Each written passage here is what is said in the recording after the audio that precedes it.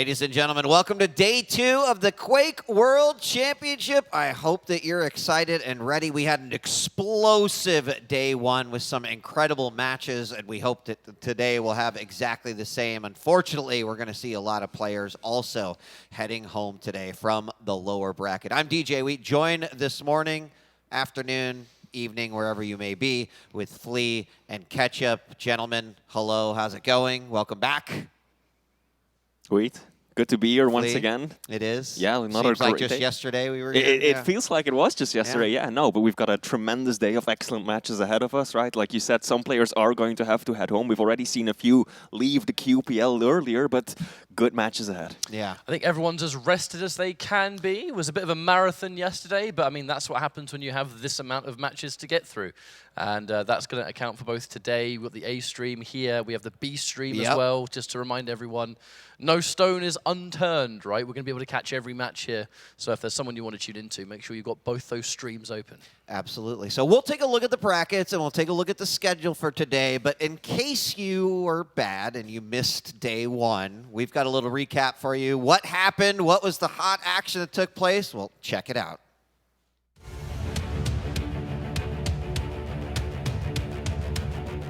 Plenty of stack, way more than Garpy's working on. Garpy really stuck, trying to run away. There's the safety orb. He's opened the door for Garpy to keep the pressure on to this next heavy. He does use the Ghost Walk so perfectly.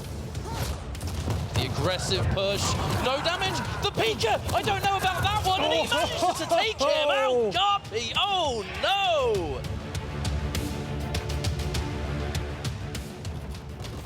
John's got some good rocket damage there, beautiful there, and that's going to help him tie things up. Tiny bit jumps in for the heavy, goes straight in, but we have to do much. dramiS hits him hard at the last one, but he hits him back again, but in the end, dramiS is going to be the one who takes it. Let's see if he can at least challenge for that Mega, which he has picked it up, but oh, dramiS caught him in a bad place there. Looking solid, especially with defensive rockets like that, and that frag will seal the deal. The LG from the top. There's the inject back to the LG. It's got Sib kind of down. Oh, forget what I was saying. Can it be done? Sib is hitting a few of that rails he needs to hit. Oh, Psychic, they're going to be feeling good about that one, especially, oh my god.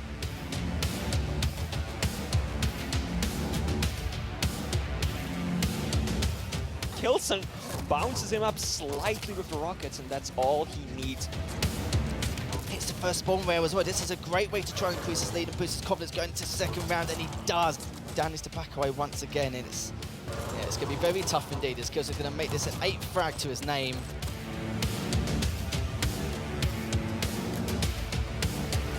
dramiS actually steals away both major items and gets the frag. What? Oh, he's caught him! No! He's caught him! CNC survives! dramiS, kind of one of those players that can think, oh, and there we go again! I'm sure dramiS is relieved.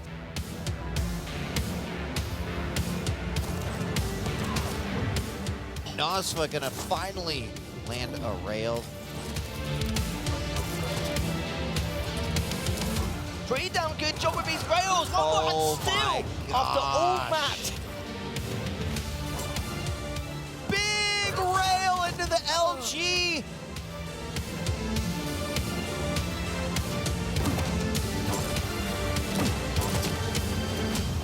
He's even going to go barreling on through. Huge damage from Strong Sage with the orb, but it's not going to be enough. Strong Sage is following it in because now he's got the full stack. Toxic does no damage. Another miss comes out, but there he is above. Toxic, the second the damage, look at this. Look at how much LG is just melting the stack that remains. What's Chain going to be able to do here? Oh, that was kind of close, but he knows he's still weak. Goes from a different angle entirely. Chain will be taking out Proximo 7, maybe 8-5 here. Yeah, it will be 8-5. Nice chunk of beaker damage, but oh, the LG, murderous. That should allow Chain to walk away, not just with the heavy, but even with a frag. Sirius has nothing. He's lost his overstack. He's now in a position with no items, out of position, and Sparty can run riot. It has to be all or nothing. He's been pinned and pushed over. Sparty's going to come to you, and there he is. But Spam's good. Sparty's in a position where he has to take this fight. He's done a lot of damage himself. Sirius is railable. He waits to heal up. Oh, I thought he skinned on a bus. Oh my God.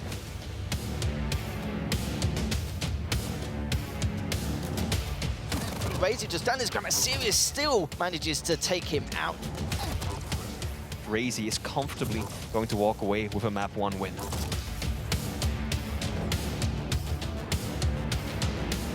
Nice. Kill, but that was a lovely rail there from Sis.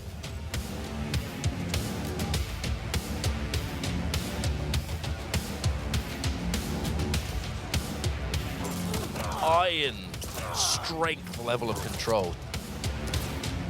He's going to go through the TP, but there's a rocket to meet him. Sticking around, trying to bounce him with some rockets, but it's not going to be enough as Tox is flinging it around. Oh, and there you go, the conversion with the Pika.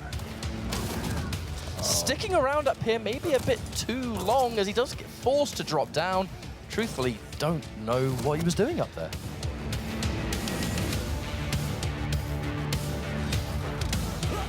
That rocket into rail. Saigib with around 20 points of health left. A rail could end it. Oh, lovely! Wow. Rockets being rained down in the corner. Gets hit with 1, 2, 3, and the fall away rail. Now the stacks are pretty much identical. Saigib actually has an opportunity right here, but the Peeker, oh, once again, destruction! Forced to jump down. This is a risky play, even with the orb.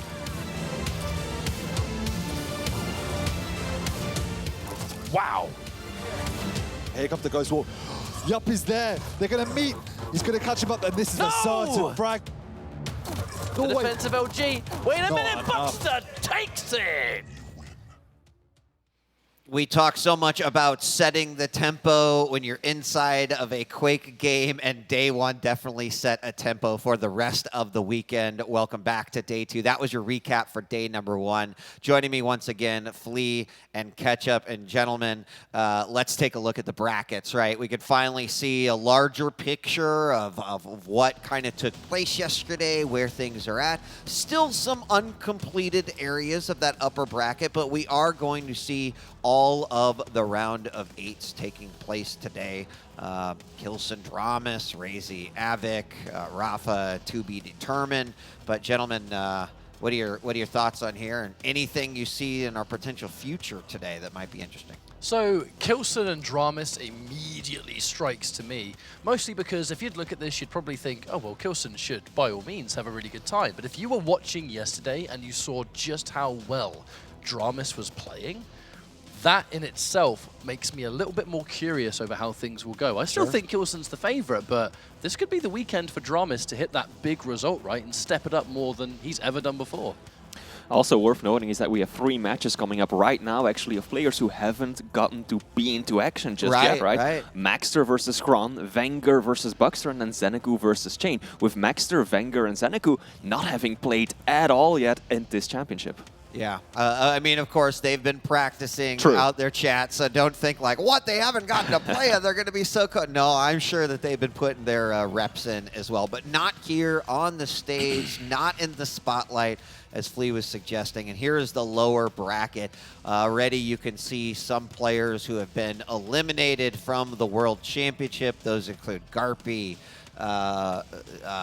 Proximo, sorry, my eyes are old, and CNZ, as well as Dan DeKing.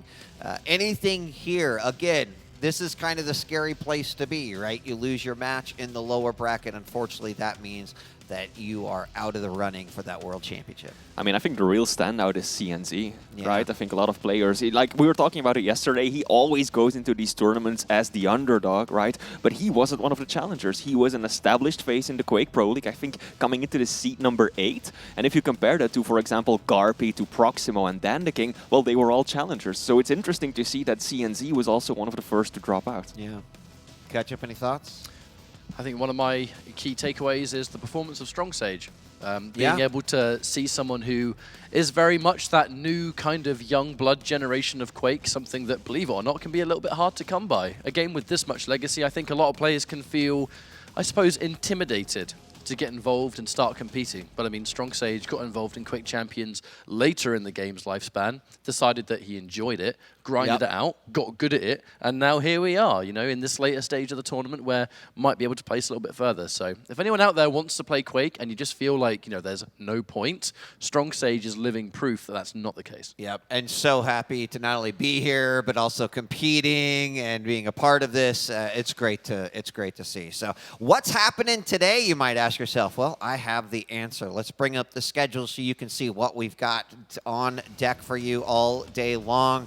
As Flea mentioned earlier, kicking things off with the Maxter Xron, vengeurR versus bukster, ZenAku Chain, all making their debut in the spotlight here on the main stage. And this is just the main stream. Keep in mind that we'll also be having the B stream as well. We got 40 Lions holding it down there with the assortment of cast and crew that we've got here for the World Championship all day long. So if you're like, oh, where's this match? Well, don't worry. All of the matches that you will see in those brackets will be played, whether it's here on the main or over on the B stream. And look at that. Look at that. That's a lot of Quake. Wow. That is a lot. There's quite a few games. I think we've got 12 on the main stream, another 9 on the B stream. And then, of course, that will usher us into day 3, where we'll be moving on to best of 5s, a best of 7 for the finals. But just a reminder, everything today is still a best of 3. Playing from the loser's lower bracket, that means that loser, unfortunately, will be headed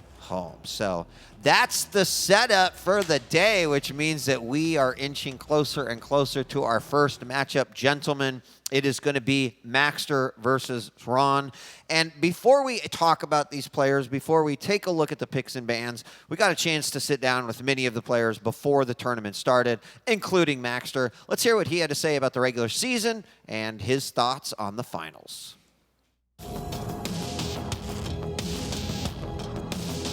My number tag is Maxter. My AC this season was 7. I've been playing Quake. Well, that's a really long story, but I was just assuming on probably the last 10 years. Professionally, I've been playing for 2 years, actually. My favorite champion, I would say that is Anarchy because of the flexibility and how, I mean, the movement, the speed. I'm a player that tends to play really fast champion. I'm really aggressive. So I like Anarchy the most. Sometimes, well, Athena and Slash, fast and squishies probably are the ones that suit me the best. My favorite weapon, well, that might be in between LG or Reagan probably, but I really like LG because I just truly love the sound of ticking all the time, like 6 all the time. Probably I'm addicted to it, but yeah, probably might be LG, yeah. Being back on LAN, I mean, it might be amazing for the rest of the players, actually, but if I have to be honest, this is my first official LAN tournament for me. So it's a really amazing experience. I know most of the players already, but it's really amazing to be back on LAN. On round 3, my play probably I will play rapha, which I'm looking for that round, actually, and I'm really confident I can defeat rapha on round 3. I know how he plays, I know how I play, and his way to play actually fits really well the way that I like to play. I like to play fast, he likes to play fast, and it's really fun, and I'm just looking forward to play against him and beat him, of course. I think the one that can take the belt most likely is RAISY, just because of his consistency. I mean, I think that just because I want him to win the tournament because of, he had a ton of finals. And I think that he reached a level that he deserved the title. So I would like to shout out to the 40 Gods, my team, to Jordi and Ivan, Sombra and Kova, to my fiance, who she really wanted to come, but this time we just can't, to the South American community and the Spaniard community as well. Gentlemen, humble, handsome, the best posture in the QPL. It is Maxter. Loved some of his answers, right? And a lot of respect given not only to Rapha and his answer, but also RAISY, who we talked about quite a bit and had a great showing yesterday. But this is all about Maxter and Xron. Flea, I'm going to go to you first. Your thoughts on Maxter?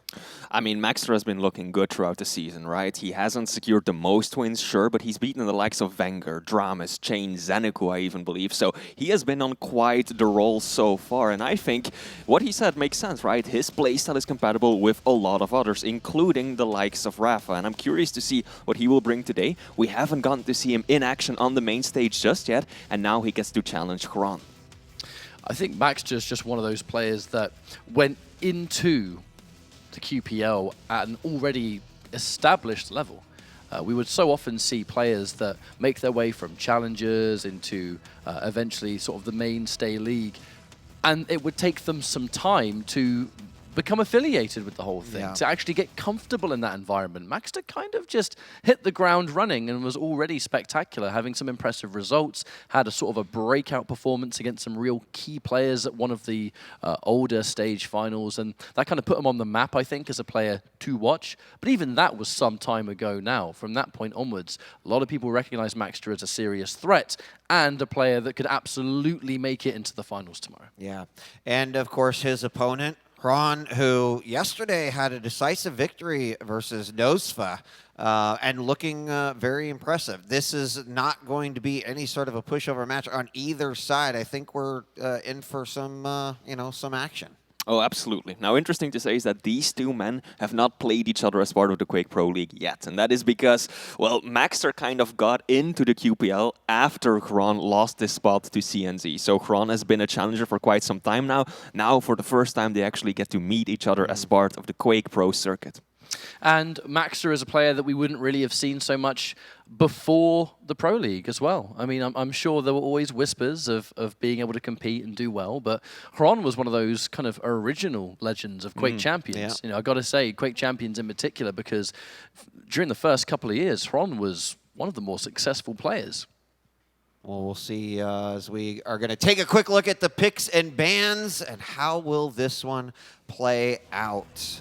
We have got Corrupted Keep being picked up here by Maxter. Insomnia coming into play, the pick from Xron, and that's really interesting. And then if we need to, we'll go to Blood Covenant for the final map. Flea, you want to take a look at our champions. What do you think about those picks and bans? Maxter definitely staying true to what he talked about in the interview, right? He loves the fast champions, the lights, the squishies, and you can immediately see that. Athena coming out on Insomnia to try and take on the Doomslayer, and on the last map, the Decider, if it gets to that point, he's going to run Slash on Blood Covenant, who's one of the absolute best champions. Now, Corrupted Keep, we're getting Ranger versus Stroke, a very, very traditional, tried and tested meta matchup there. Other than that, nothing really stands out right away. Yeah. There's an element of safety from Xron here. You're going up against Maxter, who likes to play super fast and furious, and I think the aim is rather spectacular with Maxter as well. We've seen that time and time again.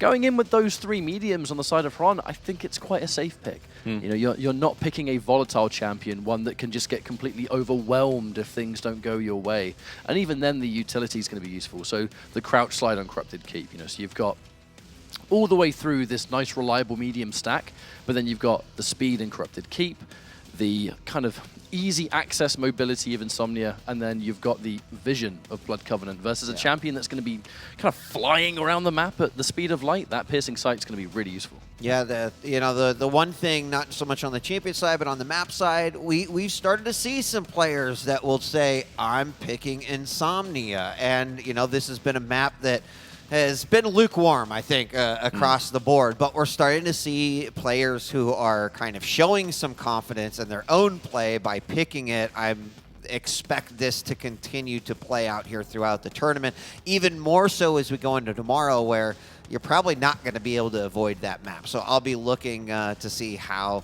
Xron, you know, what he brings to the table as far as that map's concerned.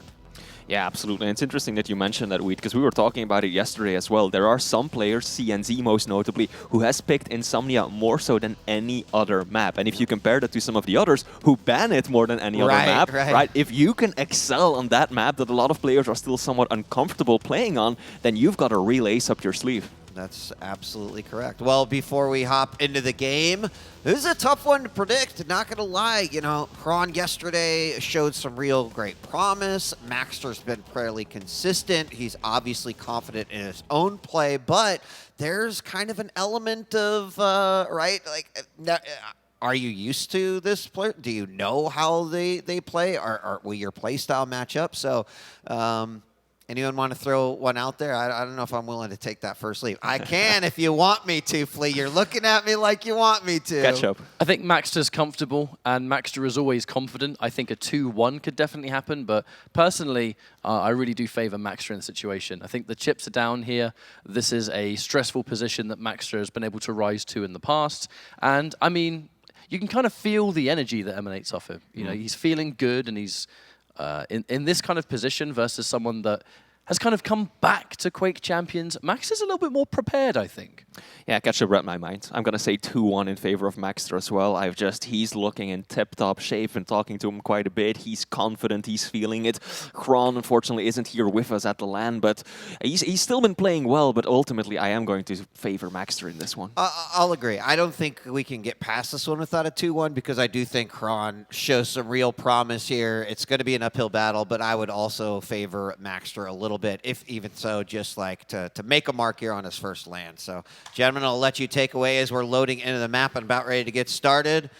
Enjoy yourselves. I'll be back. Thank you very much. Now, Corrupted Keep, Flea, this map has been exceptionally popular this weekend. Oh, it has been, yeah. It's hard to think of a series that we haven't seen this map come out and play, and that's interesting, right? Because so many players have been talking about just how powerful the railgun has been. And of course, this is the one map in the pool that lacks it. Well, it does kind of look like Max is going to be able to get a decent spawn anyway, because he's going to get LG immediately. But we will be looking at things now. I'm checking out Xron's point of view, kind of see what his start's going to be. You know, that basic mobility. I've kind of seen this champion do magical things on this map for many years, honestly, at this point. But it is going to be Maxter. So many keen eyes thinking, how's he going to perform here against Xron? It's kind of a... Even for the life of Quake Champions, there's kind of original versus slightly newer blood. Mostly because, you know, Maxter popped up over the last few years to really cement himself. Xron, one of the QC originals. Maxter right now applying a lot of pressure. He knows that he's able to because he has the lightning gun and the orb. And that is something, of course, that his opponent Xron is still lacking. Has been unable to make his way over to that LG side of the map as Maxter has been playing a game of denial. Wants to prevent him from getting a hold of that weapon. I think he will be giving it up right now. Xron should also be able to secure the heavy machine gun, but that makes it so that both players are likely going to swap major items as well. Oh, Xron, caught in a pretty vulnerable position, has to drop down. Out comes the orb, and immediately Maxter pounces on him for the first frag of the series. Now, I was watching that through Xron's point of view. I don't know whether he just straight up couldn't hear Maxter, but when Maxter went to go and take that heavy, he was fixated in the scope watching the teleporter exit. And that was it. So the second Maxter comes running around the corner, Xron was nowhere near prepared for it, and I guess that was going to be an easy, some would say free pickup there for Maxter, but it's a horrible, horrible time to concede a frag. Because, you know, looking at the timing here, it's a small map. There's barely a divide between these items, and there's going to be an even bigger one now as Maxter jumps in and takes this mega. Xron is automatically on the back foot. Yeah, you got some weapons, sure, but now Maxter has full map control. The hourglasses are great because we haven't really seen Pika either, so the Ranger Orb's going to be always available. It's a scary position, Flea.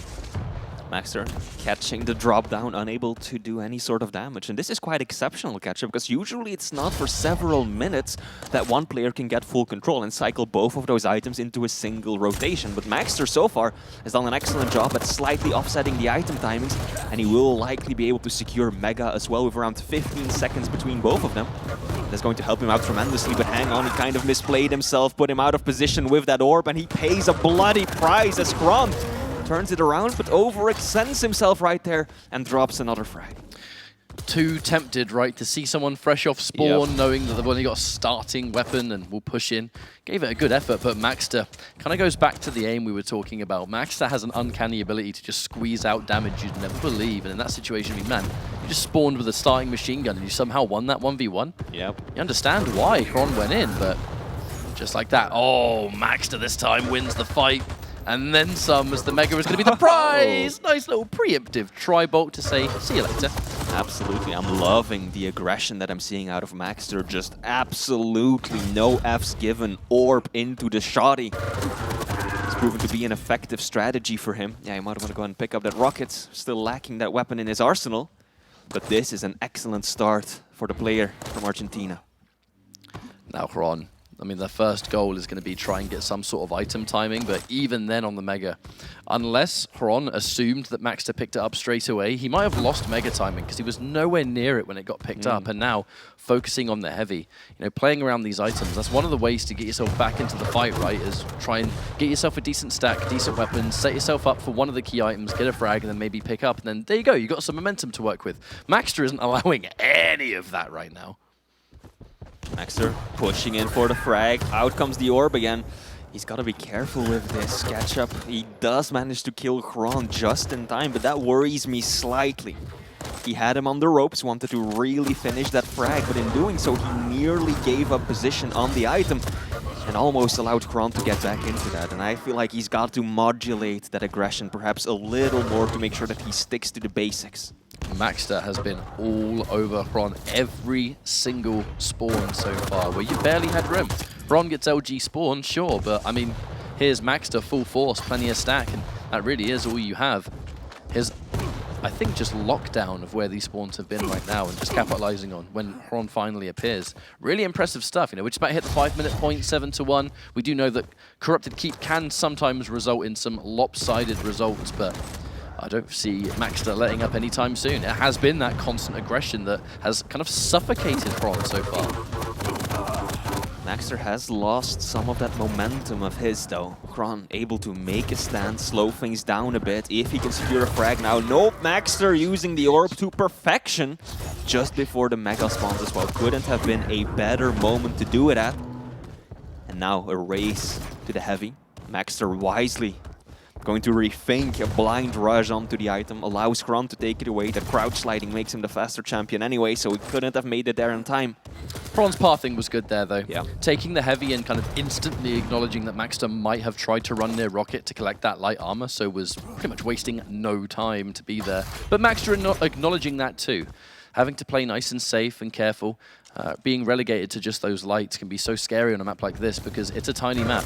If you're not going for heavy, but your opponent knows you still want armor, it becomes quite obvious. However, there was a steal that just took place there, so could have been much worse for Maxter. Absolutely. At the very least, he managed to deny that heavy armor to Xron. And now he's bought him sometimes some space to play a more defensive game. Still has to survive for 4 more minutes though. 6 frag lead, that's sizable. This is a very, very small map, and 1 frag can easily turn into multiple. But these rockets though, they're solid. Xron taking a lot more damage than what he bargained for. Oh, the peeker! Almost sending Xron to his own grave. And now both players are quite weak. There's going to be a split second here to disengage and try and bring a bit of a stack back up, as this Mega's going to no doubt be the next objective, but both players incredibly tender. Maxter getting the better draw though, because as he runs down there near Rocket, you've got those light healths, you've got the light armor. Even though Xron has just taken this Mega, there's no armor to work with, but the ranged damage, good lord, that hurts so much. Now Maxter, is he going to be able to steal? Does steal it for another time, but a successful little skirmish, because now there's not a lot on this map. Xron has taken so much damage. Maxter has just been able to pick up an LG. This is kind of even Stevens. You'd never think that a heavy was actually able to appear there. It sure is, but Maxter actually has to start converting that into something more. He sacrifices the orb, sacrifices a life just to deny that heavy. But if you don't then actually equalize it or get a frag or gain control with it, ultimately you're still just bleeding frags. And that's what Maxter now has to be extremely careful of. Should be able to get this heavy and walk away with a frag as well. Much, much better. Definitely not clean. Might not be able to make a straight push for the Mega. but this is exactly what he needed to kill any sort of momentum that Xron might have been building. It's wonderful defensive positioning, kind of sitting on bridge with an LG in hand, kind of knowing that Xron's going to come crouch sliding round that corner for that opening damage to make the push so much scarier to actually dedicate to. However, Xron able to pick that one up again. Not too far behind, but I am starting to look at the clock. Maxter steals away another item, and any damage here surely is going to be bonus damage. You might be able to get the PK. Looks like he has been able to take it out, so there is going to be some time wasted. And Maxter surviving that exchange, that's not too bad at all, because it's less than 2 minutes left to go. Xron's going to have to put all this time in now just to get one, and there's a bunch more to go if you want to equalize. And absolutely, he didn't just survive catch-up, he did a ton of damage with that defensive heavy nail gun. The plasma so powerful on LAN, and Maxter using it for all it's worth. And now, with just 90 seconds left on the clock, Xron basically needs one frag after another. As Maxter once again goes for a defensive fight, makes a stand, LG on LG. Actually got a slight stack advantage over Xron. This is bad for the Ukrainian. And Maxter's going to really do everything in his power. Actually, hang on a minute, jumping down with the orb. Did Maxter miss time Mega by a few seconds? Surely he wouldn't have thrown the orb and jumped down if it wasn't going to spawn. I think he wanted to orb near Xron. Xron used the peeker, he wanted to orb past the peeker and get a kill on Xron, but Xron was just around the corner, so those rockets weren't connecting the way that Maxter wanted to. But if he had orb just a few steps further, I think he would have gotten the frag. So that wasn't for the item, but it was to do damage while Xron was in a vulnerable state. Yeah, I got a bit confused for a second, purely because Maxter kind of ran in that very telegraphed straight line in front of it. But either way, it looks like Maxter will still be in the lead here. There is, if he's able to chain these frags together right now, there is a reality where it might happen, but unfortunately now, after that one, nah, That's done. forget I said anything, folks. Yeah, 30 seconds left on this map. It may be the most snowball-heavy one of the bunch, but this is not going to happen. And Maxter will be able to secure map 1, putting him on match point against Xron. Have to remember, folks, we've been watching all these weeklies where you play out those 3 maps regardless. There's plenty of wiggle room perhaps for just a little bit of success, but that is not how it's going to work here at the finals. That best of 3 is fast, furious, and savage, to be honest with you. Not a lot of time to sort of adapt to the situation. Now, Maxter is able to take a highly respectable first map here, and a comfortable one too. Yes. The best kind of map that you want to start off with, where you get to do your thing, you play your game, considerably out-damaging Xron. I think the orb is in no small part to that. But how do we go now as we enter map 2? Good use of the ability by Maxter. Right? Definitely not bad by Xron. The peeker didn't really net him that much of an advantage, didn't really get him any frags, but it wasn't to his detriment either, and that's something that you sometimes see when players use the Strog. But Maxter, his orb, that hurt. He used it positionally to get himself on items, to escape, to cut Xron off, but also just to do a lot of damage and to even get a few frags in as well. So excellent ability usage. And I'm a little worried for Xron going into map 2, because this is Maxter's first appearance on the big stage. Any nerves that he may have had going into this, he should have shaken off by now, and I don't know what Xron's gonna do. Now, the next map, Insomnia, is Xron's pick, so maybe that'll end up favoring him somewhat. I think it's really kind of Xron all over to pick like the new map too. Yes, because although Xron is. is kind of coming back to Quake Champions, has been grinding recently and is getting back into shape, let's not forget that once upon a time, back in the 2017, 2018 days, Xron was one of the biggest innovators in this part of the world. Yeah. Yes, you had the Dahangs who were kind of looking at things in a slightly different way. The 2v2 days where Rapha and Dahang would kind of go with what they believed worked for them. They kind of ignored what everyone else was saying. Xron was very much the same kind of player. If there was a new champion, bang, straight onto it. Let's see what we can find. Let's see what works and what doesn't. Bit of a scientist, and I'm not surprised that there's a new map. All right, let's do it then. Absolutely, yeah. Comparable to RAISY in that regard, I think. Both are real technicians. They have no issues jumping into a map by themselves, just playing around with the new champion, new arena, just figuring out all these little tricks, the gaps, the jump, and that is exactly what Xron probably has been doing in preparation for this. Now, actually, back at Iron Fist, I had a rather interesting conversation with Maxter, actually, and I kind of loosely mentioned it, I think, on the show, and I had some, because I didn't really elaborate, and people were like, well, hang on, what are you talking about there?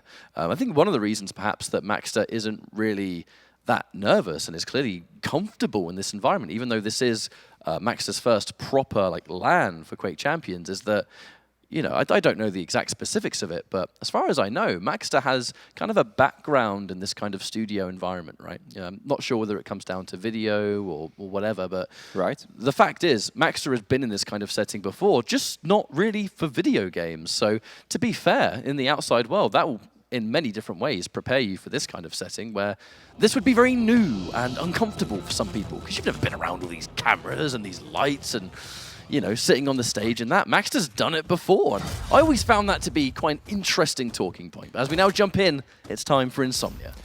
Maxter did it on map 1. Let's see if he can make dreams come true on map 2 as well. Xron using the Doomslayer. He's got a lot of mobility as well with that double jump. Quite a few useful jumps that he can do, but he's got in a really bad position. All he's got to work with is the rail. Still lands one. That's going to hurt quite a bit on a light and squishy champion like Athena. But once again, Maxter securing the first kill of the map.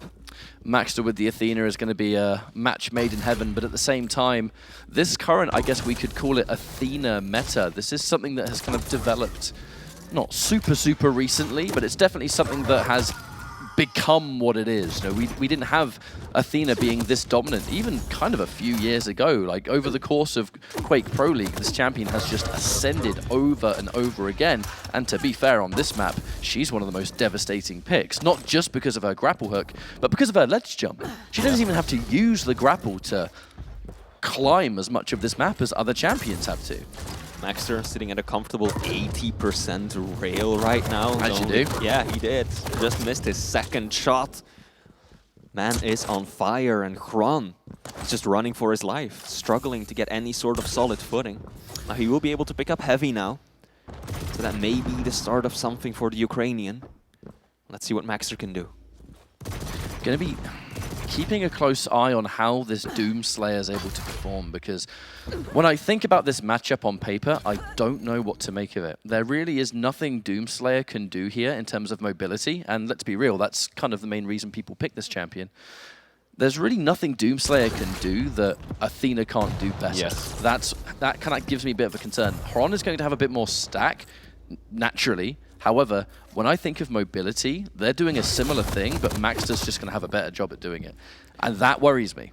We also can't lose track of the importance of the vials, the hourglasses, right? Doomslayer's active ability is so dangerous to use, the Berserk, that Xron is unlikely to ever even pull it. And that means that those hourglasses are just going to be around for Maxter to take, meaning that he will always have one of those grapple hooks to work with. And that just reinforces your point that Maxter will have a massive mobility advantage. Can we talk about the fact that Maxter just hit Xron with the "get over here"? I've never seen that secure frag in QPL, mate. First time for everything. And a 5-0, looking real crispy right now.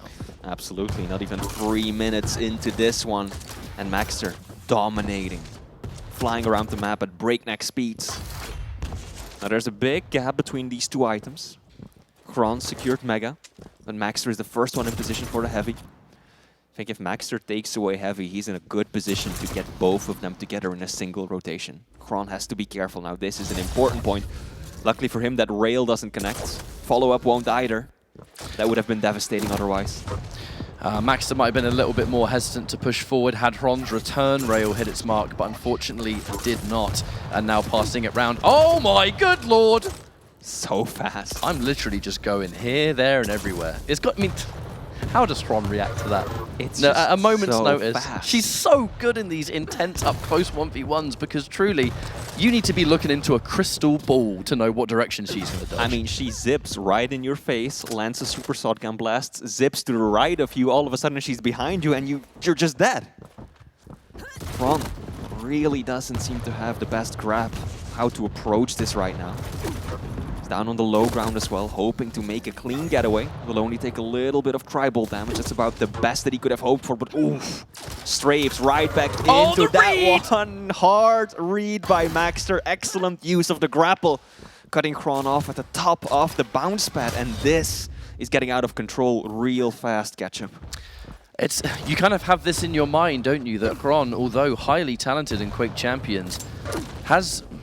Well, as far as I'm aware, I mean, by all means, I could be wrong. I just haven't seen as much Xron as of late. You know, I know that Xron did go and start playing some other games and stuff like that, has returned to Quake Champions. And I mean, of course, is here, right? So clearly did well enough to place for this event. But there just seems to be an element of unfamiliarity here, whether it is the map, whether it is Athena used in this fashion by Maxter, who really is one of the pioneers for this kind of modern playstyle. It just feels like Maxter was way more prepared for this series than Xron was. Sure seems that way. Let's take a quick look at some of these statistics. Maxter 41% rail, 49 LG. Xron trailing with just 27 LG, of course, so difficult against a small, fast target like Athena, and just around 30% rail as well. So the damage, 900 damage in Maxter's favor already, and we're only halfway through this map. This is looking nasty. But Maxter is looking comfortable. That's the thing. Maxter is looking more than comfortable because every single sequence so far has been perfect. The shots have been important when they need to be. Some of the misses aren't really all that punishing. And now has done so much work here. 4.5 minutes, right? Xron has to get 8 frags just to equalize. Maxter is going to have a distinct mobility advantage. And that is then where the light starts to thrive. If they are able to establish a solid lead and one of these heavier champions cannot chase them, oh, that was disgusting. Xron, I don't know what he does to get himself back into this. That was 140 damage of the tri-bolt in 2 shots, and then just a little whiff of LG to finish it off.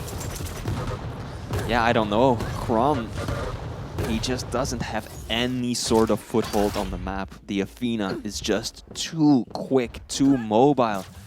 And as you were saying, Ryan, like now we've really reached the point where what do you do when you're Xron? Because even if you regain control, even if you get 1 or 2 frags, Maxter can just plus back, play a very defensive game, use that grapple hook to consistently stay away from you. The only thing that Xron can really do right now is land pretty much every single rail. That hit-scan weapon that works at any distance, that's going to be his best, if not his only friend in the final half of this match. And that Athena ledge jump is not going to make things easier. No, that was sweet. Doomslayer's got a double jump, yeah? Sure, great. But if Max is able to be on the bottom floor of this map and then just, find the right angle to ledge jump without even having to use the grappling hook, how does Doom chase that? He can't. Little double jump, only cover like man height. This movement is sweet. Like, we often talk about how good some players are when it comes to, the crouch sliding, right? Like dramiS and Slash or whatever. But then Maxter has got some moves as well. His air control. I still remember clips of him in the QPL doing backwards movement throughout the map with Sorlek or Anarchy. And clearly, he is no less comfortable on Athena. I think, Flea, what we're looking at right now is a rather definitive reason that Athena often gets banned on this map. True. Like, True. If we have the data, she's got to be one of the most banned champions when we know Insomnia is coming up. And this is kind of why, when people were even learning this map to begin with, she was kind of everyone's first pick. You look at the verticality, you look at the ledge jump, you think, man, this champion's got some sauce. Absolutely. And loads of people went, yeah, she does. I'm banning it. I don't want to fight this. This may just be the most one-sided match we've had in the championship, in the Quake World Championships right now. At least it's the most one-sided that I've casted or gotten to watch, but Xron is just lost. 15 frags deficit. I mean, at this point, it's over and done. We know that Maxter will advance, I believe, to play rapha next, whereas Xron is going to drop down to the lower brackets. It has just been one-sided, does not even begin to cover how this map has gone, but you kind of just look at all the pieces of the puzzle and it makes sense. No disrespect to Xron intended at all. It's just Maxter is well practiced. He's been grinding this constantly for as long as we've seen him in QPL. The meta has evolved and Maxter has evolved with it. We're starting to look at new maps like this. We're starting to look at champions that are becoming more dangerous than they've ever been. Athena definitely being one of them. A champion like Doomslayer who has kind of fallen off a little bit, because that was, as I think it was ZSX quite rightly pointed out yesterday, is that Doomslayer was a really, really good pick in the early days of the game, but now players are just becoming better with every champion in terms of mobility. Picking Doomslayer just for that double jump is becoming maybe not worth it these days. Not to say that Doomslayer is a bad champion, but I think at the highest level of play where everyone has the trick jumps, whether it was a weapon jump, whether it was harder stuff to do with other champions but still possible, they're becoming a lot more attractive than just double jump, man. Yeah. True.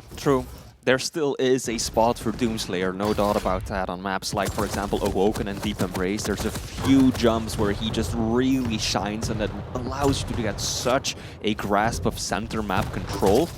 Ooh! But other than that, indeed, Doomslayer doesn't have that much going in his favor. Now, Xron wants to finish in style, gets himself at least a few frags on the board, but ultimately, it's all for naught. Maxter even claps right back at him. And this will be one of the most one-sided maps we've seen in the finals so far. If we see this Maxter later today, a lot of people are going to be watching it. Oh, yeah. A lot of people are They going to be should. thinking, hang on a minute, is this going to be Maxter's weekend? GG's. GG's indeed. Now we are joined once again by the one and only DJ Wheat, who got Hello. to watch from the green room. Wheat, how is that? Well, let me tell you, usually when you see someone pick a map, and taking, Insomnia as the example that we discussed here, you don't expect to see a score like that, right? Like, I'm kind of, okay, what does Xron have under his, in his pocket that he's going to pull out on Insomnia that he's picking it? And then Max is like, yeah, cool, whatever. And, I mean, 19-4, that was impressive. And at one point was like 12-0 or something. So I was not expecting that. I think I kind of fooled myself into thinking like, okay, we're going to see something special in your map too. But honestly, Maxter was very well equipped. He looks solid. This is, what we felt like we were seeing in a lot of the online play, but let's just say I think Maxter translates to LAN quite well. And I'm with you, Ketchup. Like, I'm very curious to see him versus some of the other opponents that I know are going to give him a tougher job, but if he can play at that caliber, that should be really exciting. So That whole map was just a masterclass on where we are currently with Quake Champions, I think. Like someone like Athena, who is one of the most devastating champions at this level of play. The new maps where people can kind of experiment with all kinds of stuff. Because if you're good enough to make things work, you can just make magic happen. And that's exactly what Max just did. Perfect aim, perfect those movement. stats, look at that. Almost 50 LG, 50 rail. The second time during this championship that I've seen 100% shotgun come out by both players. That's kind of And all it takes is one pallet to connect, I know, and there we go. right, So, yeah, no, that was beautifully done by Maxter. Congratulations to him. He's come a long way to be here, and I'm very happy to see him perform so well. Yeah, that's got to be it's got to be a good confidence booster, especially you're here, first LAN. You've performed quite well online, but now you get to bring a full display of your skill sets, and it was quite well done. So congratulations to Maxter. Moving on, we've got our next matchup queuing up right now. Ladies and gentlemen, don't go away. We're going to take a quick break, but when we return, get ready for it. It's going to be vengeurR versus bukster here on day 2. Don't go away.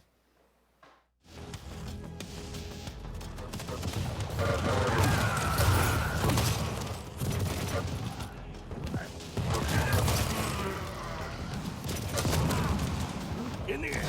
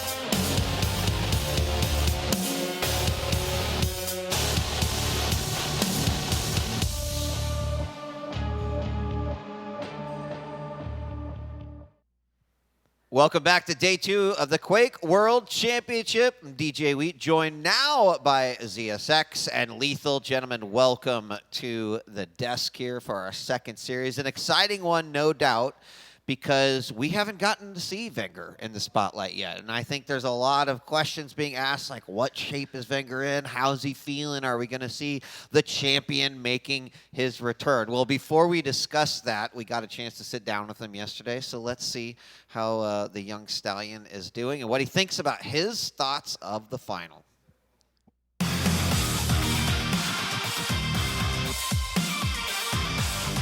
My game tag is Maestro vengeurR. My seed is number 3. I have been playing Quake for about 7 years now. My favorite champion is Ranger, because you can do a lot of stuff with the orb. His ability and passive is also really good. My favorite weapon is the rocket, because it's just the most beautiful one, in my opinion.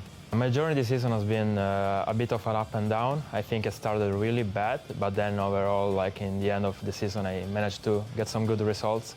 It was difficult, but I'm happy to be here now. So I've been preparing really hard for the finals, playing a lot actually, like about 7 hours a day now, and like practicing with all the people around the world from the Pro League. I feel really happy to be back online, not only for playing the game, but also meeting up with all the people I've been playing online in the past 3 years. For sure it's different, the environment, the pressure, they have to play on stage is really cool though. It's like, us competitors, that's what we live for. Winning the championship would be like a dream for me. I already did it last year, but you know, doing it back to back, only a few people have done it, so I'm ready for it. I have some good opponents coming my way, and also rapha in the semi-final or Maxter, so for sure I need to practice a lot during these 2 days. I think rapha will give me the hardest time, because it's the player I have never beaten yet, but that's the goal, also this tournament, and after that probably Killsen and RAISY. The favorites are always Killsen, RAISY, rapha, and I will put also there Av3k, Maxter and ZenAku, as they're also playing really good. I'm getting mentally prepared just by practicing, so it helps me calm down and be more confident inside the game, so I don't have to deal with any nerves whatsoever. I would like to give a shout out to Maestro, first of all my organization, because they've been helping through the process of getting better, and then my family for supporting me all the time. And also some players like, you know, Killsen, RAISY, they will be like being helpful to me to practice and to get better. So He's right. The back-to-back, it's only been done by a few people, and could another one add their name to the list, vengeurR? I think it's definitely possible, but also the showcase of respect for all of the other incredible players that are here and showing some really phenomenal results. Gentlemen, your thoughts on vengeurR? I mean, what can we say that hasn't been said before? He is the champion. I think we forget that because it's been a year now, but he's still the champion, and so he's defending his title right here. Yep. I think coming into this tournament, I didn't have him as my number 1 in terms of potential to win, but having been here now, having seen him backstage, and I'm not alone here, most people are looking at vengeurR saying, he's actually the most in shape out of everyone. So kind of hiding in the shadows a little bit. And, you know, being online again, his skill set favors this. Rockets, LG, Rail, like he has probably the most rounded skill set in combat, I think. And I think it's going to come to fruition here for him. Yeah, I kind of feel like before, especially last season, a lot more aerodynamic. He did take a huge amount of risks, but he's been trying to look for consistency, hasn't he, over the course of the season. It's been a lot more calculated and methodical with his approach to the game and trying to control other people's aggression rather than him doing the aggression himself. So he's trying to counteract the meta in a lot of ways. But looking to see how he's going now, he is looking in shape. He's been doing 3 or 4 scrims a day, bare minimum, just to make sure he's at the best of his possible game in terms of his peak performance. But yeah, we're kind of overshadowing a little bit. We have been saying the Killsens, the rapha, etc. But to still keep your eye on vengeurR to see him as one of the favorites still. And really just a testament to the fact that, like, this one's too close to call at this point, right? Like, maybe by the end of the day, we're going to have a clearer picture on how things might shake out. But certainly we have got some contenders in the building, ladies and gentlemen. There's a season record there for vengeurR. But you know, he's got to get through his first opponent to really start to put his own game together. And he's going to be going up against one of the challengers who not only made it in through qualification, but has already won their first match as well. And that, of course, is bukster. Yeah, we commentated Bukster. Well, I commentated Bukster yesterday with Ketchup, and he played against Yup. He looked comfortable, but I wouldn't say he was particularly pushed out of any sort of comfort zone. And he's going from one extreme to the other, and Yup is a challenger to the existing champion. Yes. So, you know, I think most people would agree, as accomplished as Bukster is, this is not a matchup anyone is going to look at favoring him in. But the question is, how much of trouble can he pose Venger? And as more eyes on Venger, what shape is he coming in as well? Yeah. Yeah, exactly what Dan said as well. Even if you lose, keep the scores as respectable as possible to get you confidence going to the losers bracket. If it's a complete whitewash, then it's going to shake him a little bit going into losers, don't get me wrong. But Wenger, there's no reason why. It would probably be insulting if we say he shouldn't take this, considering the amount of practice he's putting in leading up to this. Yeah, you know, you both kind of mentioned it, but Wenger showcased, you know, especially last season, right, this sort of creativity, a unique style of aggression, and even he said, you know, hey, Rapha's someone I look at, right? The ability to change his own game around what his opponent is doing, and you know, has he achieved that balance? I hope that we're going to get that answer here over the course of the weekend, but I'd like to see whatever that final form is of Wenger. So let's take a look at the picks and bans for these two players here, as we've got Wenger taking Corrupted Keep, and then Blood Covenant on as Bukster's pick, and then we've got Insomnia as the remaining. It's been getting more action here than it's gotten all season long. So talk to me about the champions, either of you. I'm a little bit worried by Bukster's picks, if I'm honest with you. I think they're fine, they're stable, but I feel he's at a huge deficit in terms of speed and versatility. And it's just, you pointed out, that the rapha-esque formation that Wenger's been taking, we saw it last QuakeCon in particular, the way in which he took his game to a new level was just tempo. The pressure was always so high, he was always on every item, he's in your face constantly, and the champions he has here, particularly in maps 1 and 2, offers him that in abundance. Whereas Bukster, he's gone for stable picks. You got the Galena on Corrupted Keep, where you can get an overstack, and you got a Doom on Blood Covenant, which is adequate. But he's at such a disadvantage when it comes just to the pressure.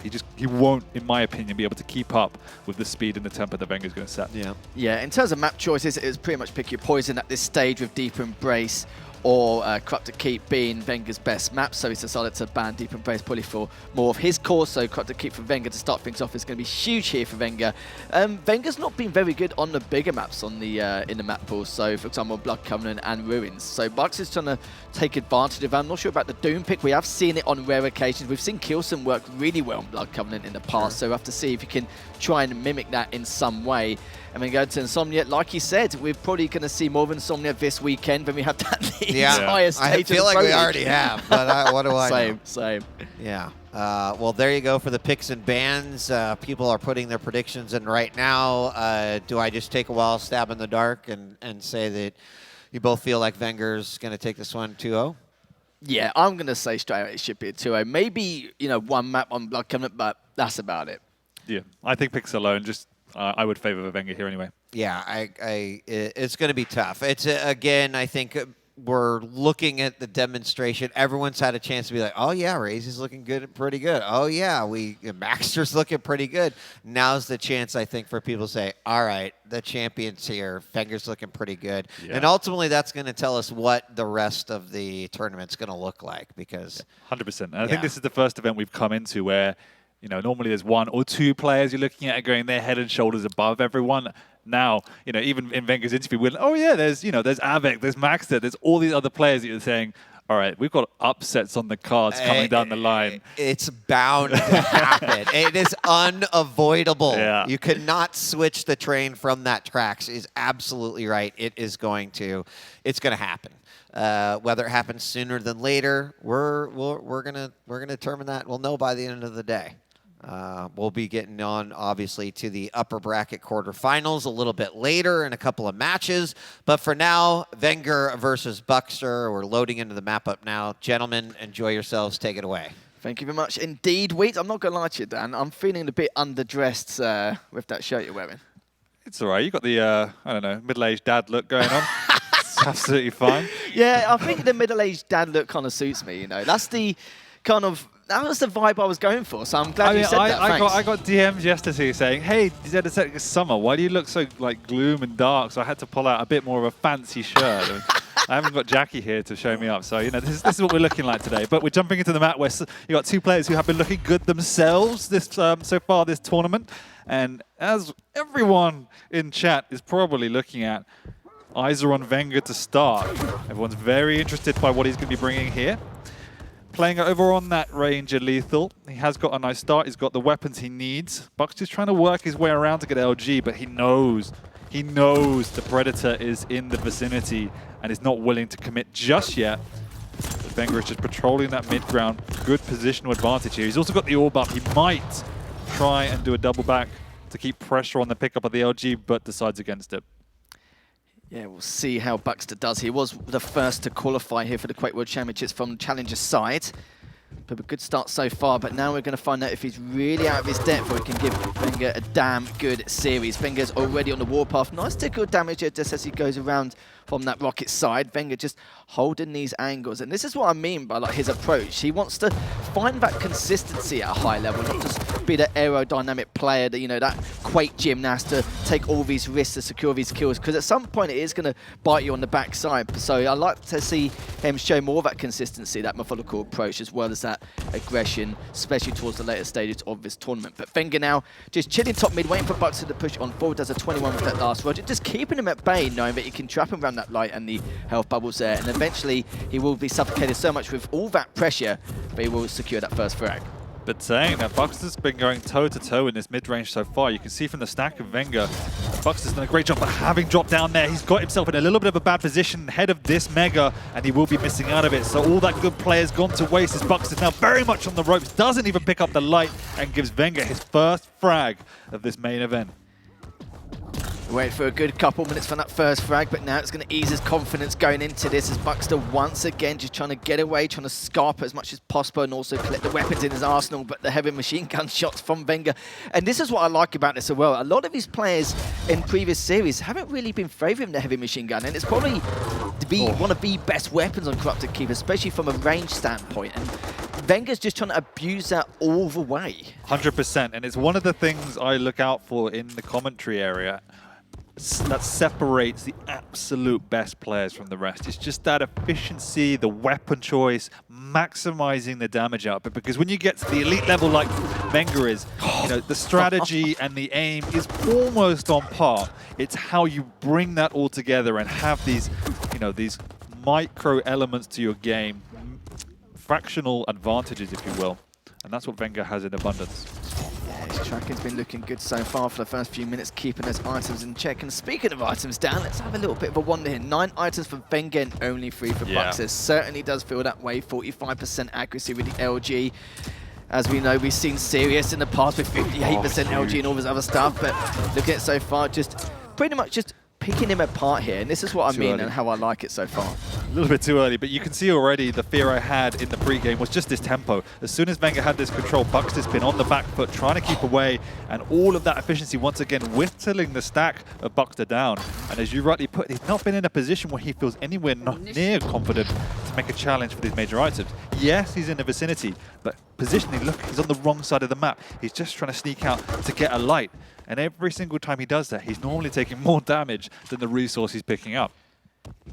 And the problem for bukster, he's just taking the same route and the same patterns every time. So he's been a little bit predictable in terms of getting around vengeurR. So he needs to try and change it a little bit heading into the later stages of this map. Still only 3-0. The problem is vengeurR has that much larger stack, and he still has that orb to boot, so it's going to be a little bit of a tough road for bukster. But the problem is vengeur's making little room for errors, so there's less opportunity for bukster to physically do anything. No, it's true, and that's the really good thing from vengeurR. You can just see the efficiency once again with the damage, how carefully he is going out to mid-ground. But to your point, all of that damage that vengeur's putting out means that bukster, oh, what a fake rocket jump, catching him down below. That was lovely from vengeurR. And this is the problem, it's cat and mouse. Because Buck doesn't have a stack, he's not contesting for these major items, and then vengeurR is using these light rooms as traps. He's baiting his opponent around the map, and he's even now actually got all of the items on lockdown. I'm not talking Mega and Heavy, I'm talking both lights as well. And you can see Buckster just trying to do anything to stay in this game. He's literally been run from heavy machine gun and then going to rockets to the hourglass area, back and forth, still hasn't there. he? And you can't get out, literally. It's going to go back all the way around. He's and get the waiting same for it to pattern. spawn, but Wenger took it like 28 seconds ago, so he was waiting the full 30-second rotation. And there it is. Look, Wenger's going to take it again. Bukster was standing here waiting for an item that was never going to spawn. He is in a world of pain, and the problem is he doesn't know how to get back into this game. He's not near the overstack. He hasn't got any items to work with. What do you do? Because Wenger, as well as you said, isn't giving him an inch in terms of overextending or running into any traps. Like, it feels like it should be a 10 or 12-0 scoreline with the way he's playing, but it doesn't reflect that. It's just the way he's been playing heavily reflects that part. And now still the stack difference again. Bukster coming in. This is it. Now he wants to use the stack. Because of that stack difference, he wants to use it so he can then absorb these lights, absorb and make most use of the next round of items. And that's why we see him committing here. And this is the point. He's at that point of critical mass where items are irrelevant. They're now a resource to recoup any lost health and armor. So he has done his Wenger heavily on the hunt, just trying to catch him if he can. Beautiful rocket to Av3k, making it 5-0, and still one of the cleanest frags in this game. Actually, to be fair, the majority of them are. That's why he's had to stack for such a long time. And now the LG's coming out to play. He wants to try and rotate around. Good rocket straight afterwards, trying to go for the direct from down below. Not going to happen, but the damage has already been done. Exactly. All things said and done, Bukster now got himself a rocket, got himself 2 lights in the process, but he's not in a position at all to get away from this situation. He's just scuttled away into his second home, which is the banana area. And he's now, the other problem he has now, he just doesn't have an LG. So he has to be even more careful around the map, because if he gets caught in this mid-range, he's dead once again. The only blessing in disguise for Bukster is, all things said and done, as you pointed out, it is only a 5-0 game. And we do know these games can be radically turned on their head. It's just hard to pick out how Bukster even gets into a position where he could dream of that happening. 23 items for insane. Wenger, 3 for Bukster. It's insane. That's basically 3 major sizzle. items, yep. Could not make it up if he tried, but that's how much pressure he's been putting on, and he's had this game plan, and it's just working perfectly. 3 minutes left to go, and it's not out of the realms of impossibility, but the problem is he's going to have to get the cleanest frags possible after each and every single death that Wenger will receive, and I can't really imagine that happening. He's always put himself in a position with the heavy machine gun or these rockets, and just being able to read exactly what Bukster's going to be up to and just force him into a style which he absolutely despises, as he's now trapped in that red room. Decides not to go for it, of course, prioritise the heavy, and it's just going to be same again. The thing is, a lesser experienced player might have just tried to push Bukster into one of these corridors and come out licking their wounds and lost control. Wenger's done absolutely none of that. Saying that, as soon as I say that, he does actually make a slight overextension, but he has the Mega and a light to fall back on, so it's not the end of the world. He's keeping his discipline. He's playing the map and then playing his opponent. Yes, indeed, he's going to be rocket jumping up. Heavies in the next couple of seconds. Both items are heavily segregated, which means Wenger, with that stat, can continue.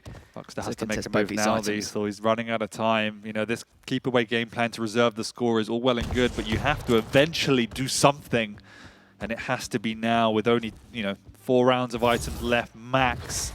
There's not a lot to play with in terms of resource left in this game. But Bukster just doesn't have the utility lethal to really make a move, and he's in the heavy now.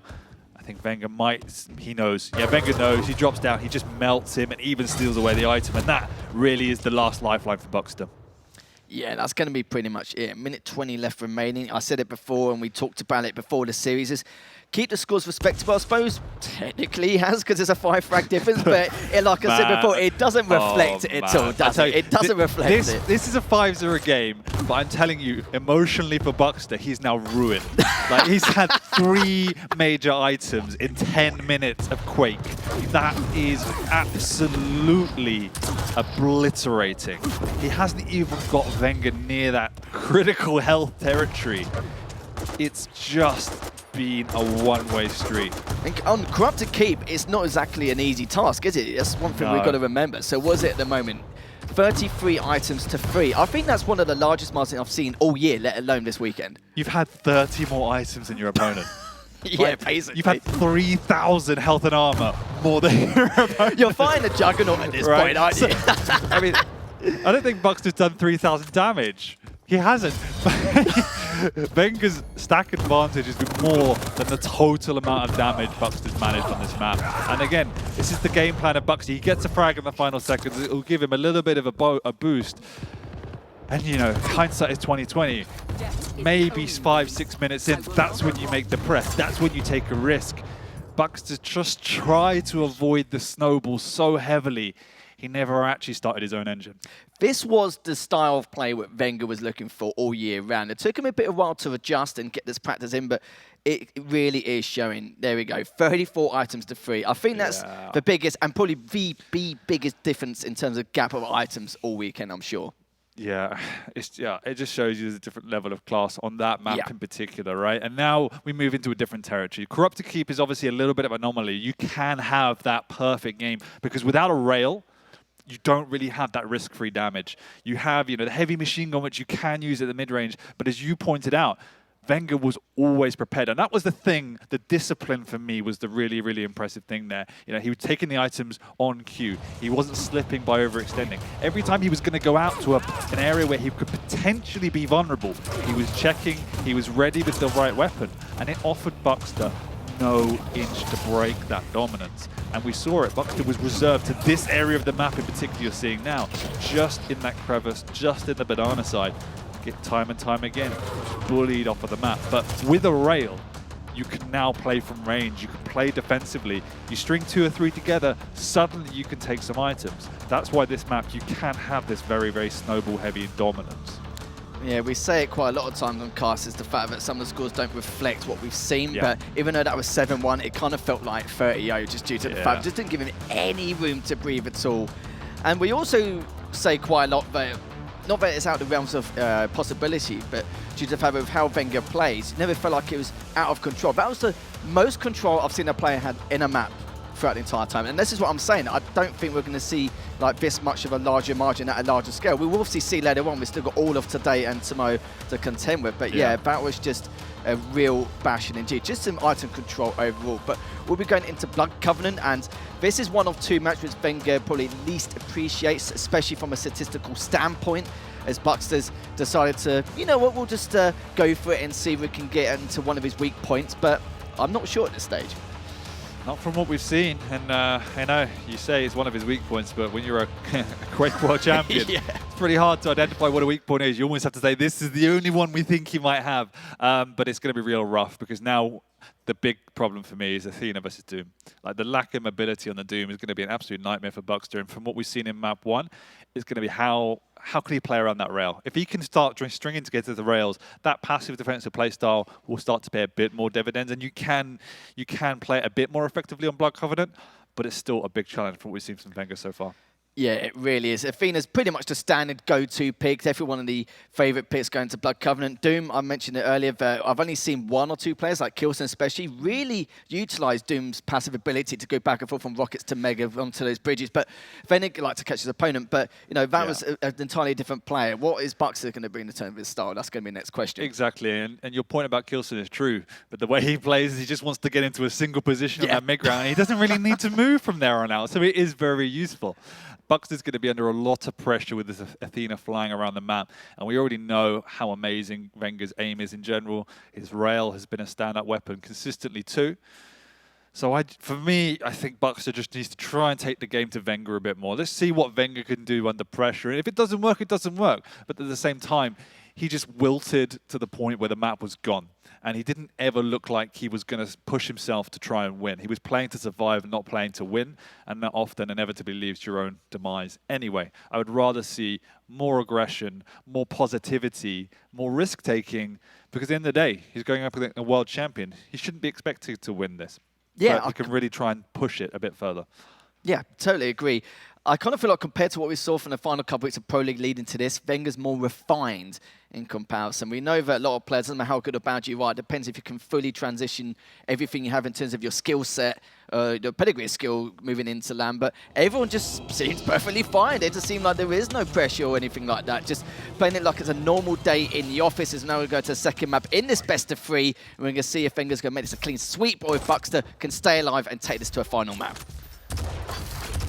That early rocket on bukster's side. Venga will have picked up that rail already, and the heavy's already in the vicinity with the rail too, knocking bukster down to the ground. So we're in a situation similar to last map where bukster is lacking a critical weapon. Second rail from Venga, chipping away at bukster.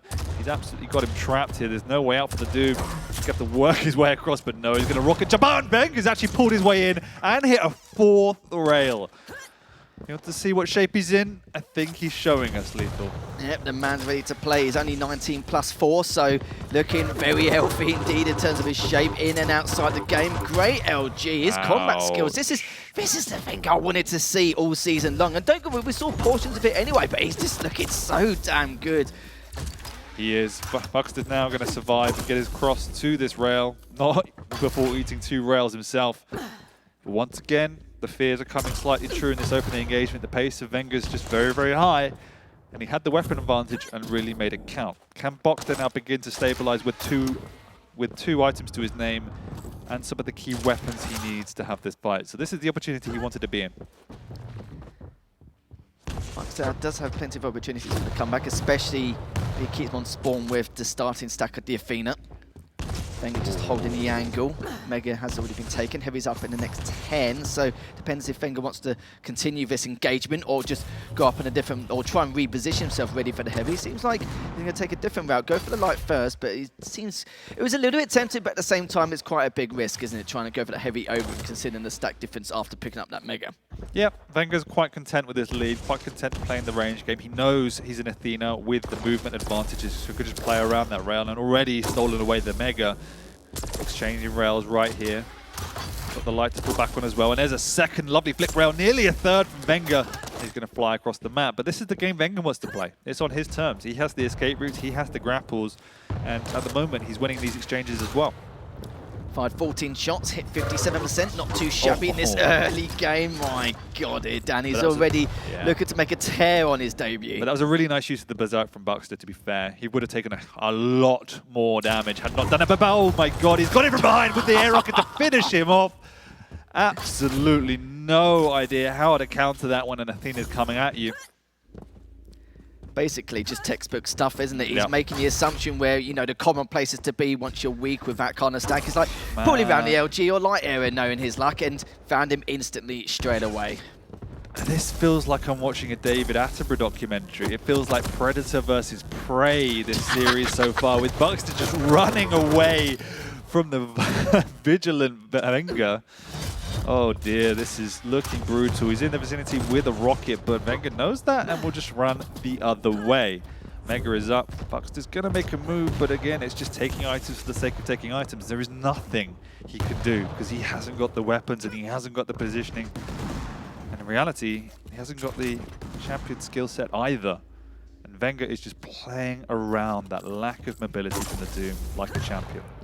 I think David Attenborough would be horrified by the nightmare that Bukster has to witness at this stage. Let's be honest, at this point, as Venga just rotating the items back and forth. And in terms of item control at the moment, it's a little bit better in comparison to what we saw. No. Oh dear. Okay, never mind. But I'll go back to it. 8 items for Bukster to the 6 of Venga. So of course it's better, but it's not utilising to its full potential, as he's still going to go back around.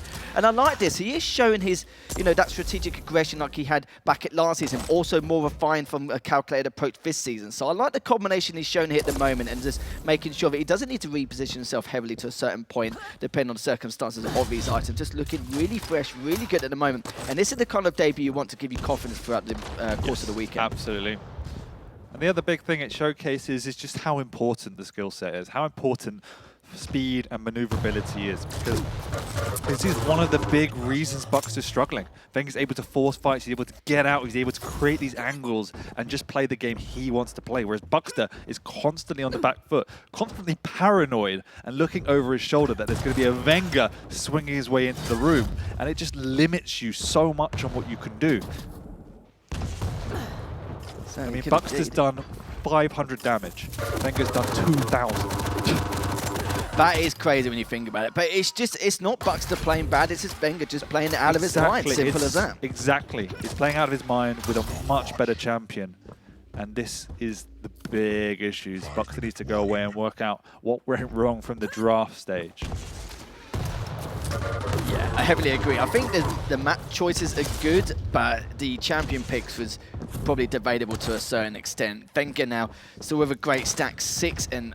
bukster has only had 1 frag over these last 2 maps, and Venga just wants to continue to punish him as though it's basically a grand final. bukster managed to get away. Venga picks up the Mega, heavies up in the next 10 seconds. Venga purposely leaving these items out of sync so he go back and forth and continue that congestion. Knows that there's a strong possibility he is underneath, and he's still got 4 minutes and 20 left in play. We'll have to see if bukster can, if anything, make some miraculous comeback.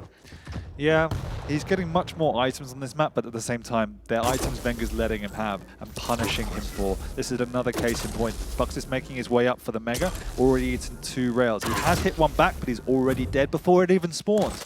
But there's no other choice. At least now, you know, when he has this rail, this is what we didn't see last map. At least he's trying to take these exchanges. He could just be waiting around and trying to hide and defend himself, but then once again, that's playing not to lose. So there is a bit more of that risk-taking. It just shows the difference in golf we're seeing. Class of picks and another frag from Venga, and it's looking a bit too simple for the Italian.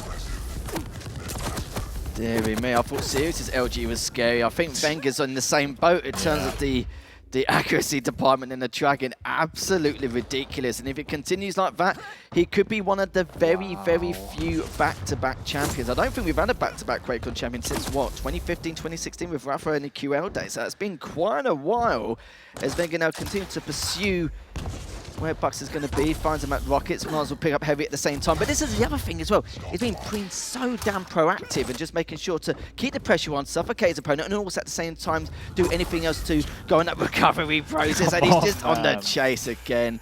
Poor, poor guy. And all the while, partly because he's in Athena, he's doing it from these safe positions, you know, effectively risk-free damage. bukster's done 800 damage in nearly 8 minutes, whereas Venga's done nearly 4,000 damage. Yeah, you can't make that up as well. 52% accuracy, 50% with the LG. But then again, bukster has done 47%, but of course he hasn't hit too much. Yeah, exactly. Like hit the corner of his shots in comparison. Look at these rails though. He just flies around the corner, peeks over and hits a quick rail. It's just insane, the efficiency and effectiveness we're seeing from Venga. And this is why we said in the intro, Lethal, everyone backstage has been looking at Venga, and he's been the best performing player in practice, and he's bringing it to the main stage. It certainly shows, and it looks like there's a strong possibility that bukster will only get 1 frag in these 2 maps overall. Hitting 2 for 2, looking to go for the 3rd, but it's going to play it safe with the LG, cleans him up, and Venga just continuing to play it out of his mind. Wonder how good it feels to be Venga, just being able to do all this, you know, laissez-faire. I can't do it standing still, let alone like being that dynamic. Can't do it against bots, mate, and it's just... You what? This has been, it's been brutal for bukster. I feel a little bit sorry for him. That one was just a textbook example of how to play Corrupted Keep, whereas this in Blood Covenant is exactly why you need to try and go toe-to-toe in the champion selection stage with the speed and maneuverability. bukster's, again, he's not played particularly poorly. He's just been left without many options here. Venga's been sublime. Yeah, bukster feels like held downward in the standard ranked games, so it must be understandable. It's a bit of a shame in all fairness, but Dan knows exactly how bukster feels at this point. Only 1:10 left, Nice. and what a rail. Could be one of the final frags here in this map. And this is why there is just no stop. There's just no break with this guy at all. No. This is awesome. It's been good. It's been enjoyable, and I'm sure this is exactly what everyone has tuned in for this morning. And Venga did not disappoint us at all. In fact, I'm sure he's exceeded even most people's expectations, which is saying something, considering he is the world champion so far. But, you know, apart from the one final second frag in the first map, this was just the perfect series from start to finish from Venga. Aim, timing, strategy, decision-making, everything was impeccable. And all I could say is condolences to bukster, because I'm sure he just feels worthless in this duel. He had no chance. Nah, he certainly didn't, as the domination is just going to continue. Venga wants to make sure he doesn't get a second frag over the course of his best of 3. He's got 14 HP. He's going to try and go for it. bukster's like, I might do. I'll say, oh, he just really misses it. Uses the berserk. He gets him anyway. Stop it. He's dead already. Just stop it. absolutely crazy stuff. But I could tell you what, if I'm anyone, you know, in terms of the realms of top 6, top 8, I'd be worried if I've been coming against this guy. I'm worried. Commentating. Oh my God. I felt that through the screen. Oh, did you? That was painful, but also pleasant to watch at the same time. A lot of things I'd take away from just the series as a whole. First off, in game 1, there were a couple moments where, you know, it's so rare when you see a player's got a full stack and he is able to kill his opponent without losing a single health or armor point in that, you know, there was one where he dropped down from the middle by the Mega, completely just LG melted bukster in that case. The other thing that I wanted to say is, first off, you know, argue with me, chat, whatever, even Rapha might say, but it's clear that vengeurR has the best Athena in the game right now. I don't know if you agree, but just based on what we're seeing, I'm going to throw that out there. The other thing, too, is that I think that vengeurR has also gone through a stage of maturity in which, you know, he was almost playing in a way where it's like, I've got to destroy my opponent, right? It's got to be 20-0. And game 1, I think, was a good indication of like, no, played a little bit like Rapha. I felt bukster out, let it go, and then it just started. Once it's like, all right, I got this, I figured it out. It was, and then like game 2 was clear. That is like comfortable, not skipping a beat, not letting a single thing kind of pass him, everything on point. It was as close of a perfect game as I think you could get. I couldn't agree more. And that's the scary thing. Obviously, we know how amazing he is with the challenge and with his aim and everything, but it was just that intuition of when to push, when to go aggressive, when to fall back, what angles to take. It was just perfect. It's so rare you see any player be able to just limit a player like Bukster to nothing, to literally nothing, not to even do any damage to his opponent. It was insane. It really is quite interesting when you look at how Rapha kind of starts his series and games. Like, I'm seeing so many similarities between the two in terms of like, use that first couple minutes to feel your opponent out, and then strike when the iron is hot. It's great. It's great. And vengeurR brings obviously his own spin to the game. So congratulations. I think that everyone will say, all right, there's another contender for sure. Like there is a reason he was the champ, and he's shown it already here in his first matchup. Yeah, I completely agree. I still think that first map, even if it was 7-1, the most dominating Corrupted Keep game we've ever seen. And Blood Covenant, I haven't seen so much multitasking from one man in my life. The fact that the timings, it was suffocating, being proactive and working out what routes to take all at the same time once. We know that's what the standard Quake player does anyway, but he just does it to the next degree, doesn't he, pretty much? And to see 13, his opponent get 1 frag in 2 maps, that's, I'm not saying it's horrendous, but it must be one of the worst feelings in the world. Going to the loser bracket knowing you've just done that, yeah, it's going to be pretty tough. Yeah. Congratulations to vengeurR, and Bukster's run's not over yet. He'll be dropping down to the lowers, and we'll get another chance there. But that sets up vengeurR for a quarterfinal matchup that we will be seeing a little bit later. So, ladies and gentlemen, thanks for joining us here on day 2. You're like, oh man, the games are so good. We must be close to the end. Not even. We got so much to go. In fact, coming up next, it's going to be ZenAku taking on Chain. So stick around. We're going to take a quick break. When we come back, more Quake action coming at you.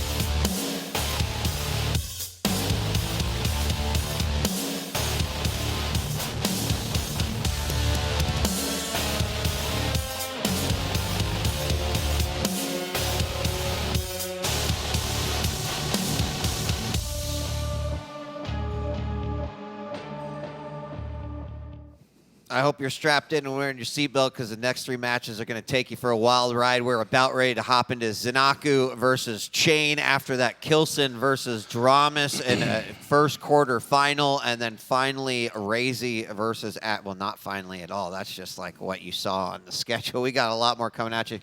Joining me now once again on the desk, we got Flea and Ketchup. Gentlemen, welcome back. We are about ready to hop into ZenAku versus Chain. Now, ZenAku's, I think, the last player that we haven't had a chance to see here on the stage in Spotlight, and you know what that means. That means we're going to check out an interview with ZenAku that he did before the event.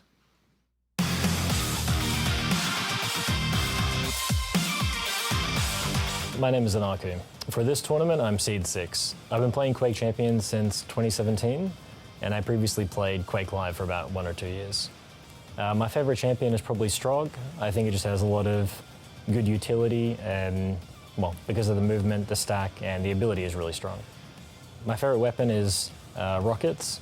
I really like it because I think that if you use them correctly in a defensive or aggressive position, they can really work either way. That is not, other weapons don't work the same way. My journey this season has been pretty good. The first few matches I had were quite tough because it was Cypher, Av3k, Kilson, rapha, RAISY all in a row, which was going to be quite tough. So I kind of anticipated that it was going to be a bit of a rough start, or trying to get in as many wins as I can. But as the season progressed on, I really kind of felt where my position was, and yeah, finishing Seed 6, so I'm pretty confident about what I can do in this tournament.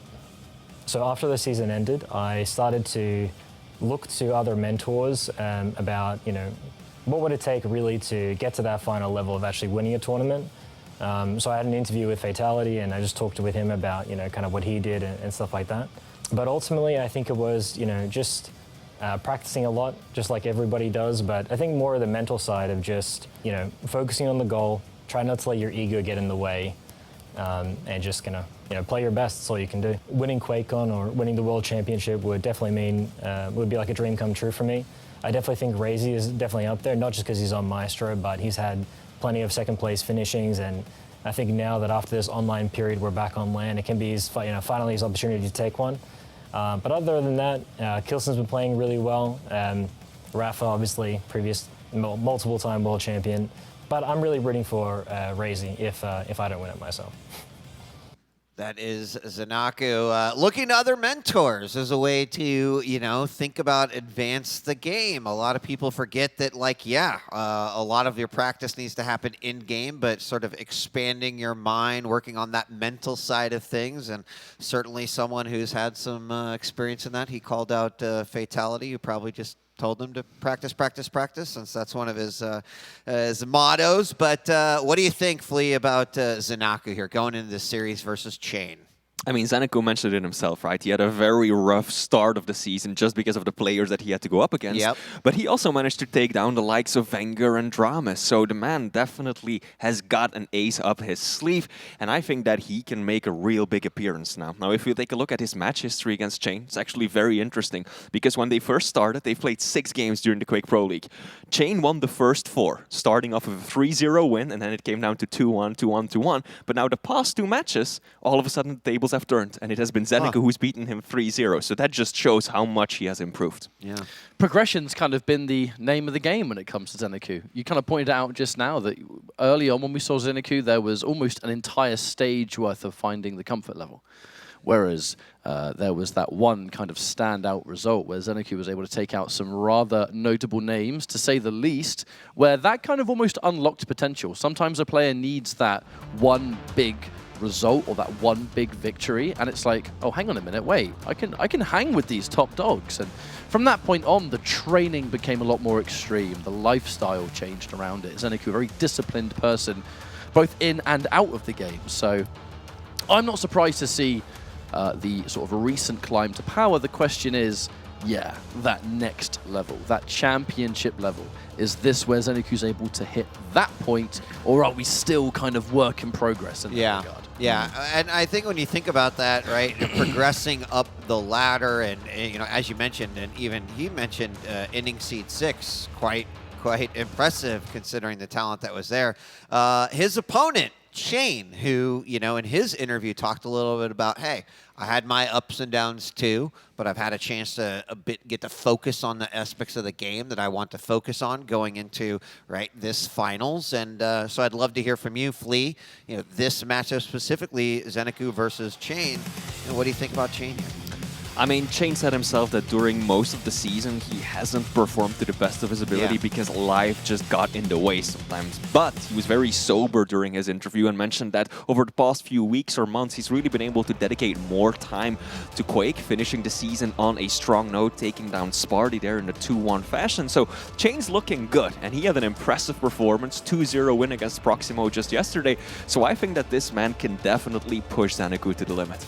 Let's not forget that Chain, granted it was a little bit of time ago in the QPL, but Chain at one point was like the player to watch. You know, we're talking about progression going from knowing who they are to, you know, holy crap, this guy's like insanely good. Placing at that high level. Chain was there once upon a time. It was not recent, of course, but the point is, it was a point in history that it was there. Yeah. And that's something that we can maybe see again one day. You know, Chain kind of, based off of those results and kind of what you're talking about, he seems to be a high-stakes player in a way, right? I think he enjoys the high-stakes environment, the land, the sort of everything's on the line. Yeah, so this is going to be, I think, pretty interesting. We're going to go on to picks and bans. Also, I don't know, Chain, the fitness angel, I like the white. The look, I'm digging it, Chain. Keep at it. Here we go. Ruins, and then Awoken for Chain, and then finally Blood Covenant, should we need it. Taking a look at those picks and bans as we see Anarchy and Athena getting booted out of there. What are your thoughts, either of you, on what you see here? Gotcha. I'm kind of sort of just taking a bit of a look at them, and again, it's one of those kind of like safe picks. You're kind of looking more at the bans, I think, the removal of the Anarchy and then the removal of the Athena. That's something that we're starting to see all the time. We're seeing the slash on Blood Covenant, but ZenAku kind of matching that with the crouch slide of his own. So if we end up being in like the Blood Covenant situation, I'm kind of curious to see how the two crouch sliders go head-to-head, because these are two players known for that level of, you know, being able to play that mobility. I think Chain, maybe not as much. I know that Slash is becoming a lot more popular now. Blood Covenant was, you know, in the pool this time round.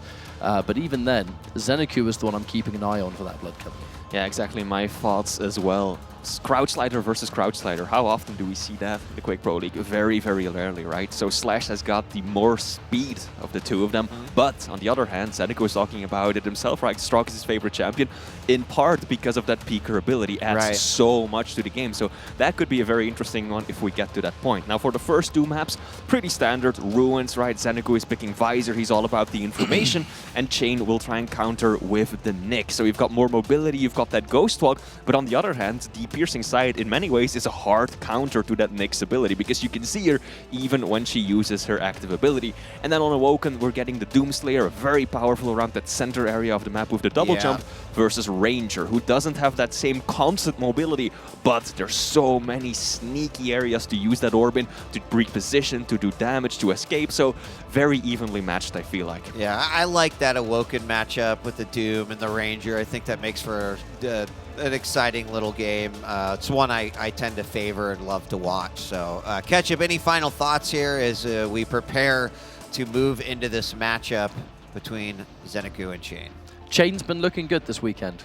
That really is one of the key factors, is that there's definitely been a little bit of a progression there, and you just always keep in the back of your mind the Chain that we once had. And if the motivation's there and the practice is there, that Chain can always come back. And if it does, then there could be quite a wonderful weekend. Going up against ZenAku, though, being able to take down ZenAku would give us a lot more information as to whether that is the case or not. Because personally, my prediction here is that a ZenAku win, 2-1 or 2-0, not really sure. I think ZenAku could definitely 2-0 this, but it's going back to how Chain's looking this weekend in comparison. Could be 2-1 to ZenAku, but if Chain wins, that's going to shift everything around, I think. Sure.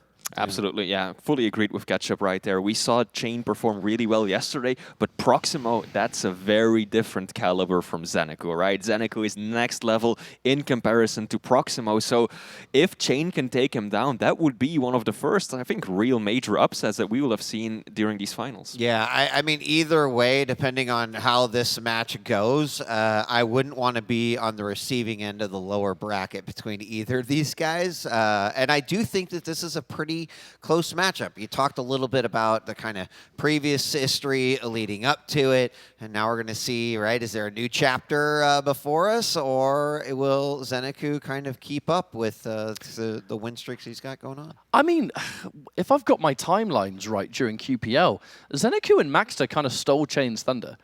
You know, Chain had that, was like the player that everyone was looking at. Yeah, and it almost felt like the next stage was when Maxter had the breakout performance, ZenAku had the breakout performance. And then everyone starts talking about them instead. This is like, hey, don't you forget who I am for a minute. You know, I was right there once upon a time, and I'll get back. Mark my words, I'll get back. But our warm-up was about to come to a close, but I think we have to go for a lobby restart here. Yeah. Just a little quick restart. We'll be hopping into the game here in just a moment. Just a reminder for those, is our third match of the day, but our next series, that's where we start to get into the quarterfinals. Now, you can expect that you're going to see a lot of the favorites that people are saying they could win, they could win, they could win. Some of those, of course, will then have to fight their way through the lower bracket, while others will continue to battle it out in the upper. But, I mean, Kilson versus dramiS. Kilson looked like he had some vulnerabilities in his armor yesterday, but then also still looking really strong. dramiS looking to be possibly the strongest that we've seen him. And one match I'm personally really excited for, that, of course, being RAISY versus Av3k. That'll be our fifth match of the day and quarterfinal coming up. So we've got some great matches after that. Rapha versus Maxter. That's the one I'm looking forward to. I think that's gonna definitely be interesting, and then we'll find out based off of these results then what that fourth quarterfinal will be once things get started. So, gentlemen, it's just moments away. You were on the B stream just moments ago. Ketchup, right? Indeed. Yeah. Any action to report from there? I think nothing out of the ordinary. Like Cygib is looking incredibly strong. Actually, one key thing about Cygib to take away from what I've seen so far is the rockets are looking out of this world. Normally, you know, you see one of those key 100 damage rockets, you're like, ooh, that was a good one. Yeah. But almost every single rocket Cygib was firing in those fights was hitting 100. Rockets. The rail was really good. The knowledge as to when they use the LG, because again, you know, we're on land, and LG versus those heavies is, there's a reason we haven't been seeing a lot of heavies this weekend. And I think a big part of that comes down to people getting hit and going, oh my God, I'm taking how much damage? So Cygib has his head screwed on and more at this point. But if those rockets keep continuing throughout the course of lower bracket, then Cygib could actually like really upset some people. I mean, we've said it a dozen times before, right? Cygib, he's a brawler. Yeah. Super shotgun rockets. Those are his bread and butter. And hearing from Ketchup that his rockets are looking this good, that is promising. That could really cement him throughout the lower bracket, because he may have dropped one of the series, yes, but he still has a shot at clearing the whole championship even. Yeah. And we've also talked a little bit this weekend about how weapon selection and being prepared for the situation is really coming into play. I go back to Rapha's interview yesterday, where he said, you know, something that I completely agree with, is that every tournament kind of has a meta, and we're seeing that unfold a little bit. We're seeing it play out a little bit, and we're still going to see a lot more of that coming into day two. As far as I'm concerned, we have seen, you know, well, Insomnia coming into play, whether that's just from people's picks or whatever, but we've seen it more the last 2 days, and I think we saw it over the last several weeks. Also, things like the heavy machine gun, I think we're getting a lot more cleanup with that super shotgun on the land. So as players start to realize that seems to be working out pretty well for these players, we are seeing these little tiny adjustments. There's one clear weapon on land that, actually, for as long as I can remember Quake Champions having those LAN events, one weapon that kind of goes under the radar that gets used a lot the later the weekend goes is the nail gun. That is something that I've been watching quite a few players, like when they pull that out versus a champion that's in like a really tight corridor or something, a situation you'd probably normally use the nail gun. On LAN, there's just something about it that players are hitting like way more successive shots, where it's, I fire X amount, like I've only done this tiny little burst and you've taken like over 80 damage. Like, what's going on here?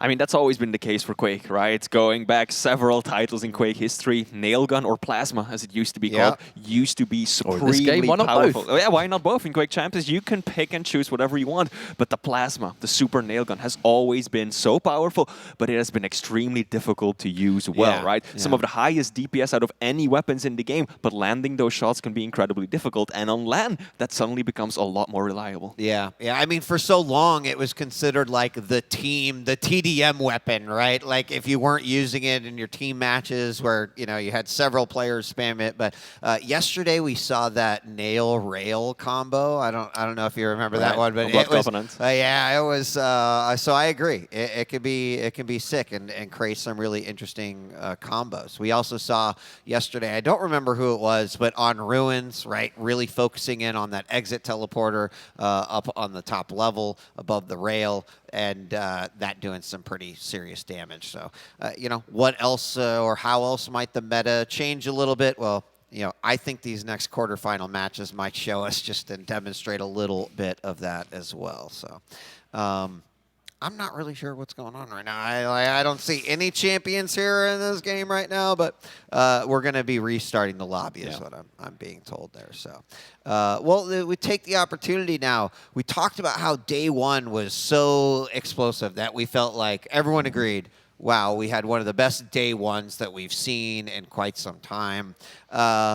We've also talked about who the contenders are. We've heard from the players. The players have thrown out kind of the top 5 names. Is there anyone that the players haven't thrown out or maybe haven't said as much that you think is still someone that people should be keeping a very close eye on for this tournament? Well, the name that seems to have been thrown around almost the most during those interviews is RAISY, for good reason. A lot of people are sort of keeping an eye on that. But to be fair, well, I've always a firm believer in how Killson's been performing throughout this entire season, but we all saw how vengeurR was playing.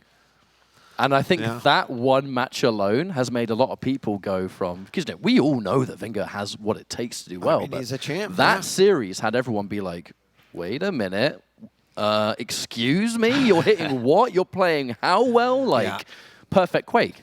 So if every match is like that, vengeurR could just go whoop, all the way into finals day and, you know, however further else, you know, no one knows. But I think that there's some players here that they're using this opportunity to step up. And that's what the finals are all about. dramiS is another key example. Right. I think that someone else we can't lose track of is Sirius. Right? Yes, he's already down the lower bracket, but that aim of his, it is incomparable to anyone else, even within the Quake Pro League. That tracking with the LG, so destructive against anyone he goes up against.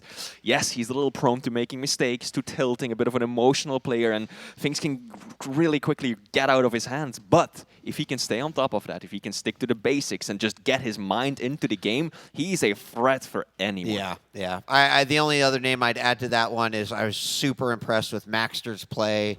I think he's excited to be here. He is loving the environment, and so keeping my eye on him. But ladies and gentlemen, we are loaded into the game, and we are going live. Catch up, we'll be back with you in just a moment. I'm going to take this one with Flea as we get started here on Ruins. ZenAku versus Chain, and we're looking through the eyes of ZenAku right now. And Flea, you know, I do think that there is an interesting kind of, I wouldn't even say clash of styles. I think that there's a balance in the skill set between these two players that could really deliver us a solid game. Oh, absolutely. I think most players would favor ZenAku in this matchup, but Chain, I mean, he's definitely got what it takes to cause an upset here. Some rails first being exchanged. Both players have got some major items to fall back on. Chain delaying Mega significantly, though, around 5 seconds between those items. Yeah, which is actually something that, you know, we had a couple games yesterday where both major items are just on the exact same timer.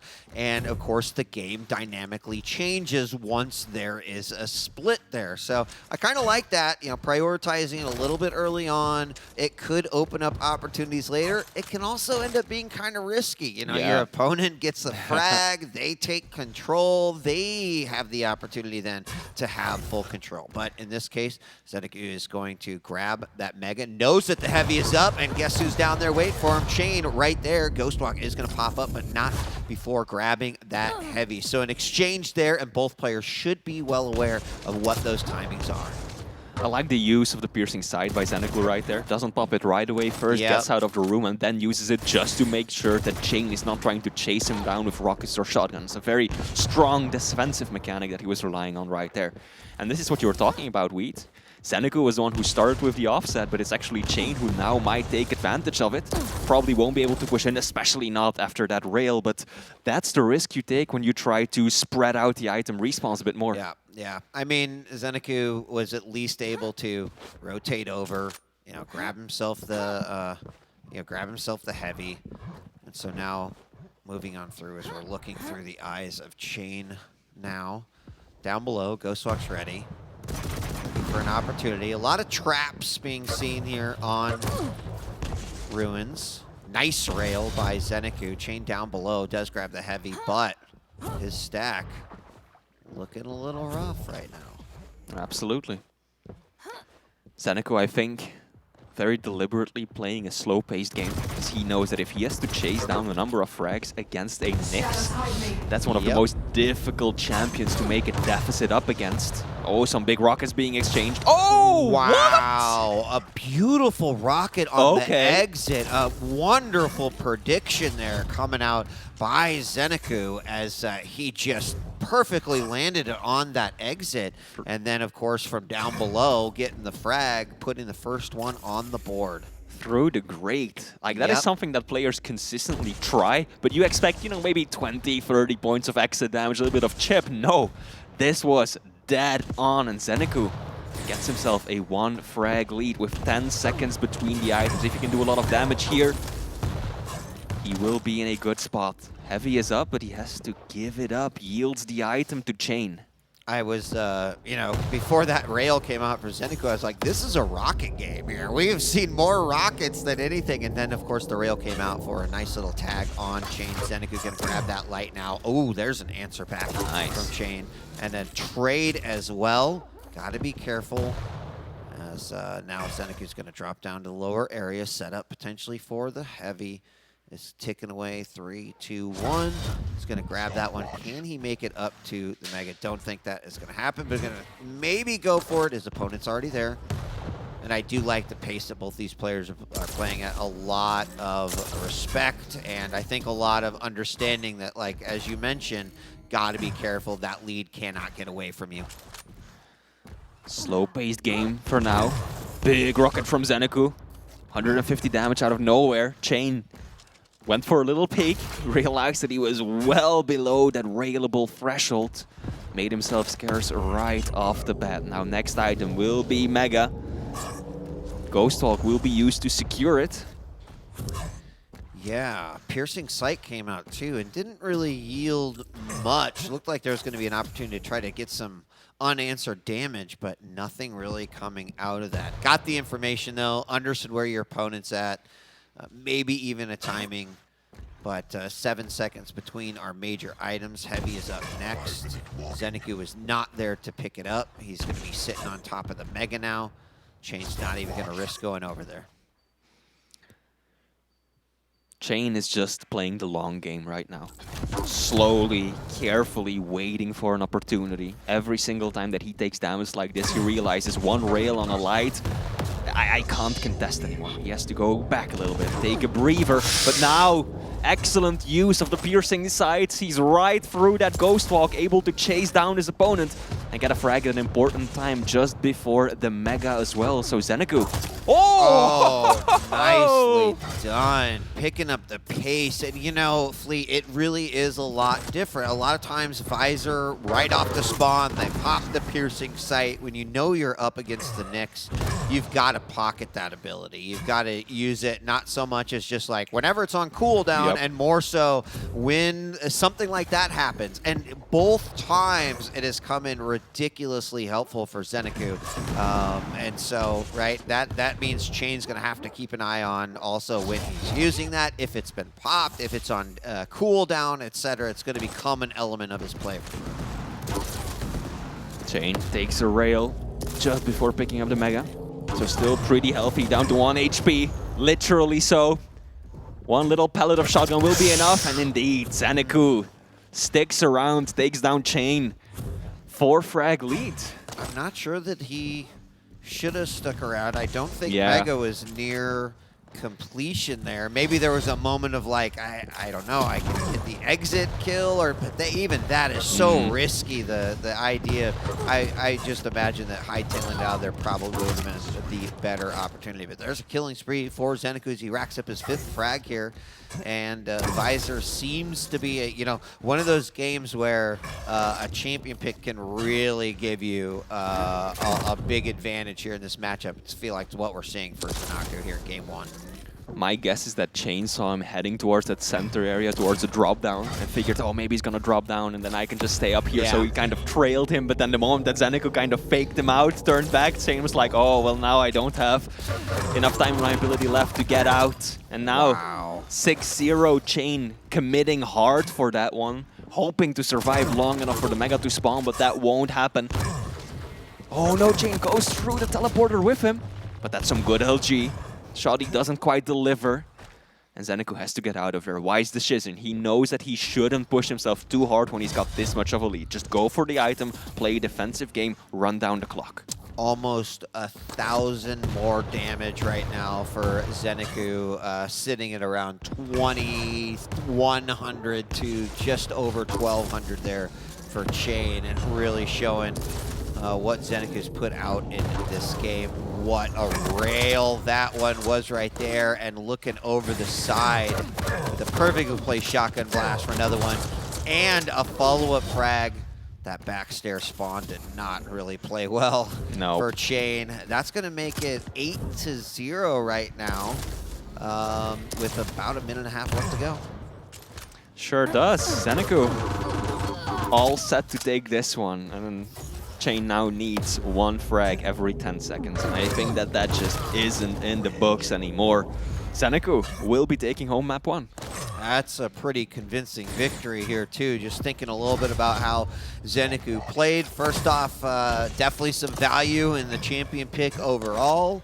Some big brain thought going into that. But then also not playing overly aggressive, hitting his shots, not popping that piercing sight right off the spawn, and using it in a more situational manner as needed.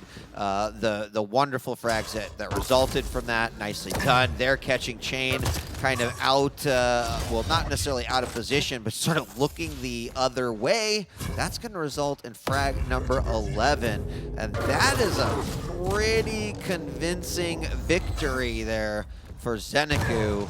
What a way to start that series. Absolutely. 46% railgun, 43 LG.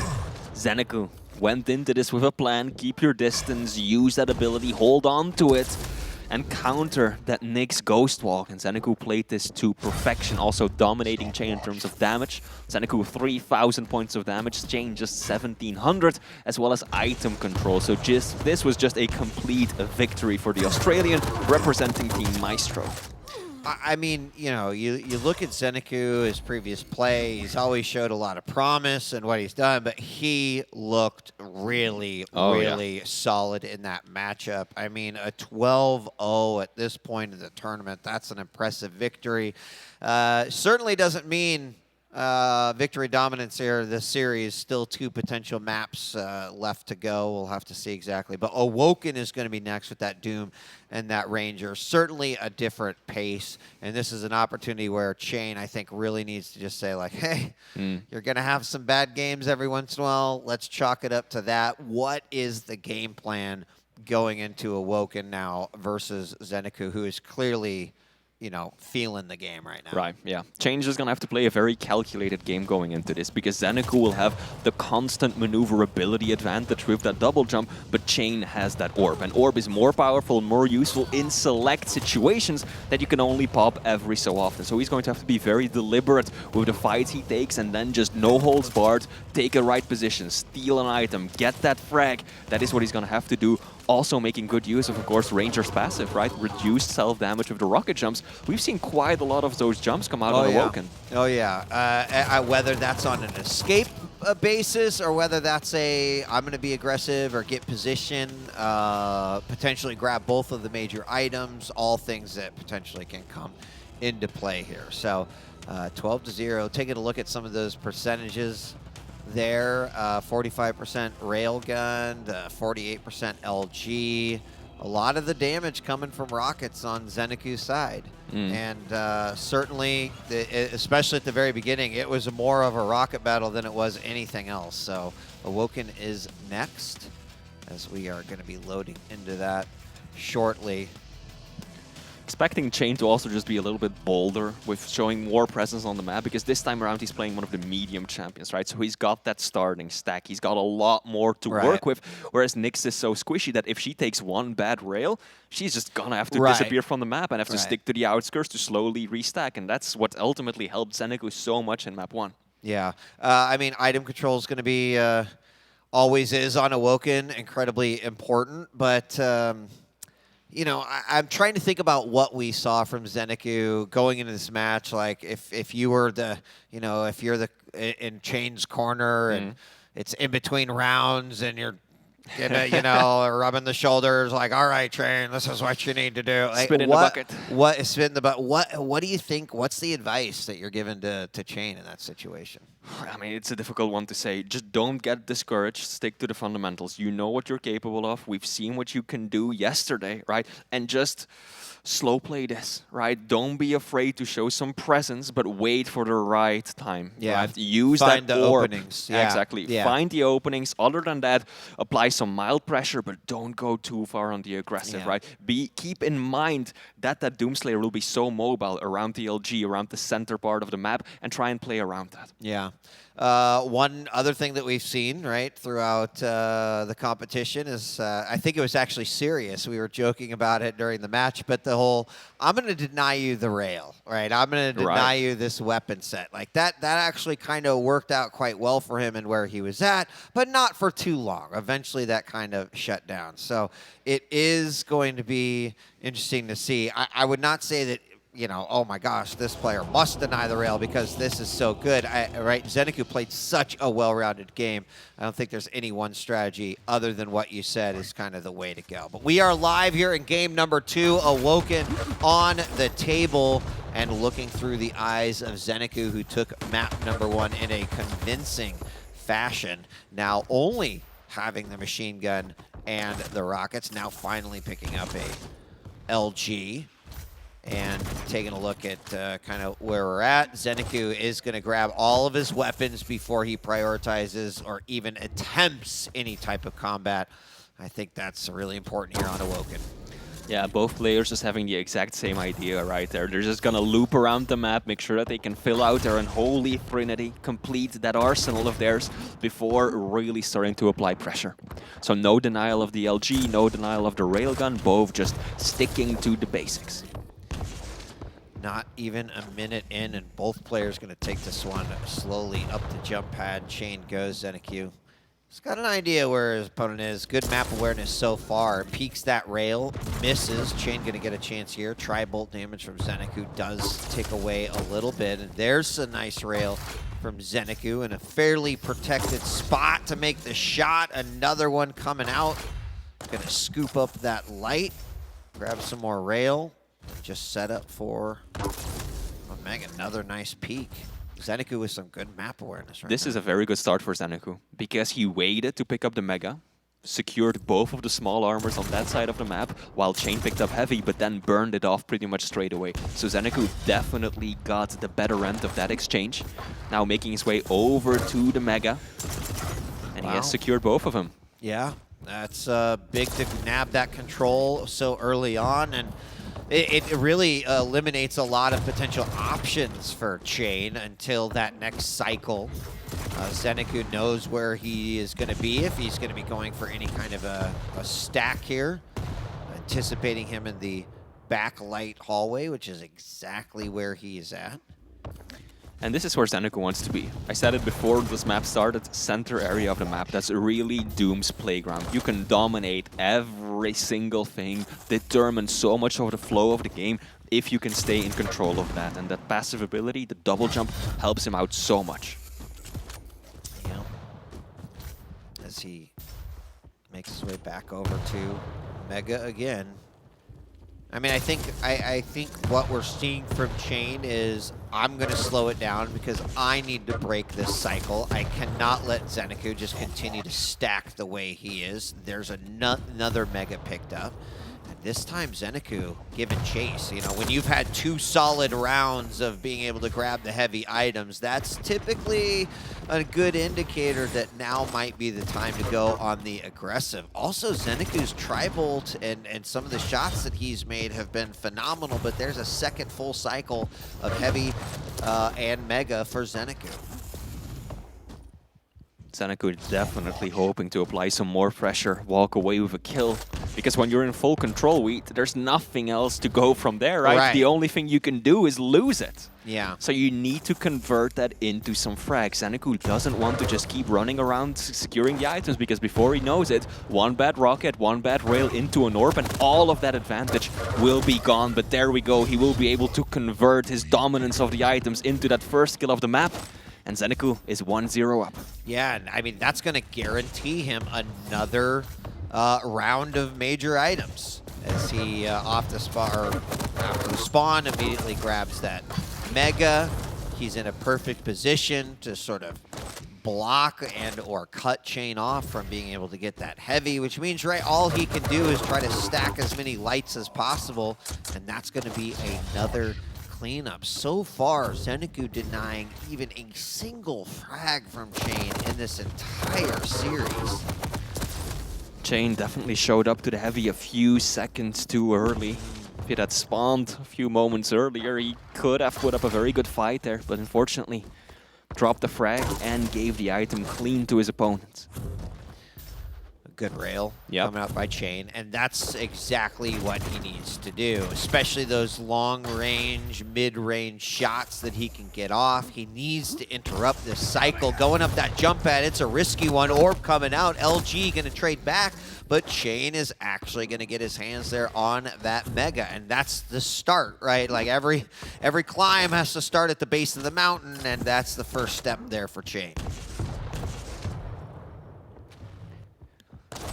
Around 5 seconds before heavy spawns, Chain is on the right side of the map to now turn the tables, to get control himself. Meanwhile, ZenAku kind of relegated to this side of the arena, probing, looking for an opportunity to get back into control. Now, of course, all the pressure is on Chain. He's down 2 frags, so if ZenAku can continue playing like this, evading anything, he will ultimately walk away with the win. But 2 frags for 5 minutes, that is not comfortable at all. So ZenAku will definitely want to regain control and add some more kills to that. Yeah. Well, 4 to the heavy, setting up for that, wow, direct rocket through the teleporter. Knows where his opponent's at, hits the rail before the heavy as well. Now, not just an opportunity to go in, and well, there's a second rail hit. Now might be the chance. LG comes out. ZenAku still looking pretty good with that stack. He's got to be careful, though, fighting around that Mega. He's going to take the risk and jump towards it. Does manage to pick it up. Still has his opponent trapped in the next room. And does get the frag. Immediately popping down. Oh my god! But it doesn't work out for him. Chain is on the board. Nice rocket. Good reaction from Chain. That would have been messy.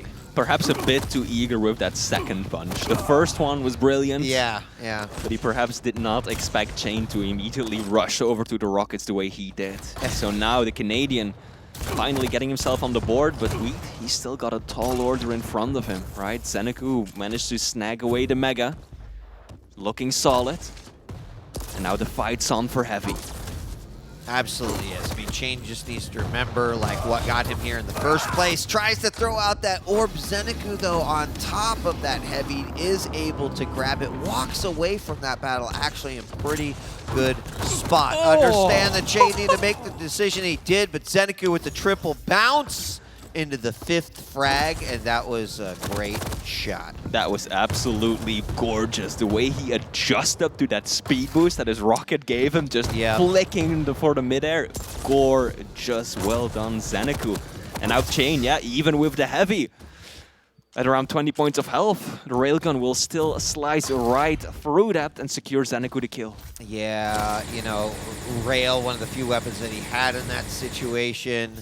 Not sure that I was totally on board with that one. You know, understand you want to deny that Heavy from your opponent, but maybe not the greatest time to do it. And now ZenAku, you mentioned that, hey, he's looking for those comfort frags, and I think he's found it. Great Rail, nice read by Chain, though. That's actually going to give him the Heavy as well. And he needs to take this stack. He needs to take this opportunity with ZenAku, fresh off the spawn, doesn't have a huge arsenal, although he's pretty much got his Rocket Rail LG now. But 2 minutes to make up 4 frags to even attempt the sudden death. Let's also not forget ZenAku is playing Doom.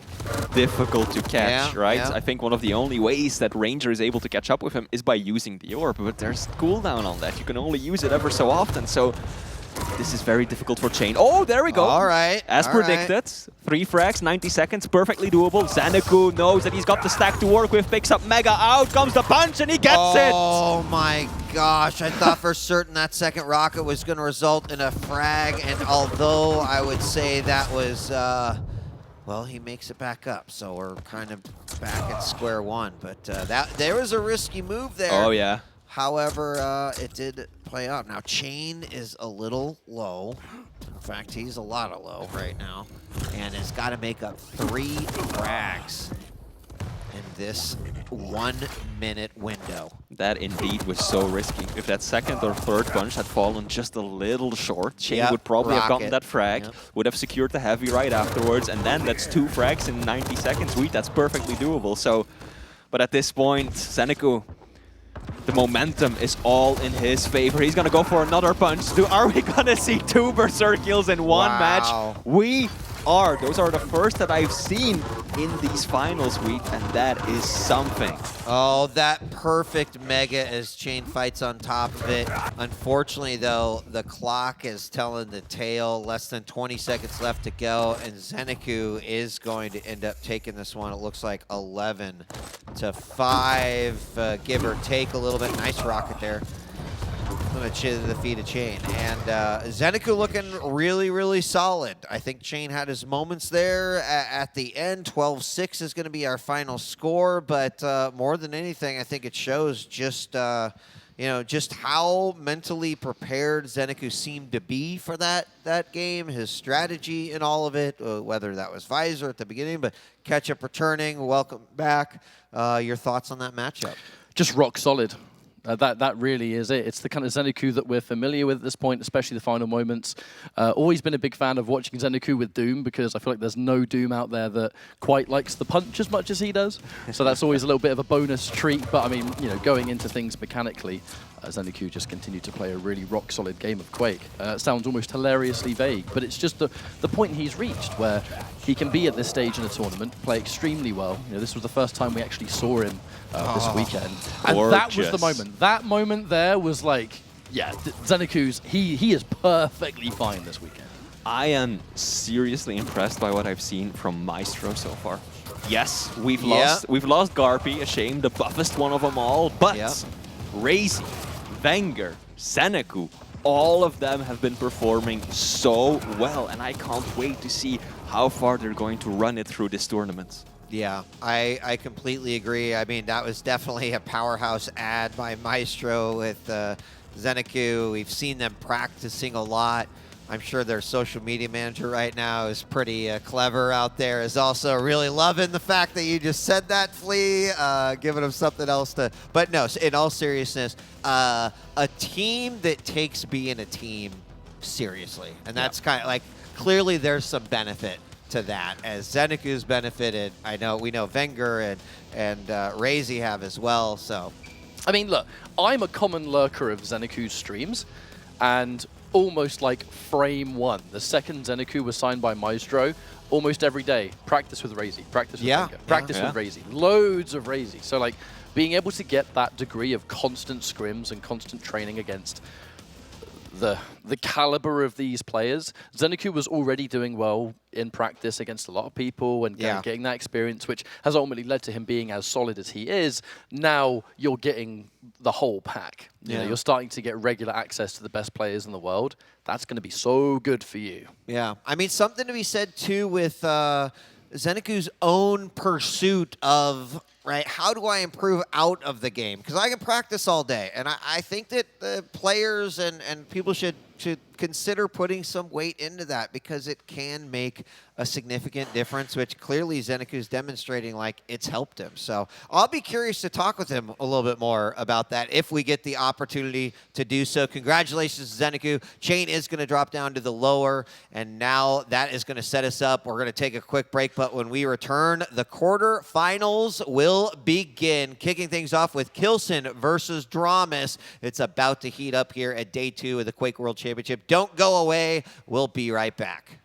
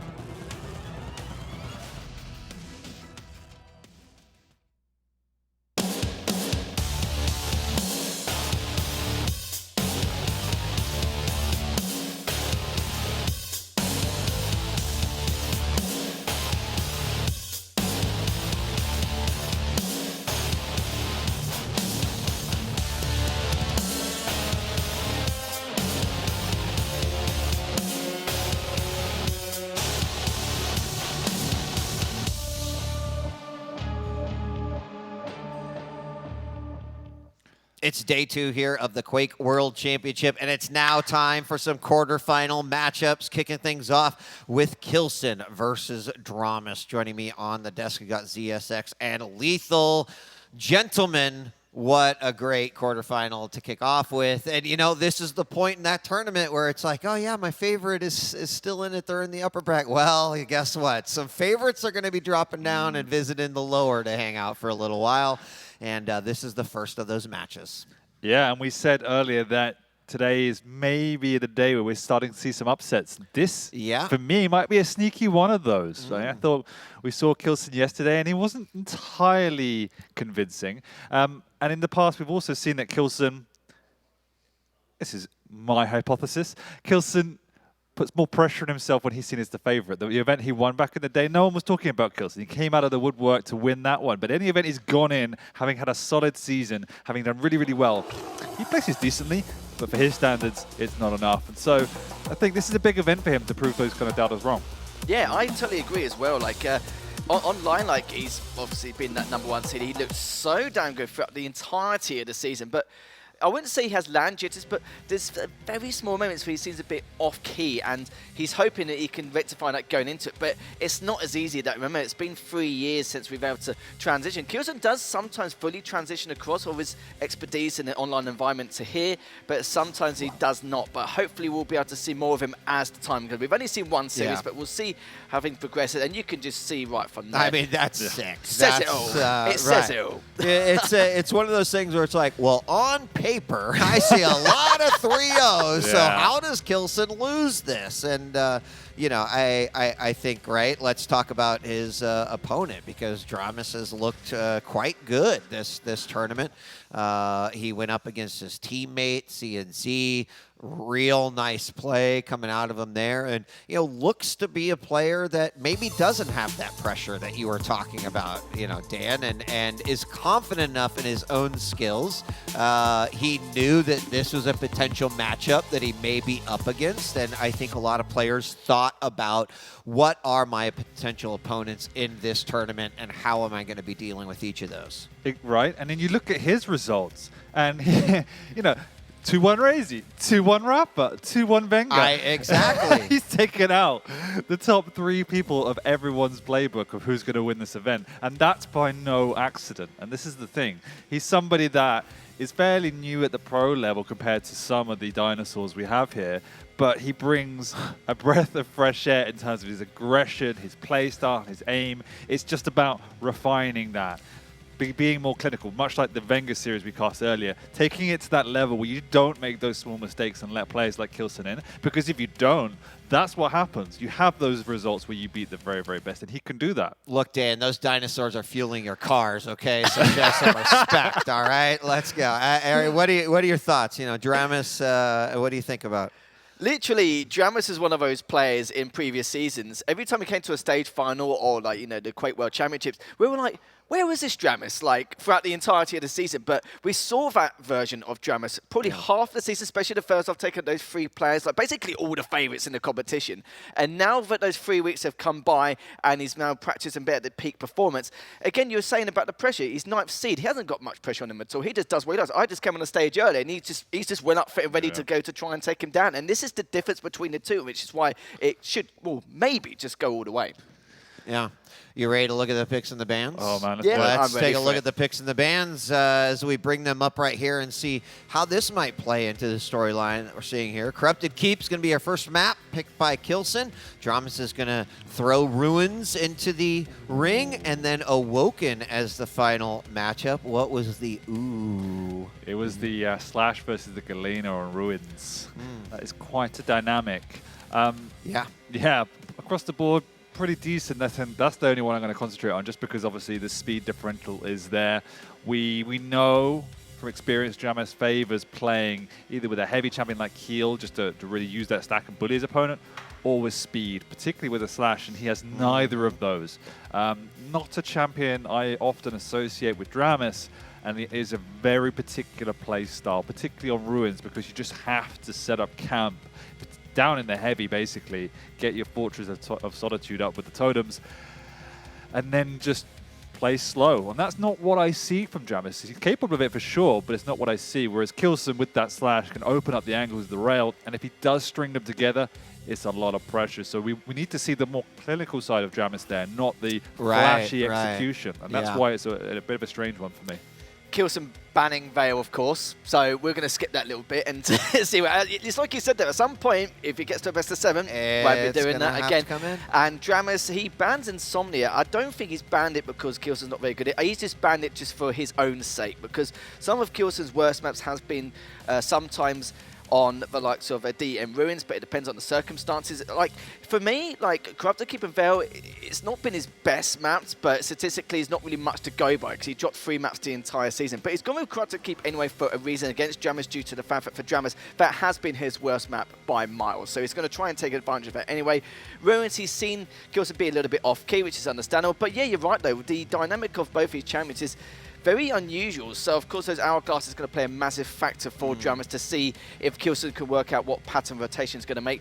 And that Awoken matchup, it's just as standard as they come. Death Knight's becoming more and more popular, especially on Awoken, and Doom is just Doom, just in a nutshell on Awoken. Is it safe to say that there is a head prediction and there is a heart prediction on this one? Yeah, there is, I think, Wheat. And I'm going to throw it back to you as to what your head and your heart is saying. I think the head prediction is pretty simple. Like, you saw the sea of 3 O's there, and when you go and you swim there, you're swimming with a champion, no doubt about it. But it's certainly, you know, we saw some of the vulnerability yesterday with Kilson. We saw, I think, the comfortableness of dramiS. So I think there's a partially the heart prediction that's like, yeah, maybe dramiS could take this one 2-1, but the head prediction being like Kilson should be able to take this, maybe also 2-1. Right, and I'm gonna leave it with a quote that dramiS himself gave me. Okay, drop it. I was like, "What happened yesterday? You played really, really well." I don't know, dude. I'm just feeling it. I mean, that's how it goes. He's feeling it. He was hitting everything yesterday, and I think like, on his day, he can take out anyone. He can go toe-to-toe with the rail and the aim of Kilson, and that's when Kilson gets scared. And dramiS has a bit of an X factor about him. You know, you speak to any pro, no one wants to play him because he makes them angry. He does some stuff that shouldn't work, but he makes it happen. It's just the dramiS thing. He's looking as chilled as ever. I'm going to agree. I'm going to say 2-1 Kilson just because I think it's the logical thing to do. But like you said, this could easily be a 2-1 dramiS, and I think Kilson a little bit stressed. Yeah, I'm going to say 2-1 Kilson as well. I think it's going to be that safe bet in that retrospect. But it's like I said, dramiS, like, we're not too sure if he's the kind of player who can win a championship, but he's that diamond in the rough for some of his top players. So he's just look and think, oh, God, we know this is going to be a bit of a risky state if I make like one wrong move or very little error. And it's just like one of those things. And it's nice because every time I see dramiS on stage, doesn't matter what kind of environment he's in, he's happy, he's ready to go, doesn't care who he's up against. He's just ready to get Larry on stage and ready to really give it his all against Kilson. Well, this quarterfinals is seconds away from beginning. Gentlemen, enjoy yourselves and take us into this match. Thank you, Wheat. We do start, having spoken about rail all cast long, on a map without rail, Lethal. We're starting on Corrupted Keep.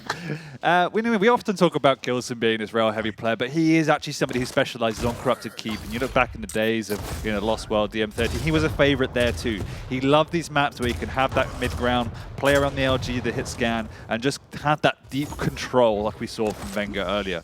But saying that, he's going up against someone that won't be afraid to go toe-to-toe. He's gone in early with the Pika, stolen away now that Mega as well, and we're just going to reset for a pretty standard opening. Yeah, the map picks have just been very interesting alone. Like, Kilson didn't go for like one of his best choices. He just went for what dramiS is worst, and he's clearly done a lot of research in order to make sure that he can apply a lot of pressure even before the match even begins. And again, using that range with that heavy machine gun from dramiS, looking pretty good so far, and ready to pick up that Mega, as Heavy's also been taken. Not too much in terms of timing here. Kilson to throw a few rockets at him as dramiS just standing his ground, even though he doesn't have the stack advantage. But so looking good so far, just dicing around, just trying to feel each other out here, and it's not too shabby from both players. No, dramiS is definitely on the back foot, not able to gain any momentum, any items at the moment, but at the same time, he's not giving up too much damage to Kilson. And he's beginning to stabilize. The hard part about playing against Kilson is that you know what he's going to do. He's going to set up on that mid ground. He's going to play slow. He's going to use the audio cues. The question is, how do I counter that? It's so difficult, and not many people have the recipe. dramiS saying that is now beginning to build himself a nice little stack, got himself the Mega, and you can see pretty much bang on even now. In fact, dramiS is slightly ahead in terms of raw stack. He's got himself over to the heavy side of the map very, very early. Items are on the same time lethal, so they will just trade for now, and it's a very good and respectful opening. Saying that Kilson's being proactive here, he's got a little bit of a delay. Yeah, still just currently working out each other's rotations. We know how much of a pain in the backside Strog can be without peeking in this matchup without the rail. 2 minutes in, Kilson just biding his time at the moment just to see if he can sneak around and pick up that heavy. Remember though, dramiS does have that height advantage. He wants to rain down rockets as he sees fit, but he's on top of that red rim, but he will find them shortly if he prioritizes the heavy. And Kilson's got his LG ready, finds him, uses the Pika instantly, but the Pika also gets taken out in just the same amount of time. So Mega's up as well. He does manage to grab that. The item's still not perfectly in sync, but not enough time to contest the both, as now dramiS going back and forward to trying to mess with Kilson's head just a little bit here. But both of them just playing very safe, very reserved, but Kilson does have that, the heavy machine gun and putting it to good use. And those are the small elements that are going to make a big difference for any future engagements. Getting the earlier damage, the free damage against your opponents, it adds up so much. But we continue to just trade, and you can see the game of chess that's unfolding here is they're just both delaying, both going to offset timings, both fighting for that control in the mid area. Kilson becoming a little bit more dominant without saying that. He's gone in aggressively, and dramiS actually somehow gets the conversion with the Pika, I believe. That was close, but also Kilson knows his prey is low. That's why he's gone flying in. There is no orb, so it's all just by foot, and he makes it count. But again, what a messy couple of frags that was. Yeah, we had such a slow start and then just a catastrophe over the course of the last 20 seconds. Right. Items are up, Mega's been picked up. Kilson hasn't gone for it yet. He's kind of and ahhing about it to see what he wants to do, but he's going for the battle of attrition, to go for the light, go for the heavy straight after. It's perfectly understandable. Or specified as possible, but it's delayed it very heavily. I like this from Kilson. Just will definitely throw dramiS off if he decides to change his priority. The big question here has to be done with the HMG. Hasn't got a lightning gun. Needs to do this old school. Orb comes out, tries to catch him mid-peaker. Doesn't actually succeed, and now he's worked himself out of position. They're both going to continue to rain down a little bit of pain from afar. dramiS respecting Kilson, though. I think that's a little bit of a mistake.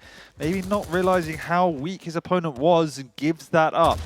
He's in the heavy area, and you can see Kilson's respect, on the contrary, allowing dramiS to get away with that heavy. And we continue this game of cat and mouse. Yeah, this is a very difficult route to take for dramiS. And this is not so much to be in 2 directs, 3 directs in a row. What's that? Yeah, that's the first questionable play by dramiS of the game, and Kilson absolutely makes that one pay. Wasn't really a need to contest for that. Saying that he's actually gone up extra aggressive here. Kilson's actually with a drop down. Oh, dramiS, you had the advantage in terms of stack, but not in terms of positioning. 3 directs in a row. I'm not going to be forgetting that in a long while. I can tell you that. It's not something you see every day. Kilson keeping the high ground, coming up for his next Mega in 7 seconds. As Kilson now just double checking the whereabouts to see where he is. Also collecting his hourglasses in case it does re-engage with that orb. Mega's been picked up by dramiS, but heavy's up in the next few seconds as well. Kilson just standing his ground with that heavy machine gun. Gets a little bit of damage done. Like Dan said, of course, every little helps in terms of getting this damage, which does add up over time. Yeah, but it's still very cagey from both players. Kilson appreciates that dramiS is going to hold his own in all of these engagements. That big rocket is met by a similar counter from dramiS. There is still that split between the items, so if anyone manages to get a clean pickup, they have the opportunity to scuttle himself across, and Kilson's done exactly that, but he's been met by the LG of dramiS dropping into it. Nevertheless, Kilson has the stack, and he takes another frag.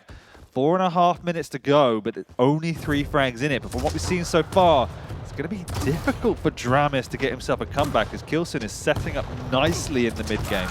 Saying that, that's what happens.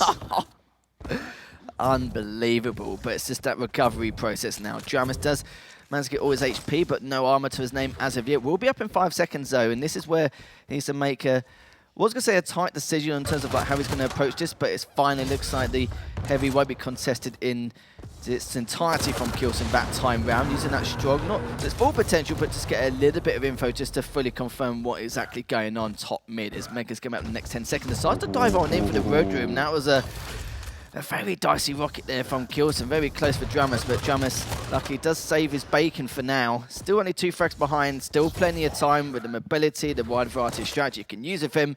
It's definitely a huge opportunity for him to come back. We continue to trade major items. Kilson delaying once again. dramiS obviously seeing that, so it's not a trick, but it has put more separation, and that increases the pressure on this rotation. Kilson is definitely going to be able to pressure this, but dramiS knows exactly what's up. He's got his opponent trapped in. He knows he's done quite a lot of damage. Trying to force something out. No orb available just yet, and Kilson's being whittled away. dramiS might even go in for the kill here if he can get a hit big rocket. There it comes. Will he go flying on you? Yes, he will. The orb is there, though. Kilson's got himself away. Is he going to go for this mega? No, he's just playing a backwards game. Going on the rotation, but dramiS caught that. He's read it with... Kilson gets away for now. Mega's up, and Mega's gone. That was super unfortunate. Really great play by dramiS, but Kilson, the trickster he is, lives to fight another day. Yeah, I think dramiS wanted that heavy anyway over the mega, so it made perfect sense. But the mega for Kilson was huge due to how weak he was, so it didn't really matter too much. Now items are in sync again, so dramiS won't be able to get full control. He had full item control in that department, then this is where dramiS could tie things up a little bit easier than expected. 2 minutes 20 left. dramiS just standing his ground, just making sure to pick up this heavy before he approaches Kilson once again. Some good damage though as he pushes him all the way over to the heavy machine gun area. That could be a good rocket for him, and now just trying to circle his way around and just forcing him to take those same routes over the heavy machine gun to heavy area. Kilson is desperately trying to be efficient as he can with these major items, trying to put a little bit more delay on it, trying to use it at the very last second once he's taken damage. It's all about the small margins here, marginal gains, and dramiS is just trying to track this opponent down. He knows there's no orb, but at the same time, the positioning of Kilson is such that he can't press in. The door is open to keep the pressure on this mega, though. Kilson's there, and he's so weak, but he just can't catch him. The orb is 20 seconds away. So dramiS can try and use that speed to his advantage. The question is, how proficient is Kilson's next layer of defense going to be? He's in a solid spot. dramiS knows where he is, but that's not the issue. The issue is, can I catch him without taking too much damage? Because the refrag will happen otherwise. I love that little rocket there through towards the hourglasses. dramiS now looking to try and at least get as much momentum as possible to try and catch him and throw this. Or you can see he's trying to do so much from a methodical standpoint, but Kilson's just like, I'm going to be on a defensive. I know I'm in some deep trouble, but as long as I get some good defensive rockets in, I can definitely even this out. Yeah, that go toe-to-toe. Kilson can't get away, but he's done so much damage. dramiS is going to go on the aggressive here. The peak is not up either. The heavy machine gun's there, but oh my gosh, Kilson gets away once again. Yes, they might trade items, but this is the last hurrah for dramiS. There is nothing left in the tank. There's nothing left in terms of the timing. He's got to make it happen now, Lethal. The refrag's there, but Kilson's got in, and he's got the winning frag. That was so good there from Kilson. Such great defense overall. He's been waiting for the opportunity to get out for the last 3 minutes. And for a Ranger, it's not easy. Yes, you have that orb, but of course, orbs don't come every second. It's going to be one of those situations where he was able to get out so many times. But he made the right reads. He made the right assumptions on what dramiS is going to be up to here. And for a 6-2 victory compared to what it could have been due to the stack dramiS had most of the time, very, very efficient indeed. 20 items to the 17 of dramiS. A very close affair indeed, but that's going to be the first map heading in the way of Kilson. But you kind of feel like, from dramis's perspective, there were so many occasions where he probably thought, if I only had a rail each and every single time, at least 3 or 4 different situations. But it's good stuff from Kilson, definitely looking a lot better. Very calculated approach compared to what we saw yesterday, and dramiS knows that, I wouldn't say it's a tall order, but now he's got to go back-to-back maps. But we are going to the next map, I think, will be, was it Ruins next? So yeah, there should be something for him to discuss and see what we can maybe assume is going to happen during this matchup, because it's not something you normally see every day with the Slash and the Galena. No, not at all. And that map one was fantastic from both sides. It was the smallest of margins from start to finish. It came down to a few perfectly executed fights, and then ultimately just how well each one player was positioning and managing that mid-range with the right weaponry. So really fantastic play for both players. Kilson obviously slightly ahead in terms of scoreline, slightly more refined in terms of execution. And that, yeah, you rightly put it, the last 3 minutes of defensive play was absolutely perfect. The way he was positioning, kiting dramiS around the map. Remember, he didn't have the speed advantage. Yes, he has an orb, but it's got a big cooldown, and so he had to play that absolutely perfectly, and he did. But we do move onto a map now that is radically different in terms of scope. It has a new weapon in the rail, and we've got two different, very different champions in the Galena and the Slash. And as we talked about in the intro, that means dramiS on the Galena is just going to have to play slower. It's going to have to play around the heavy, most likely, try and build that overstack, and be wary of the angles, because that's what the Slash will bring. She can open up the angles, she can get into your face earlier, she can cut up those exit routes. So getting out of that heavy area sometimes becomes a task in itself. So I am a bit fearful for dramiS here. I do think the Slash is a great pick, and it's going to be a cagey game once again. Yeah, when we see those fights around heavy, it just ends up being a bloodbath. It's like a street fight outside a nightclub, pretty much, isn't it? It's just ridiculous what we see there, depending on the circumstances. But we've seen some great players in the past have certain patterns with the totems, so that at the same time they're putting pressure on their opponent, but still staying in the area and in the proximity of the totems to help himself further with that overstack, rather than prioritising those unorthodox positions you normally would with the totems. But yeah, that's going to be another sight for sore eyes for Killson if he doesn't keep tabs of that. But of course, with the speed and mobility of the Slash, there's certainly be too many problems about that. It's just going to be a very tough task indeed. Again, Hourglass, it's going to be a huge factor for dramiS, and Killson's got to work out what routes he's going to take, going towards the courtyard to get the Hourglass, of course, with the heavy jump pad. So, and the only other thing I do worry is if Killson gets that early frag lead, 1 or 2 frags, because that's when he's going to feel like in the long term, it's going to get tougher and tougher as the clock ticks. No, 100%. Getting behind against a Slash is painful. We saw it in the previous map when Killson didn't have a speed advantage. So that's exactly the situation going to be, but a little bit harder. What I'm definitely going to watch out for, though, is going to be the rail and going to be the entryway rockets. They're going to be the two pivotal moments in terms of opening up the game. I don't expect it to be a massively high-scoring one. I don't expect it to be massively quick either. And let's just see how dramiS plays this one. We know he wants to fight and wants to play fast, but he just has to rein that in for this particular matchup.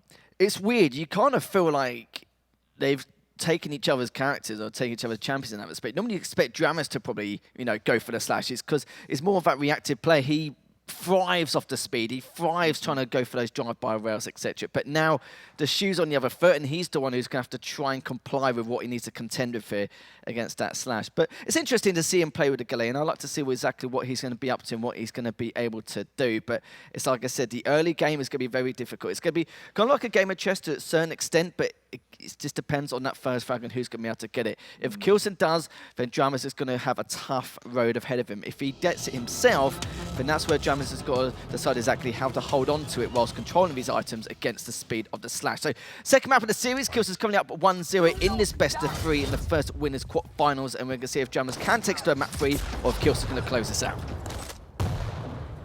dramiS getting that heavy spawn already with the LG and the rail. More than confident going up. He knows Killson's only got a rocket to work with. The 4th position. Killson sneaks away with the LG for now. And this is the caginess we're talking about here. Killson knows what's up. He knows his opponent is there. There's nothing he can do. dramiS say, hey, bro, come out to play. But Killson's got nothing to do with that. Second totem's up now. Probably dropped on the jump pad. There we go. Now, the other challenge for Killson in this kind of situation will be just getting down into that area, trying to clear those totems out. It's a question mark whether he actually goes out of his way to do that. Just moving into the heavy space can be dangerous, but he knows his opponent isn't anywhere to be found, and that's exactly what the plan is here. Sneak on down, close it out. Nearly clipped by that rail there, but not to be. You could see already the game plan. I've seen Cooler actually do something very similar with the totems. Like, you could have one on the back stairs and a couple around that heavy jump pad, or maybe one courtyard just to help himself out, and then just take those same routes. He needs to have as much advantage as possible, and if he does get the overstack eventually, it does. Yeah, sure, he doesn't need the mega as much, but it's just nice to still take it away from your opponent. But the heavy will always be in play, and he'll always have that slightly larger stack for his opponent to contend with. But dramiS has to back away once again. They're still both down there, and let's see if he can at least hold on. Yeah, now map control is firmly in the corner of Killson. He'll be picking up this heavy, and he knows exactly when the Mega's going to be having timed it. There's a big separation between the two. Nicely placed totem to forward that information, but dramiS is just set up enough to sway Killson from any sort of aggression on to that middle area. And we're seeing what we expected. Caginess coming out from both sides, saying that huge rocket on the drop down. Great awareness from Killson. Back to square one for dramiS. And punishing the exit lethal is a really pivotal moment. As I mentioned, there's only really 3 exits there. Only 2 that get used a lot. Kilson spotted coming out of one of them. He couldn't punish it to any degree, and that's exactly why Kilson's come flying through, and this is the area you don't want to be in, and there's a Galena in that middle area, punished as soon as he shows face. Yeah, this is where the worry starts, and Kilson hasn't even touched the rail yet, which is very uncharacteristic of him. It's been 2.5 minutes in. Disapartizing Rockets and LG here, some great Rockets indeed. This is easy going to be a 2-0 lead for Kilson, and this is where I'm going to start to worry even more for dramiS. Kind of playing into his game, and this he cannot let things spiral out of control this early on. No, and this is the danger now. Now Kilson's got this lead, he can just play even slower and more defensive around this middle part of the map and just prohibit his opponent from getting that rail, at least for free. Because what are you meant to do in dramiS issues without that rail? Like, you just have to rain down pain with rockets. It's really difficult. He has managed to get in, get that rail, and get down to the heavy though. So all things considered, amazing play from dramiS, plus that connection not exchanged from Kilson. So really definitely the best of a bad situation. dramiS popping out on top as well. He knows the next item up is a Mega, but he just hasn't got the speed to get across. It's so difficult on Ruins. I spoke about it before. On Blood Covenant, yeah, sure, at least you've got the verticality to kind of trap your opponent when you see fit. But on Ruins, it's just an entirely different story, especially if you're hitting rails like that as well. It's just slowly denting dramiS' stack as we go forward and just consistently finding the totems also. And dramiS just sitting there down below as Kilson had to stay in above with that Mega coming up in the next few seconds, as he does have the chance to try and contest both items, but with the heavy position to where it is, it's going to be very tough for Kilson just to drop on down and make a go of it. 4 minutes in though, still with that 2-frag lead. Yeah. Just toying with each other, bustling for position here. Kilson set up extremely early. dramiS is going to drop, but he's not going to commit. He hasn't hit any rails, so far too risky to make a maneuver down. And eating that rail in exchange means Kilson might now feel confident to push in for this Mega. He's had to delay himself and check it, so we'll take the safer route and just make sure he punishes any sort of exit. And there you go, 2 big rockets there, eating up all of the stack of dramiS. And it's so difficult to even get the lights because they're completely out of his rotational remit. And he's being punished for even daring to show face in a room of the light armor.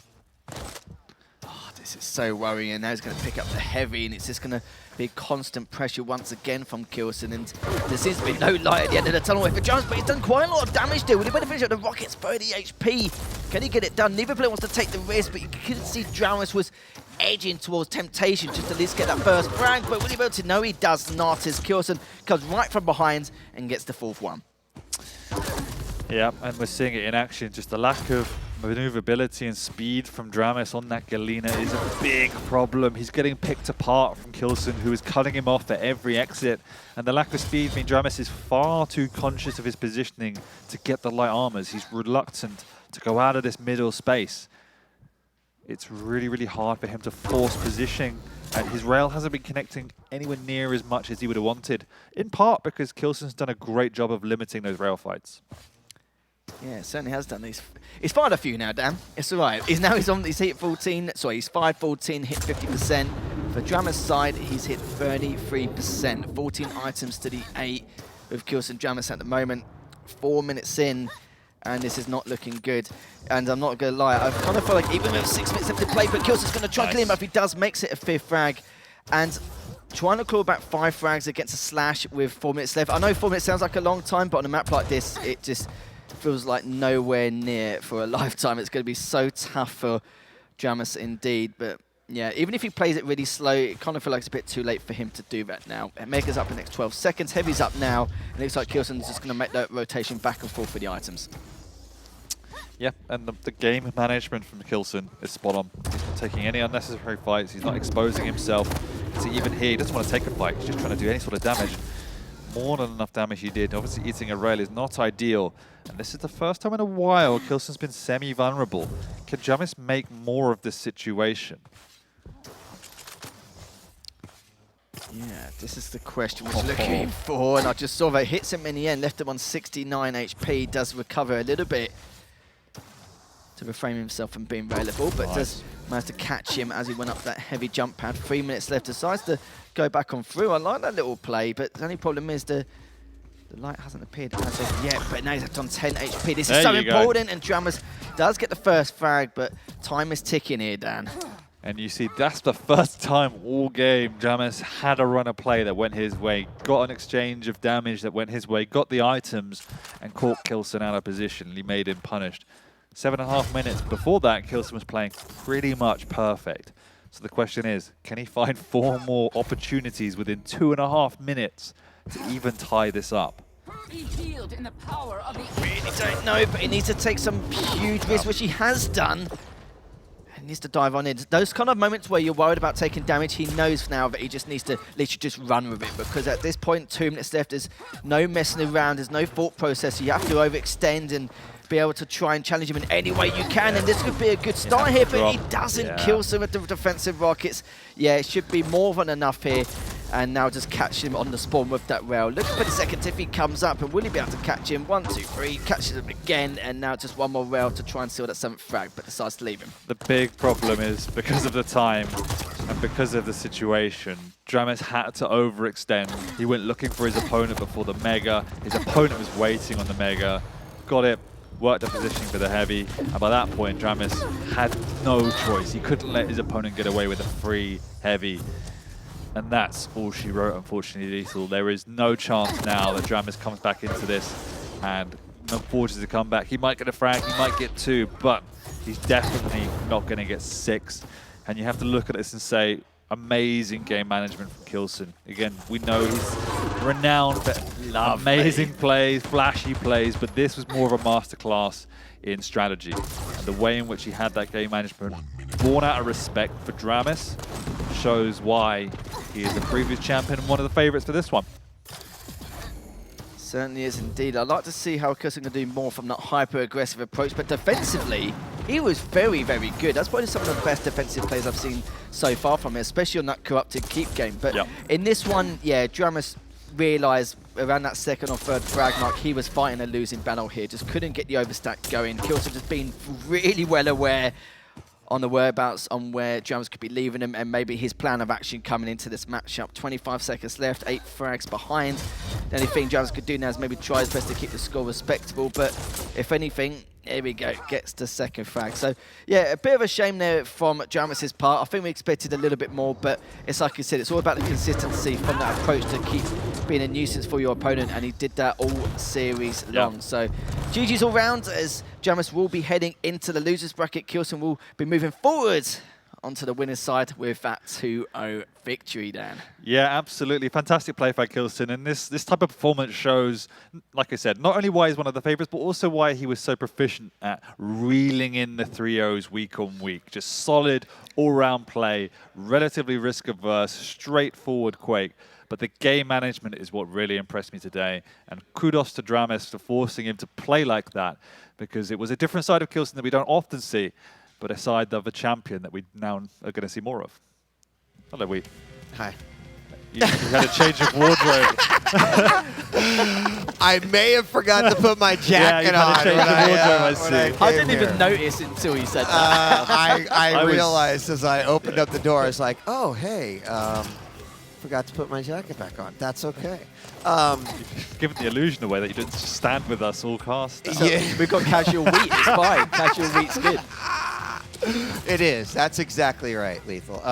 You know, it was really interesting watching Kilson's face throughout the matchup. Like, the smile slowly coming back, that first frag, and then it was like and then after the first game, everyone was like, oh, Kilson's smiling now. He looks like he's having fun. Honestly, he looked great. He looked really good. Solid through and through. I think that's exactly the quarterfinal match that he wanted to play. Certainly, whoever's going to be facing off against him in the next round is going to look at that and be like, all right, you know, yeah, Kilson might have like dropped that map in day one. He's here to play. Yeah, no, 100%. It was, I think, of all the games we've seen, that performance, considering the caliber of player he was going up against, was probably the most clinical. We know we saw vengeurR versus bukster, similar set of circumstances. And that was the same play style, as you said. The respect was there, the awareness from there, and just end-to-end game management was superb. Yep. Yeah, and going that from Kilson's side as well, when you're playing against players like dramiS, Sirius, etc., it's just avoiding their cross. It's all about the decision making at the end of the day to avoid all these aim school players who literally just buy on like this and the aim track and everything else is looking so damn good. But players like RAISY yesterday just avoiding that like the plague and just making sure he feels uncomfortable. Kilson in that map in particular, making sure he feels uncomfortable so that he doesn't pursue with his aim skill alone. But for dramiS, I think we knew that was a losing battle just due to the champion matchup. We said that as soon as Kilson gets that early lead, dramiS is going to be some deep, deep trouble. And we saw that from start to finish in that last map. Yeah, we did. And that means that, of course, Kilson's going to be moving on. He's got a spot in the semifinals, the first of 4 that we will see here in just a moment. We're going to take a break, but when we return, quarterfinal matches continue. This time, RAISY versus Av3k. 2 titans going head-to-head. You're going to see the explosions right here on the main stage. Don't go away. Another quarterfinal match coming at you right after this.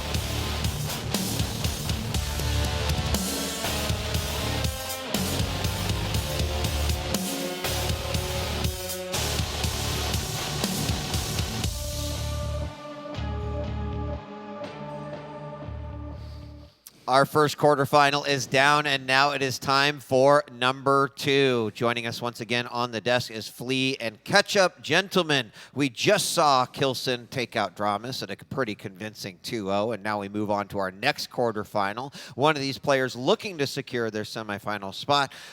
It's going to be RAISY versus Av3k, a pretty spicy one, if you ask me.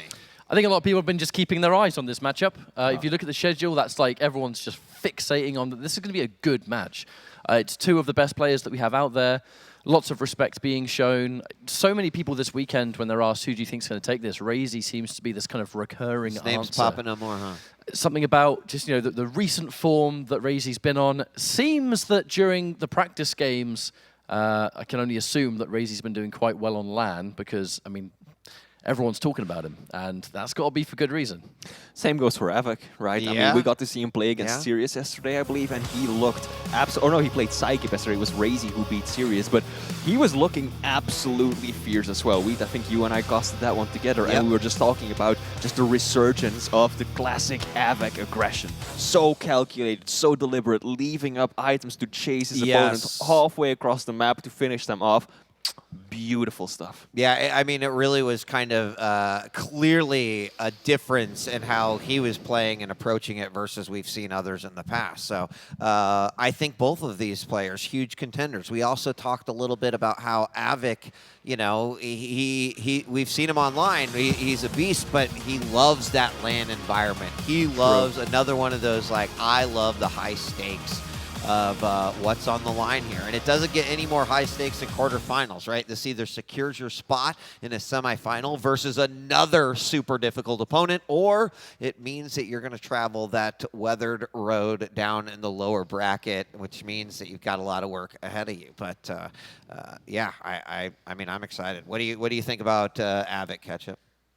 I think that Av3k's just, I mean, the superstar, right? Av3k's one of those players that kind of just oozes charisma in person. That comes out in the form of confidence in the game itself. Every time you watch him play, highly volatile, super fun to watch someone that just has that degree of fearlessness, but with the experience behind him is able to back up so many of those major pushes where someone does something like perfect aggression, someone goes, wow, that's what Av3k would do. Yeah, you know, absolutely. the original of the playstyle, you would say. But honestly, I just cannot wait to get into the picks and bans. I want to see what we're looking at. I want to see if RAISY's done anything maybe against the grain here. I want to see if LAN has somewhat influenced those decisions, because when we look at what RAISY will pick, often you kind of know what you're getting into. You know, a little bit experimental, a little bit cheeky there, you know, a lot of clutch picks. But now we're on LAN, I genuinely wonder if we're going to see clutch at all. I really wonder, because that's a gamble here. Yeah. I mean, we've barely seen any heavies so far, right? Yeah. So, yeah, it's going to be up in the air whether or not RAISY's going to pick him. And now, as we both... Oh, sorry, go ahead. No, I was just going to briefly talk about the match history. I had a second to look into it between these two. And I just want to say that they have played a whole lot of matches between one another, because they have been in the Pro League pretty much from the start, right? And if we look at their most recent 6 games, Av3k has actually won 4 of them, which I thought was somewhat surprising, including the most recent one. So RAISY absolutely doesn't have this one in the bag. It's going to be a difficult fight for either one of these players. Interesting. Well, but we came to the desk and we're like, I don't have the picks and bans. This is going to... Flea's like, I don't have the picks and bans. Let's take a look at the picks and bans so we can finally see what's coming out here from both.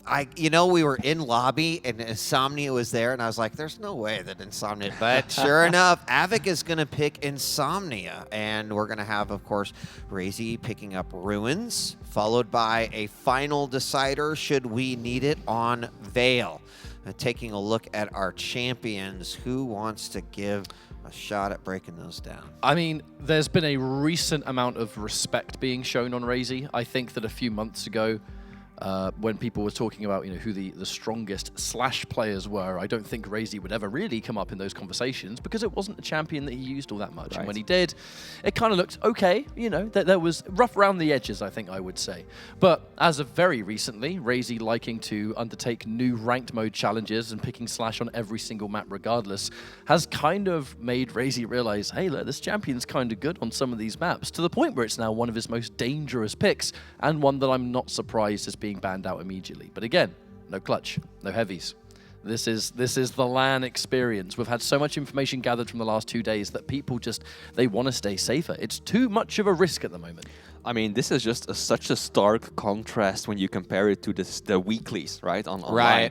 Every single time that someone had the opportunity to ban a champion against RAISY from the get-go, what was it? Clutch, right? You just can't get around it. But so far, Av3k very clearly going the opposite direction and saying, no, Slash, that is the champion that I don't want to go up against today.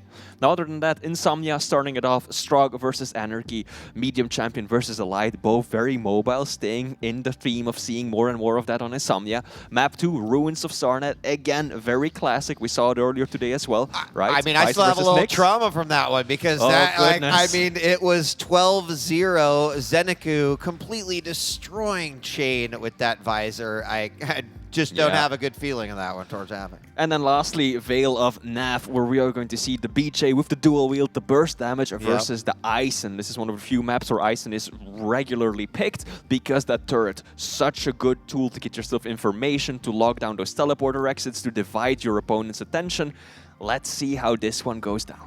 Yeah, and we got a little bit here until the match gets started, but you know, we mentioned it, the Ruins game between Chain and ZenAku. It's so much favored ZenAku in that case, and I would imagine that RAISY is absolutely going to play in a similar fashion. Gonna expect to not see him popping his piercing sight, right off of the spawn. Maybe, I don't know, but really using it more to combat what Av3k might have. So, I mean, I think predictions are getting tougher and tougher, gentlemen, and we're out of like the realm of 2-0s. I think we did say that it was very possible. We saw a 2-1 in the previous matchup with Kilson and dramiS. That was proven to be not right, as Kilson took that with a 2-0. But now RAISY versus Av3k. RAISY has looked, maybe some of the best form we've seen him in a while. Av3k, he likes to be here in the LAN environment. He's comfortable. He's been in the highest of pressure situations. I'm not sure that there are any nerves associated with that. But every player also has like players that they don't necessarily enjoy playing against, players that they might have some trouble with. Where do you think these two stack up in all of that? I want to say 2-1 RAISY. Still feel like RAISY might have the upper hand. We've been talking to a lot of players behind the scenes, right? And everyone's been saying RAISY is looking so good. RAISY and vengeurR are two of the names that keep popping up in terms of the players that have the best preparation behind them, are feeling the most comfortable on LAN. Now, of course, we've seen what everyone here is capable of, including Av3k, but I have a feeling that goes towards RAISY. Yeah. I really have to agree. It's mostly coming down really to the information that we're getting this weekend. We know that Av3k and RAISY have had these really good matches in the past, but when we're talking about the right now, RAISY just seems to be putting a little bit of fear into people, and that often means dominant matches and fantastic practice games. That, if it carries itself over into the tournament setting, RAISY could very much just sort of push forward here and become really the one to watch for the whole weekend. Absolutely. We have only seen in the last 4 matches 2-0 results. And you get to the quarterfinals, and that's typically the area where you're kind of thinking, all right, this is where we're going to start to see those battles go all 3 games. So I do kind of expect that, but also think that both players capable of pulling out a 2-0, believe it or not. I don't know. It's a tough one to call. Still got a little bit here before we hop in the next one. Our next quarterfinal, just as a little preview for those of you out there that are wondering what's next, rapha versus Maxter. Maxter looking absolutely phenomenal as we saw him earlier today. But rapha is rapha. Yeah, rapha is rapha. What more do you have to say, right? What more is there to say?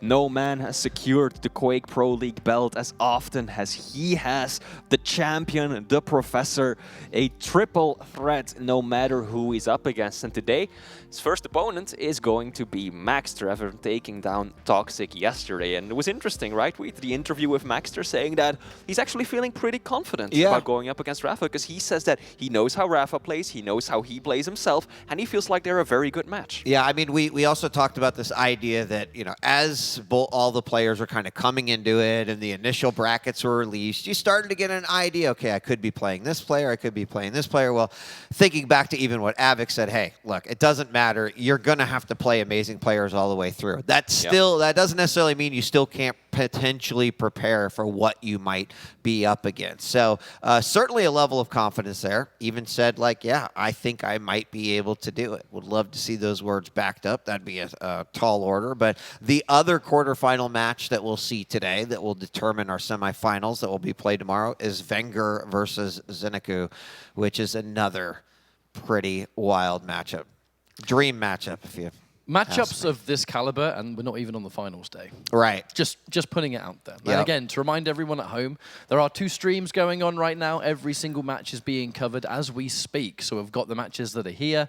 We're currently waiting on, obviously, Av3k versus RAISY. So as soon as we're good to go, we'll be jumping in and checking that out, just getting some settings finalized, I think. But then there's the B stream. So some of the sort of remaining elimination matches that we're going through, all of that can be found on the B stream as well. So have 2 tabs open. That's what I'm trying to say. Yep. Absolutely. Yeah, I mean, we've seen Yup leave us earlier today. I was also just casting over on the B stream where we saw Sip take down Bukster. Very, very close series. It was just a major contrast, right? First game, one of the players was hitting 60% rail, the other one was hitting 10%. Second map, it was the complete opposite. And then all of a sudden, Bukster was hitting 10% rail and Sip was dominating it. And it all came down to that final map. Sip ultimately walked away with the win. 2-1 overall on Insomnia was the decider. So even the B stream got some excellent matches. And of course, arguably even more important because it determines who goes home. And then after our quarterfinal match, that's when we're starting to get into a lot of those elimination matches. At that point, every match that you see right here on the mainstream will be a match for your tournament life. You win, you advance on, you stay alive in the lower bracket. You lose, unfortunately, your tournament life is over. And then get in as much practice with these great players as you possibly can. But yeah, so still 2 more quarterfinal matches coming at you right after this one, RAISY versus Av3k, and then we'll be shifting gears going over to lower bracket. Now tomorrow, just a little preview there, we'll be switching to best of 5. Finals, of course, best of 7 with the 1 map advantage. If you watched Pro League's finals, you probably understand how that works. We'll explain it all later tomorrow. But every single match tomorrow with only 6 players remaining is going to be a pretty wild roller coaster. Which, to be fair, if you go into the realms of champion picks, we're going to start to see how they operate on LAN, because once we enter the realms of more matches to play, you have to play more champions, which is a very strange development because, you know, we're looking at Death Knight being kind of like the last, he's all that's left, so I'll go on, I'll pick him, and then that was always it for a while. And then now in this really strange twist of fate, we're going into a position where players are likely only going to start picking heavy champions because they have to. Right. And then we get to see, well, why are players not picking them? And then you can see them get LG'd into the all the way down, which we did see a little bit earlier between Yup and Cygib. It was the second map, basically Cygib hitting a straight 50% LG, and it kind of felt like that was the only weapon he was using on Vale. I mean, it really has been remarkable, no? Where's the Keel been at? Where's Scale at? Where's Clutch? Where's Sorlag? Doesn't exist in the game. We haven't seen any of them. I think rapha is the only one that we've seen here on the main stage that's at least played Scale. And it was on Vale. So it's like, at least if you're going to do that, Vale makes like the most sense because there's not as much scope for things to get dodged or moved around, and at least the overall utility of a Scale Bearer will fit that map really well. But, you know, we're getting ahead of ourselves, but that is because we are currently waiting for this match to open. But I actually do believe, unless this is a test, I can see the map loading in. We're going into it. Gentlemen, enjoy yourselves. Insomnia, the first map for our second quarterfinal of the day. Thank you all for staying with us. Had some technical difficulties to sort out, but we are about to kick things off. Quarterfinal match, RAISY versus Av3k, Maestro versus Endpoint. This is one you're not going to want to miss. People have been keeping their eyes on this matchup for some time, and for good reason. They always have fantastic matches with each other. 2 of some of the absolute cream of the crop is fair enough to say, Flea, and the new stuff, the Insomnia, the latest map joining the Pro League. Let's begin. Starting it off on the perspective of Av3k. See what he can do with that Strog. As mentioned earlier, two very mobile champions. Strog has a stack advantage, plus he has the peeker. But Anarchy, of course, has that top up, that health boost, the injection, plus the air control. Opening rail does not hit its mark there, but the second one does. RAISY doesn't really take any damage in return, so bit of a basic exchange as we kickstart. But the difference between Heavy and Mega, I don't know if it's long enough for him to challenge though, because Anarchy is going to have to cover a significant amount. And actually, no, playing the patient game, looking like he was going to, interesting stuff there actually. Yeah, there's, I believe, something is wrong. I had seen RAISY not move. I'd seen RAISY not move up there and kind of like the peripheral vision, and I was kind of like, either he's waiting there to like ambush on Heavy, or maybe he was going a different way. But then the moment he was like stopped, I'm like, yes, I'm wrong. Yeah, it's something. Cut it. Take two. Boom. Clearly still some issues to be sorted out with the players behind us. Not quite sure what's going on, but I'm sure that we'll find out any moment now. Yeah, it looks like we're going to get another lobby restart just to make sure that everything is performing exactly as needed for such a high-stake, important matchup. It's a shame when these kind of delays happen, but at the end of the day, this is a very serious tournament. Absolutely. You know, this is there's not going to be any do-overs here. Yeah, you've got a second tournament life in lower bracket, but neither of these players want to be in lower bracket at all. So it's one of those things where you're stuck with us for a little bit longer, but rest assured, as soon as everything's good to go and ironed out, we will be jumping into Insomnia and starting things off strong. Yeah, I mean, there's not much to talk about in that opener yet, because RAISY had just essentially been sitting idle several seconds into the map. Though, you know, a good like 30 seconds. I mean, hey, who knows? Maybe it's a new strategy, right? You just take your hands off the mouse and you just completely throw your opponent off. We've seen Cooler do it, the Cooler dodge. It's incredible to go up against. So who knows? But no, this definitely was a bit of a technical issue that we are now trying to resolve before we will continue and resume the very first map in this series. Hey, man, it was going to happen eventually. It had to. I mean, as far as day ones go, day one actually went quite well. There was like no substantial delays. We didn't have to cut to like a. We didn't have to do that thing where we're having some technical issues. We'll cut to a break. I'm not going to say anything though, because there's a possibility we might have to do that at some point. Maybe not now. We are still trying to fix it through. But you know, day one was quite good, wasn't it? We had a lot of good matches. We had a lot of good matches. It really was. Yeah, I can already imagine Twitch chat going, "Oh man, these casters! Like the players are ready to go. They want to go, but the caster, we just love to talk so much. God, we're I wish these two casters would shut up so the match could start. You know, the common misconception of productions behind the scenes going, well, hang on a minute, I'm not going to start the match. They're on a really good point. Let me just finish what they're talking about, and then we'll start the lobby. Actually, speaking of which, I see the lobby has resumed, so hopefully. I'm not promising nothing, but if it works, we're in a great position. Because remember, this is a high-stakes match of two of some of the very best. So let's see if this one works out. Thank you all very much for joining us and sticking with us during this. It's going to be take two. Cut! Both players happily jumping around in the warm-up, so that means that we are kicking it off again on Av3k's point of view. Still on the Strog, nothing has changed in that regard.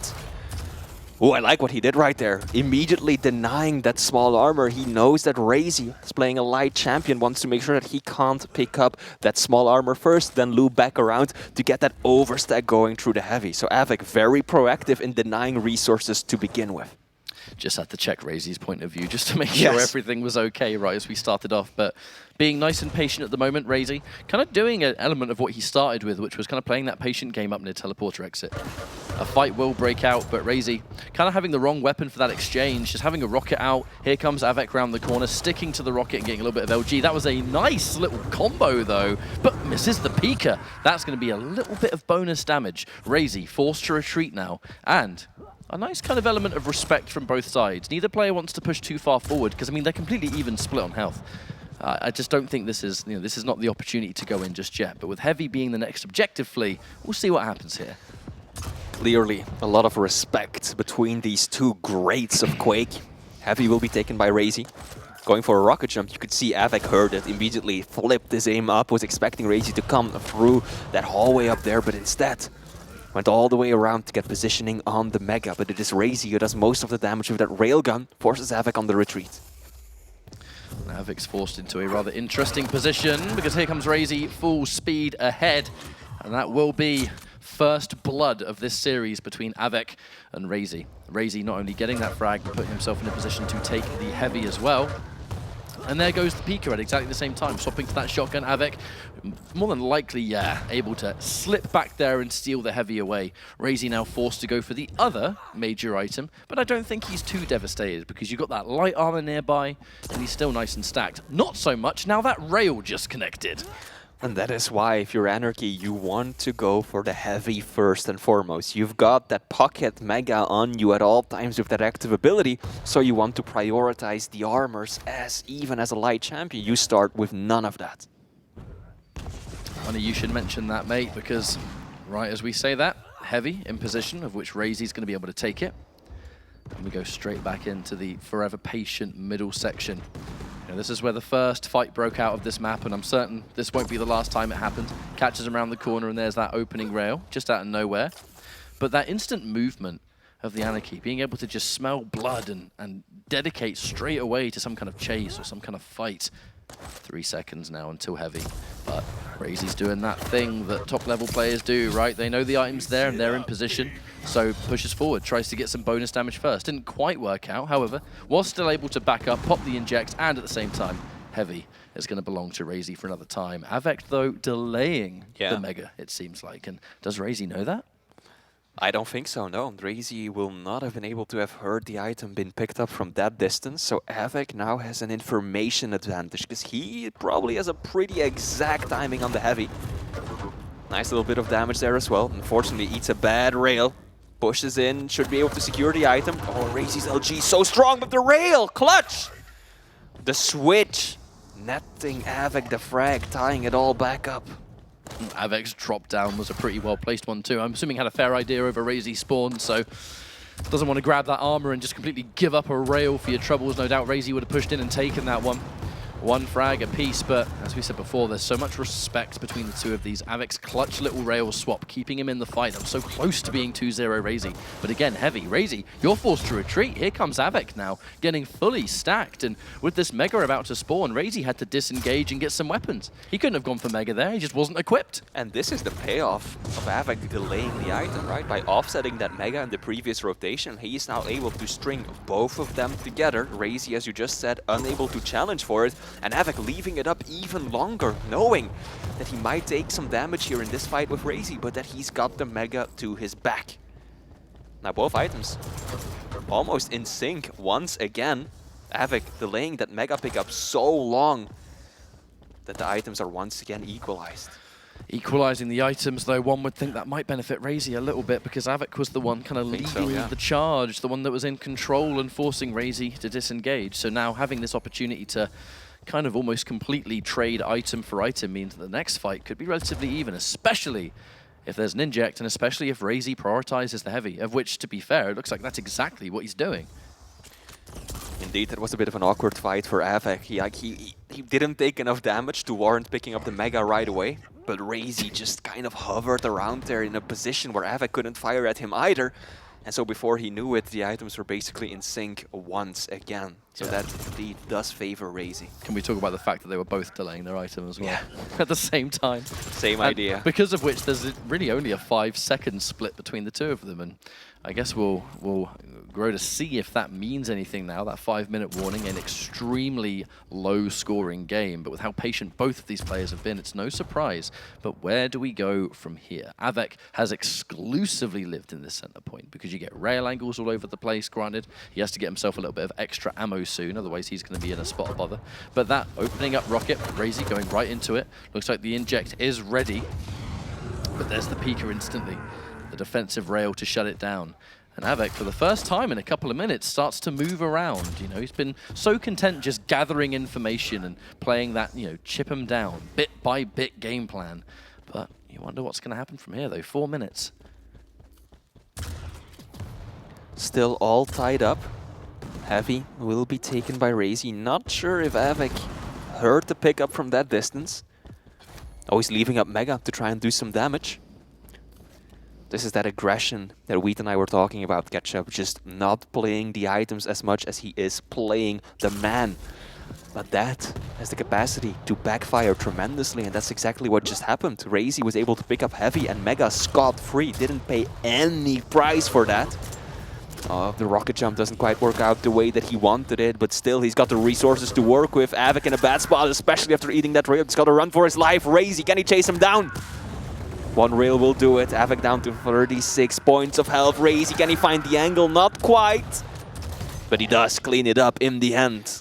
That was such a shame for Av3k, and even more so that giving up those items as RAISY goes and builds himself for a rather significant push that we saw just work out perfectly.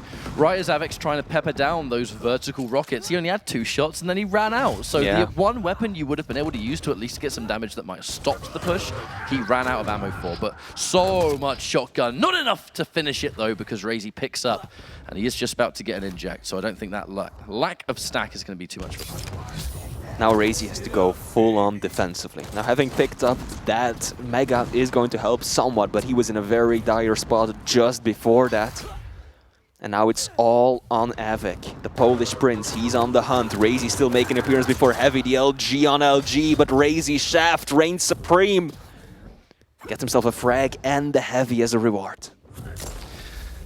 And with how long it took to get just 1 frag apiece and actually start to break away, the fact we have 2 minutes left is a problem for poor old Av3k, because RAISY, the momentum is now on his side, so is the stack, so is the weapon, so is the control. I mean, everything's working out perfectly. Even down here, Av3k is sitting down near where the jump pad is with the rail angle.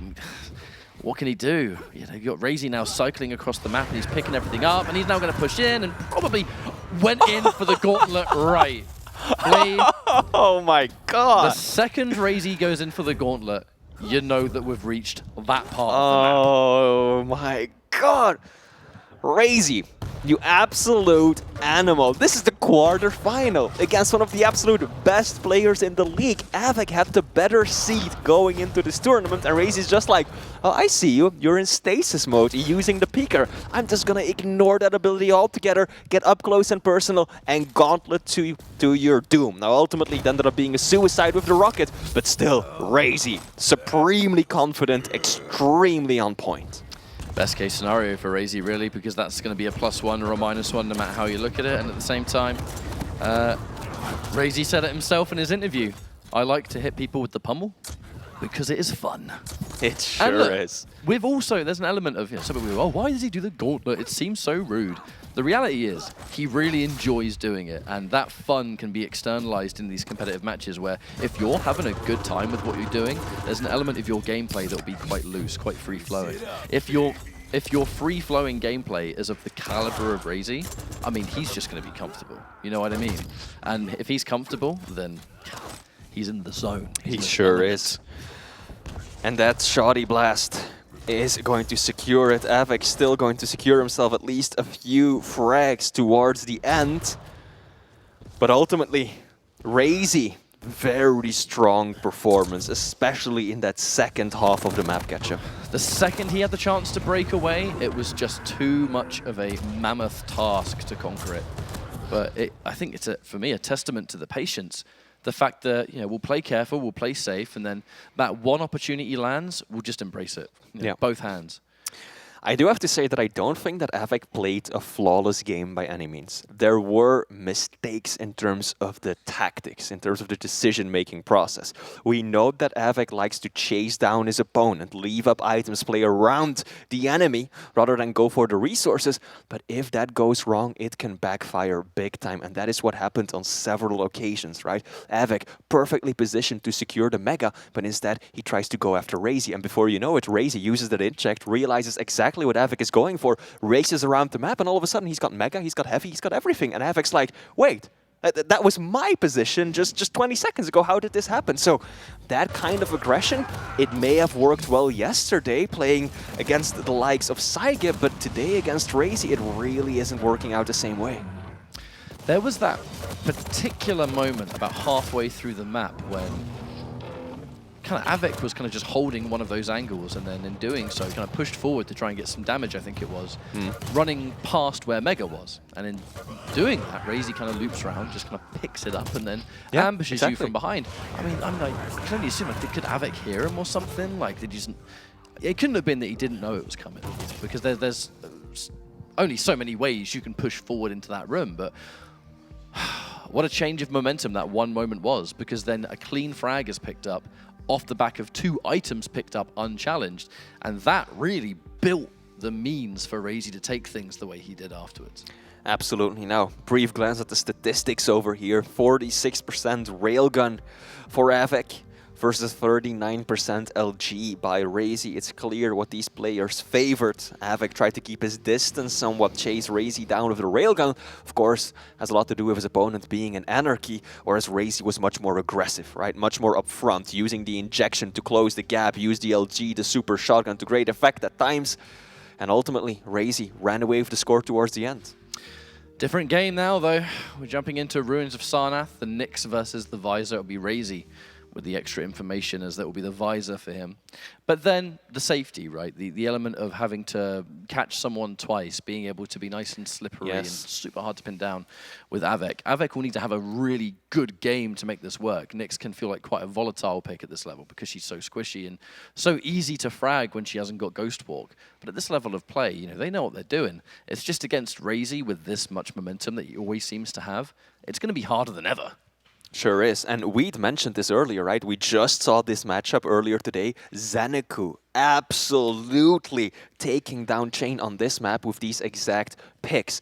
Maybe it's a Maestro thing, you know? Pick the Visor against the Nyx. I mean, it's not an uncommon pick by any means, but maybe this is something that they've really, you know, worked on, that they've practiced on, that they've figured out works exceptionally well against certain opponents, and that is just a game plan of the team going into this. So let's see if Av3k will fare better on Nyx than Chain did earlier.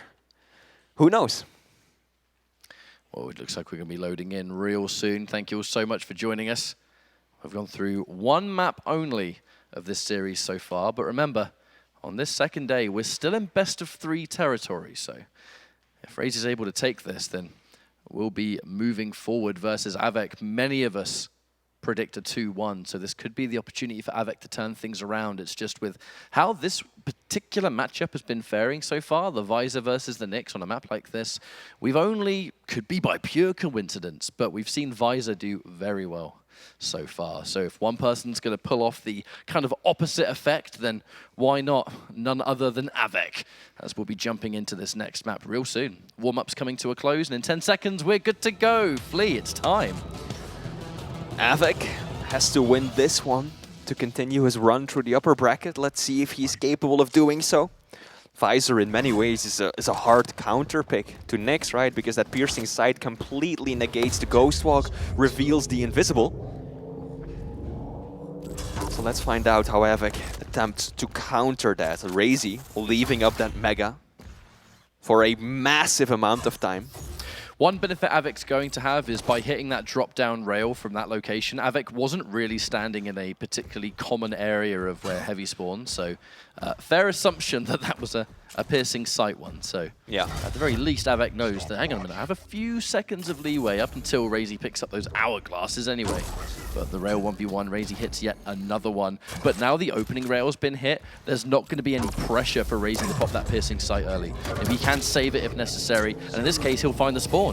And that is another devastating use of piercing sight, is getting a frag without needing to use it, and then just straight up seeing where they spawn. There is indeed quite a lot of strategy that goes into using that piercing sight, right? In some players, in some matchup, they pop it the moment that they have it available. But in other circumstances, you might want to hang on to it, especially when playing against the Nyx, to negate that ability of hers. Now RAISY landing a good rail, but Av3k is the one who drops down onto the heavy first, and now it's a race for Mega. Both players making an appearance. RAISY takes a rail, but is able to slip on through, secure himself the Mega. And now both players similarly stacked, with Av3k having a slight advantage after having picked up that heavy. Av3k wasn't really in a position to force it. I mean, yeah, I know he'd hit a little bit of damage, but he only had a nail gun and a rail. So in most circumstances, Av3k's like, yeah, I think I'll back off and take that LG and build myself up a little bit. If he's in position for this heavy, of which he definitely is, he's now quite healthy. Forcing the Ghost Walk, though. Okay, hang on a minute. The Mega does get picked up. These rails are going to be so important to nullify that. Oh, nice reaction by Av3k. Perfect read. He figured that RAISY was going to jump up on that broken piece of wall to get that high up angle, and he countered it perfectly. And now RAISY is the one sent to the outskirts of the map, cannot contest for any of the major items just yet.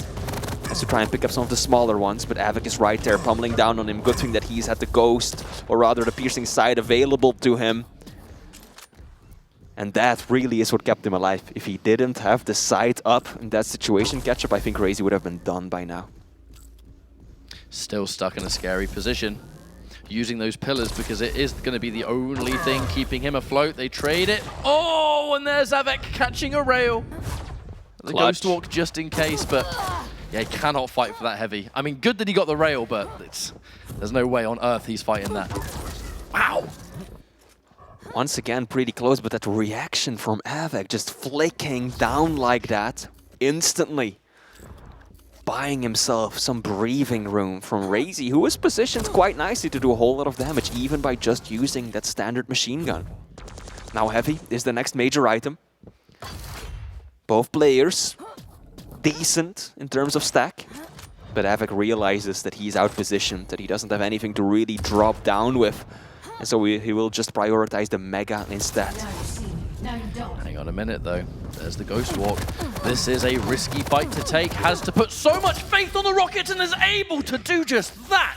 I was going to point out the fact that he had no LG ammo to his name, so taking that mid-range fight was a risky one, but how is that for confidence in your Rockets? It absolutely was, and how is that for confidence in your rail? RAISY just jumping clean across the gap, railgun in hand, making Av3k pay for that transgression of earlier, and now Av3k does not have the Ghost Walk available, but those Rocket, that was a direct. RAISY misses an important rail that would have been the kill shot. Can he find the angle? Yes, but not before Av3k secures himself a small armor. Surely RAISY is not going to let him escape. Oh! Catch up, that's so bad, that final Rocket. Yeah, exactly what I was thinking of. That final Rocket brought RAISY down to such a low amount of stack that Av3k was able to chase him down from the spawn. Yeah, I don't particularly think that Piercing Sight really helped him there. All he did was see his incoming death. Yep. However, on that note, 3 for 3. The on-the-spot capitalizations are thoroughly impressive so far, and that's one of the things that can make both of these players so scary, is that they know what they need to do. It doesn't matter if they've been fragged or not. They've got your stack in their mind all the time. So yeah, I've just gone down, but I know where you are. I know where I've spawned, and all I need to do is just rush in once again, pick up a nice little bit, and then we're good to go.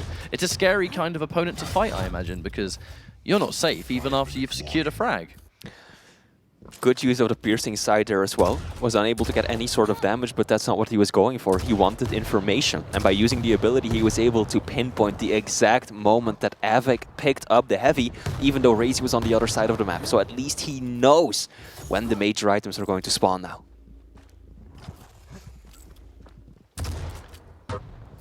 Surpassed that halfway point here in this. You can really feel how close things are currently faring. Neither player wants to overcommit just yet. Av3k looking to cut off the potential escape points. What a lovely, lovely position to stay there. RAISY thinking he can be a little bit cheeky and double back. Av3k ready for every single position there.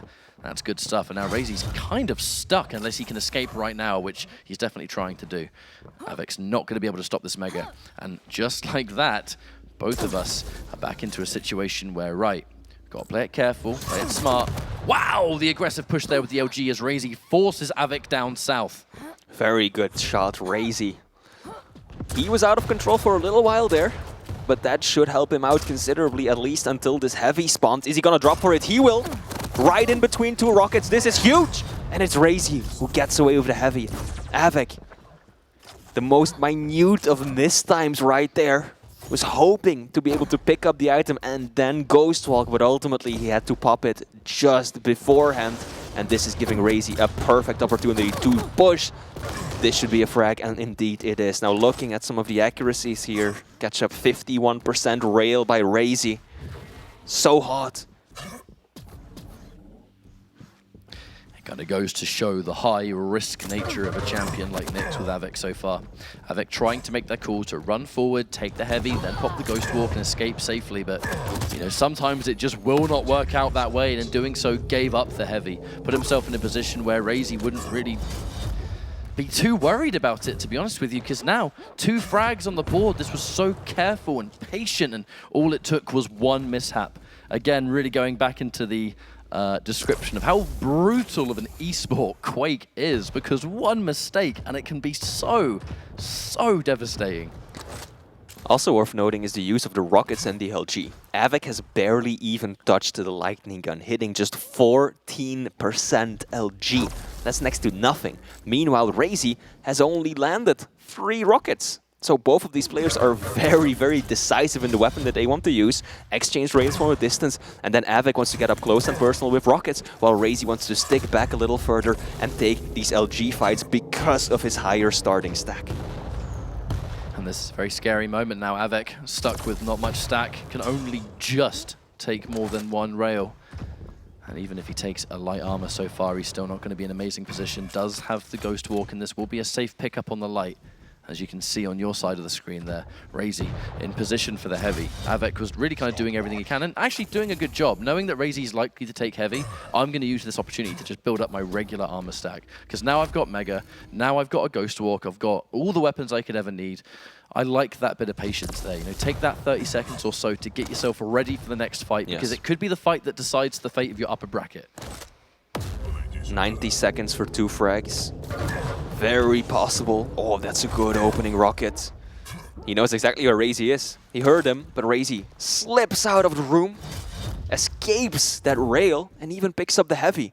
That's bad news for Av3k. He was really hoping to do some more damage in that exchange. Yes, he will be able to walk away with the Mega, cleanly so, but RAISY is being slippery. Oh, he's gonna hear the bounce pad. That's a bit of a Ghost Walk wasted. RAISY wasting with the LG. Okay, no!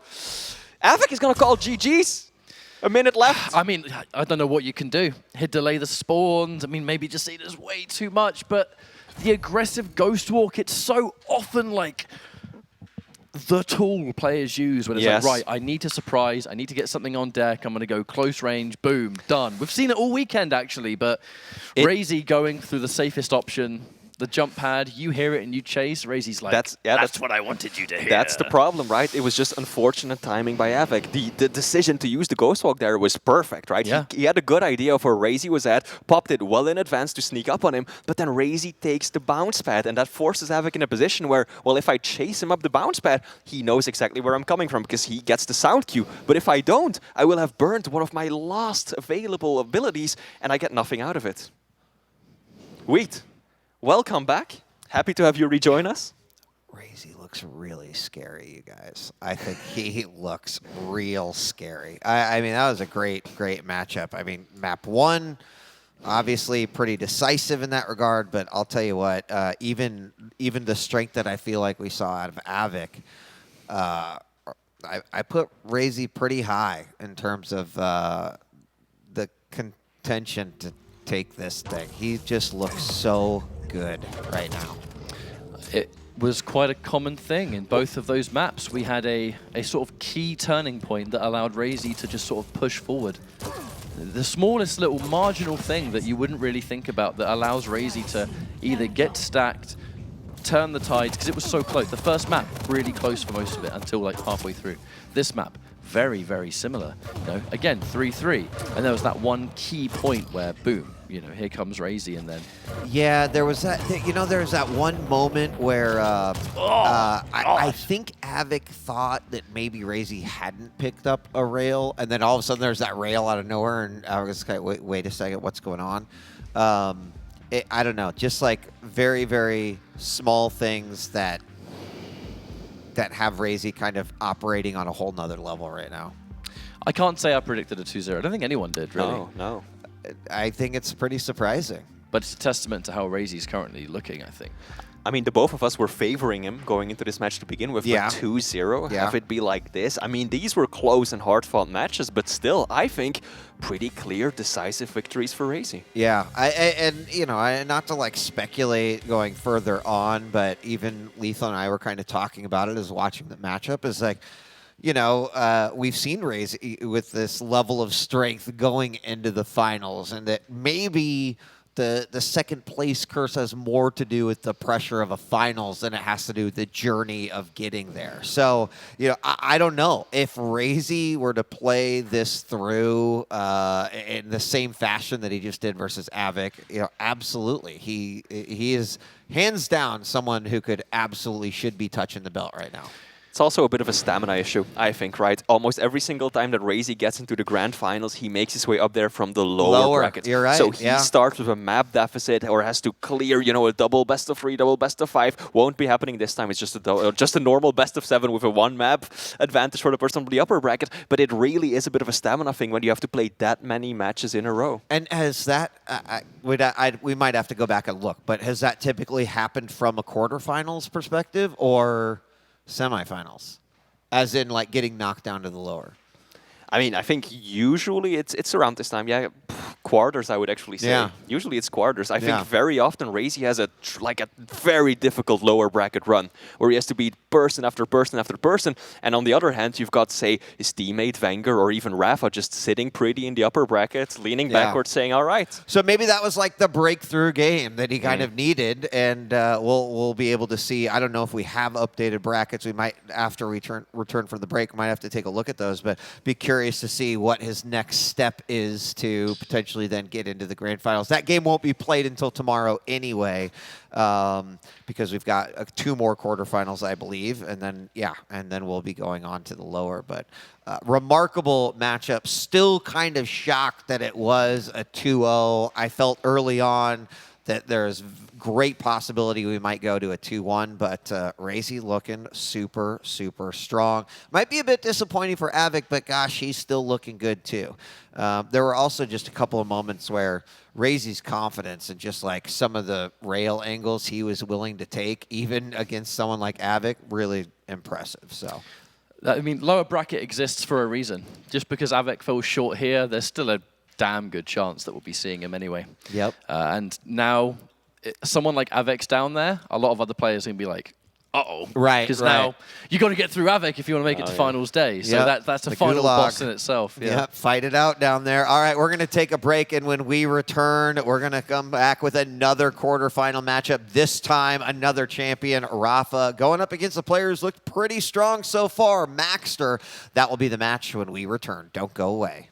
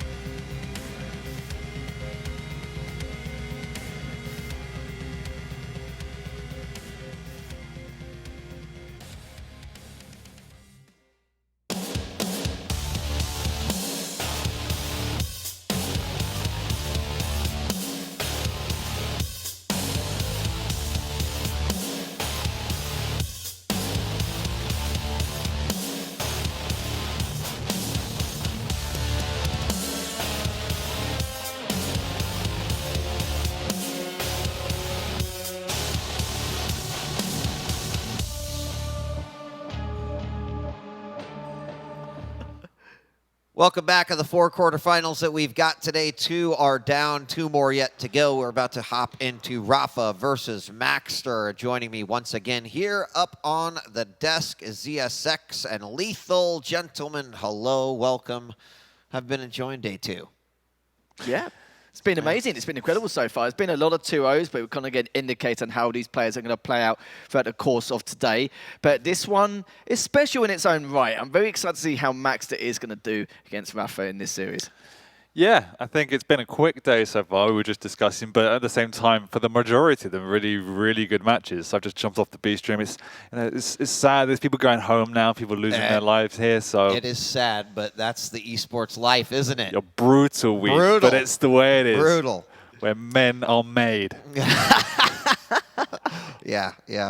So like that. No, I mean, even the 2-0s have been, you know, there's been some surprising. I mean, we just saw, obviously, RAISY versus Av3k on here. It was a 2-0. RAISY looking incredibly strong and powerful. Av3k still looking good, but a showcase of there might be some hungrier wolves out there. I don't know. We'll have to see. And this might be the case of one right here as Rapha taking on Maxter. Rapha, I think everyone knows exactly who he is. Three-peater, someone who is 1,000%. God, I just saw your watch for the first time. Holy crap. It's like a whole computer. Oh my God. What the hell? This is Rapha right here. And, you know, looking to bring that back. Admittedly, someone who has very high expectations of themselves and of their play. And, you know, I think what he sees in front of him right now with Maxter is definitely a formidable opponent. And I think Rapha has always traditionally given so much respect regardless of who he is playing. 100%. I don't think I've met anyone more humble or continually striving for improvement, right? And that's no disrespect to anyone. It's just considering how long he's been at the top, to sustain that is impressive in itself. Like, not even just within Quake, across any esport, it's insane. But you just mentioned it. He's going against someone he's actually notoriously struggled against. From the very first day he joined the QPL, Maxter was very raw, but still taking maps off Rapha. And he's somebody that has developed so much over the last year or so. It's been really, really impressive to see. And let's not forget, this is also his first LAN. He came to London, but they wasn't LAN server. This is a new environment for him, and he's somebody else that's just taking it in their stride as well. Yeah, I totally agree. I kind of feel like over the course of time, Maxter, we know he's got that speed and name skill behind him, but his adaptation has improved, especially this season. And you're right, before he was able to adapt and he was a bit more predictable at that stage, he was still giving Rapha trouble. So the more he's going to improve with that dual experience, the more problems Rapha's going to have against him. I think even for Rapha himself, the only faults he really has is his aim skill now and again on those rare occasions, but still wins out his matches outright with his big brain plays, his 200 IQ plays he makes. But again, that's his veteran dueling experience overall, which Max is trying to catch up on. So both have their pros and cons going about this matchup, but you're right though, Dan's absolutely correct. Maxter has definitely given a lot of issues to Rapha in the past. Yeah. Well, let's take a look at the picks in the band so we can jump right into this one. And I don't have them in front of me, which is great. I want to be surprised here. Is Deep Embrace going to be the first map here? And then Rapha choosing Vale, finally going on to Awoken as the final map. And automatically, I think, you know, should we go 3, we're going to see some great action here across the board. But what are you laughing at, Dan? Look at Vale. Another amazing respect ban from the most respected player in Quake. I mean, just can't deny the power of the scale bearer. But that's what I'm laughing at. So we actually have Deep Embrace on Max. Do we know how much he loves that map? Interesting to see. I'm sure Lethal will have some stats there, but why Rapha banned Insomnia specifically in this matchup? Not entirely too sure, because Maxter picks Deep Embrace at any occasion. He does ban the Athena, which is very, very smart. It leaves Rapha with a multitude of choices, but he opts for the Ranger. Obviously, another pick where you can pick up the tempo, use the orb and the passive really, really well. But the Strog, also a great pick. We have Vale, which we know Rapha will pick if it's on the table. Yep. And he picks the Galena. Now, that's interesting. Yeah, it certainly is indeed. And just going through this map pool, interesting to see that Rapha's banned Insomnia, even though statistically ZenAku and Awoken, it's not been his greatest maps, but it hasn't for Maxter either. So he just basically banned it for Rapha anyway. Deep Embrace is definitely something we would normally feel like, but it's in Maxter's court, of course, that's why he selected it. Vale, we always hear these situations where he enjoys that map, he feels like one of his best maps, but a statistical standpoint, it's been umming and ahhing about, how good he can be on it. I suppose it just depends how it goes his way, and also goes for that champion picks as well. But even looking at it, though, it's going to be very tough. And we do have Awoken, so I do feel like the map choices do favour Maxter to some extent here. And yeah, it is also interesting that on Vale, we don't see an Aizen, we don't see a kill. But Galena is normally one of those picks where if someone does select an Aizen, etc., then Galena is a very good pick just to try and help her out if she's in a spot of bother. But nice seeing that Death Knight once again. I still think it's a good pick here. It's a good pick. Yeah. I think I can see how Rapha could approach that. I mean, a lot of different ways. But yeah, I mean, what would the alternative? Well, no, I'm just saying on land, we are on land. Sure. Online, we are. On land, heavies seem irrelevant. People are just avoiding them at all costs. Online, I would have expected a Keel or maybe a Sorlag to pick up that aggression, right? Yeah. But nobody's picking them. And it's not to say Galena's bad. Galena's amazing on this map. It's just something, Rapha often goes for the stack or the speed as an advantage in the picks. And here he's just gone toe-to-toe on both levels and said, I'm going to out-strategize you, which he could definitely do. I mean, we have mentioned it a few times that, Rapha even said, like, hey, there's a meta of every tournament. Yeah. So far, the meta's been like, stay away from the heavy. Basically. But the only person who has kind of avoided that has actually been Rapha. Even in this case, he's like, pay attention to what's going on over here. And, Scale was banned, so I don't know. Yeah, that's pretty much the only heavy we see consistently, and not just on Vale, as we talked about. So it's a really good matchup. I think, in prediction-wise, I'm going to still side with Rapha for a 2-1 again. That's pretty much been the norm between these two. But a lot of people in the back are saying don't sleep on Maxter. You've got your stable 6, everyone's looking at for top 6. Maxter's one that people are expecting could break that kind of monopoly at the top.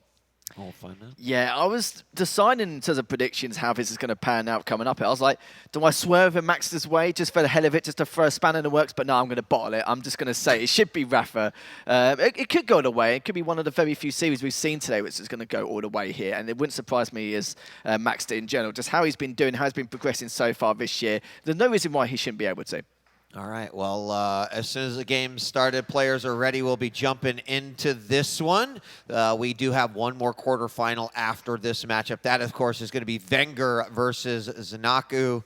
Another great one in front of us. Then we'll be going to the lower bracket where more players' tournament's life will be over. Brutal, like you said. It is brutal, but this is esports, like you said, so you just got to deal with it, right? Yeah, there's no participation awards at all. You only one winner, everyone else, unfortunately, not. So, yeah, I mean, I think this, for a lot of people, they're looking at this to not only see, like, what is the potential power level of Maxter, but B, Rapha, is he the Rapha in championship form who is ready to potentially take yet another tournament? Could be kind of at least made a bit more clear after this matchup. So Lethal will check in with you after the match is over, but we are now hopping into Deep Embrace and looking forward to seeing how this one will play out. I'm also just really excited for the maps. Like, we've seen a lot of slower placed maps, CK and Ruins today. Now we've just blown it wide open with Deep Embrace, Vale, and Awoken if we get there. So 3 of the most intense maps in the map pool. And we know Maxter loves Deep Embrace. Stuttering really badly. Possibly. It looks like we may have to delay things just a little bit due to the technical difficulties. So I think we're just going to hold up for now and just keep on going and just see exactly what happens until this match does eventually begin. But it looks like they are going to do a restart and just go through and restart this game anyway. But going back to, though, yeah, this is why I bottled it and I wasn't really too sure who was going to come out on top, because Rapha is one of the very, very few players in this kind of environment where when people do transition from online to LAN, what you get online with Rapha is identical, exact replica of what you get on LAN. And even at the top level, some players do make these subtle little changes here and there, which I think is going to help better themselves, or just don't want to take too many risks, considering they want to try and play like they do online. But it is a very tough road, and it has been in quite a few years, of course, since they've been playing in a LAN environment. But because Rapha plays exactly the same, people know what to expect as well, so it could be on a shoe on the other foot. But for Max, though, he's not fussy. It's kind of very similar to dramiS, how he wants to try and progress and how he's going to defeat his opponent with that aim skill and the speed alone. But yeah, it's nice to see that as he's adapting and getting more of that dual experience, it's going to give Rapha a tougher road in this series. Yeah. I'm still blown away that you are wearing like a grandfather clock on your wrist. I don't know why I'm so distracted. I thought you meant mine then. But it's just like, did you see this, Lethal? Look at this thing. It's like, I don't. Mine is puny compared to yours. That's awful. Yeah, it's a representation of stature. So, you know, so basically I'm awful. I didn't say that, but yes. So, you can borrow it if you want, Wheat. I know you're trying to look hip with the kids with your bomber jacket and your iWatch. But I do not have an eye. It's not an iWatch. It's a Fitbit. Oh, who has a Fitbit at 22? What are you talking about? It's like keep track of my steps. I like got my. You get your squats in mid I cast. get my Sparty arms out, yeah. squats. Yes, exactly. So, all right, hey, we're loaded into the map. It looks like we're gonna play. So I'm gonna cast this one with ZSX, and Lethal will check in with you when the game is over. I think we're going in. Starts at 3, 2, 1. We are live, ladies and gentlemen, going into our third quarter final of the day. Looking through the eyes of Rapha. And Deep Embrace. Deep Embrace has been making some showings here and there, but not as much as I think I would like it. I really kind of am fond of this map. Yeah. And I don't know. And we've seen some more unusual picks coming out on this map in the past, particularly with someone like RAISY, who's been prioritizing Slash, in fact. But these players opting against it, going for the old school in Ranger and Strog, the tried, true, and tested. And obviously, Rail is going to be a huge part of this particular engagement. And Maxter's winning it so far. Yeah, some good map awareness there from Rapha. Ooh, Maxter with some of his own. A nice rail. There is a trade there, but Maxter looking good with the better stack. And, you know, expect, I think, what I would call sort of a pretty traditional style of play from Rapha, where he likes to feel out his opponent. Is my opponent hitting rails? What kind of routes is my opponent running?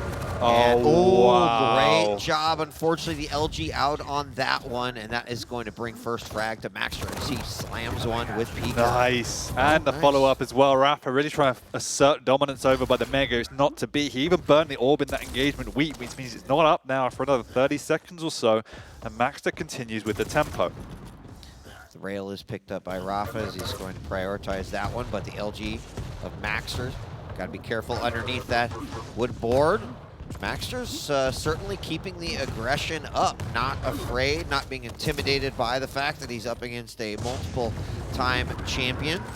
We're going to see Peeker quickly go down, and now Mega is up. Scary moment here for Maxter as he's trapped over the side, bounced up. Great LG, but Maxter holding on and keeping that bead alive. 2 minutes in, Maxter's up by 3. And as great as Rapha is, and as often as it does work, he does have a habit of basing his style around just bull rushing all of the items. I just need to take the item. I will bully you off the items. Now it's working, but it's cost him 3 frags so far, which is that hyper aggressive style.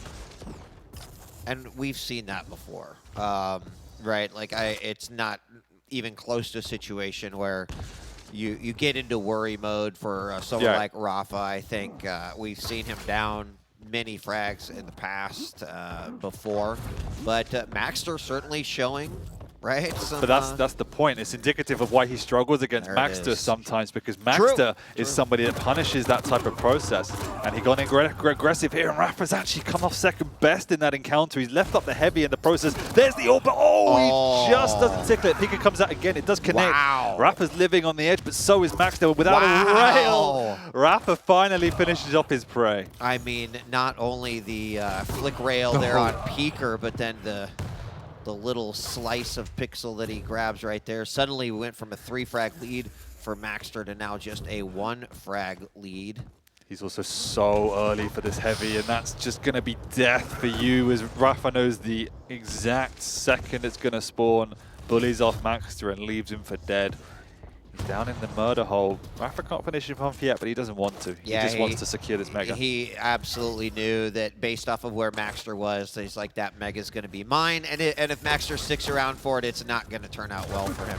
And Peeker come out again. No rail used on that. Just clean it up with some machine gun. And Maxter very, very low, so has to be careful. There's only a little bit of health over on that side. He's picked up what he can. Rapha with the better stack on top of that heavy. And now in the rotation back over to the Mega. Huge Can stack. he find a rail? Needs a second round to feel a little bit more comfortable here in this engagement. But as I say that, Rapha picks up a Mega, regains all of that lost health. Critical rail that he just missed, and he's even lost one of his own from Maxter's perspective. And again, he can't get a foothold on this map whatsoever. The split on the major items is so large, and Rapha's being so efficient around the map that Maxter is left for dead. Big read right there. Rocket jump up to the top. Peeker comes out. He knows exactly where his opponent is. Around the corner, direct rocket. Second one, and that one hurt. Rapha now taking the lead 4-3. A nice pair of rockets. But Maxter with that LG, anticipating the go for that Mega, was right on it, but not a whole lot he could do. No, and Rapha's got 3 items on rotation at this point in time. That's the big problem for Maxter. Even getting the lights is pretty hard, let alone trying to challenge for any major item. And on a map like Deep Embrace, you just have to. Maxter started off strong, but some of his rails now are just not connecting, and that's always been one of his best assets. So needs to find a way to string together a couple to feel comfortable to pick up a major item. And now it kind of comes down to, like, how am I breaking the cycle, right? Yeah, Rapha exactly. is always looking for that level of control right here.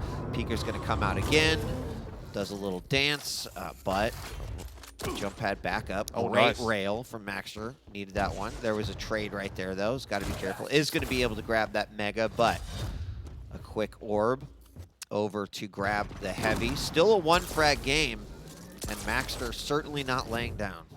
Not at all, but he has got himself back on the map. However, because, as you pointed out, the vast majority of those are trades, Rapha's still in a decent position. Maxter's also not experienced this high ground for a good couple of minutes, and that's been massive for him and limiting his output. Good trade from Maxter's perspective there. And now the items are split up, so Maxter is building his way back into this set. And in spite of the dominance for Rapha for the last 5 minutes, it's still only 4-3. Yes, an interesting little exchange there, as both players knew that the other was likely going to grab the major item, but Rapha went around for that heavy. Maxter, No way! Kind of whiffs that orb right there. 4-4, and now on the LG off the top, and Rapha brings that back. Unfortunately, machine gun down. We're tied yet again, 5-5. Can't cast under these conditions with the aggression coming out from behind us. He had a right to be pissed there. So I don't know how Maxter got away with that one, but you know that's part of the game. Tilt Shane and you're in with a chance. Great rail from Maxter. Yet again, he's looking for the shot, the opportunity. Huge rocket as well. The peak is just tilling around. Finally, Maxter gets the frag and the lead. 5 seconds to go. Rapha can't even pressure this. He's got the orb, but he hasn't got the weaponry. He won't be pushing this. Surely, oh, he is just before, but it doesn't work out. I'm not sure about that one, Wheat. Yeah, I mean, had another set of weapons, but off of it again. No There's the way. LG. Rapha wins that one, but it is a trade as the RL comes out. 6-8 now. There's about 3 minutes left to go. Rapha down by 2. Maxter still holding on, bringing it back, climbing up against that wall, and did a great job. Didn't panic. Let Rapha have his room. Struck when the opportunity was there. Now we're going to have the heavy coming up here in just a moment, and I think this is going to be a pretty important item in the grand scheme of things. Man, that push off the spawn with the LG was huge. The fact that he got the trade and got the spawn, that's kept him in this set. Rapha, though, isn't connecting with the rail, should I say, and Maxter is. This time the Pika doesn't work, but Maxter's in the vicinity, and Rapha's just going to dominate that high ground and say, you can't get out for free. Look at Maxter trapped like a prey, and Rapha bullying him in that corner. That repositioning from the orb was fantastic. That was absolutely fantastic. He saw it, anticipated it, and unfortunately, Maxter couldn't really respond quickly enough. It meant he was kind of trapped back at the side, but Maxter's still been doing a good job, like holding on and trying to reclaim some of that lost ground with those rails. He's in a tricky situation now. He just can't take any items at this point. Hasn't got the right weapons either. He's worked his way around the map, but hasn't got a rail. He's heading over that way now, but rapha's going to be coming and coming soon. He's also got the orb to push in for. You need another rail, Maxter, to really challenge for this one. Then there's the orb. Rapha is taking a lot of damage. He hasn't got the right weapon out either. He goes on up, and he's been converted. More desperation, it seems, from Rapha. The frustration is real as Maxter's rail begins to connect. He's going in aggressive again. He knows he hasn't got time to let Maxter run the map, but this time Maxter holds his ground. He does. Very, very close on that one. LG yet again. It's been Maxter's go-to. He's got to be careful, and Maxter's going to get another LG kill. That makes it 7-10. That could be pretty close right there. Maxter now has to protect this lead a little bit. The aggression from Rapha is real. Big, big rocket coming out. Maxter's just going to put himself behind the hallway. He is going to go down. There's still 40 seconds remaining. Heavy is going to be up. That'll give at least one more charge chance here for Rapha. The way Rapha's playing off of the spawns here, just it feels so reminiscent of old school Quake. You don't really see that in Quake Champions of just, I'm going to run at you and bully your man back into this map, but he's going to have to do it again with 20 seconds to go. If he needs it, it's going to happen now. He's found Maxter, but he's converted him as well. He's got the orb, but he decides not to take it. He's trying to force the spawn, and Maxter holds it off. He's going. He's got an LG, so he can take this fight. As long as he doesn't get knocked into oblivion, he should be okay. Rapha has to drop. It has to go now, and it's just not enough. Damage. It's not. No, the Mega there also helped out Maxter tremendously in that final exchange. That's going to make it a score of 9-11 and some back and forth. You know, great start there from Maxter. Rapha crawling it back. And it was about that mid-level point. Yeah, you pointed out the damage right there. 4,800 for Maxter. I think, what was it on the other side? 36? 36, yeah. 1,200 more damage. No, that's just the way Rapha plays, but it just shows you the level Maxter was at. And I didn't even feel that Maxter was being as clinical as we've seen him in the past, but he was doing what he needed to. Rapha, though, was just running and running, trying to use all of the stack, but Maxter's resilience was profound. You know, I do think one of the big turning points of that matchup was the orb over the heavy to try to get back there. Right there, we just saw it right there. I mean, where he also sort of exited the orb, you could imagine that fight going a lot different if that heavy was there when he exited. Boom, picked it up. It's just a little bit past it. The momentum takes it a little bit past it, and then there's not much that he could do. Rapha, though, showing like, hey, I'm not going to give up until this very last second. Was close here, but again, you look at that health, 140, that Mega essentially won the game for Maxter. And I don't want to say it was uncharacteristic, but there were definitely some moments off of the spawn where he just plus forwarded into Maxter. They worked out, actually, so maybe it was well calculated, but you know, it did seem slightly too unnecessary. And then we saw similar frags over by the heavy where you're like, this is a really low chance it's going to happen, Rapha, and he got converted off of it, orbing up twice onto that heavy area, trying to steal it away.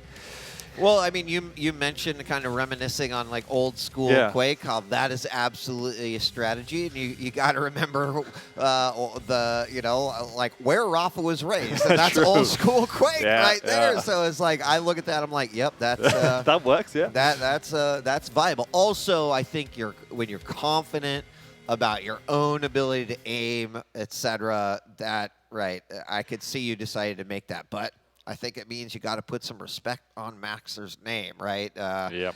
And he's shown that he's hungry. He wants this. A few people, even during the interviews, had said, "I'm putting Maxter's name on that list as someone who I think has the potential to do some damage." I mean, you know me. I've been a Maxter boy since the Kakar days, so like, it's I'm still there. I'm still rooting for him.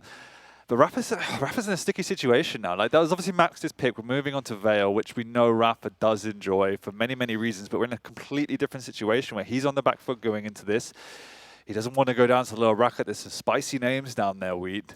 Yeah. And I mean, you've got to look at it in stages, right? You can't be in loss of map 1 and be like, oh, shit, who am I going to face in the lower, right? You know, I mean, this is, you talked about experience. Well, guess what? Rapha's been in this situation many, many times. Maxter, you know, that needs to evaluate the situation he's in too, right? Very close to potential victory, one map, but also understand that just because you take a map doesn't mean like, oh, I'm good, I got this one in the bag. Some, you know, I think some challenges on both sides and kind of dealing with that. What I want to see from rapha on this map, me giving rapha advice now, is just refine it more. Again, that hyper aggression has just, every time I watch the matchup against particularly Maxter, but when I see rapha lose, it's because he succumbs to the aggression, particularly on Vale. I know it was when it was like Scalebearer versus Keel, and we just saw rapha trying to bully his way in. That's why I like Deep Embrace, because that brings that out in players. I don't see that happening on Vale. It's just a different map. I think that they, you know, it's a map where you are typically not rewarded for that aggression, so you do got to be careful. But Maxter, we're looking through his eyes here as Vale begins. Now, my other big question is, right, how's the DK going to factor into this? I can see where the totems are pretty big, right? Out of the exit teleporters to be able to zone and protect certain areas, and also the overstack. So I do see a lot more utility in the favor of rapha as we kick off the second map. I think the Galena has definitely more upside, but at the same time, the DK is the DK. We know that he has the capability to turn fights on its head and blow the game open. But at the same time, we've seen limited effectiveness of the Flame Strike in this tournament so far, so Maxter has to use it in the right way and at the right situation. I mean, with that being said, we just watched Maxter take away both of the major items, so that was probably the best possible start that he could have. Now, I don't know that either of them have. No, rapha has a rail. Oh, Maxter has a rail now, too. So they're both rail. rapha doing a little bit to try to, you know, maybe keep that out of the hands of Maxter. But yeah, lovely double back by Maxter. He's going to lose out on both major items himself, but really nice double back just to say, hey, I'm here, rapha. Watch your step. Take away a bit of stack. But the tables are turned now. Maxter's got his fighting stack, and that's okay. He's going to wait around for this flame strike to come up before he makes any sort of commitment. But lovely tribe up from the low ground. Yeah, that's it's kind of funny because like rapha's the one who I think has really started using the tri-bolt, especially on this map here. Maxter's dishing out a little bit of his own medicine. Oh, nearly catches the feet at the Galena, not quite. He's going to try and stick around. If he hits a rail, then he'll commit because he's got the Flame Strike. He's just using it to zone and delay. He's ticking away, hits nearly 2 rails. Just the one will do for now. But rapha would go out and steal away a couple of lights. That's the problem. They're trying to catch him over on the side. There's the tri-bolt answered back. 2 minutes in, still 0-0. Maxter is going to take out some more totems now. Oh, lovely. Great rocket. I think he really needed that one. Can't really defend the heavy from that position and needs to restack anyway. So rapha certainly seems to be on the hunt. Ooh, narrowly avoiding those 3 rockets as well. 2.5 rockets. Yeah, and Vale's all about the angles. You don't even need the major items, really. And it's not the end of the world that rapha's getting this stack, because you can play a lovely defensive range game. But the problem comes like this. If rapha's the one in control and he hits the earlier damage, that's when it becomes dicey for you. But Max is doing a good job on the defense. The question is, how can he get out of here? Because rapha's bound him, bouncing him around, and he actually falls into the acid. Oh, I didn't see it, but there might have been a little smirk on rapha's face, and that happened. But it's only 1 frac. Both players incredibly low as the LG battle tries to bring it out. Away the mega. Great tri-bolt, almost hitting its mark. Yeah, and Maxter needed that one to come back alive. rapha trying to use totems to zone out there, does grab that heavy. And now we've got about 10 seconds between these 2 items, which is going to open up the possibility for full control here. Absolutely, and this is what I was talking about in terms of the playstyle. Definitely more calculated, more reserved, playing the angles and doing the pre-work before advancing. So nicely played by rapha, but Max is doing also an amazing job on the defense, which is limiting any opportunities for rapha to make those moves he wants to. I do think that we see a more calm, calculated rapha after that first map. rapha now setting up for that heavy. He seems to be finding control. He knows he's got Maxter trapped here. How's Maxter going to deal with this one? Coming out of there, rocket. Ooh, risky play, but it works out for him. Yeah, thought he would go on TP into the back room, but Yep. decides to go out in front of his opponent. The items are still split enough that rapha can quite easily take both of them. A lot of damage coming out with that flame strike, but it's just a drive-by. Runs into the totem as well. He's going to try and defend this heavy. It's risky players. He's got nothing to work with. Rapha forfeits it, goes down below. Maxter steals it away, but for what cost? He hits a rail. Wow. Rapha's got to be questioning that one, right? Oh my goodness, a haircut with the railgun. Jeez. That was close on both accounts. There's the rail from down below. So early though, and Rapha knows the timing. He can bide his time. He's trying to get out of dodge, and he does, but he's living on the edge weed. Yeah, is he going to go grab it? He is going to have the benefit. Oh, the rocket he jump! misses it! No! Oh no! He hasn't gone for it yet. Oh my gosh, that would have been such a different scenario had he actually gotten up there, took the damage from the rocket jump, and gave away his position, and let Rapha set up for the trap, get the frag, and the heavy. I'm sure there was a head shake on that one. Yeah, most definitely. Max is still more than in this. He's connected with a couple of rails now. You can see Rapha stack waning. The Mega's taken though just in time. But another rail from Maxter. Surely he's going to keep the pressure on for the heavy. Rapha's just trying to steal away anything he can on the run. But this time he thinks it's an item too far and lets Maxter take that one. So Maxter is very much back into this map in terms of stack. I mean, in such a way that it's like if Maxter hadn't hit all of those shots, he would be in a real bad spot. Rapha answering back with a rail, kind of playing Maxter's game a little bit. An interesting, Rapha has made zero attempt to even look for the overstack. It's all about the efficiency, just re-topping off his health with these totems. Not been tricky with them, putting them down corridors. It's just, all right, I'm low, I'm going to use it now. So interesting that he's just trying to keep as healthy as he can to prevent any aggression from Maxter. Yep. Now defending outside the portal. Maxter still going through, still landing the rail. No way, he's building him off and the Mega's coming up. He's got the stack, he can take the rail. There's one, but gets the Mega. Has to be really careful here. Very Oh, what my a shot! It was risky by Rapha to stick around, but Rapha does it anyway. Maxter now on the board with one. He's also pushing in aggressively here. He knows Maxter hasn't got the right weapons out. He's done a lot of damage, but he himself is in a little bit vulnerable position. He's trying to get away. Gets caught, but Maxter swapped to the tribot at the last second. The Mega's up now, and surely Rapha's going to contest this one. Flame Strike comes out. Unfortunately, doesn't do anything, though. Lovely rail combo, but Rapha's still stolen it away. He's sticking around with the HMG.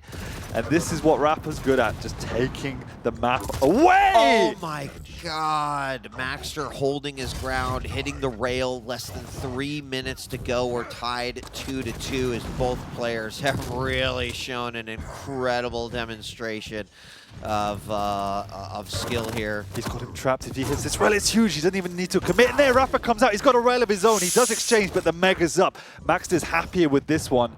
The Heavy's up in a few seconds as well. Maxter will be just dotting his way around, making sure there's no shenanigans from Rapha. And then he should be sitting pretty. Another amazing rail and a flame strike to boot. Rapha's still fighting his way through. He hits another rail, but no! Oh my god, I don't think Maxter realized that he had knocked him down right there. We saw it through the map, but Rapha then picking back up his lead, and then a double rail off of the jump pad. 3-2, Maxter incredibly low right now, down to 2 seconds, and there is the LG cleanup in the RL room. Rapha now grabbing that Mega. This game, Dan, this game. It's not over yet. It's 2 not, minutes it's to not. go. We've seen it turn on his head. They're both hitting incredible shots. Rapha's entered the room once again, but this time Maxter kicks him out with a vengeance. But we know what Rapha's going to do. He's been doing it all game. He's just going to bully his way onto the item. He's up top already. There's the double rail. The perfect zoning there with the flame strike as well coming out. Rapha had to course correct. He knows where he is. He's in the corridor. There's nothing for Rapha to work with here, but Maxter actually lets him off the hook. Oh, I thought he should have pressed his advantage there. I mean, he had something to work there. He had a rail and an RL. I think he was in a good spot there. Rapha, though, holding on to this one frag lead. Maxter clearly with the stack. He's ready for it. Catches him down below. He's going to push on through, though. He's gone through the TP, and he's onto the shotgun. tied up, 9 minutes on the clock, 1 minute left to go. We're tied 4-4. Oh, lovely rail from rapha there that hopefully won't signal the aggression because it's not worked out for the last few times. But this is a big item coming up, Wheat. rapha needs to make himself heard. Maxter's up top, setting the trap, but rapha's down below and lets it get out for free. Huge stack advantage and a flame strike. I think you almost have to let that one go and say, I might have to play for sudden death here. rapha off the top. Takes a little bit of LG damage. And Maxter still holding on. rapha doesn't... Is he on the heavy? He's in the area and he's very early. This could be troublesome. Maxter's going to sneak in below. He knows the timing exactly. He's pushing on through. Hasn't used a flame strike. He's holding on to that. And rapha, as you rightly said, he's playing for sudden death, as any Frank now is most certainly going to be the end of the game. He's holding strong in this corridor. He's done a lot of damage, but there's another rail from Maxter. And rapha has to get out. He's up top, raining down pain, but Maxter's actually going to make a move here. Jeez, they're living on the edge, both these players. Both of these players. Yeah, rapha picks up that mega. Maxter stack now not looking too great, but in position for that heavy. Got to be careful. Rail could be huge. There it is. Nice damage coming out on both sides. Try both the rail from rapha. rapha now on the chase. Got to be careful. Defensive rockets. 1, 2. Why are you chasing that? rapha getting hit. This is bad news for him. There's another defensive rocket coming out. rapha my so God, he's got very one low. health. Oh my Jesus. rapha back in it. Maxter gonna grab that mega. Most intense 50 seconds of sudden death I've ever seen in Quake. rapha's just living on the edge. Even his rocket jump nearly finished the game for him, but he's still alive, and you don't want to give rapha an inch. He's got back to starting stack. Another incredible rail coming through. The flame strike doesn't do anything, and rapha has to get out. Once again, he's just not in the right area at the right time. There's nothing up on the map except play, keep away, and that's exactly what he's doing. He's trying to make his way over to the mega again. It's going to be up in 3 seconds. Will he survive? Oh No! my God! At 5-4, Maxter pulls it out there at the very end. GG's called. What a sudden death. Another almost 4,100 damage for Maxter, 31 for rapha. Probably one of the most intense Vale games I have seen. The trail, excuse me, the rail trades, the back and forth between the mega and the heavy. And, you know, Maxter's going to do what he said. I think earlier he said, I think I can do it. And we now have another 2-0 in the quarterfinal, and this tournament just got flipped on its head. I mean, I'm getting too old for this. I don't know how you feel, Wheat, but Jesus Christ. Please, welcome to the desk. Please, take over. Lethally straight up dead. He died in the green room, something with his heart while watching this, so I'm just filling in for him. But oh my God, that was the hypest series we've had all finals. That first match, so much back and forth. Maxter, his aim, incredible, significant damage advantage. And then this one, map 2 on Vale. Overtime to chase both of these players, right? First rapha in control, then Maxter, and rapha running for his life with a sliver of health before Maxter finally closes it out in an all-stakes LG battle. What an incredible series. Just how much control rapha had. Max nearly did as much damage with just the rail as rapha did across the board. I mean, the number of rails that he was hitting was just insane. It was insane. I mean, I favored rapha to win just purely because it's rapha, but, you know, in my heart, I said, I thought Maxter could do it. A 2-0, though, that is another level. And Maxter just executed perfectly because the pressure from rapha was relentless. He was constantly charging these items. He himself was hitting some insane shots. Yes, and Maxter was just connecting with clutch all the time. Yeah, I do think that, you know, DK and the Flames, it wasn't there to do the damage. It was there to try to control, like, rapha, you're going this way, I want you going this way. You know. There were times where, as you rightly said, he did sufficient, you know, aware to delay rapha or to prohibit his aggression. So it was a useful pick. And again, we saw a very different use of the Galena. A lot of people back in the day would have just parked in the corner, set up the totems, got the overstack. No, rapha realized this is going to be a brawl. I need to keep as healthy as I can consistently. And admittedly, I kind of went into that one thinking, well, the Galena will help him control that top area, maybe over by the heavy a little bit better, but it's just not necessarily the way that he kind of approached it. No, and it was still a good use. Like we saw a number of times, he was dropping the totems, particularly by the Mega, dodging in and out, taking the health, coming back out, and it nearly won him a number of fights, but it was the rail of Maxter. It's as simple as that. He just hit too much for rapha to cope. Yeah, in the end, that ended up being the decisive factor. But indeed, those totems, especially the ones at the Mega, I wanted to bring that up too. Right behind the pillar, around the corner, Maxter basically never cleaned those ones up. They were there pretty much the entire game, and every single time that Maxter came to challenge, rapha was just like, all right, let me just dip back onto the totem, and all of a sudden got 50 points of stack back. So that railgun proved to really be the crucial factor. 56%, 2,300 damage. Maxter, you're insane. There's also an element of like, we've seen rapha in that position before, right? It's not like, oh my God, the first time rapha's ever lost. We've seen him in that position before where he is near loss. And the number of times that he has been able to pull that out. So from that perspective, I really have to give Maxter credit. I never saw him panic. Even when he, missed shots or like things where I'm like, I think he probably should have hit that. He'd turn around and then 2 seconds later hit a shot where I'm like, wow, wasn't expecting that. You have to give someone who this is their first LAN. They're up against a triple champion in Quake Champions and also a champion in so many other versions of Quake. And testament to Maxter, his calmness that we're always calm. It's almost become a meme in QPL. Like, look at that guy's posture, and he's always so calm. And it's like, well, that's what it can do for you. So,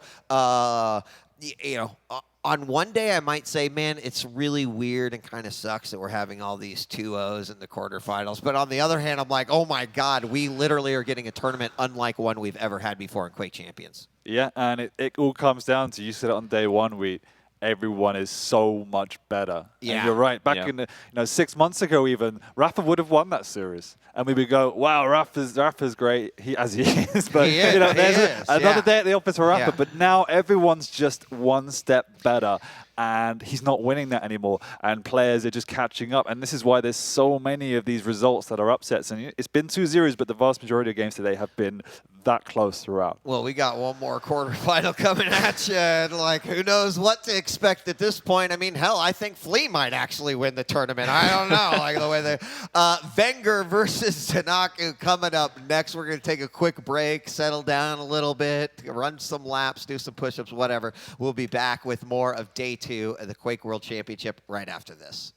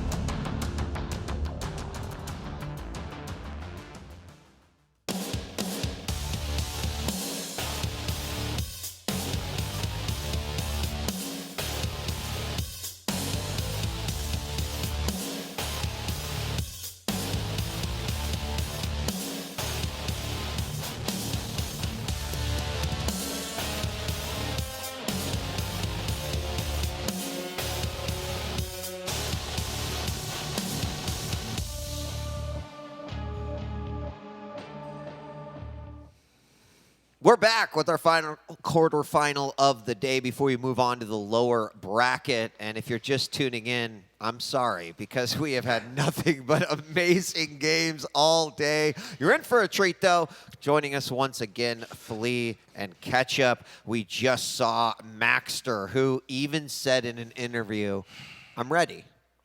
You know, if I know who I might have to face, one of those players is Rapha. I think I can beat him. And sometimes you just need to have that mentality before you can manifest it and actually make something happen. He did exactly that with an O2, but now we're going to switch gears a little bit, bring the hype down, and then bring it right back up because it's vengeurR versus ZenAku. This is one of those matches you really want to tune into. So yeah, always a shame to get kind of a team kill at this point, but we are later into the bracket now, and the reason they're both here is because they've both done extremely well. ZenAku, who has just been consistently getting better and better, recently signing with Maestro, having a bit more access to that degree of like highest caliber of training, so you always know that he's going to be looking good, and go figure, he looks good. But then vengeurR, where when we saw vengeurR play today, it's like, it says a lot when you think that this could be the best Quake that vengeurR's been playing so far, period. You know, there's a lot of Quake there to count in, but this weekend in particular feels particularly special, Flea. vengeurR is looking to be in absolute top shape. Both of these players actually coming off a 2-0 victory, right? vengeurR beating bukster, ZenAku taking Chain down to the lower bracket. So both of these teammates representing Team Maestro are looking so good going into this. Yeah, they're building quite the Quake army over there, aren't they? I mean, you're right, Ketchup, a team kill inevitable, but it also means that they're guaranteed at least 2 Maestro players in the semifinals, which also presents a possibility of the upper bracket final having 2 Maestro players as well. So I'm sure the team very happy and proud, and seems to be a bunch of teammates that really support one another, but in this case, the dueling pistols come out, and you have to put friendships aside because one of these players will advance, the other will fall. Let's talk a little bit about ZenAku, because in his game earlier, boy, did he look phenomenal versus Chain.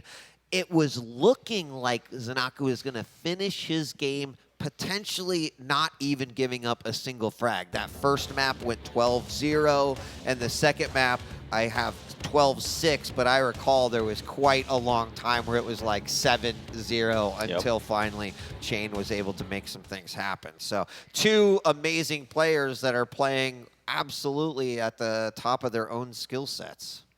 Very true, yeah. ZenAku versus his teammate vengeurR. Now, ZenAku, of course, if we take a look at their match history between these two, they actually have a very short competitive history within the Quake Pro League, having played just once in recent history, and that was just earlier this season with ZenAku actually beating vengeurR 2-1. Now, of course, they've played a whole lot. They're very well familiar with one another because as teammates, they practice non-stop. But competitively speaking, within the Quake Pro League, so far, it's been ZenAku who's come out on top. Which I can't say surprises me, because ZenAku is reaching that caliber where those victories against the likes of a vengeurR will eventually happen. Whether they happen consistently is a different talking point entirely, but it's clearly been established that ZenAku has what it takes to pull off those gigantic results. It's just that this weekend in particular, this is the show that you want to have those results because it's the big one. So I'm faithful and hopeful here for ZenAku, but I do think vengeurR has that upper hand just because, I mean, what we've seen this weekend is really scary. Anyway. Yeah, and honestly, you know, if you tuned in weekly to QPL, you probably started to hear us talk more and more as we got closer to the finals that, hey, there is a closing gap between the top players in the QPL, and that opens up a lot of possibilities for upsets, surprises, etc. And it's exactly what we've seen over the last day and a half so far, still with a day and a half left to go. Not sure what might happen here, but certainly still a stage possibly set up for an upset, a surprise, an extended series. I don't even know how to necessarily call this one, but let's take a look at the picks and bans because I don't have anything on my my tablet here, and that's exactly where I want to be. So Corrupted Keep is going to be vengeurR's pick, and then Insomnia, wow, coming out from ZenAku, and then finally a good old Blood Covenant, should we need it. Now taking a look at our champions picks and bans, who wants to break these down. I'll take you through it. Okay, so let's take a look. We're starting off Ranger versus BJ, very standard on Corrupted Keep, right? Two medium champions, nothing out of the ordinary. A lot of damage potential on the both of them with that orb versus the dual it, but the orb, of course, is the added benefit of allowing you to relocate and get some positional advantages too. Map 2, Insomnia, latest to be added to the Quake Pro League's pool. We're seeing Nyx versus Visor. Hello, we saw what ZenAku can do with Visor against Nyx. Wait, you were just talking about it. So vengeurR, he's got to be cautious with this one. Of course, Insomnia, a smaller, more denser, more compact map than Ruins. So of course, the impact of that piercing sight is going to be lessened somewhat, but still difficult matchup. And then finally, Blood Covenant. Hello, the two fastest champions in the game, Athena versus Slash. The ban at the end has me a little bit confused, but I guess it doesn't really matter, because we're going in with two champions that will make perfect sense regardless. The two arguably strongest champions on Blood Covenant currently, and I kind of think that these picks go to show that there's no games here. We're going as efficient as possible, we're going as optimal as possible, and that's all you can do at this stage of the tournament. Yeah. Well, hey, before we jump into the map, let's take a quick look at those brackets, right? So you can see kind of a larger picture of where we're at right here. We do have the Kilson versus RAISY matchup set up, and then we were correct in that Maxter will face the winner of this matchup. So you can start to, you know, really think about the dream that you're going to get tomorrow as we move on. That round of 4, the best of 5, won't be played until tomorrow. A lot of time for the players to think about those matches. Now, I'm very curious to see what that lower looks like as well. You've got Av3k who's dropped down. You've got dramiS who's dropped down. You've got rapha who's dropped down. And one of these players is going to drop down. And all of those names have the potential to do some serious damage in the lower bracket. I think earlier we were talking a little bit about stamina, and stamina is definitely going to come into play. But, gentlemen, it's been a wild day, and I'm really excited to see this match play out. So, yeah, absolutely. I mean, like, we're in a position now, surely, as we're now getting ready to jump into map 1. These predictions might be kind of hard to call. I can foresee a lot of the people like feeling vengeurR has the edge, but I don't realistically think anyone's predicting a 2-0. Surely not. I don't think if you fed all the scores and all the demos into an AI, like it would spit out and it would, you know, it would, I don't know, it'd be like John Carmack won. I don't know if anyone can predict anymore. It almost is like I don't want to curse anything, and also I have no idea. I feel like my reality has kind of been shattered a little bit, which is great. This is what we hope we see at every single one of these big tournaments. But I don't know. We wanted to take anyone want to take a jab at it? 2-1 vengeurR. That's what I'm going with. Like, both of these players have been playing so well, right? But vengeurR, when I saw him play earlier today, yes, it was against bukster, but his play, it was immaculate. It was some of the closest to perfection I think I've seen in Quake for a long time. Very reminiscent of how rapha plays. Extremely disciplined, calculated, every move planned flawlessly. I think he dropped maybe 1 frag in those entire 2 maps. So cold and so determined, and I think that he's got what it takes to beat ZenAku on this one. Yeah, I would agree. Big believer in ZenAku, but I feel vengeurR as well. Have to agree with Flea here. Yeah. Why wouldn't you? I mean, at this point. Sometimes. Sometimes I do. Wouldn't be surprised if it did go 2-1, right? I think map champion picks I could definitely see ZenAku, especially considering how he played his Visor earlier versus a Nyx. He definitely seems to be tuned and dialed in to that particular matchup. But hopefully we won't have to wait that much longer for this match to get underway. A reminder, this is our last quarterfinal of the day. It sets up tomorrow's semifinal matches, and then also lets us head into the lower bracket where players are going to start going home. At the end of the day, there will only be 6 players remaining in this tournament. And it looks like we are about ready to hop into things. So I really hope that we get something as energetic as what we just saw. And it looks like the map is loading. Corrupted Keep is our first one. Flea, catch up, enjoy it. Thank you, Wade, and you enjoy, together with the rest of the chat, watching this one from the green room. Of Corrupted Keep, catch up. The only map in the pool that lacks a railgun, and that is something that we've seen both of these players use to perfection. Ranger versus BJ. ZenAku will be running the BJ, that dual wield, so powerful, but you have to be so aware of the game to be able to use it at the right time, right? If you wait for it, it takes half a second to pull that second gun out, and that can be decisive in a game like Quake. And meanwhile, vengeurR has got that orb, so powerful in terms of position, but also for burst damage. So I think ZenAku kind of want to hold his distance for this one. We've seen vengeurR with the Ranger on this map before, and it's been rather spectacular, if I say so myself, but this is where the pressure's starting to amplify with these two team members recently joining the same team as each other, where ZenAku's getting access to all kinds of wonderful training. Is that training going to pay off? As we now jump into this first map, vengeurR currently keeping a nice amount of safety space at this point, and we're waiting for those first items to spawn, so we're going to have your standard slow start right now. The heavy gets picked up, which of course means that ZenAku is going to return the favor with a mega, and a little bit of an exchange. But again, no dedication just yet. I think this element of caution, surely we're going to be seeing this the whole time. I'm inclined to agree with that. vengeurR was able to secure the mega. Or mega rather, the LG slipping into the mega room completely uncontested. Oh, ZenAku going up the bounce pad once, twice, third time. I don't know about this one. vengeurR stands his ground. I think ZenAku just kept on expecting his opponent to drop down and set up for the mega, but no, vengeurR just stood, waited, allowed his opponent to make that critical mistake and walk away with the first frag. Reaction! Yep, waiting with the super shoddy at the edge of the orb. ZenAku retaliates quickly. That first frag of the day, though, might give ZenAku a little bit of information, right? Because although the dual wield LG was there and it was being used, vengeurR was still able to outdamage and force away. Force back down into the jump pad and not take too much damage there. So, I mean, ZenAku is going to know now, like, even though I'm going to have the dual wield available, I can't rely on it to be my be-all, end-all. vengeur's LG there was absolutely disgusting. And we've only just started. So we'll have to see how much respect does get put on, but gives ZenAku the props, you know, knowing the orb's going to come, just feeling it in your bones and having an SSG ready to rock to be able to equalize.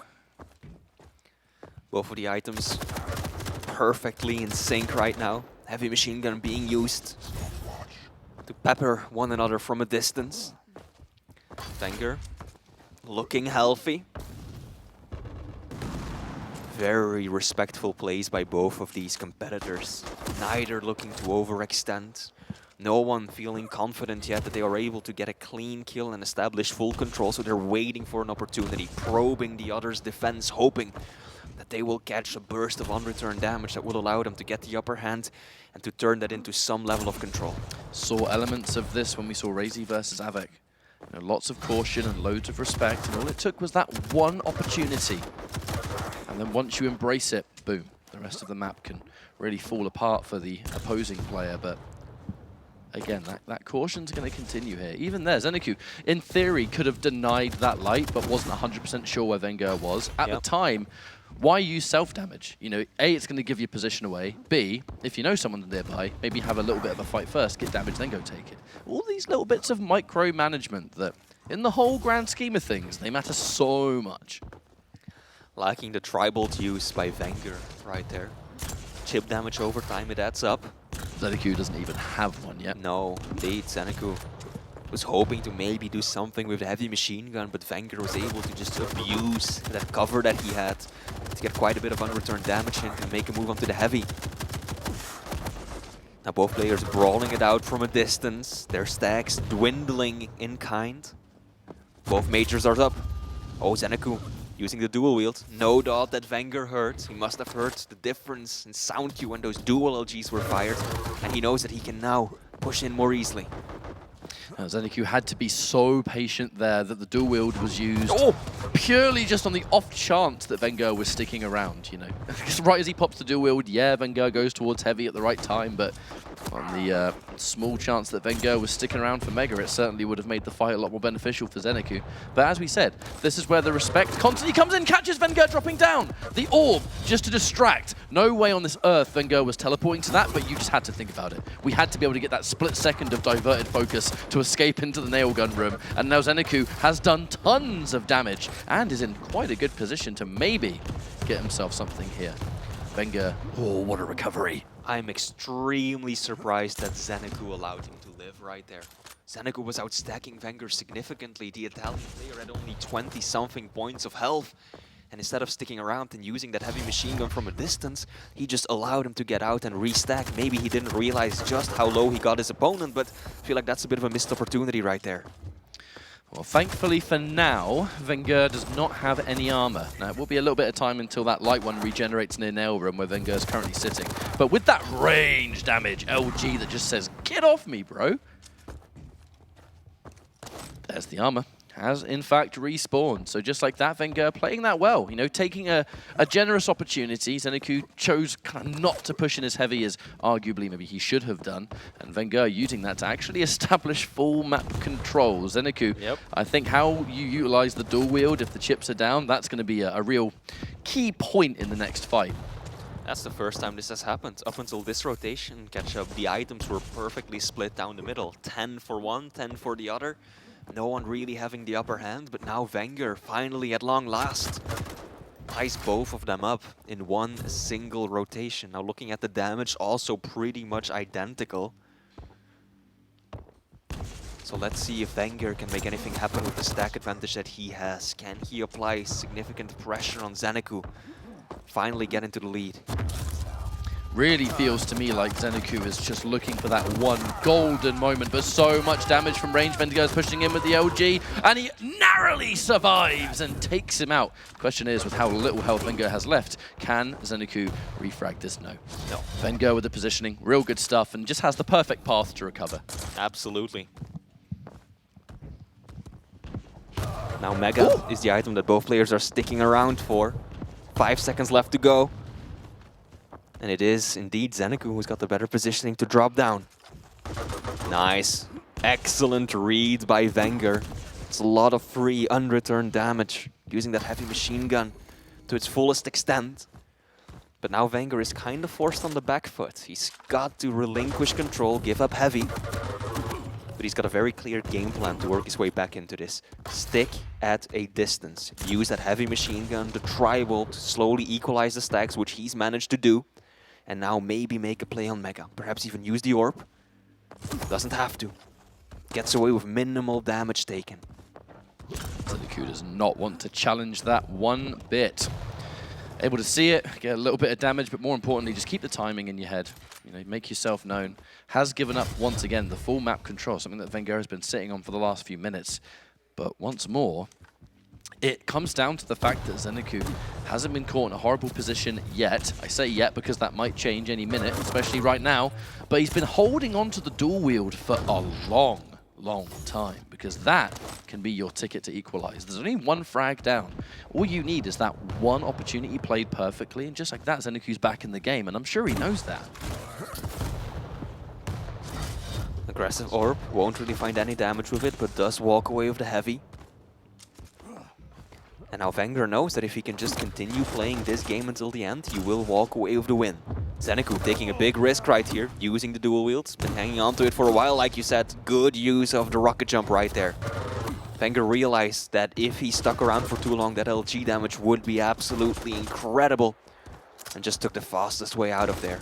Well played by ZenAku, though. Able to get in and out in the blink of an eye, and just like that, has been able to reverse the momentum of the map control. He's definitely going to have another dual wield, maybe two by the end of this map, depending on how he's able to manage it. 1.5 minutes left on the clock, and severely, well, I say severely outstacking before he got hit by that last amount of damage there from vengeurR, but the pieces are moving. They certainly are. vengeurR, if there's one thing he's a master at, though, it's playing from what seems like behind. I mean, it's the angles, Flea. It's the angles. What a pain. His rockets are, of course, sublime, but that heavy machine gun of his, worth riding home about. Keeping his distance, he really had a game plan going into this, sticking to it, and rightfully so. It's been working well. Shouldn't abandon it. Now, this is risky, though. Drops down on it. Orb doesn't capitalize. And ZenAku patiently backing up. Right decision, because ZenAku knows that if he drops one more frag at this point, catch up, it's GG. Absolutely. There's no way vengeur's going to let him take it. Oh, what's that from ZenAku's point of view? That rocket was so narrowly close to being a direct. Now, wait a minute.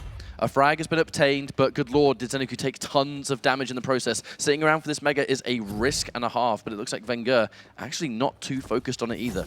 So vengeurR tried to get the equipment first. Put yourself in position for a heavy right now. We'll see how long he sticks around, but ZenAku able to recover. Was so weak after that frag to equalize, but definitely we're going into sudden death for this first map, and can I say I'm surprised? Probably not. Nah, this is every bit as close and as balanced as we all thought it would be. The wheel's ready, Flea. The wheel's ready. It So's sure the orb. is. Yep. Explosive fight incoming, perhaps. Mega up in just 1 second. vengeurR puts himself out of position. Is he going to rocket jump out again? Looking for an exit. Oh, I like what ZenAku did. Just hangs around long enough to make sure that he can make it over to heavy as it spawns to get a huge stack advantage. Doesn't even pick it up right away. Wants to burn some of his stack, trade it with vengeurR, knowing that he's got the better resources behind him to fall back on. And as he pushes forward, vengeurR standing true. Oh my good lord. Oh, that's got to be frustrating. ZenAku embraces it, just jumps straight on top of that rocket. That was so clearly unintentional. I clenched the moment he went for that jump, and you see the rocket hurling towards his face. Oh my goodness, look at that relief on vengeur's face. That's one extreme or the other. You know, if you're in vengeur's position, that magical rocket from seemingly out of nowhere, which did stem from a very bold defensive position. You know that ZenAku has done more damage, is outstacking you. ZenAku was even delaying to get extra damage before even picking up the heavy, yet the positioning there from vengeurR was just sit there confident with the LG, and then obviously that last minute swap to the rocket. I don't think any of us expected that to be a direct. And of course, the direct is what sealed the fate. ZenAku, no doubt, going to be a bit frustrated about that, but it was just one map. There's more to go. But that was a marathon of a first one.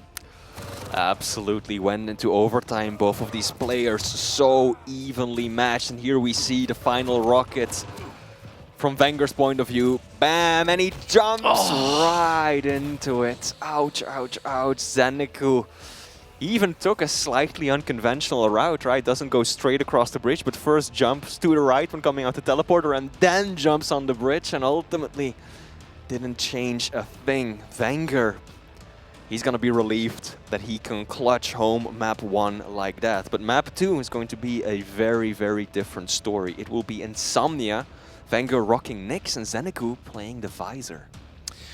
Now, we've actually seen this matchup quite a large amount this weekend, but from what we've been seeing from vengeurR, again, it commands a different beast, because I'm looking at this matchup, right, and I'm looking at Nyx, and I'm looking at how often Nyx can be a relatively safe pick if you're really good at utilizing that Ghost Walk, right? You can, you have a little bit more wiggle room, and you don't have to necessarily play your standard game of Quake. You can kind of get the items that you want to get, but at the same time, be nice and careful and kind of pick and choose.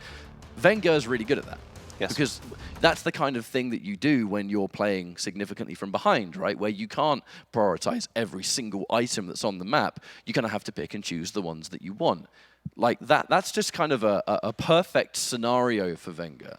So I can imagine just in my head that this champion choice on a map like this could be quite good for him. It just depends on ZenAku really keeping that focus after what was a unfortunate end to the first map. Yeah, it sure was, right? And he doesn't have a lot of time to reset either, because we're already going to be loading into the next map within a few seconds. But indeed, this is going to be a very interesting matchup. As you said yourself, Nyx can work wonders for vengeurR. But on the other hand, we've seen what ZenAku is capable of in this very matchup, as he absolutely demolished Chain. It was a different map, a much larger one than this, so perhaps the piercing sight will be slightly less effective, but surely ZenAku has gone into this with some planning. He's run through this match in his head. He knows when and how he wants to use that piercing sight.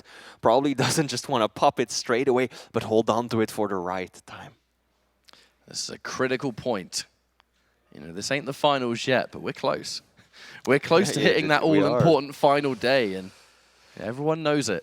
vengeurR would like nothing more than to not only qualify for that final day, but to win the whole thing. vengeurR sending hearts aflutter with that cheeky little wink of his. My man, pleasing the crowd, not just with his gameplay alone. As we have loaded into the warm-up, which is now coming to a close. We are on Insomnia, the most recent map to be added to the Quake Pro League pool. And here we are, jumping right into this through the eyes of ZenAku. Insomnia can often be such an unusual map that we've seen so far. It feels like only yesterday where people were figuring out how the map actually works, let alone the fact that there was a change made. And hang on a minute, I'll get into that later, because the reactionary piercing sight, just to make sure that ZenAku has all the information he needs off the Ghost Walk. That's one of the rare occasions that a champion does truly have a direct counter to another one. Apart from the day Clutch, for some reason, could see Nyx when the shield was active. Different days. I was like that since like the very beginning. I was like, what's going on here? Anyway, not that it matters. As now it's still 0-0. That piercing sight's going to give ZenAku a nice little inkling over where vengeurR is going to be. And in this case, chase it through the teleporter. Lovely defensive positioning from vengeurR, though, getting a pretty much point-blank shot there, forcing the disengage and forcing us to have to restack. But here comes that heavy. And the Mega soon to follow. Not enough time between the items for ZenAku to move from one to the other, so there will still be a split. vengeurR now holding on to the Mega. ZenAku in control of the heavy. vengeurR, no doubt, would want it to be the other way around, as he is playing the light, squishy champion. But that's a good rail. ZenAku doesn't really have a whole lot of resources to fall back on, especially not in terms of armor. Good rail, but he is low, he is weak, he has to run. vengeurR will chase, and the super shot, he will clean it up. The Italian getting one frag up already. Can he find the other one? No, misses the kill shot, allowing ZenAku to walk away with the heavy.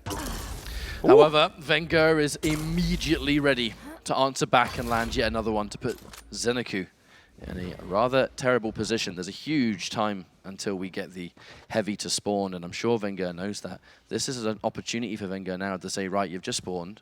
What weapons are you likely going to have? And oh, that opening rail? Yeah, give me the finish. The shotgun is all ZenAku had for that situation, so vengeurR is absolutely going to pounce on that. Good use of the wall jump there as well. Able to cut quite a few corners on this map. vengeurR's rail has been solid. Let's take a look. 47% railgun versus 25 by ZenAku. Over 3/4 of vengeurR's damage have been with the railgun alone. Good rocket. Is he gonna push it? Too risky. Yeah, no. A risk not worth taking as Heavy's just about to spawn. vengeurR is able to kind of keep it nice and safe thanks to the Ghost Walk. Almost managed to hit the mark. Oh, that tri-bolt narrowly too high up in the air to deliver the damage that definitely would have sent ZenAku down another spawn. However, a current 2-0 and a lot of momentum for vengeurR is what we're currently working on. There's a delay between the Heavy and the Mega now, so that does mean that, you know, a good little sequence and then the entire map can belong to vengeurR if he plays his cards right. Or on the opposite end, ZenAku needing to mount some kind of comeback, plenty of time to do it, and maybe a full map cycle is going to be how you do just that. So going in for the Heavy, vengeurR, not really too worried about it, and there it is again, the defensive Ghost Walk. If I need to get out, I can. The defensive 100 damage rocket, though. This is why vengeurR is an absolute animal. How do you chase this guy? 100 damage rocket followed up by a 90 damage rail to the face, making it impossible for ZenAku to continue chasing him down. And indeed, defensively, vengeurR is oh so powerful. But he has to be careful. Still doesn't have that much stack to throw around. Heavy is up, and I think he's just gonna leave it for his opponent, positioning himself onto the Mega instead. Oh, nice play from ZenAku. Just slowly walking up, not making any noise, just to hear the timing of the Mecha pickup. And now he is delaying Heavy, very deliberately so, to try and throw his opponent off, offset the item timing, and get control. That was a very, very good idea, because things were getting a little bit too patterned here, weren't they?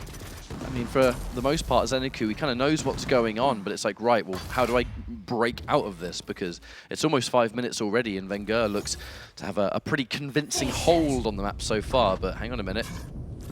Wait a second. The Heavy just about to spawn, but looks like the fight is in the mine. No, ZenAku! Oh, that is such a shame, vengeurR.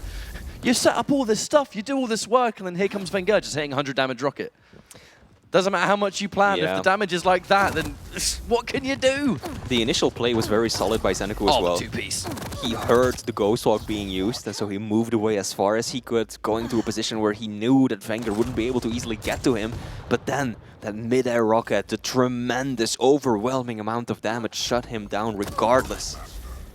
And vengeurR playing such a critical game right now. Look at that, 1200 damage with the railgun alone versus ZenAku at just 300. That's a huge difference, Ketchup. And it's no wonder that although ZenAku has had a vast amount of these heavy armors, it hasn't really amounted to anything because vengeur's been hitting so much of the rail that before the fight even begins, all of those pickups are just being nullified. And obviously, the way that we're watching vengeurR right now, this is the style of play you really expect to see put to a masterclass when vengeur's using it, because you've got a champion who excels at this kind of hide-and-seek style of gameplay. vengeurR was already rather famous for not really prioritizing items. I know that the game plan will change as time goes on, but he was so multi-layered that if he had to play the way he's currently doing, where he's just picking these opportunities, he's not trying to bully his way around the map, he was always going to be able to do it well. And I feel like on a map like this, you can do a really good job of that. This is starting to become a very dire situation for ZenAku, because if he has to chase him down, Ketchup. Oh, come my God, vengeurR. He's just not letting up. Oh, can he hit another one? And he does! Just before the mega spawns, he's got himself a light armor to work with as well. Almost as if nothing happened with the scoreline. This is only getting increasingly grim for ZenAku, because now if he has to change his opponent down, Ketchup, how do you catch a Nyx on a map like this? You're outsped. He's got that evasive ability. What do? You have to kill him twice. First to get through that Ghost Walk, and then to find him again. And I just don't know if he can do it. That doubles up the opportunities to do those defensive rockets too. Yes. The exact defensive rockets that are making it so ZenAku straight up can't chase you whatsoever. Wow, 4 rails in a row just like that, that's my kind of quad. And there's not much of this map left now. 3 minutes on the clock, ZenAku in big trouble. Give us another rail. No, never mind, swaps to the safety option. Does manage to get a little runaway shot right as ZenAku goes around the corner. But at this point, I don't think vengeurR even cares about the frags. Let's just keep ZenAku weak, having to run away. Because all that time taken to bring yourself back up, that's time you do not have, my friend. Oh, ZenAku. He's still outstacked. Now he does secure the mega, but nevertheless. Oh no! He just finds the damage everywhere. You just need to breathe on him with that super shotgun, and that's going to take him out. And my lord, it certainly will do. 2.5 minutes to go, and way too much work in front of ZenAku. This really can't be done. Not with how this map is unfolding, not with how vengeurR is playing. And this has just been continuing. Look at these rails, looking for another one. There it is. People have said that they strongly believe this could be the best Quake that vengeurR has ever played this weekend, and we've only seen him a small handful of times. If this is the vengeurR that we're getting all weekend long, we very well could be looking at our current champion.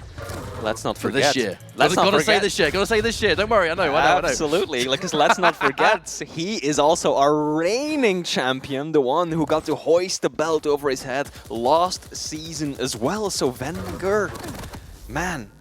This is incredible, the shape that he's in, and with that rail, if it wasn't already over and done, then it is now. This will be another 2-0 for the quarterfinals. Catch up, vengeurR. Supremely powerful. This is a frightening performance. There's really no other way to describe it. Everything has been optimal. Even now, like, yeah, he's missing a few rails now, but he's just having some fun. He's going for some flicks. Both players will know that this map is completely done and dusted, but it is the game plan, and more importantly, the execution of that game plan. vengeurR made this champion look utterly untouchable. And it's just the micromanagement of every tiny situation, the defensive play, a defensive play that he can basically do ×2, because you catch him and he pops a Ghost Walk and you have to do the exact same thing again. It's just a highly, highly impressive showing. And we've barely seen vengeurR this weekend, you know, automatically qualified to that next round like other of the players did, excuse me. But when we have seen him play, it's just like, yeah, this is out of this world. It sure is. ZenAku, he played well, though. No, he did. He can't feel bad about this performance, but vengeurR, with the champion picks on these maps, just had his number. He ultimately ended up outplaying him in most ways, I feel like. Map 1, Corrupted Keep, was still very close, at least for the first half. I think we're all in the end of this going to be looking at that. Yeah, that one rocket in the closing moments of Corrupted Keep, because the way this one went down, I mean, this is a kind of different beast. It played nothing like the first map. The game plan wasn't the same. It was so nail-bitingly close, and then that sort of lone rocket from out of nowhere, leading into a map that was so one-sided. But it's just, it wasn't about ZenAku playing poorly or anything like that. It was just vengeurR playing out of his skin.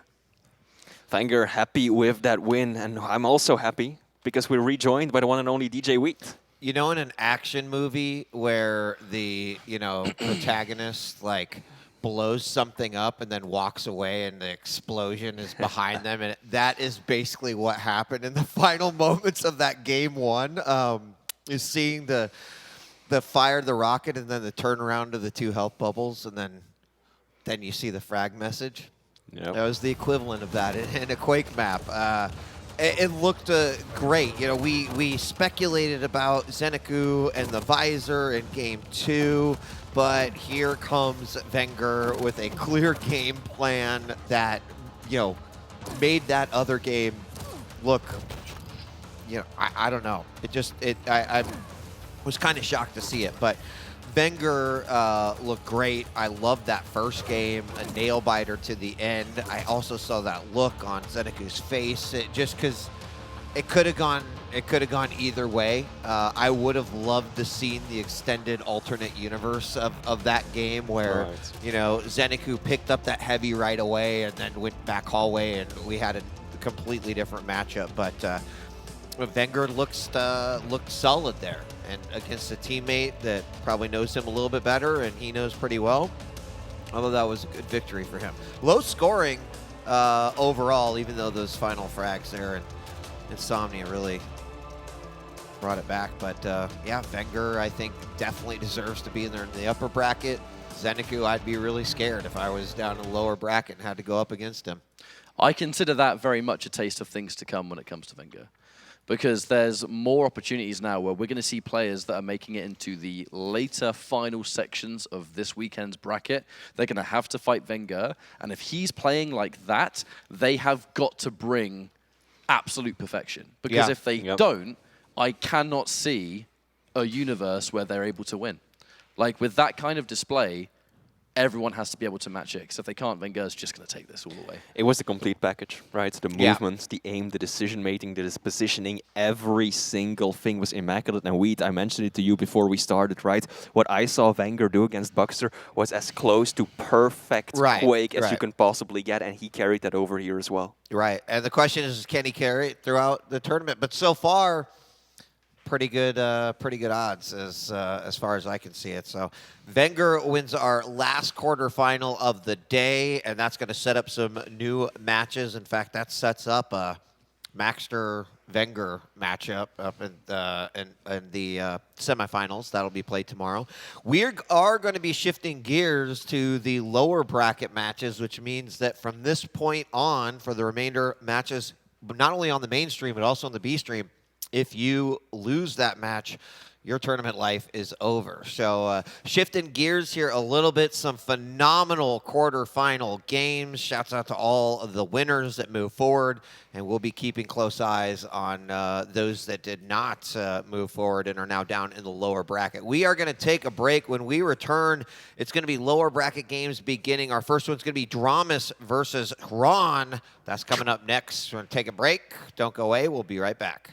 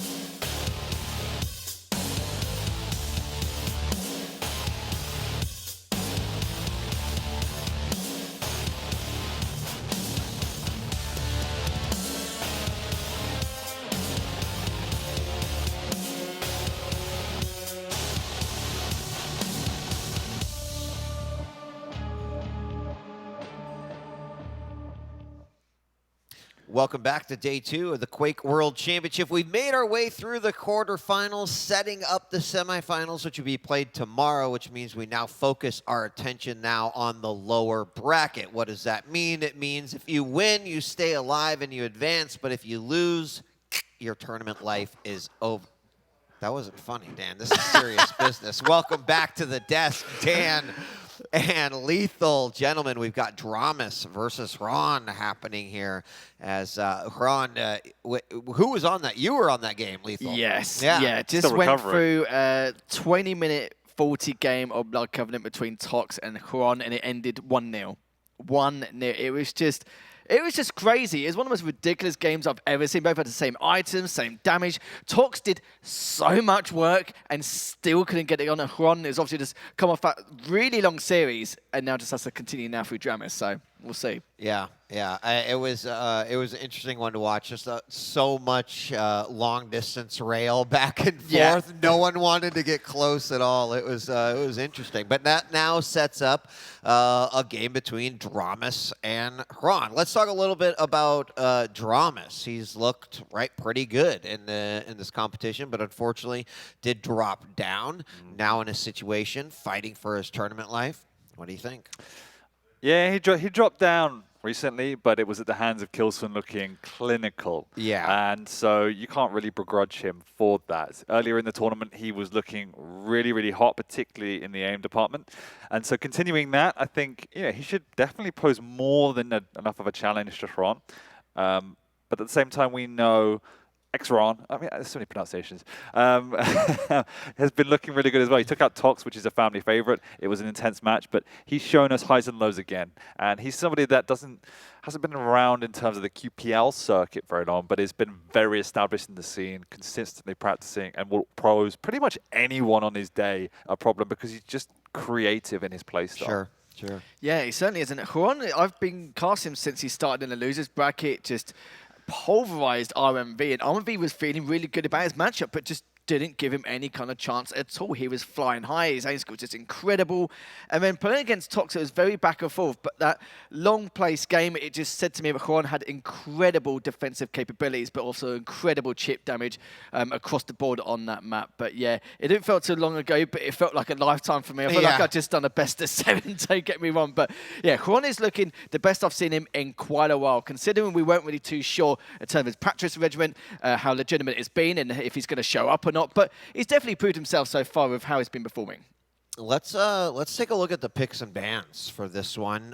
Don't have them necessarily in front of us, so surprise, there they are.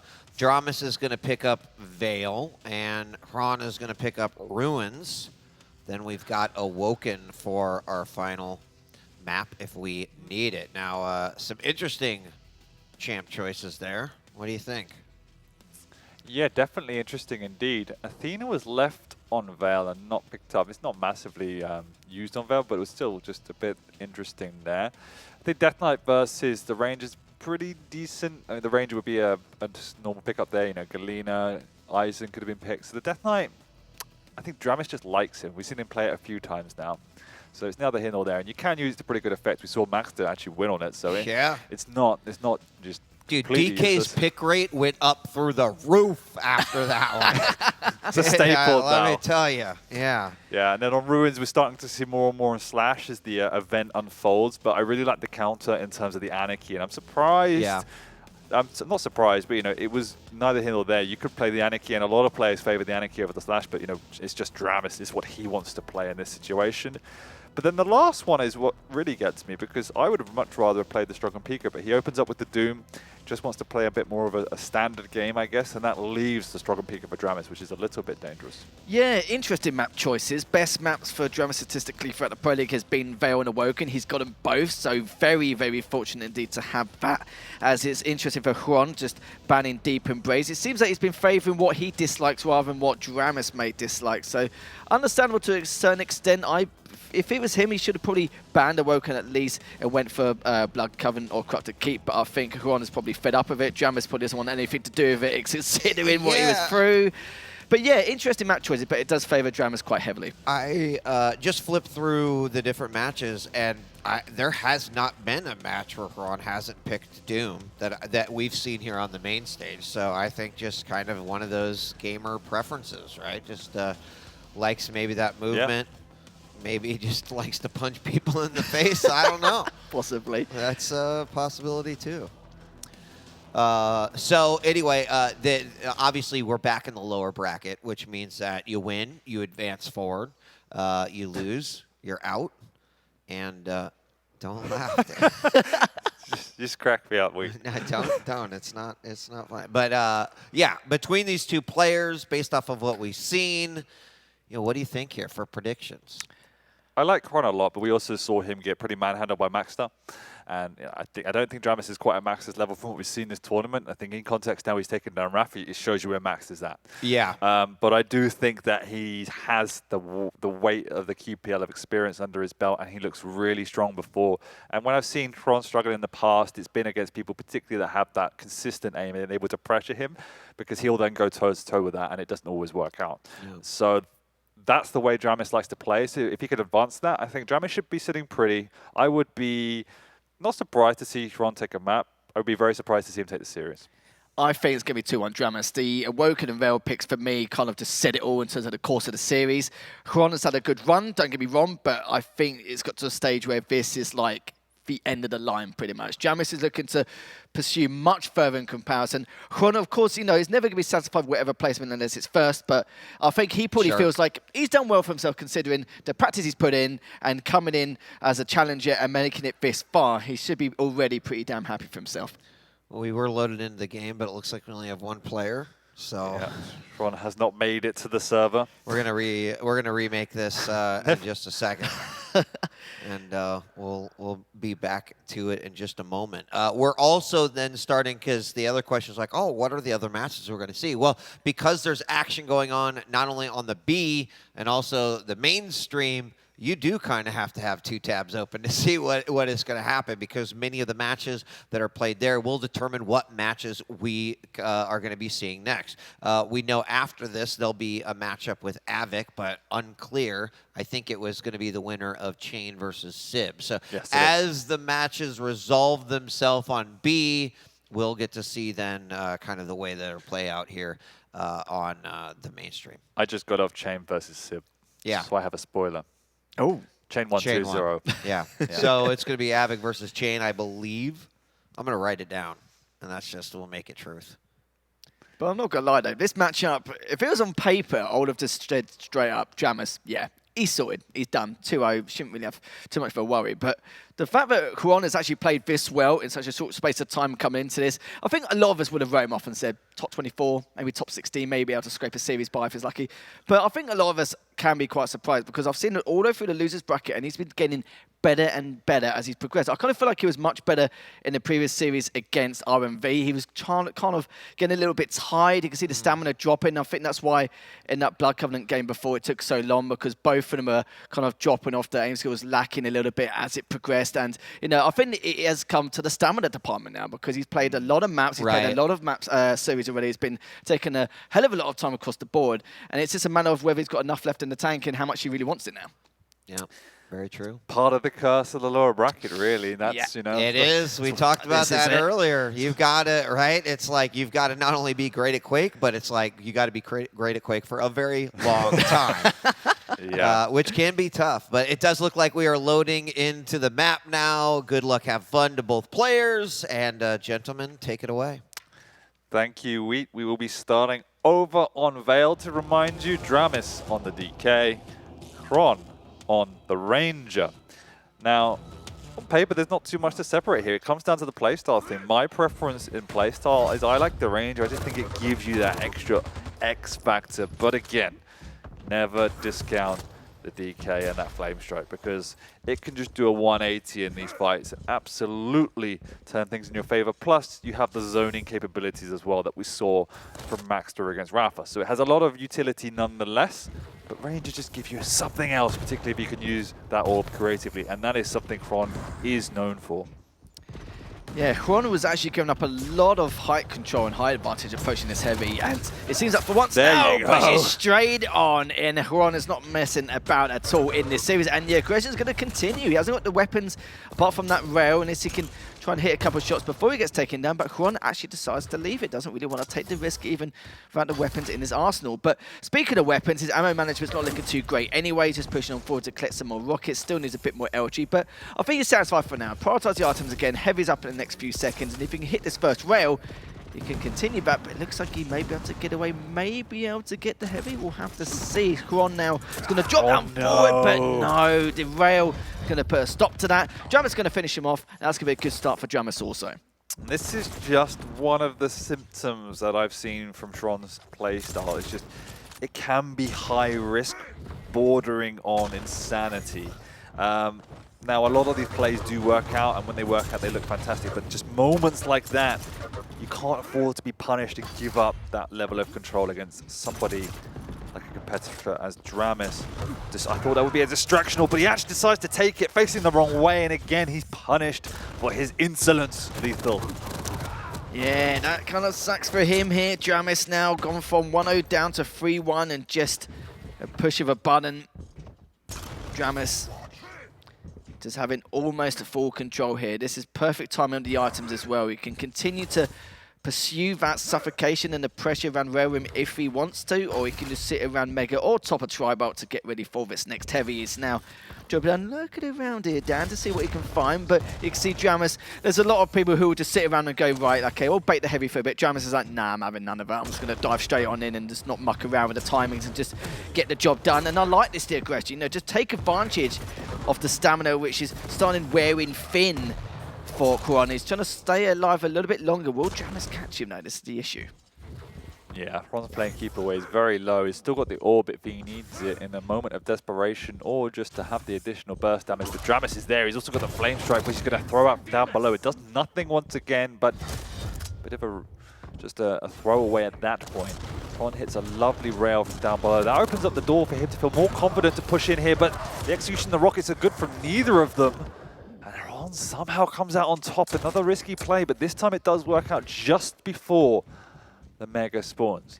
He won't be entirely healthy to full commit for the next heavy armor unless he hits a rail in advance.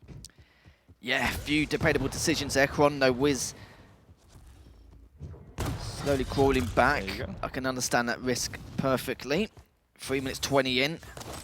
Has only a slightly better stat compared to dramiS. Going to push it on forward up to the jump pad to see if he is lurking around Mega, but he's trying to find him. We'll find him in the end, but we'll be tanking a rail in the meantime. Takes two, and that's going to be it for Xron. He's going to be pulling all the way back to try and lurk back around across the rail side, but dramiS is just trying to see if he is around the heavy. But it's actually dropped down for the rail anyway, and we'll be able to catch him. Oh, no, he does not. Xron lucky to get away with his life there.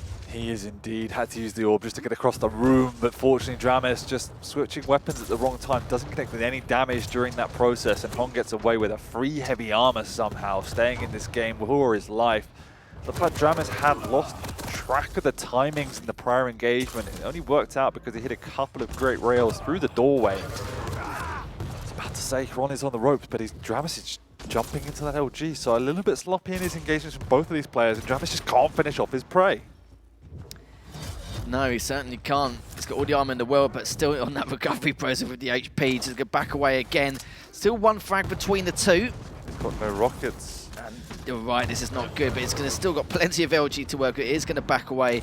And of course, rockets on a map like this is so important overall. It must take priority. And Xron now directly underneath heavy and up next 7 seconds. And looks like just biding his time here.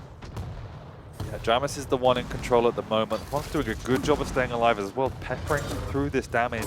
Just, there you go, another 150 coming out from Xron. It's just managing the stack of dramiS, preventing him from pushing any further. We also haven't seen any effectiveness from the Flame Strike. So that's something to watch out for, is if he can begin to connect with that, then it's a different story. But the problem is, this is the momentum-based game, and Xron not able to even sniff at major items now will begin to build. As soon as he doesn't hit those great shots as he's been doing, suddenly there's a window of opportunity for dramiS to capitalize upon that. But he's keeping track of the timings, as you can see there, just trying to do anything. But this is worrying for me. He's had to vacate the area. He's missed out on the heavy. He's done no damage. He'll undoubtedly miss out on the mega without doing damage as well. So it's just about taking up an ultra defensive position, keeping the audio cues on your opponent. It's quite surprising, really. dramiS 15 items, Xron with 7 items and only 25% rail, yet still he's got 2 frags. He should be doing a lot more chip damage than we would expect, but still somehow being able to get away with it. But hits another. 4 minutes left, still plenty of time to work his way in terms of a comeback. Yeah, got plenty of fight advantage here. Gonna fight out for this mega though. Hitting the earlier rail meant he felt confident to push in here, and you can see dramiS showing the respect. I think the last few pushes that didn't work out, dramiS is like, okay, well we need to work this slower. And that's again a level of maturity we're seeing more and more from dramiS during this event. But we also have seen it come back to bite him when he lost Ruins against CNZ. So it's always going to be that balance. Yeah, he does love going on a hunt, doesn't he? But Yeah, at least that way he does mature it. But TP through, lovely Rapha Xron looking to go for the that third frag. He's so tempted to go around, but it looks like dramiS does manage to get away, but it doesn't matter. The damage has been done once more. Xron does get that mega, needs to try and catch up, but the Flame Strike will keep away a little bit. dramiS is just umming and ahhing about whether to try and catch him on the jump pad or the rail, but decides not to. 3 minutes left. Xron has the advantage in terms of stack, looking to see where to go, and now he's heavily stacked, and this is dangerous territory here for dramiS. Is directly above him. Will he be able to catch him? Go straight over the orb. Yes, he does with the LG. Exactly what he needed. Quite a clean frag, and now can continue his aggression on spawn. He found his opponent. He had to use the orb there, so he can't chase through into the rail room. But nevertheless, he's got the control of the map back. He was on the back foot for so long. He's also caught dramiS down here with the wrong weapon out. dramiS is doing nothing at this point. And he gets his opponent low, but just can't kill him. He's done huge amounts of damage. You would have heard that. That's why he's coming flying in with a machine gun. Heavy's up. He's going to miss out on it, and Xron gets away. He's going to sweep up this health. And he's also got the right weaponry and position to keep punishing dramiS and convert for a 5-3 lead. He's getting away with so much. I wouldn't even say getting away with it. It's just his defensive prowess is looking so good with the rotations he's making. And Xron now almost the same stack, well, more after that mega pickup. 2 minutes left. Shoot is on the other foot. Now dramiS is behind by 2 frags. Need to put that Flame Strike to good use if he can. Good tri-bolt damage there from Xron, just holding that height advantage. He's going to be pushing on forward. Heavy is up as well, so if he takes him down and pick up this heavy, this could be game. Again, the Flame Strike doesn't do anywhere near enough for dramiS. Should have been his frag. It was a nice push by Xron, but when that rail connected, he was very much struggling. 7-3, 2 minutes to go. Xron looks to have this one in the bag unless something miraculous happens. 2 rails in a row. He needs to hit a third to even have a chance in this game. And Xron slithers away. Yeah, the situation has escalated very, very quickly. It's now dramiS to find 4 frags, which is still possible, but on Vale can be quite difficult, especially with the orb from Xron as well. He can get out of a bad hole there, but dramiS does hit the first rail. Xron is now pulling away back. dramiS is on the chase. This is understandable because in the amount of time he has there, some good rockets there. Cleans him out with a shotgun. That's going to be the first map going to Xron. Yeah.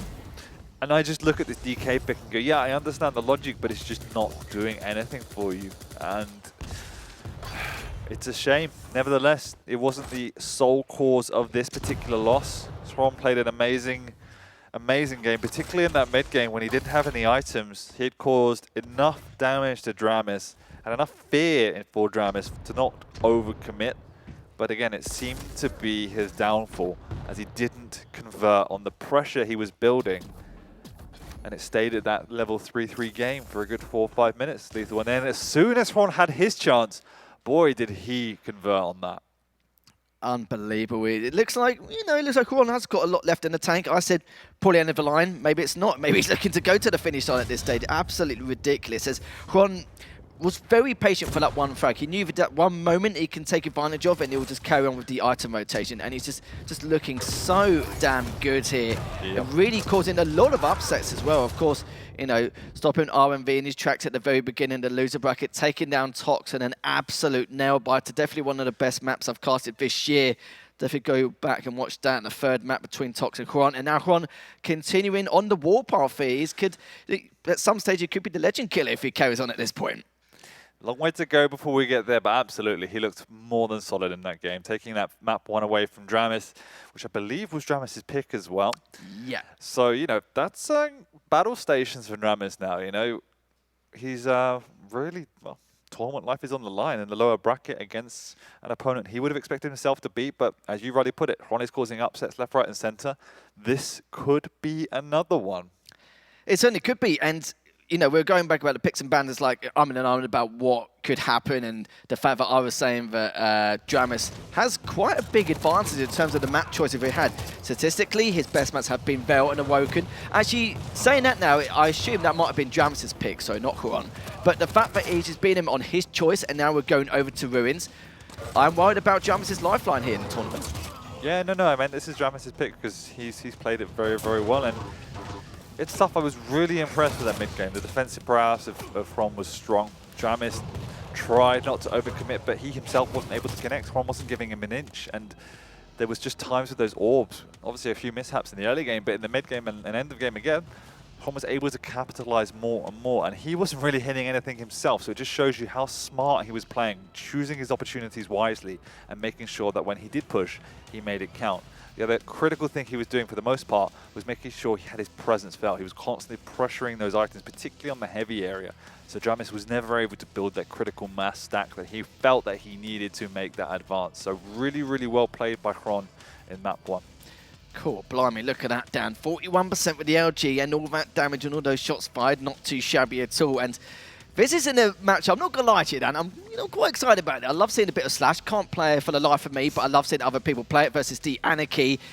And we're going to see if Xron can take this and make it 2-0. It's obviously placed much better compared to Sydney. Coming in at 23rd, that's just unbelievable stuff already. And continue to pursue further, as you already mentioned. So I'm very much looking forward to this, and the fact that dramiS is going to a Slash, his pick he's quite comfortable with in terms of his champion choice. But map choice, not something we normally see him play on quite often, but we'll have to see if Xron can try and seal it on this map, because I think he will have problems on Awoken if he doesn't seal a 2-0.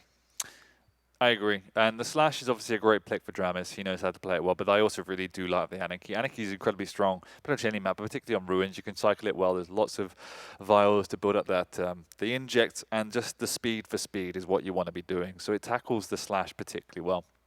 The rail, again, is going to be critical. Xron wasn't hitting very well on the previous map, and this being more open means he's going to be more vulnerable. So I think that side of things need to improve from a Xron perspective to stay in this game. But he's shown already how capable he is on the defense, how effective he is at adapting as well. That's the critical thing. He just adapted his game throughout that first map. So he can continue that.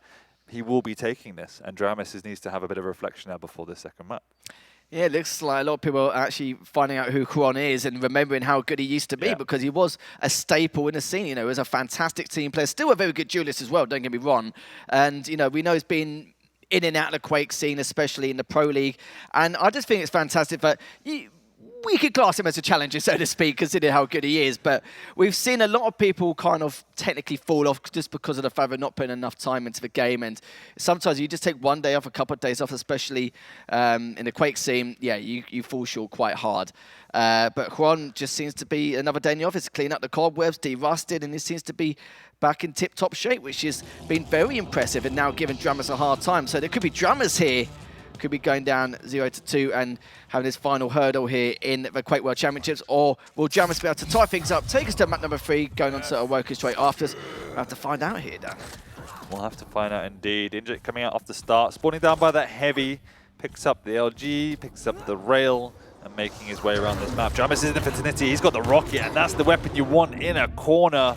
And this is the pressure I was talking about that the Slash brings. One of the problems on the previous map is there was no movement for dramiS to take advantage of. Had to do it old school, had to bust in, try and use the Flame Strike, but with the Slash, he has a champion and a skill set that blends nicely with what he wants to do.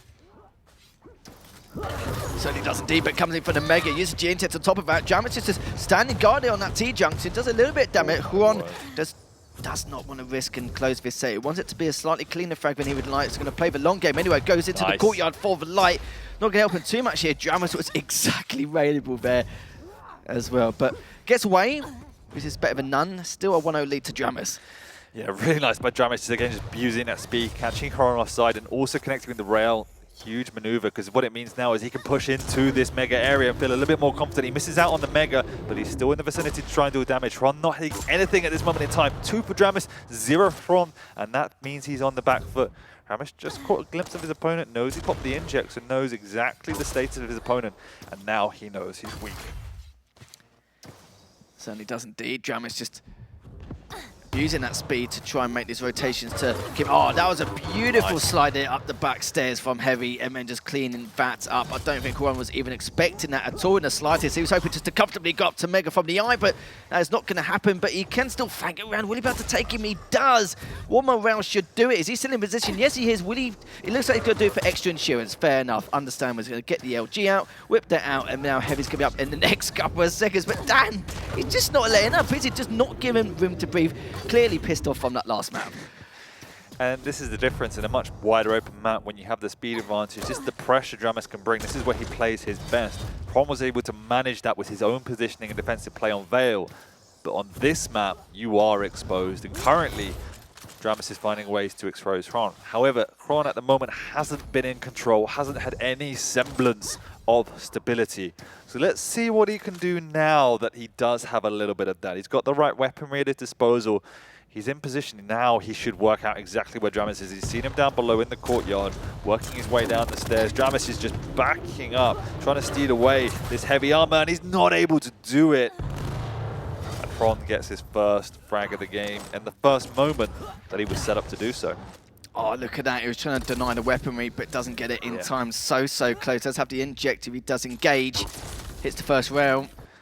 Just holding the angle. You saw the head shake from on there, and those type of rails, even though they're not going to lead to an immediate frag, are incredibly important at setting up future engagements, and that's why it's critical you always hit those.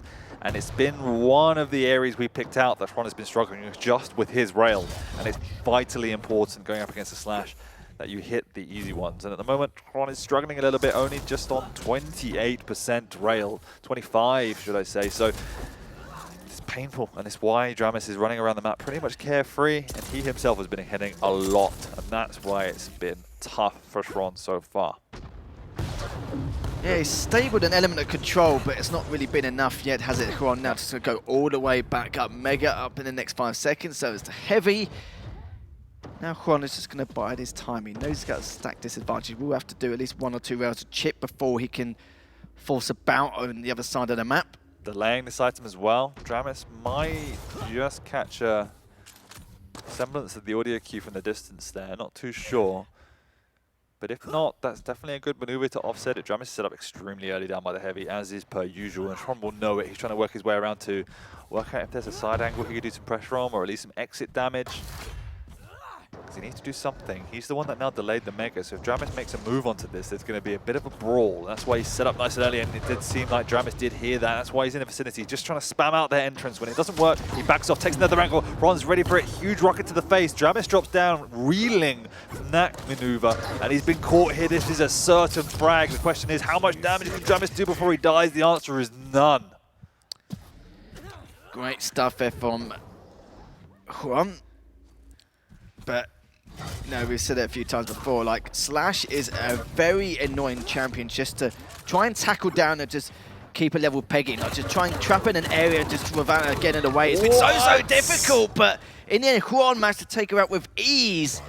And dramiS has to be a little bit more cautious of the decisions he makes for some of these items. Wouldn't say it was with ease, but... Well, normally, he's making it easy now. After I've said that, you know what I mean anyway. We've seen people have their troubles. But after such a sticky start to the game, 4-0, he is building his way into this map too, stride after stride. And the clear thing for me is the adaptation again to the speed that dramiS was playing. At the start of the game, he was finding angles, he was finding traps all too easy, but now you can see Xron more than aware of the playstyle, more than aware of the way in which dramiS is playing the map, trying to take these fights on. As he comes flying around the map, you can't even track him. Sensitivity is too slow. He's done a lot of damage, but not enough.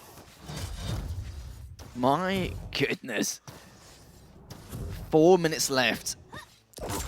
dramiS hits the first rail. Indeed it was. Going to try and extend it to the lead by 3 frags. Doesn't get the opportunity here as Xron just manages to get away, but it's going to take her a while to go on that recovery process. dramiS looking to put a stop to that or halt in any way possible. Looking to just pick a bit of rail ammo there, because that's what he's been focusing on the most compared to the angles and the distance and the range he's been taking some of his shots here. But dramiS looking very healthy now compared to what we saw a couple of minutes ago. Absolutely, and dramiS was trying to play a more traditional defensive game for the first couple of frags that Xron was having a comeback, but then he realized that the padding of his defense is gone, and he had to make a desperate move, and that push onto heavy was spectacular. Using the speed once again to disorientate his opponent, gets a nice frag, and now look at the position he's in. These rails that he's hitting unreturned damage are absolutely massive because it sets up free item pickups for the next rotation and means Xron is just constantly on the back foot and forced to just string together rails to stay in the game.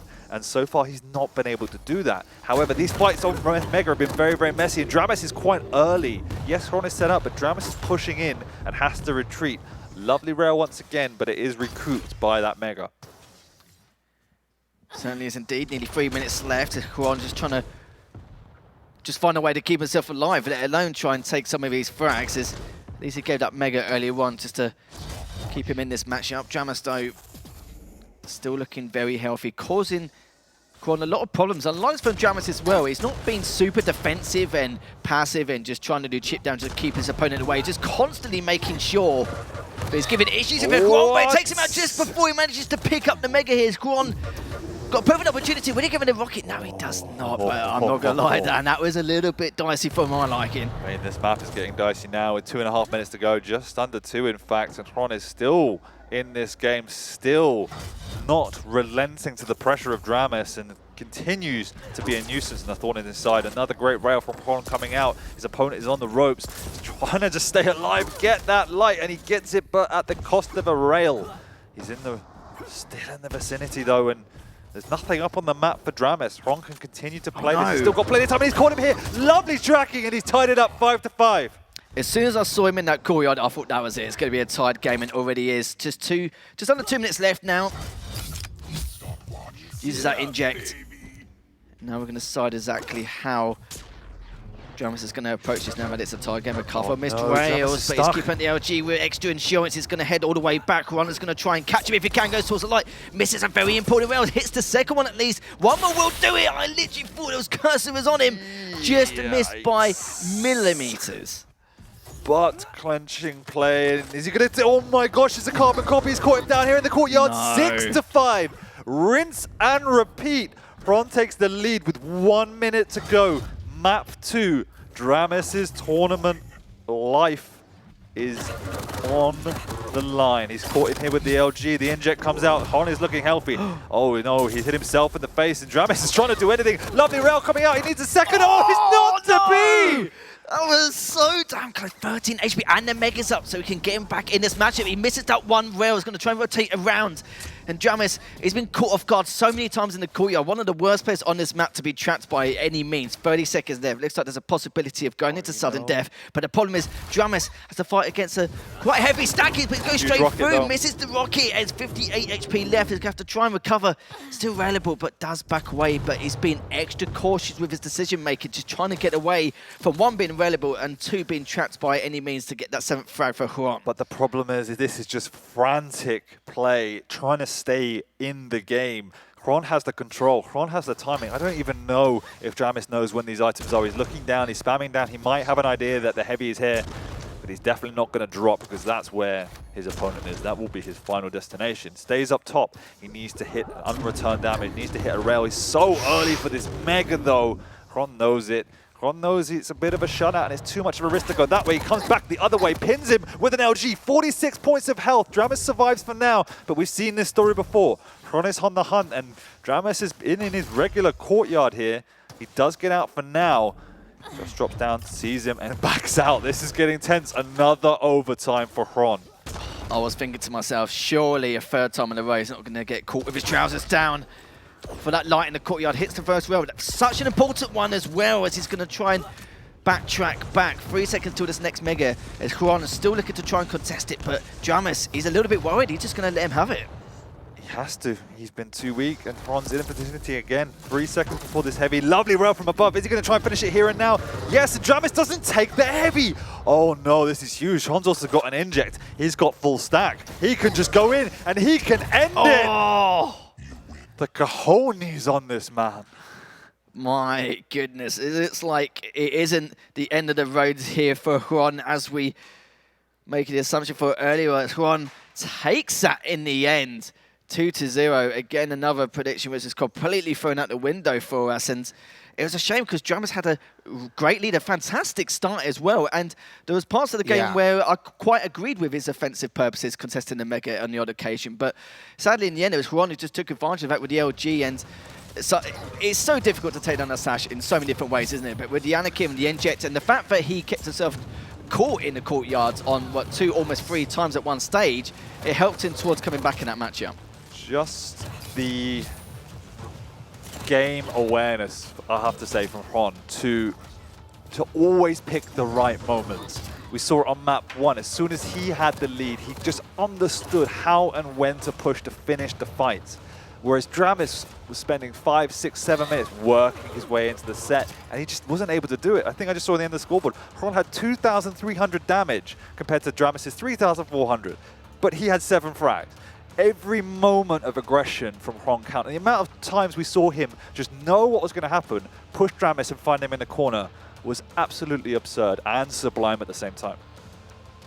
The one thing is so rough as I watch as a spectator was the getting the tie at the very end there, but then being so far away from map control. You know, I mean, dramiS did everything he could to try to get it back. You mentioned that he wasn't able to get that heavy, and it was kind of like, well, heavy or maybe my life. And I understand, and I could see he was trying to work his way back into some level of control, but it's one of those rare situations where you tie it up, great, we're going to go into a sudden death overtime, but you're just not in a great position to then get that frag you need to win. That's a rough one. It was a good game, though. I was also surprised, too, because seeing that run from dramiS at the very beginning, that, what was it, 4 frags in almost a minute and a half? It was rough, and that means that Xron will advance, and dramis's tournament life is done here. But yeah, I thought he still did pretty well up against some formidable opponents. He had some great, brilliant moments. Unfortunately, couldn't bring it out there in the lower bracket. And it's, no disrespect to dramiS. I think he's played a great tournament. He shows new sides to his game, and he will learn from this, and Xron is showing everyone why he's got to. Yeah, exactly. And Xron is showing everyone why he's still a great player, and he's going deep into this bracket. And there's always one wild card that does, and it looks this year to be Xron. Yeah, I mean, I'm thinking about like past tournaments. CNZ did something similar. Maxter at one point did something similar. So if that's kind of an indicator of what we might be able to see in the future, welcome to the QPL, right? Like, let's see some more out of that. And I don't expect that would be the last we saw of dramiS. dramiS seemed more composed and confident in this tournament. Even he would admit, I've always got things to improve, like every player does. But hopefully you walk away from that one. You do take some good things away. But Xron with the 2-0 win on that one. So, well, gentlemen, we're going to take another break. Behind us, setting up our Av3k Unchained. That is a lower bracket matchup that is coming up in just a moment. We'll take a quick break. When we return, another lower bracket map where one player advances and another goes home. Don't go away. We'll be right back.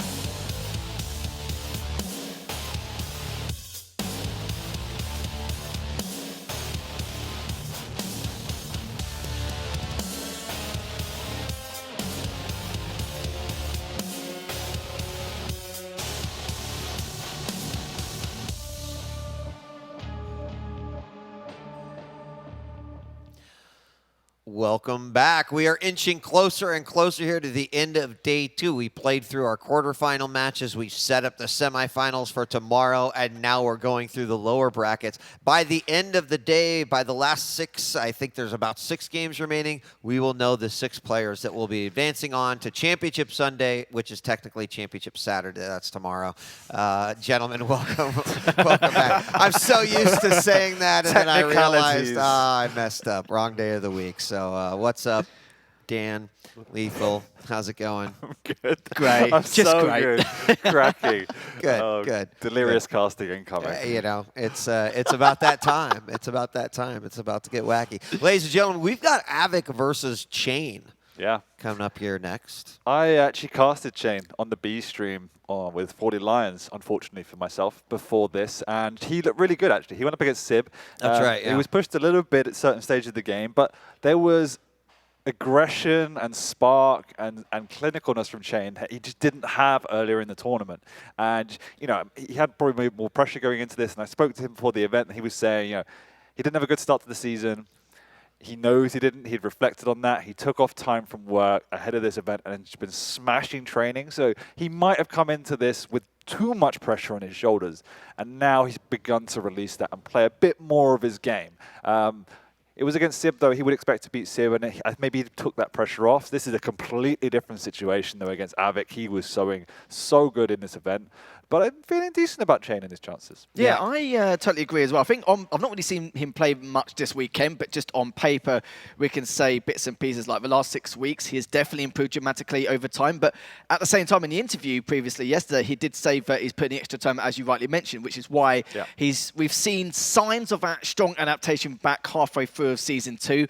And it's nice to see those kind of signs again, because those are the signs where back when we had the separate Americas and the EU region, he was like the second place team. He was giving Tahang a good run for his money, and he was putting a lot of pressure onto Rapha. We're starting to see that again. So this is why he's been able to take us up a lot further than we would have anticipated, maybe compared to the start of the season. Let's take a quick look at the lower bracket, since that's where our focus is for the remainder of the day. You can see there that, well, Chain is obviously playing Av3k right here. We've got dramiS versus Xron, and Xron did end up winning that one 2-0. Of course, still a matchup between ZenAku and the winner of Sirius Saigib, which I believe has actually been Sirius. Took out Saigib. And then, of course, coming up next on that one, Nosfa versus Strong Sage might, you know, have a matchup take place between those two and Rapha. So you can kind of see, I think we're going all the way up to that lower bracket round 5 is where we're going to end up by the end of the day. So, a lot of games. A lot of games to go. So let's talk a little bit about our picks and bans here as we get into this next matchup between Av3k and Chain. I also noticed that Chain's not wearing white anymore. He's wearing his black. He's gone to the dark side. Yeah. Yeah, he's nodding. He nods to that one. Yeah. These are the things I notice. I don't know. There it is. Here's our picks and bans. We've got Av3k choosing Ruins. And then after that, we've got Vale. Was the pick by Chain. Not surprised to see that. And then Awoken is the remaining match. Take us through the picks and bans, Lethal. Very few players favour like the bigger maps in the map pool, but Av3k favours both of them. He's very strong on Blood Covenant and Ruins.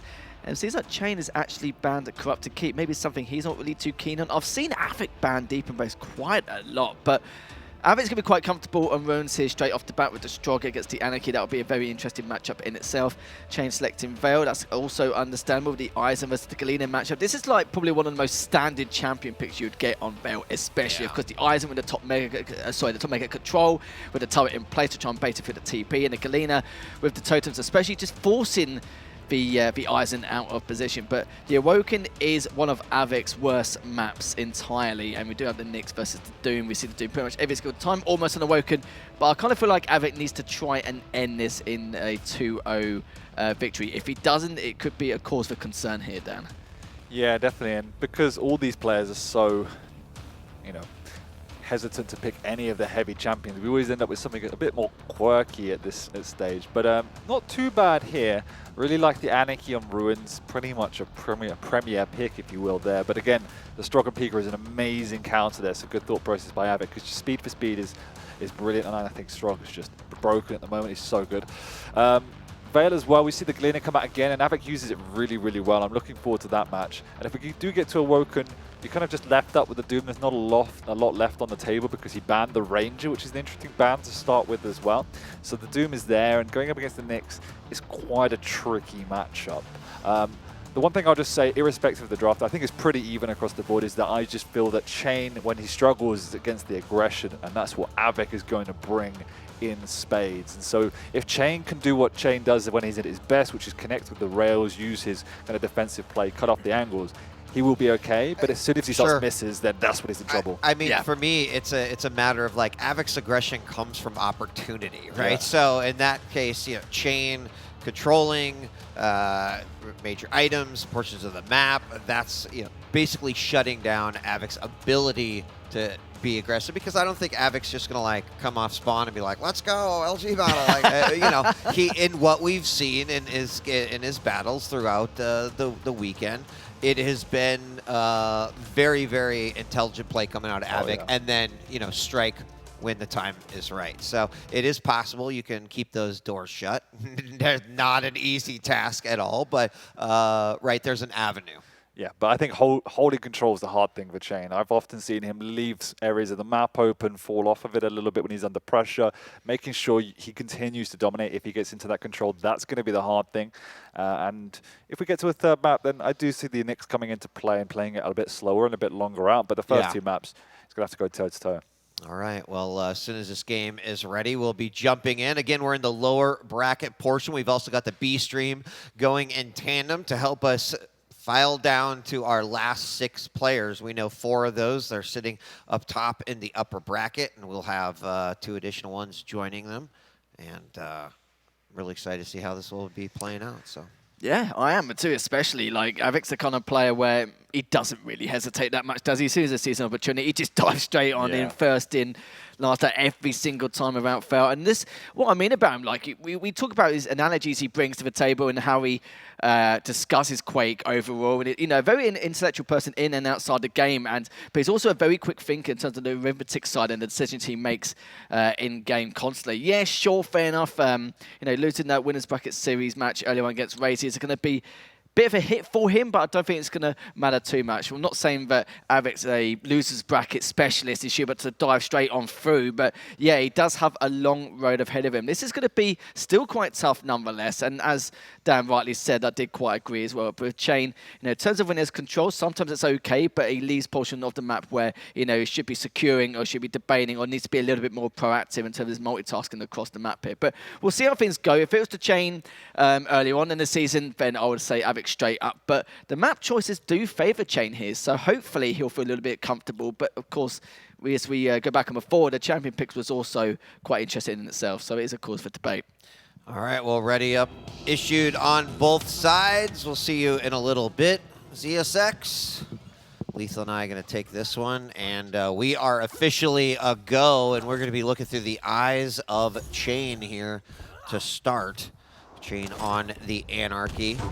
And, one thing, Lethal, that we have seen from Av3k this weekend, which I still think is kind of unique play, is leaving major items, weapons, certain things, even armors out on the field. Chain with that first frag, very quick one right there. Might even be able to pick up a second one as he blocks the rail. And gosh, I stopped myself, and that is Chain with a quick 2-0, but Av3k would, there was a couple points where, he'd leave that mega open, he'd go out, he knew where his opponent was, he would kind of control the flow of the game that way. Definitely interesting, not something we've seen a whole lot. At this point in time, it's a moot point because Chain's already up by 2. Yeah, it certainly is. It's not really the the start I was expecting, especially from the likes of Jane. It's something more from Av3k I would expect in terms of response. Doesn't really get too much done with the Pika, but yeah, it's just seeing what he could do in terms of that response. He's not going to drop down. He was sitting there basically daring for him to come down, but at the same time didn't have any rockets on him, so it was actually quite fortunate for him just to leave him out like that. But of course it's different watching it from our perspective. Minute 20 in and still Chain holding on to that 2-0 lead, but still has the inject, remember. Yeah, I mean, that was actually a kind of awkward situation there for Chain. He had no rockets. He's like, oh, all I've got is a rail, not really where you want to be. So he backs off. He gets himself an LG. He's now got some more rockets. Going to feel a lot more comfortable defending the positions he might need to defend. Now he grabs a light, sees Peeker come out again, does get some damage, won't matter. He's kind of out of there. Inject coming out.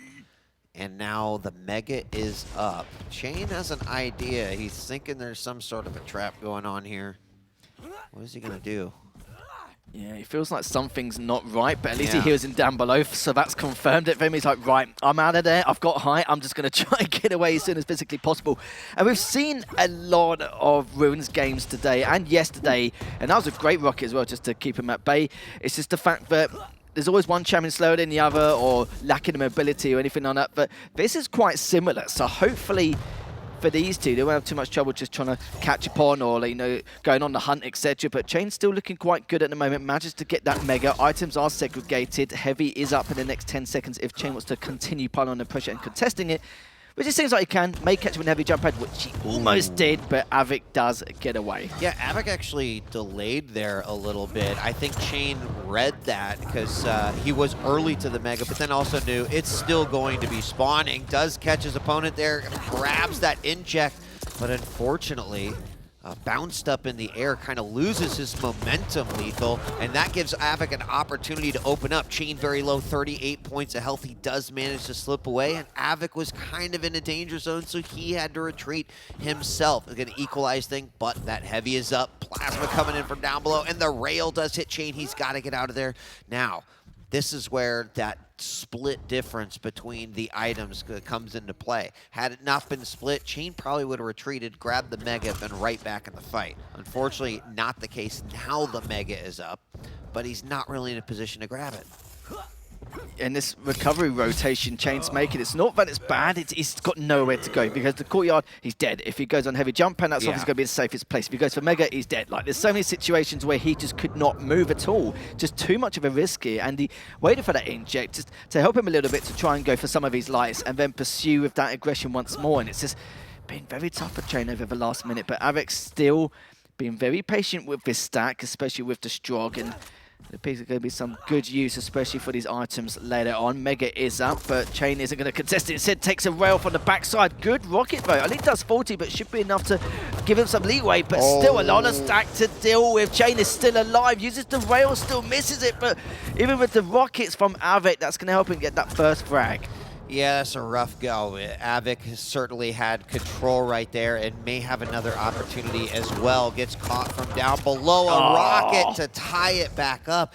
And not good, as it is likely going to give Av3k an opportunity to grab both of the major items. And that is actually false because Chain off the spawn through that teleporter does steal away the Mega. So suddenly, times more equalized here on our major items. And we're tied up, but neither necessarily has a huge stack advantage.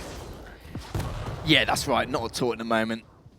Heavy come up in the next 5 seconds. The items are not as segregated as before, which does mean Av3k won't be able to contest the Mega straight afterwards. Could have took the risk going up to T-junction with the rocket jump, but of course, pretty much a waste of time at that stage, considering he will get the position, but won't get to the Mega in time to inflict any damage. Just at the halfway point.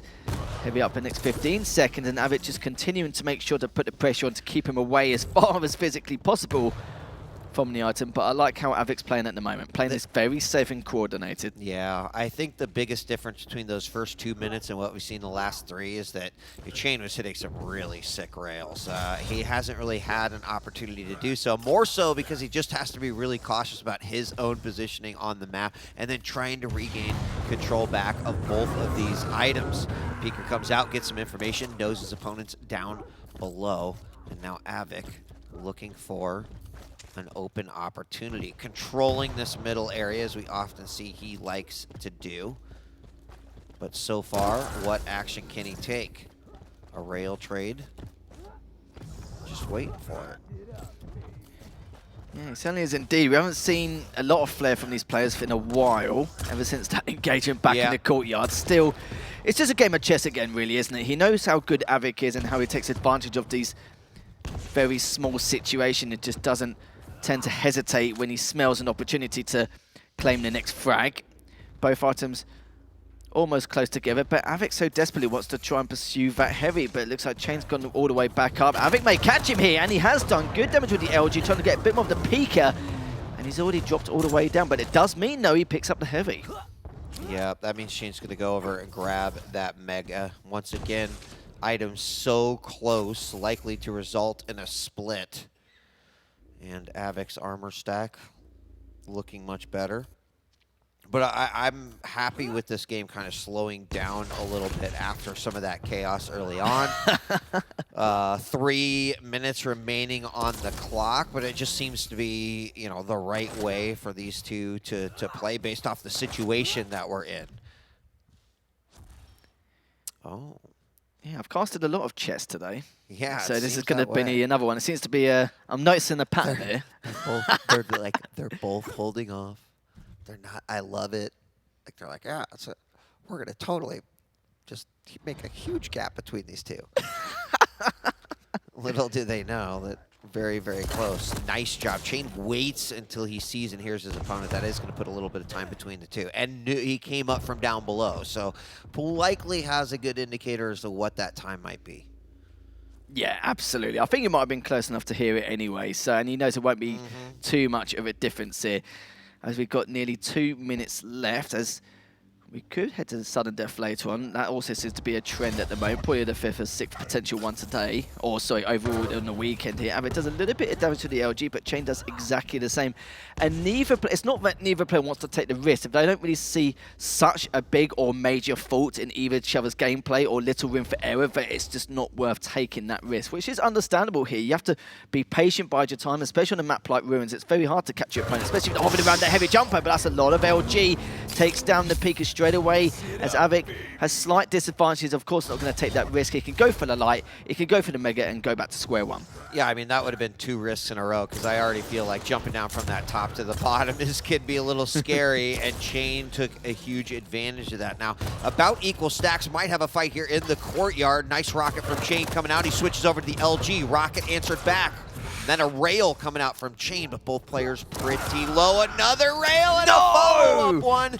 And Chain does manage to get it incredibly low. Going to grab some health in the back hallway and pick up a second 25. But that puts Chain in a great position here in the final minute of this game. Up by 1. Still not over because he's looking a little low, and Av3k has a stack. And you knew from that reload animation that he was going to have like a half a second quicker hitting that rail, and managed to do earlier for that 3rd frag. Good rail again from Av3k. He's looking to try and get a 30. He's not railable anymore as he's backing away. Was thinking about going towards the courtyard for the light, but that's where a lot of these good players go to die, it seems like, especially from that last series. And now Chain has to back away again. 30 seconds left. Will he be able to hold on? Well, is going to give some room that's going to allow Av3k to pick up at least that heavy. Might also get the Mega, and then that is a big window of opportunity. There's only one. It's like a 1 chance to kind of make something happen here. So Chain has gone into what I would say is a bit of eternal mode. 10 seconds remaining. Going to try to use the speed of Anarchy to just kind of move on through, put himself in the back. There's the inject. Well done. Av3k says GG, and that 1-point game. You had all that action at the beginning, Lethal, and then just a standoff, you know, a back and forth, respect, if you will, and then of course the fight over the major items.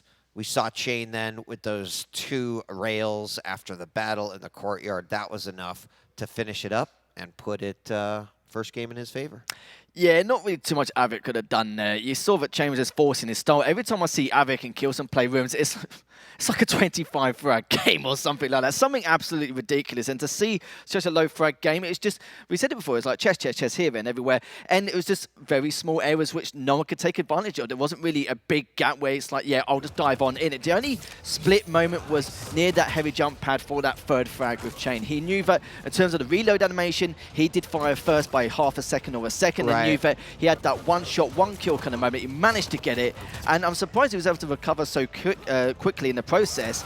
And I suppose because he was already in courtyard, Av3k's going to spawn almost on the opposite side of the map and still cut the light, the health bubbles, etc. So it's a quick way to get him back in this game. But it's going to be interesting on Vale, because remember, that last map was Av3k's map pick. Yeah, it was. You know, the other part of that particular matchup to kind of point out is they're at the end fighting near the light. You know, rails were exchanged, but Chain had kind of his final 2 injects were kind of a big deal, right? Yeah. To put himself into you can't rail me position there, because he was, right? One more landed rail by Av3k, and that would have been a tied game yet again.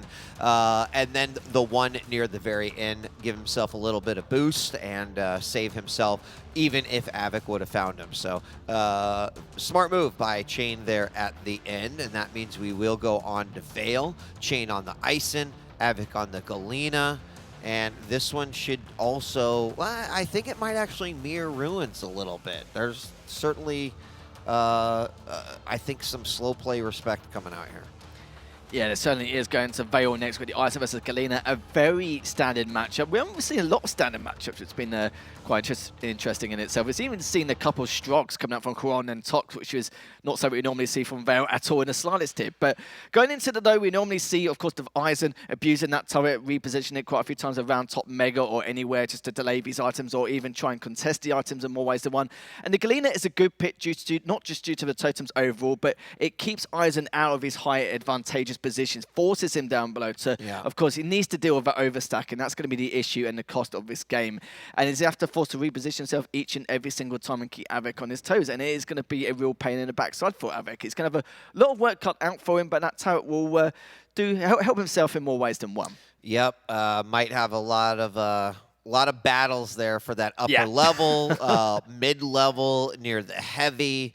But both of these players, if you think back to that last game on Ruins, they were playing some mind games with those major items a little bit. So might see a little bit more as that as well, as we're now loaded into the map, about ready to go in to our second game. Chain up by 1. Av3k's tournament, life on the line here. He's got to win Vale, and then that would take us to a third map, Awoken, but Chain has the opportunity to take this one and potentially move forward. Yeah, ridiculous stuff if these next 2 potential maps going forward here on Vale. These are statistically been Chain's best maps, so a little bit of a worry for me for Av3k leading into this, considering how well they both played in that previous map. But let's see what happens here. Chain been performing very well all weekend long. Mega's up in the next 15 seconds, but Heavy is coming up next. His Chain is just trying to get an eye to see exactly where he's going to be approaching from. Does have the height advantage on that tribal side, as we spoke about in the pre-show, and looking to see it do a little bit of damage, but this is looking very good here for Chain, as Av3k just lurking around a little bit more, but does manage to get the Heavy in the process. Yeah, and left that Mega there. Oh my gosh, drops down to the mid-level. Av3k did not retreat. He actually stayed there. We saw Chain come back, and then Av3k was able to use that LG and put himself in position to pick up that first frag.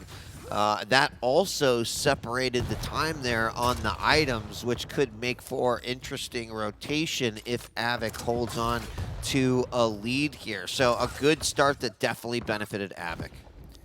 Yeah, it certainly did indeed. And again, Av3k in a disadvantageous position, trying to go for his Heavy, but managed to get away with it in the end. So rotate round to try and delay him from the Mega as much as possible. Decides to rocket drop and think, do you know what, I'm just going to go for it if you're not here. And what beautiful LG. We talked about his combat skills, and in the end, just manages to bag that second frag. Going to try and catch him on spawn if he can. Looks like he won't be able to, but yeah, already the damage has been done. Minute 40 in, already Av3k 2-0. Yeah, it was a good start there for Av3k. There he hits another rail through the doorway.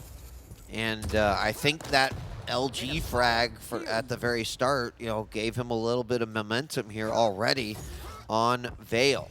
Now, I do also have to say, like, early on, Chain was quick to take out what totems had been put down, so Av3k really hasn't had a chance to put that together. They're going to meet in the back hallway. Rockets exchanged. This time, it is Av3k who is very, very low. Chain took quite a bit of damage there as well. Both players backing off, but Chain with the rail to put his first frag on the board.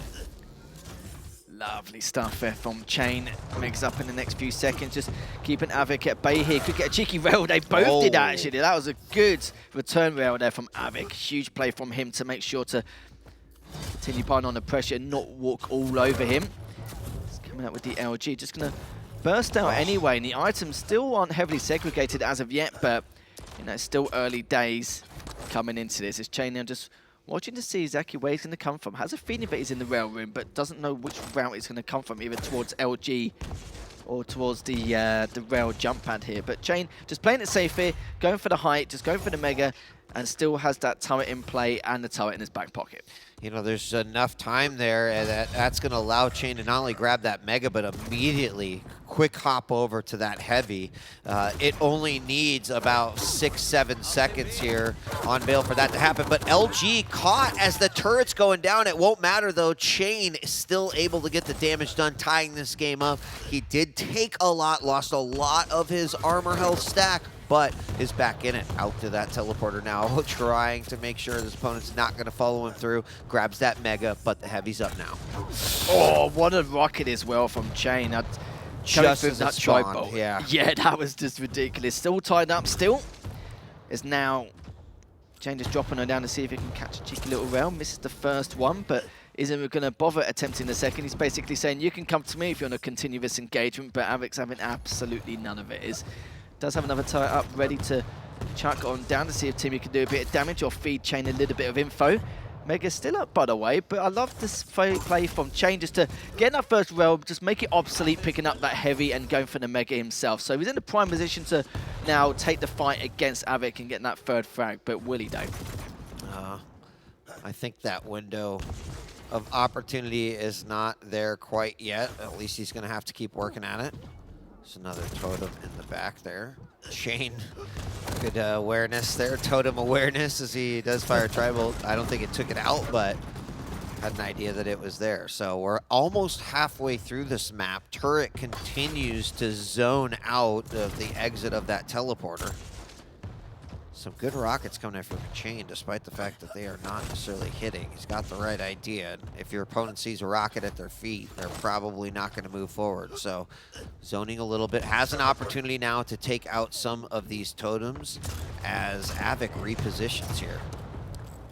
Yeah, Av3k's only got one totem up at the moment. Decides to dive on through anyway. If he was thinking about putting down a turret to divide the attention, but decided not to, which is understandable. But Av3k is so weak. Chain could go on the hunt, finds him. That's good his opportunity if he goes for the mega. But look, he may catch him again as he's going for the light. A little bit mistake there from Av3k, just trying to speed up the recovery process, but does get away very, very close.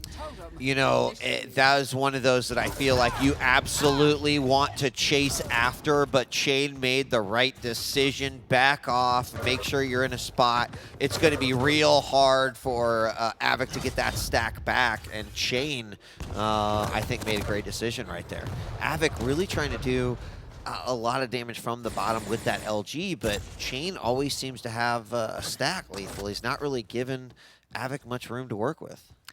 Yeah, he seems to have a advantageous angle every time in terms of position he's in. He seems to always get the first shot, always kind of, I wouldn't say put a shock to the system for Av3k, but he's never approaching him. It's always Av3k trying to rotate round to try and catch Chain off guard. Of course, Chain is the lead at the moment, and he doesn't seem to be too phased about the overstack. Of course, he'll pop down to the rail room now and again to see what totems are lurking about and just pull straight back. He's played, obviously, this champion selection more times than none.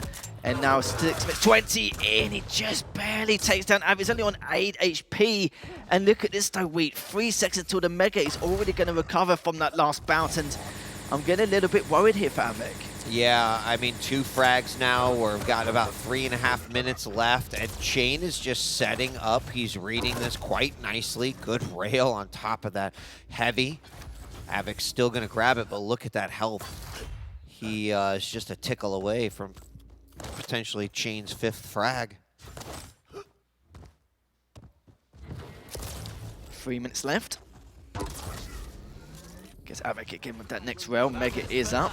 Delaying it just a little bit here. Just waiting for Av3k to push away a tad so he does not hear it. But I think he was in range anyway. Heavy's up in the next 5 seconds. But Av3k needs to try and get some of these items. He's picked a lot of his items up at the start, but just not doing a lot of damage with it. And this is looking very dicey here for both players, really. But Chain did have the height advantage once again. Catches him with that first round and just keeps catching him off guard quite a lot here as he's just trying to drive by to heal up with these lights and these health bubbles down on the floor.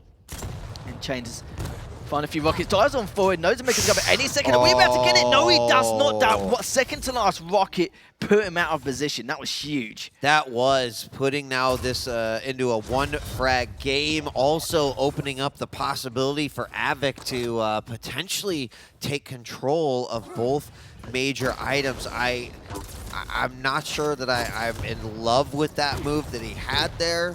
But I think Av3k just happened to be the right place, right time, caught him with that bounce rocket. Could have gone a lot different. That was hard considering how much momentum Chain had, but Av3k gets it done. So Chain's still ahead by 1. Nice rocket. Oh, it doesn't follow up with the midair, but does with the rail. 5-3, less than 2 minutes left to go, and Av3k finds himself in a rough spot. He certainly does. What a rail from Chain just to secure that 5th frag. 90 seconds left though. Av3k does have time to do this, but the question is, Willie is now 5 seconds left until that Mega does approach. Heavy is almost in sync, just a few seconds behind.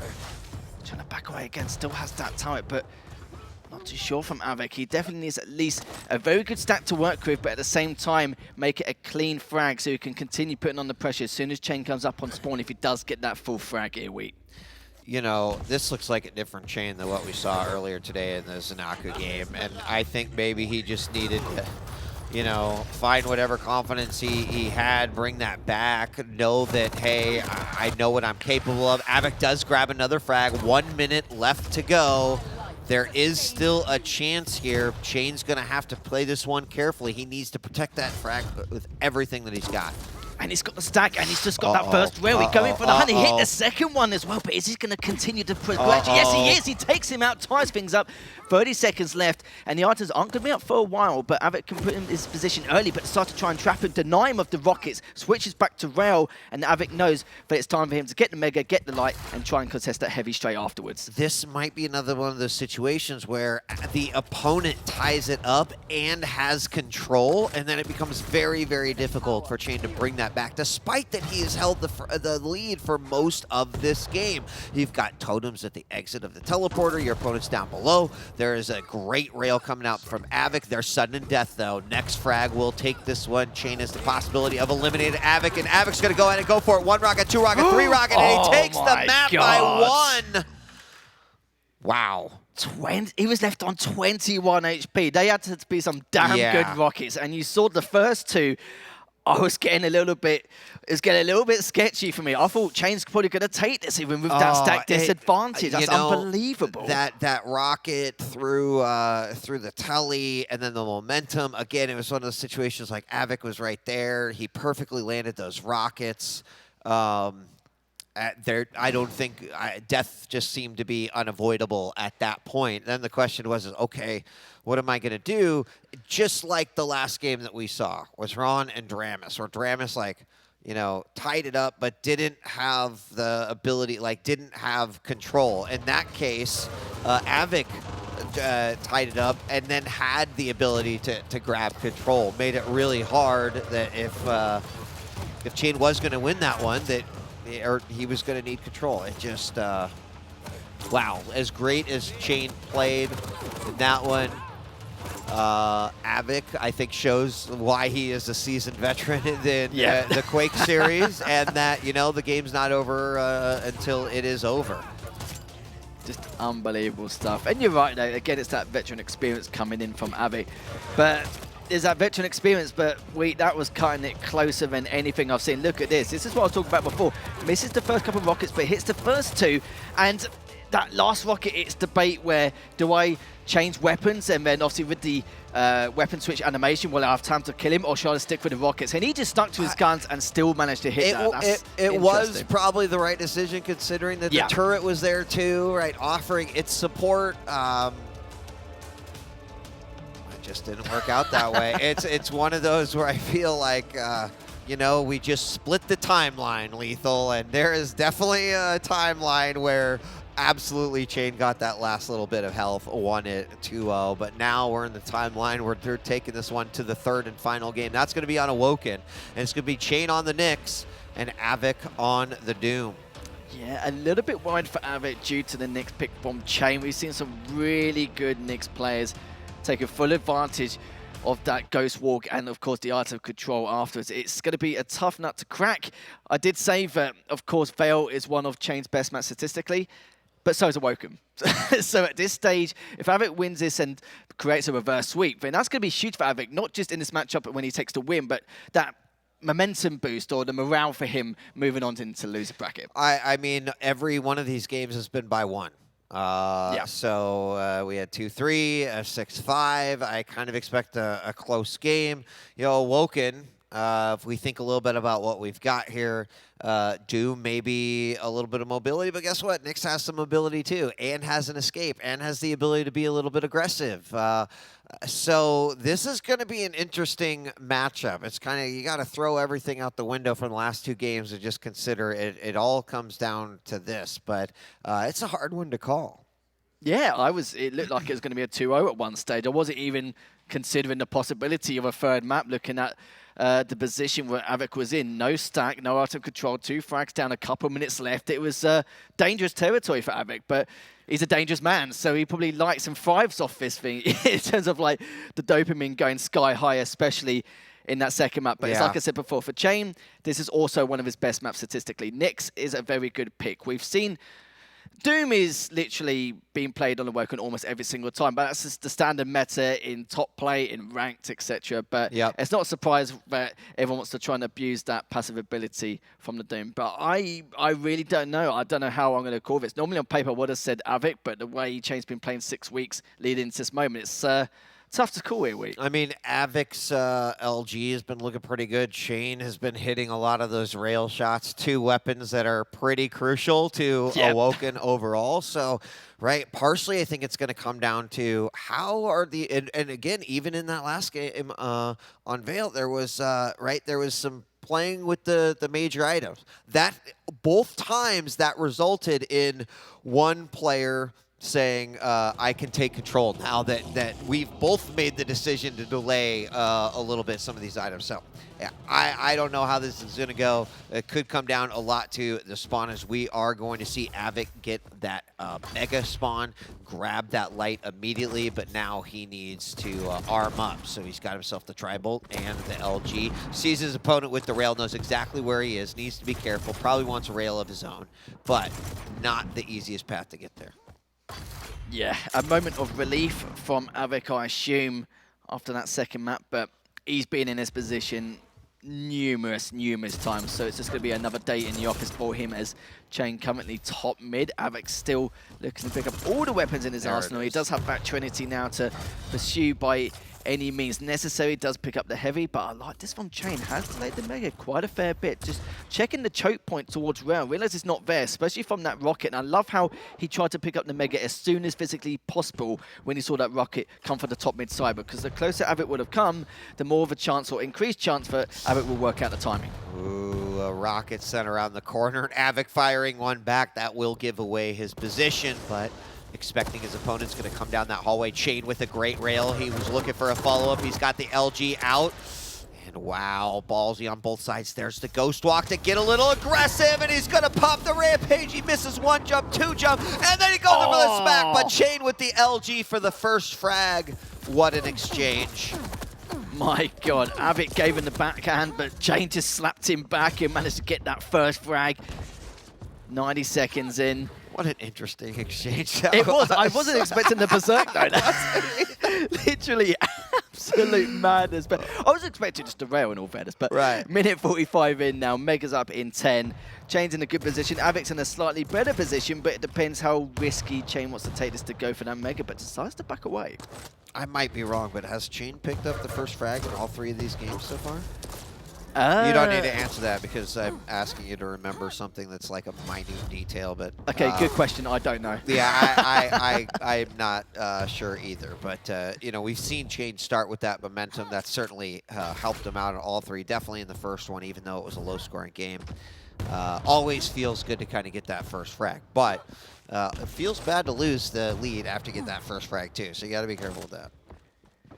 Yeah, it certainly does, and Av3k needs to keep an eye on the rotations and patterns, but Chainmate's collecting these hourglasses for that Ghost Walk. As it's a low priority for Av3k, but still needs to keep an eye on what rotations Chain is going to make. As they're nearly at the 3-minute mark, Chain with a decent stack lead here, just faking that jump up to top mid, but problem is Av3k's on the opposite side of the map, so he's not going to hear that anyway. Yep. I fooled him. No, don't be happy. No, you fooled yourself. Chain doing a good job. This is like the 2nd or 3rd time in this map where I've seen him get some unanswered damage with that LG. Lands a great rail there. Immediately Av3k pulling out. Oh, that LG also hitting a rocket. Not enough to kill there. Tribolt coming out. He's keeping the pressure on. Looking for a rail angle, but won't be able to find it. Chain with that Mega. And now we're starting to see a little bit more time between these 2 items, but not enough to make a massive difference for full control. There we've got the Ghost Walk through the teleporter, and Chain's not going to chase. Yeah, because the Ghost Walk was pretty much running out. You would have heard him go through the TP, so it's a little bit of a waste there, so understandable. So Meg's up in the next couple of seconds. Here's the first one. Doesn't go for the second, but it's going to see if he rotates round, but he knows he's still top mid. Is why do he move from that position unless he's going for that item? He's going to see if he can get the way around him. But this has been a very interesting affair from the 2 of them so far. Both of them just having that GA for the items now and again, but also at the same time trying to contest for that Mega depending on the scenario after each bounce. And looking to back away again. It's the Heavy now up in the next few seconds. Chain is going to try and get himself prepared, but it looks like so was Av3k as he dropped on down, as he hit 2 rounds in a row. He's not going to go for the 3rd, may use the LG for extra insurance, but still piling on the pressure. Av3k is trapped. Yeah, gosh, 3 rails in a row, and that really has been one of the biggest differences between Chain and Av3k here in this matchup. 4 rails, 5 rails! He just needs to keep at it. Av3k very, very low. I say that like it's so easy. Just keep railing.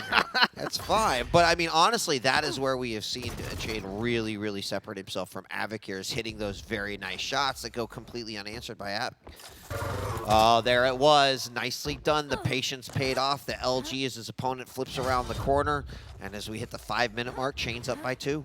And this is where we get into dangerous territory. Items heavily segregated. Chain's got a full stack to work with. He can contest this as he sees fit. He can just push on in if he wants to try and do a little bit more damage, but you can't underestimate Av3k's combat skills here. As you can see, he's trying to do a little bit more and push on forward, force him to go for that Mega, which he has done, but that was incredible. Heavy's up in 5. Will Av3k even attempt to contest it? Potentially, but he's left it a little bit late. But actually, no, he has put himself in a good position up top. But Chain's just going straight after him, and the Ghost Walk and the rail. Great stuff from Chain. Yeah, I mean, that was a cover all the bases right there. Yeah. You saw the aggression. He had an opening rocket jump, landed the rail. So yeah, we saw the Ghost Walk, but that was kind of a, well, if this fails, I'm going to need insurance. Yeah, and that was the insurance policy right there. That was ended up paying off quite nicely. So I do not call that one a waste at all. Av3k now in this position, also lethal, where we're halfway through this game. You know, Chain starts to put together 4 or 5, you know, in total score, and then suddenly, right, speed becomes an issue, and the Ghost Walk becomes an issue, and your inability to really chase the way that you might want to with Doom becomes an issue, and that's what Av3k really needs to avoid going in these final 4 minutes. And once the Ghost Walk has been depleted, That's Av3k's window of opportunity to try and take advantage of it. It's just a matter of how to force him into the Ghost Walk and when he's going to be able to, you know, it's all that 50-50 decision making on where he could be, how he's going to go about it. But Chain's already gone in a defensive. And you know what, on a map like Awoken, you can do that depending on the position you put yourself in. And it's got to be narrow or at least close quarters by any means to take advantage of those defensive rockets. And Av3k knows that, and he's playing exactly how he did not want him to. 3 minutes left, looking to try and go for those 3 frags to tie this up. Yeah, Chain's hitting a 59 rail right now and almost a 40% LG. He's also done 2,300 points of damage to the 1,000 of Av3k. Just to, you know, put it into perspective, how much those rail shots that have gone unanswered have affected those overall numbers. Yeah, that is just incredible, but time is running out. Ghostwalk is up in the next 10 seconds. Av3k trying his best just to try and catch him, but he's also just trying to play games with Chain at this point. He's trying to throw him off, he's trying to force him to take a different route to hopefully catch him, but Chain's just sitting there saying, no, like, I'm not going to deal with this like situation where he's just going to try and fall in, but he's done a lot of rocket damage into Av3k, takes him out 4-0, still very weak, but he has the Ghost Walk again. He does, and even though so low, Chain's immediately going to go for that health and the light armor as well. As you mentioned, he has Ghost Walk, and that means those 4 frags might as well be, you know, 8 in a way, because you've got to get rid of that Ghost Walk, and then maybe you're going to be able to get that frag. You know, I suppose there's the possibility that Chain forgets what button activates the Ghost Walk, but that's probably not likely. So with less than 2 minutes left to go, and right now Chain's on a road to potentially take game number 3 completely unanswered here by Av3k. Yeah, even if he used a Ghost Walk, no, he'd have at least 2, maybe 3, depending on the amount of hourglasses he picks up for that Ghost Walk. So let's see how Chain is going to go about it. But the funny thing is, Chain has just been taking the same routes and just been around the same area, just going for the TP, going back to the LG, going for the TP. And Av3k's like, somebody's going to go for me. He does try and get away, but will he be able to get away enough? He doesn't make the right decision to the route he's taking. And one of the worst things as the opponent is going up against the Knicks, this many frags down, a minute or 2 left, and having to deal with that Ghost Walk every time. But he needs to push on forward. He needs to get into overdrive and just go hyper aggressive. But the LG's looking good for Chain, making sure it's not going to be the cleanest of frags, and of course can go for the trade if he gets into a little bit of trouble later on. Yeah, I mean, the LG's been a real big wingman here for Chain in this game. As rails too, he landed those 5 earlier, and he's hitting them when they count. Av3k so incredibly low, he's railable no longer, but 30 seconds left, and that is going to be GG as Av3k calls it. Chain will pull this one out 4-0 at the end there. And what was an exciting series, separated only by 1 frag in game 1 and 2, and then the Knicks just proving to be a little bit too powerful there for Av3k in the final game. Yeah, literally Chain did 2.5 times Av3k's damage, the 3,100 compared to the 1,333, but it's the rail percentage, sadly, 62% for Chain and 17% for Av3k. Very unfortunate. Yeah, wow. And that means Chain's going to be advancing, and unfortunately that means Av3k is out of the tournament here for the Quake World Championships as we continue on in the lower bracket. Welcome back, ZSX. A little bit of another upset we're seeing here. Yeah. And, you know, we did say coming into this, Chain was looking better and better, more and more confident. I think it was showing. And one of the things that impressed me most is the way he played the player, not just the map. You know, particularly on that last map, he used Av3k's aggression against him, kind of kited him into these engagements and was bullying him around. And it shows by the damage stats once again. Unfortunately, Av3k just didn't hit enough, but in part it's because the Knicks just wasn't giving him the opportunities either. Yep, was not. Well, I think we're going to be bringing Chain up here to chat with us. It's this one, right? In just a couple minutes, I said, I think. Yeah, just you get it. I'll get it ready. 1 minute. I'll get it ready. There you go. You're getting too prep excited, everything. Dan. It's all right. Get the cheese and crackers ready. You know, we want to create an inviting environment where winners feel good about their game. Anyway, Chain's now done. That means, I believe, actually, he will have 1 additional game coming up here. Yeah, he's going to be playing Xron. Oh. Yeah. So look for that Brutal one loser bracket today. It is, yes, because coming up after this one, we've got ZenAku versus Sirius. It's bound to be a good one. After that, we'll have Xron versus Chain. And then our final game, I believe, is Rapha versus... Nosfa. Nosfa won. Yeah, he won 2-1. All right. They're doing the picks and bans as we speak. All right. All right. It has been upset central, though, hasn't invite it? Chain to the desk. There he comes. I don't know what the formal invitation process is, but Chain, you want to join us up here on the stage?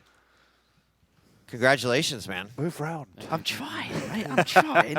I ain't got much space myself. Congratulations. Thank you. You hear us okay? Yes, We can hear. Okay, yes. awesome. You took game number 1. Very, very close. Game number 2 is the one I want to ask you about because it looked like you were going to potentially 2-0 Av3k, which would be not only, I think, a great accomplishment, even lower bracket, but you held on. Can you tell us kind of from your perspective what went on there, what you were thinking to do there in the closing of that game, and how you saw that one play out? Well, I think he pushed. The trigger was for him to push when I was up 2 kills. I ran into the totem, and I think that gave my position. And like, he's probably like, oh, he probably like that's gonna throw him off a bit. Av3k thinking that about me, Right. so he pushed me, and it did throw me off because I wasn't expecting him to jump off tri-bolt.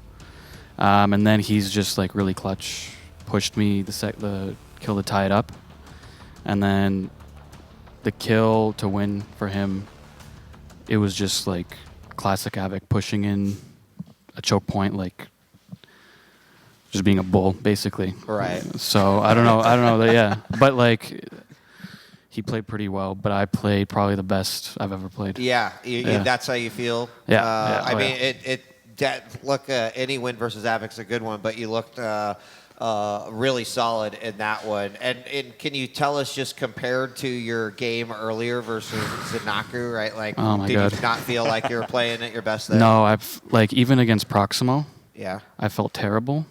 I just won that because of like, honestly, I got pretty lucky against Proximo.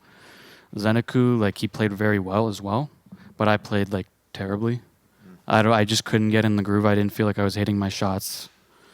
It was like really tough. And then like the Nyx Visor matchup is really tough as well. Like if Visor gets ahead and then he runs the vials, it's impossible to really do anything because he just uses it off cooldown and then you have to use it so Right. rare, Yeah. you know? Yeah. So, yeah.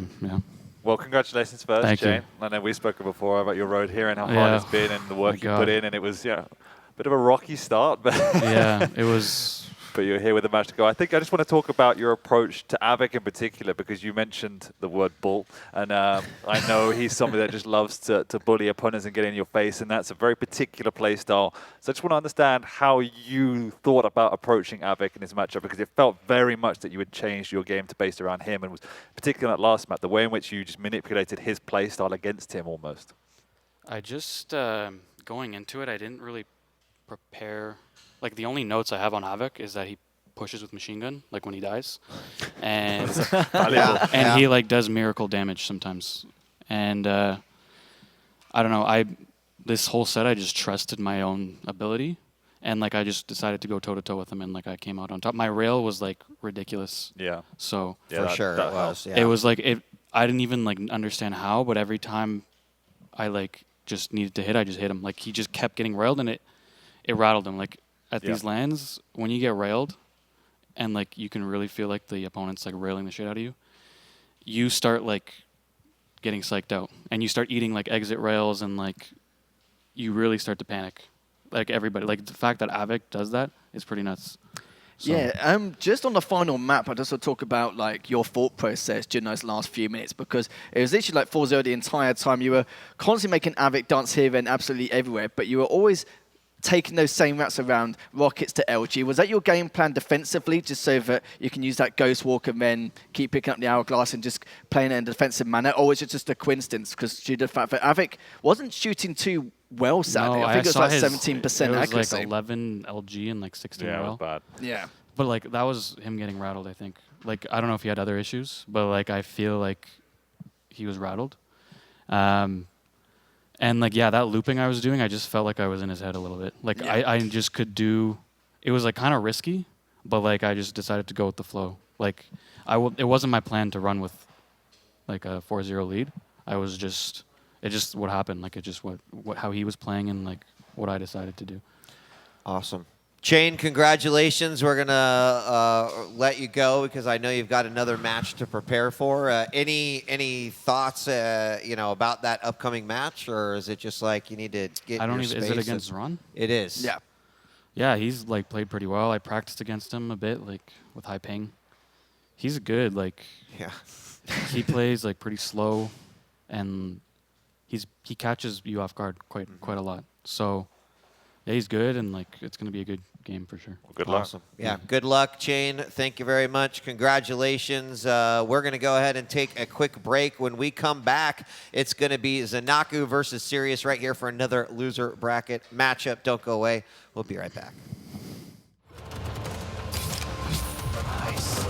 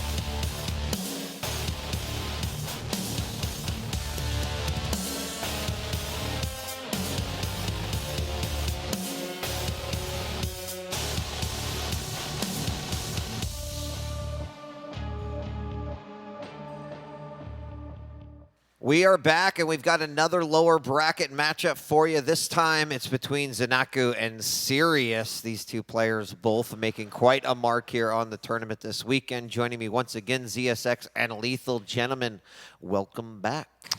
Thank you very much. Thank you very much. It's a good matchup. I'm actually really looking forward to this one. I am too. I mean, I think we saw some excellent play out of ZenAku earlier. Actually, just took out Chain earlier today. Chain just won that game. But yeah, and then of course Sirius been doing well as well. But let's talk about these two players as we look over the lower bracket as well.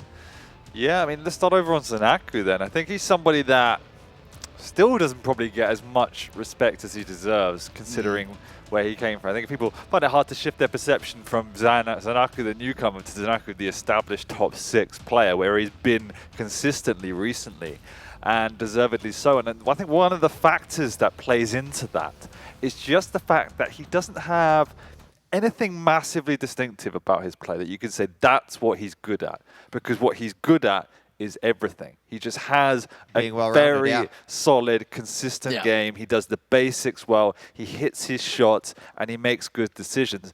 And it sounds boring, but you do the basics right and you'll get into the top 6 of the QPL. And that's what he's been doing.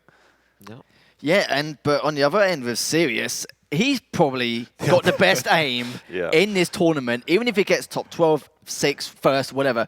I've never seen anyone aim like that. Like, literally, I feel like people just walking into his crosshair. He's just that good. But with RAISY, when he played against RAISY and then got knocked into the loser's bracket, RAISY tried to make it feel so uncomfortable that his aim, it's not going to be able to be relied upon that much. But I've never seen a player like Sirius in a long time. Of course, we was debating what he was going to be like online. Can you do this on LAN? Oh, you can do it on LAN. Well, he clearly has done, and it's just been absolutely phenomenal. And for Zen here, he needs to be so careful with the decisions he makes. He does, and it's a battle of polar opposites, because Sirius on the hand doesn't really like items. He doesn't really want to play the Quake. He just wants to find you and click on you, which is nothing wrong with that. Which is a great skill. But also, I haven't managed to see his subsequent games because I've been casting. But I'm sure he's building his way into the tournament, finding out what works for him. He's here again for a very, very good reason beyond just the skill of hitting his opponents. You still have to play a decent game of duel. The question mark is, can he do it consistently over 10, 20, 30 minutes? Because if he slips up, we know that Zen will be there to capitalize upon that mistake. So the better the opponent, the less mistakes you can make. I mean, frankly, when you're talking about those two clash of styles, it is ultimately going to also be dictated by what these picks and bans look like, because maps can play a big part into that. So let's look at those right now, as ZenAku once again going to throw out Insomnia into the mix, and then Sirius going to get Awoken, and then finally Ruins. I like this setup we got here, but Lethal, take us through the champs. Sirius does throw me off a little bit with these picks. I think it's just his confidence alone, because Zen's best maps have been Insomnia and Awoken, and he's got them first 2 straight off the bat. But Sirius, I don't think he even cares like who's best at what map and how. He just does whatever he feels like he's best. And every single time he's played against someone where their best map's been Awoken statistically in the Pro League, he's just gone, okay, I'll just go for Awoken as well. It's his best map. A lot of players would be like, do I want to kind of contend with that as well? But he's just like, yeah, do you know what? Why not? Why not he shouldn't? And with Zen now seeing the Athena versus the Doom matchup, that's going to be very interesting in itself with the verticality there. And go to the very end, the scales sneaking on Ruins versus the Galena. Interesting stuff. Yeah, there's 2 interesting picks here, both on Zen's side actually. One is the bipolar Stroke and Pika on Insomnia, because you speak to some pros and they're like, that is absolute trash. Why would you ever pick that on that map? It does not work. And yet people still consistently do. So Zen, who picked the map, clearly likes the champion as well. Anarchy, I think, is what you would call like a tier A, tier S, whatever you call it, pick on that map. Strog, we'll see how effective it is. Some people don't like it. Zen clearly does. The other one is the scale bearer again on Ruins. You have to play it very carefully. We've already seen in this event, and people have spoken consistently about how hard it is to play the heavies on this particular LAN setting, and then you're giving that hitbox against Sirius, who can melt that. I don't know. I mean, I'm obviously not playing the tournament. I feel like the heavy picks is like the misinformation that is spreading around the land. Like, bro, don't pick the heavies. Trust me. And then they're like, oh my gosh, did you hear they were talking about don't pick any of the heavies? You know, and then we're going to get to the best of 5s, the best of 7s, and people are going to be like, what the hell do we do now? I don't know. I guess we'll find out if it gets there, because if the rumors are true, then that hitbox is going to make serious. He's going to hit 70% LG, and he'll be, oh my gosh. But they're the two that pick out. I think the middle one was Athena versus Doom. Doom, you can bully an Athena pretty well on, but if you play the Athena to her limits, you know how powerful she can be. So they're the two picks. The Strong and the Excalibur are a little bit dodgy, but otherwise I think it's just a pretty standard setup. Yep. All right. Well, both players in lobby, and we'll get started with this one in just a moment. We still have Xron versus Chain coming up next, and then the final matchup is going to be the winner of this matchup versus the winner of Rapha versus Nasfa, which is happening over on the B stream. So suddenly it's like, oh, I better be watching both, and that's right, you better be. So it looks like we are loading into our first game, and yeah, an interesting way to end this game, but or end this day. Tomorrow, of course, is Championship Saturday. We know our top semifinalists. We'll have 6 players left. And tomorrow's going to be a doozy for sure. Doozy is the right word. I'm just really interested because do you have any advice for the Twitch Points guys out there about where this match is going to go, Wheat? Yeah, I do. I still think that ZenAku looks pretty good, and I mean, I'm full transparency here. I do have a little wager with 0-4 for 1 Divine Orb, and I put my pick on ZenAku. So that's how it's gonna be. I'm just going to say Zen. I'm literally just going to copy and paste it as well. But great. It's just, yeah, that's it. That's me done. Will it into existence?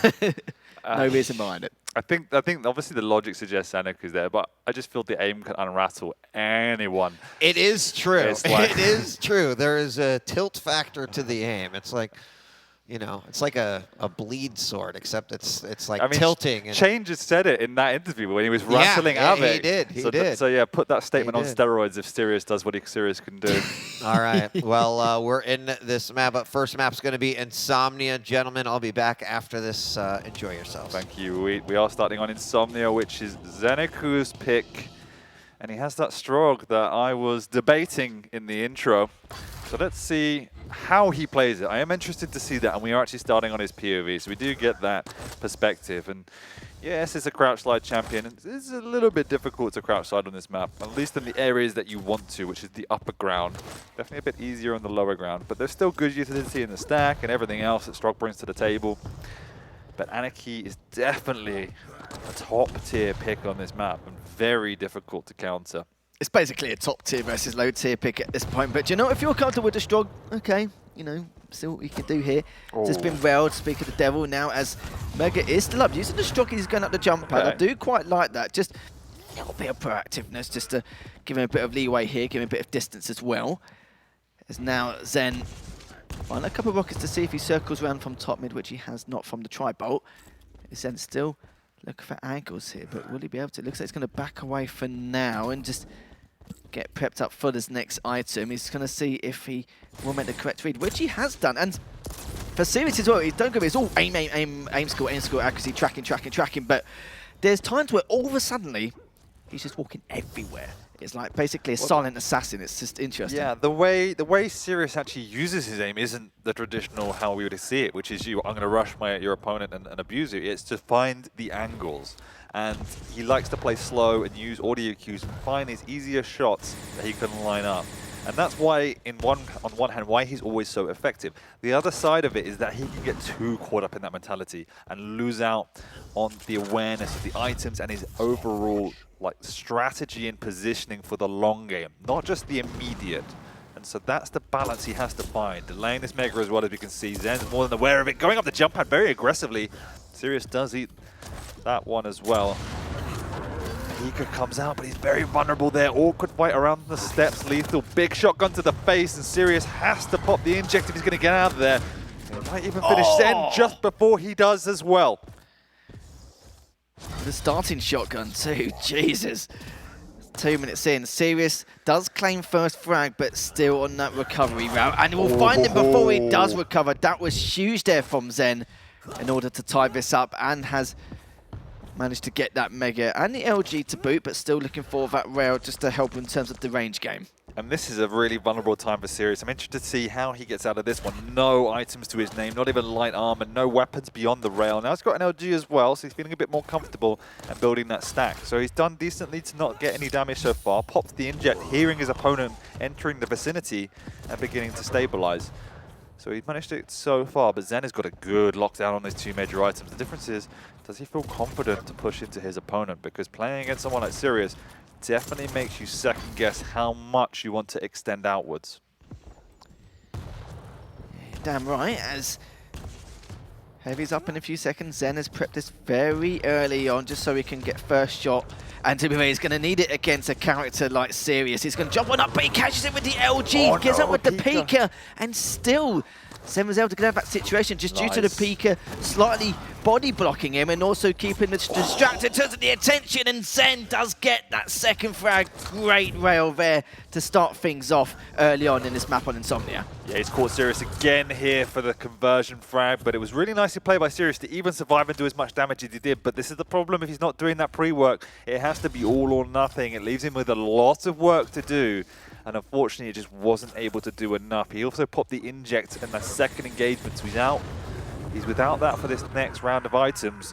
And that's the problem. That's the key word, Lethal. It is items, because once again, Zen has a huge amount of items to Sirius's very few, which is 4 so far. Yeah, that's not really too much of a surprise. It's something you definitely made a point of in terms of the massive cons there on Sirius's side. Look at the stack difference. This is just unreal. Is Zen now just biding his time, waiting for the opportunity to find where he is, dish the dirt onto him, and just jump in and secure that full frag. Misses that first row, hits him with the second here. This could be a chance for him to either clean up, but if he cleaned up from that position, that would have been huge going for the next spawn rail afterwards, but doesn't. But it's just trying to come in with the LG, and I like this. He's playing this very similar to RAISY, just making him feel so uncomfortable that aim doesn't really need to be a major factor as much anymore. No, and it's the fact that he's got such a big stack at all times, partly leaning to why he's even picked the struggle in the first place, that he's exactly that. He could afford to push it. He could afford to take risks because he has the padding. He has that additional stack to play off, and Sirius is struggling to even get light armors at this point in the game because Zen is rotating those as well. He's going into his engagements, he's doing lots of damage, he's taking lots of damage, but he's falling back to all of the resources, where Sirius is stuck with nothing. He needs to contest for this heavy, but I don't even know if he has the exact timing, so it's a little bit of a risk to even stay in the vicinity. He sees it up now, takes it, but it's eaten 2 rails to pick that up, leaving him back at square one. Yeah, it certainly has done. It Zen's pretty much on his base stack. He's going to try and... Doesn't know when the timing is. It's risky again. It sees it, but Zen's in the vicinity. Lovely tribot, though, from Sirius. That will win in this item, but all of these items have taken a lot of work. Nevertheless, he's got Zen on the ropes. He scuttles away from now. The next item's coming up very, very soon. Don't believe Zen can really contest this. Lovely angle from Sirius, but doesn't just clip the head. So close. Zen catches him with a couple of rockets, gets the second. Oh my god, Sirius caught him with his trousers down, flying high with the LG, and now is the opportunity. The opportunity he needs over the next 4 minutes to try and tie this up. We'll be able to get the Mega, and he needs to... I can understand playing slow. He can be quite good at that as well to a certain degree, but that's where Zen kind of excels in that department here. He needs to be not full-on aggressive, but just a bit of a strategic aggression here, just so he can abuse some of that aim skill and back that up behind him here. I really also love the Pikas out of Zen. I think all of them have had massive value, often using them as he's dropping down when Sirius is entering the room, and they've pretty much all connected for maximum value, so that's really impressive as well. He's beginning to stabilize as Sirius did obviously get that beautiful frag up the jump pad, but Sirius now appears to have good timing, good rotation, and Zen's just biding his time. He wants Sirius to make a silly move, run into one of these choke points, into the rockets, just as he's doing right now. And now Zen is firmly back in control. It's funny as you said that, and he literally went straight into that choke point at the bottom. And Zen's still got a huge stack, and this is where it's going to get a little bit worrying. Mega's up in the next few seconds. Sirius still hasn't got any armor to his name. Hasn't even got an inject either, so once again, some red flags here for Sirius to decide how he wants to go about this. But standing there takes that. Pika's going to clean him up. And you know what? With that frag increase and the stack Zen has, Sirius needs to do something quick, or it's going to be the first map going in favor of Zen. And just look at Zen again, having the mental awareness just to venture out, pick up that light before doubling back to take away all map resources. And this has been the big issue. It's just the resource games. Sirius has to push in here, but it's not the time or the occasion. Even Zen shaking his head at that decision from Sirius. There's a frag, so he's still in this game, but he's got a lot of work to do with just 2 minutes to go. Has to double his frag count without any items. Once again, we've said that so much. It's just a game he's playing without items. Yeah, you are absolutely not wrong at all in terms of that little stat. 20 items for Zen and only 11 for Sirius. So most of these only bagged because, not just because they were there in the moment, but 25 HP. Bullied Zen away though. He has done, yeah, and it's got a little bit of time, but that LG is looking good from Zen to do a little bit of damages. Sirius though, it's not stopping him. He needs to continue this aggression. He has done, but a couple of missed rockets is going to cost him. That's going to be the 7th frag for Zen, a good stack, and it's looking closer and closer to that 1-0 in the series.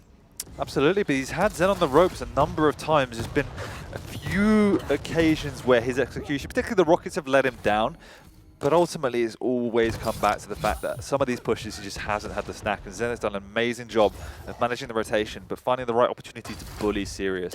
Still in this, though, if he can get a conversion now and cleanly, he's got all of the items to his name, and he might be able to double down on that. But he has to find Zen quickly, and Zen's got a decent stack of his own, so can just play these choke points with his rockets that have been so successful so far.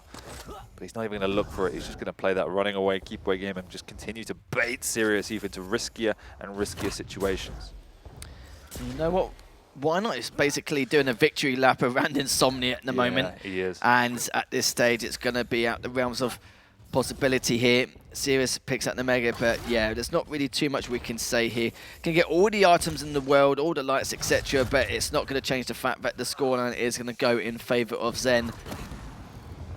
Sounds about 1-0 victory. And it's going to be a good start for Zen. We did see signs of Zen trying to find a way into Sirius without having to deal with the accuracy and the tracking coming from Sirius. But Sirius has found a way in now and again, but sometimes he's been patient and been a little bit too patient. But maybe Insomnia isn't maybe a map for him. I'm not really too sure. But I'm interested to see how Sirius performs on a different map with the accuracy we talked about previously, because he can be, or still can be, a very dangerous opponent. 7-5, first map in favor of Zen.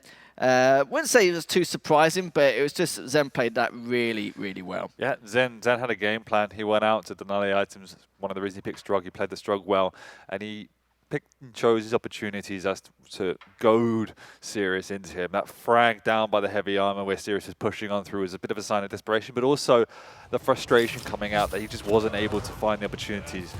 Zen just didn't give him the angles. You know, Sirius had 40% rail, which is adequate, but well below the levels we expected him, and well below the levels you need if you're not going to be taking as many major items as your opponent.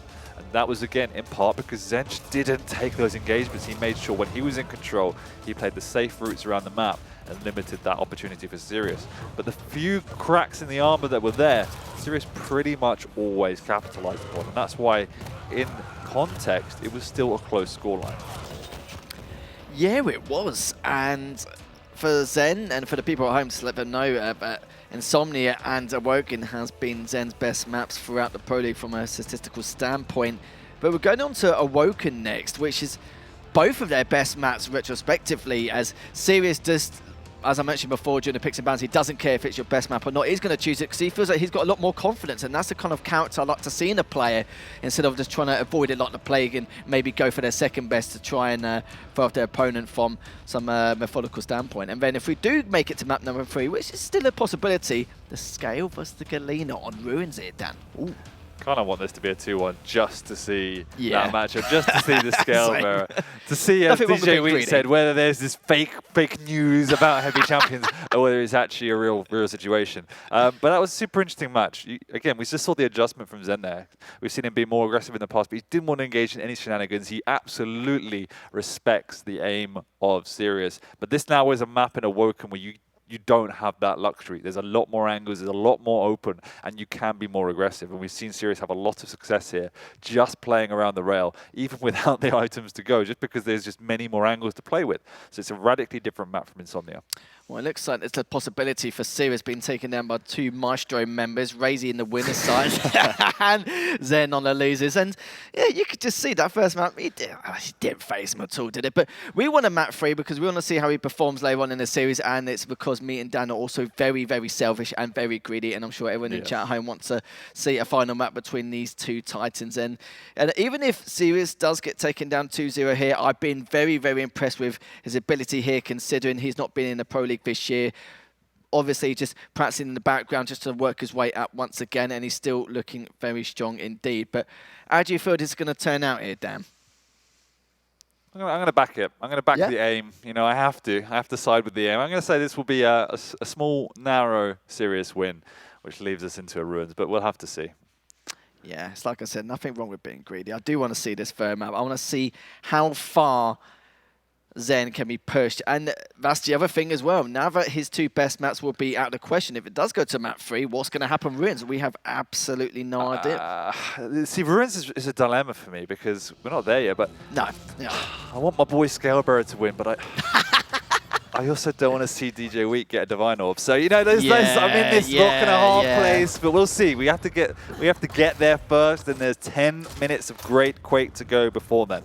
The Athena over on ZenAku, we know how amazing that a champion is, pretty much irrespective of what map she's played on. And then a bit more standard Doom, which has been slightly underwhelming in recent times, but this is one of the maps it is very strong on. Just being able to control that exact area we see Sirius sitting on now, the capability of just managing that space, managing the map, is absolutely integral. Trying to catch Zen out here, just not to be, and doing so has put a little bit of delay on that Mega. Not enough where you'd feel confident to take both items, but enough where something could happen for this next round or 2. Yeah, very interested to see how this plays out. Is Sirius wants to continue playing the favoritism in terms of the maps for Zen and just try and destroy him on his playgrounds. Again, very slow, very calculated, just trying to keep an eye on all of the potential angles Sirius might be playing from. Great flick rail from Zen. He doubles back onto that Mega, knowing exactly when it's up. Items are on the same timing, and Sirius's little push did not succeed, but they do trade on their spots, trade on major items. Now Zen is on the mid ground, where he wanted to be. Yeah, so much more caution on this land environment in comparison to what we normally used to here online, but now we're getting to the higher echelon in terms of the bracket, the placements, and it seems like people are taking it very, very seriously, just worrying about every single decision they try to make here. But for Zen, he's still got that prime position, not just going for the Mega, but just going top mid also. Went straight back, and will he be able to get that first rail? He does not, but so does the Tri-Bolt hit, or sorry, miss from Sirius's side. Very slow and steady from both players so far. Really bustling for that mid-ground position. Just alternating around the map like some sort of waltz as they trade positions, trade items. Checking each other out. And then he's thinking about it. He's made a move here. He doesn't hear Sirius, and he stole it away. Too slow, and Athena showing her prowess right there, and how he can get in and out so quickly. He's going to catch Sirius on the double back as well. Great damage from Sirius, though, and Athena, we know how weak she is, but we can see how weak the Doom is. Big rail coming out from Zen. Lovely flick, and Sirius now definitely won't be thinking about contesting. Zen doubles back, hoping to catch Sirius coming around for this light. Instead, just stealing it away. Don't know if he caught a glimpse of that weapon sticking out through the TP. Lovely rail from Sirius. He's sticking around with nothing to work with. He looks railable. He is railable, but not anymore as he takes away that Mega. That was incredible. Sirius was knocking on death's door for a while, but still no frags to either player's names in this first 3 minutes of this matchup.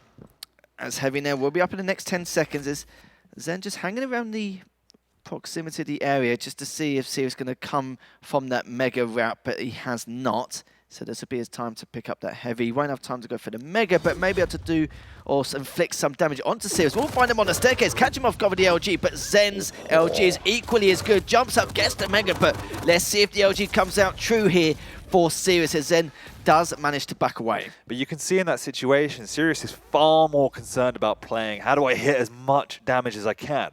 Whereas Zen is saying, I'm just going to take the item and then your light items and leave you with no resources. So the longer game has benefited Zen from that situation. Sirius is still healthy though and sticking around, and it's all going to come down to who can hit the next shot. Zen doesn't even decide to show face at the item though and decides just to play the very long game. And I would not be surprised if this comes down to a single frag victory. It is so slow from both of these players. I already had one of those earlier down between Xron and Tox, and that was 20 minutes 40, so please no. Well, actually, yeah, I wouldn't mind it, as long as it goes to map 3. But just past the 4-minute mark, as Zen just continuing to hold top mid. If he's got positional advantage, why should he push out? He still needs the info, of course. And Heavy is still up, and Sirius is still just lurking around by that first rails and pulling up, but the retaliation there. And this is also why it's been such a stalemate, because everyone keeps hitting and trading. There's been no real like back-to-back rails of unreturned damage, and so nobody feels confident to make any sort of maneuver. Sirius realizes he can't really shut down an Athena because she's an Athena, whereas ZenAku hasn't had enough damage where he's like, okay, I can finish you off. So we're stuck in this eternal stalemate of trading items. But at least Sirius is trading the items. Yeah, that is true. That is true. His item game's got a little bit better in this game in comparison. Both items are almost in sync, and it's like Zen never left. Top mid, of course, being his home. He's pitched a tent, campfire, got marshmallows cooking there, just waiting around, waiting for where Sirius is going to come from. But it looks like he's gone to the other side to go for the mega. Zen has gone for the heavy this time round. And it's like you said, they're just doing the wilds basically at this stage, aren't they? Just basically going, not exactly running around the rosy, but just trading places every couple of minutes for these items. And neither one wants to throw any kind of easy frags and just giving very little room for error, as now. But this is a big play. This is a huge play. You can punish Sirius for this mega, and he has done 2 rails there. He hasn't even taken the item. He's mistimed it. That's opened up the map for Zen. He's even going to leave the heavy up and try and finish his opponent, and he will do as well. It doesn't matter how much damage he takes because he has the items to fall back on. Steals away the light, steals away the heavy. Wow, that was so well played by Zen, but also so obvious. Sirius was not in a position to contest for that mega, and it didn't even look like he really had the right timing. So it was a huge mistake that's broken up this game, and there's the second frag, 1 to -1. You could see that Sirius was still trying to play the slow game, and the rockets come out from Sirius. It isn't too bad there, but Zen still on the aggression, was mainly going for the light, but was hoping for a little bit more, but still, look at the tri-bolt damage, 84, but Zen needs to back away. He's only on 85, he is tempted to go for that heavy, but Sirius was just daring him to go for it, but does manage to get it successfully, which is good, but Sirius is diving on in. Good rockets, and manages to get him outside the map. Still only 2 frags behind here, Dan, and still has the possibility of coming back in this game. And Sirius stops him and gets the mega on top of it, picks up the rockets, just needs the rail just to continue now with that aggression. That was greedy by Zen. I'm sure that was really greedy, but it's not over yet. And he was timing all the items before that. He was even timing the light, but now that monopoly is broken. Sirius has control, and what is Zen going to do? He's not got a lot to work with. Don't even think he's got a rail. So it all has to be plus back and trying to bait and goad Sirius once again into these fights, and there's no need to take the risk just yet. Plenty of time left in Awoken. Keep that timing strong and play the map safe. Zen knows exactly what's up. Yeah, he certainly does indeed, as Sirius is going to be the one in charge of top mid and is going to see how he's going to pick Zen apart. But hasn't as of yet, of course. Going for the circle, the items here. Delaying the heavy, so mistimes for Zen.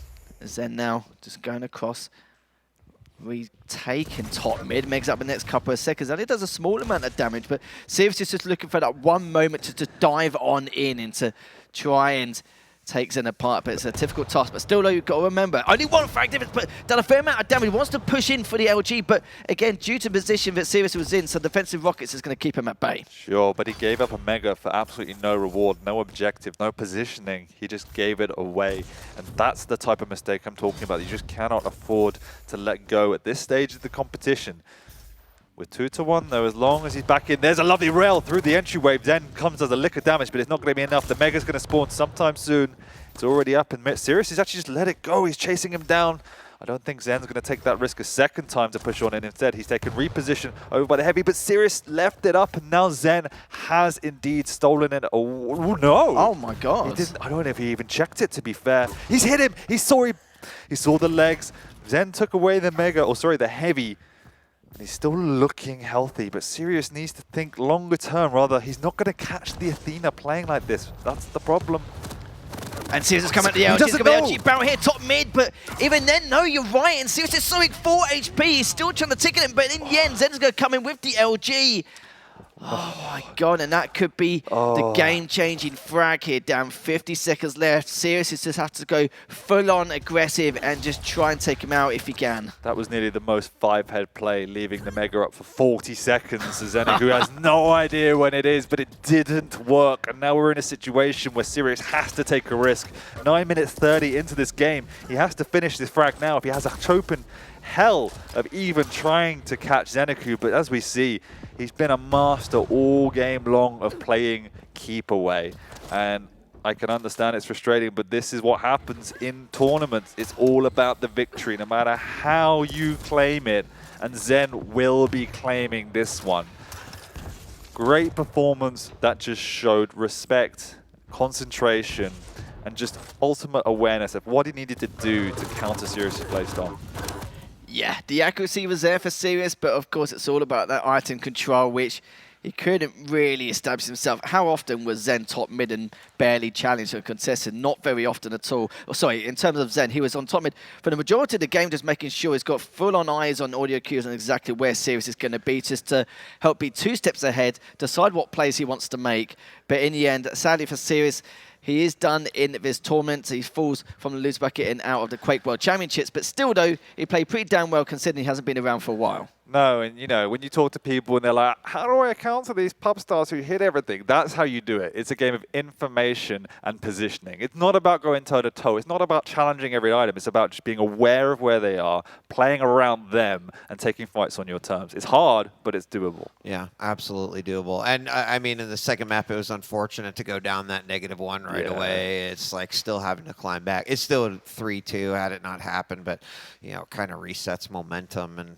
doesn't feel good. There's a couple nice LG runs there by Sirius, though. He lives up to his aim badge, the aim badge that he earned for sure.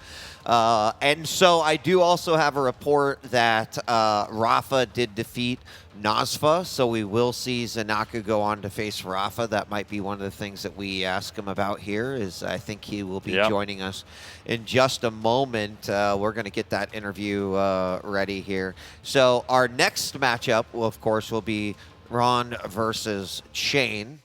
I'm still going to be a pretty interesting matchup considering that, you know, Shane coming up here on the interview, probably that win was a motivator, right? Confidence. But I think to his point too, right? It's an every game is different situation. So he had one where clearly he's like, I wasn't feeling it. Another one was like, I'm feeling it. So after we went on air, we carried on talking to him, and he made a really profound comment. I would say profound, like philosophical, but he was like, now I realize they're not better than us, right? It was like almost like, I realized I can go toe-to-toe with these guys, and I just have to believe that I can. And that realization, if it plays out in the future sets, then he's going to be in a really good place. But we've seen already how powerful Xron will be. And like we said, he catches people off guard. That's always going to mean he has a chance. Let's bring ZenAku in. I think he's going to be joining us here over the side, get him set up. Congratulations, as we are definitely in order as we get you ready. There we go. Nice work, man. Congratulations. Thank you, mates. Gosh, where do we even start? We know who your next opponent's going to be. Did you hear? It's going to be Shane. It's going to be Shane. Of course it was going to be. Nosfa? Okay. There you go. Yeah. But I think, you know, ZenAku, I think back to your tournament run here so far, and clearly one of the things that comes to mind immediately is sort of a dismantling of Shane in your matchup that you had with him. And he even came up here in his last winter interview and said, I just wasn't quite feeling it. You seemed like you were feeling it in that game. But tell us how you feel about how you've been performing so far here. Well, I think I've been doing not too bad. I mean, the first game with Shane, I think I just like, you know, it was the first game of the tournament for me, so I just feel like the motivation kind of came through. Sure. And then as soon as I played vengeurR, I think like after losing that map the way that I did, see, if I had lost the map in like kind of a bigger way, maybe I wouldn't have been so disheartened. But like a flyby rocket at but the funny thing is even about that clip, because I look back at that, I was like regenerating health, and I would have had 102, and I'm like, okay, well, you know what? It just wasn't. Wasn't meant to be. And then Insomnia, well, he just hit a lot, and that was about it for me. He hits a stupid amount. Talking about someone who hits stupid amounts, serious. Like, I'm going to ask the obvious question. How, like, it was obvious you had a very clear game plan for him, but how do you think about players like him, and how do you approach and prepare for that type of matchup? I think, like, on the first map, just any opportunity I can capitalize on a mistake, just to go for it, especially when he's the Anarchy. And I think on land, like, usually Anarchy would just destroy the Strog online just because, I don't know, it's just hard. Like, it just plus back and Anarchy's unhittable. But anyway. But yeah, with Strog, I think just there was a couple of moments where, you know, that's all it takes. Sometimes you just, I think when he pushed the choke at heavy. Yeah, so you shake your head. I hit two rockets. Yeah, I was getting a little bit cocky there. But, but no, it was good. So I was happy to take it away there. One thing I was going to ask, of course, Rapha is going to be your next matchup here.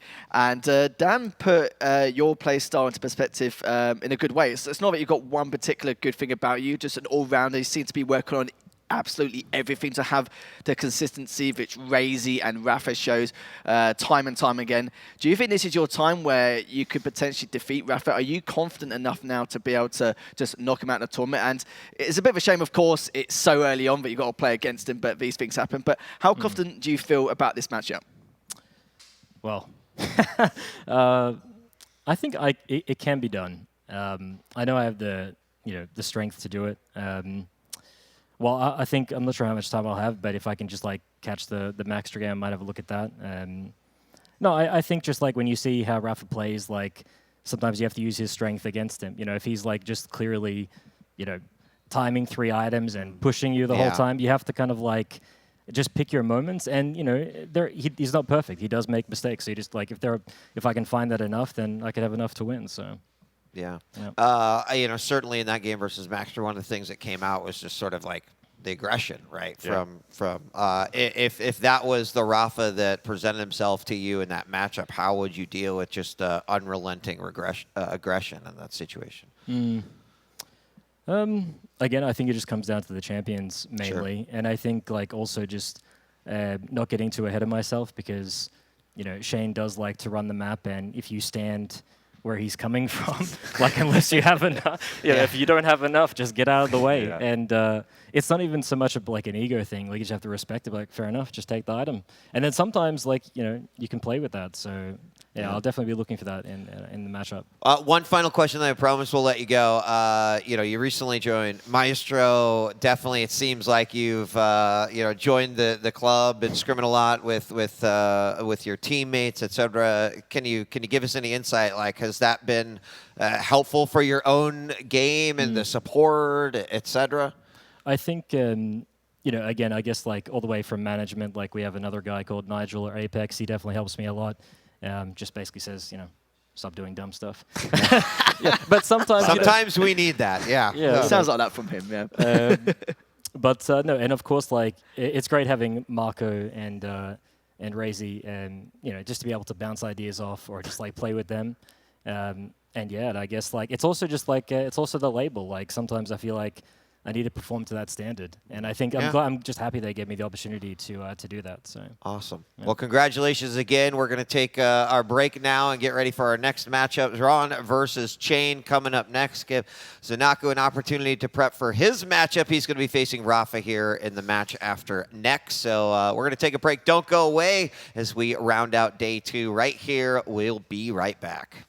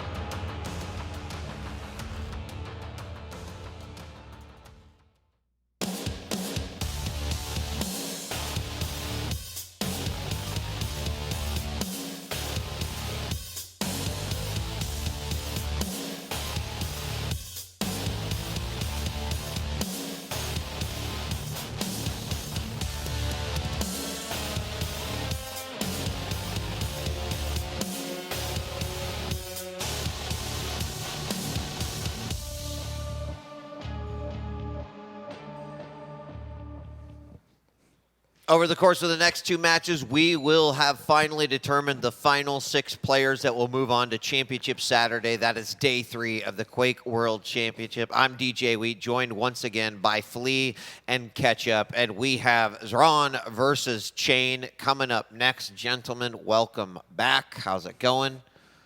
Going well. It's been another long day, but another great day of so many interesting matches, some upsets, some surprises.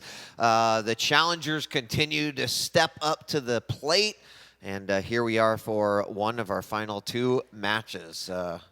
Yeah, absolutely. It's the energy, the hype of LAN that's keep us all going at these long days. That's but right. Indeed, we're close to winding down the day.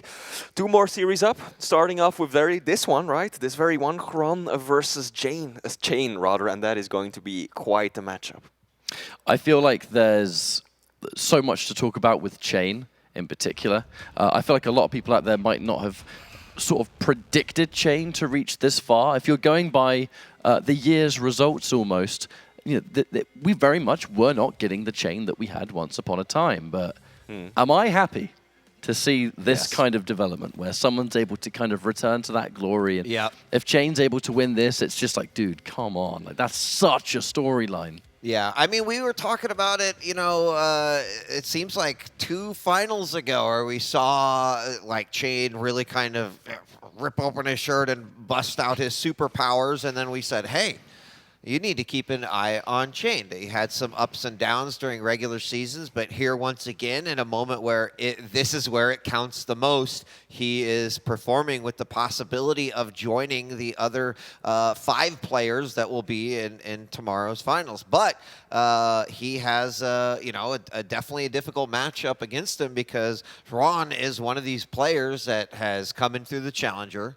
has been surprising and upsetting a lot of folks, and is certainly showcasing his potential to potentially also be one of the 6 players in the final day. But if we look at his match history so far, Chain definitely has got what it takes, right? You're talking about how difficult of a matchup this is, and that's definitely true. But so far, he's beaten Proximo, Sparty, Sip, and last but definitely not least, Av3k just moments ago. So Chain is on an absolute tear. Yes, this is going to be a difficult matchup, but as you just said, the Chain that we've seen now is playing some of the best Quake, he said himself, that he's ever played. Yeah, and you know, it's got to still find that momentum, wondering, and we were talking a little bit about, does that win over Av3k kind of help elevate that momentum and let you take that into the next matchup? And, you know, his opponent, Xron, who has also been performing very well. Ketchup, what do you think when you look at this matchup?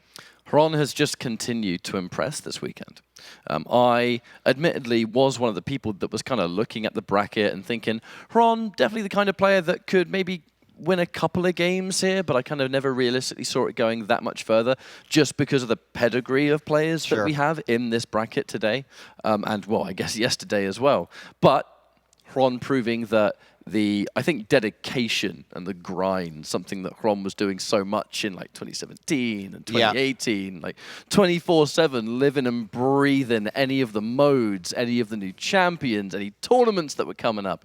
Like, that kind of player is at some point going to come back and just start reminding everyone that they're still incredibly strong. And there's so much natural talent there. Absolutely. I mean, you said it yesterday, Wheat. Playing Quake is kind of like riding a bike. You know, it's something that you never really forget. And for these top-level players, they always have that surface-level skin. And yes, they can get a little rusty. They can get out of practice. But after a few weeks or months of intensive training, they can very easily regain their player form. Yeah, I think one of the interesting thing about Xron, too, is that when you look at his results, they've kind of been so dynamic, right? You had the 10-minute overtime 0-0 game with Tox. You had the complete blowouts. You had really close games as well. There hasn't necessarily been like one set style or way or methodical approach for Xron. It's just kind of been whatever works, and he seems to be a player who plays in the moment. So with that being said, let's take a look at these picks and bans so we can get the game started, as we're going to have Xron picking Blood Covenant, and then going on to Vale, which will be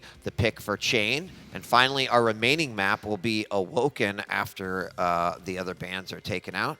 Let's take a look at these champion picks. Anything unusual there?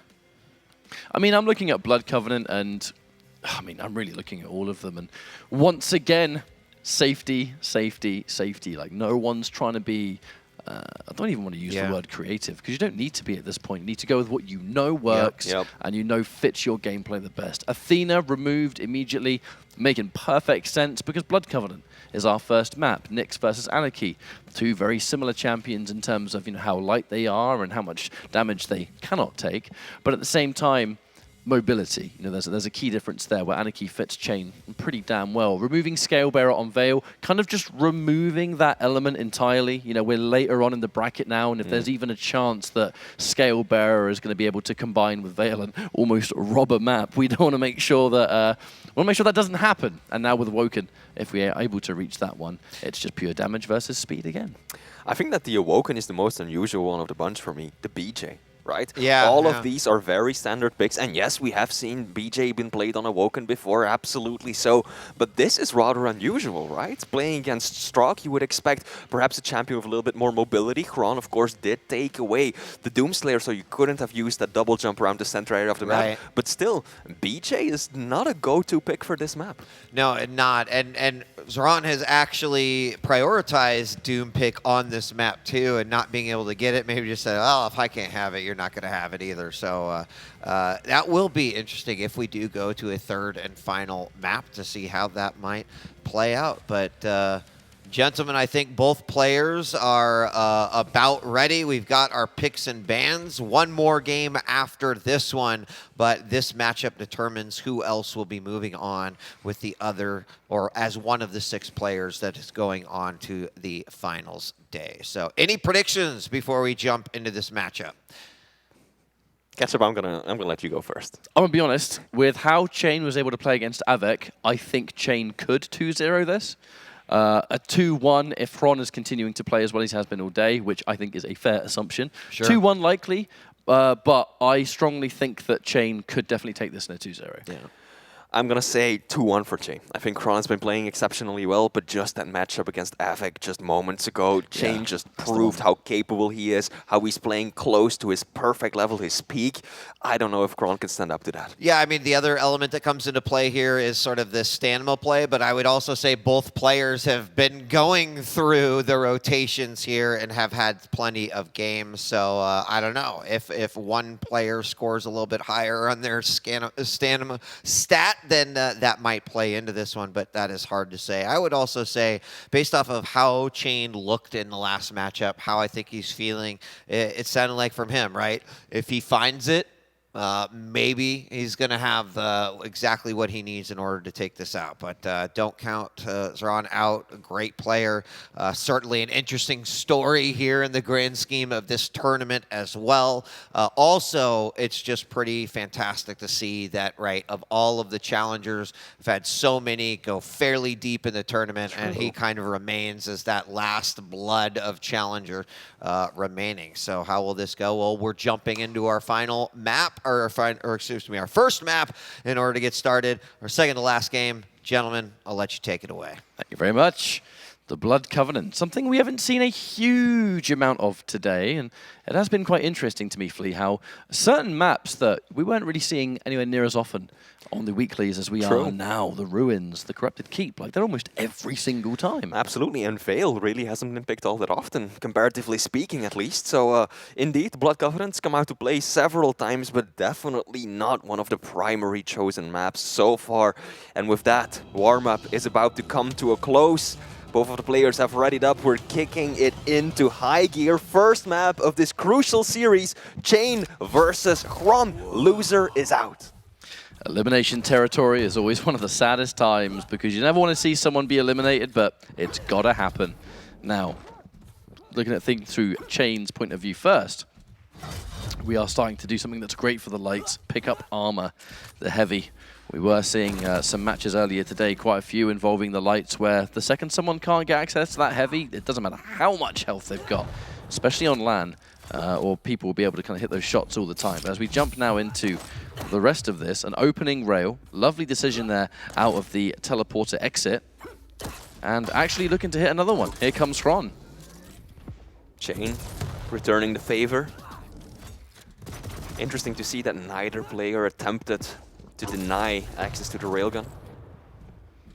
Something that typically happens on Blood Covenant, so both of them already have that tool of destruction in their hands. No offset between the items either. Very conservative, respectful start by both of these players. No one really wanting to go in. Xron landing 2 rails and even then deciding to just stick over on the rocket side. Ooh, that rail. That's a scary encounter to have. Chain, I think, would very much appreciate landing those rails just before we have that armor. Unfortunately, though, did take a little bit of damage. Actually, the aggressive wall jump there from Xron is going to kind of strong arm and be able to take that heavy. But I actually think at the same time, Xron, playing a smart game here, was expecting Chain to go towards Mega. Instead, chose to leave heavy, push towards there as well, and actually kind of looks like not particularly sure on which item to go for, because Chain just kind of running rings around and, wait a minute, he's taking it anyway. What?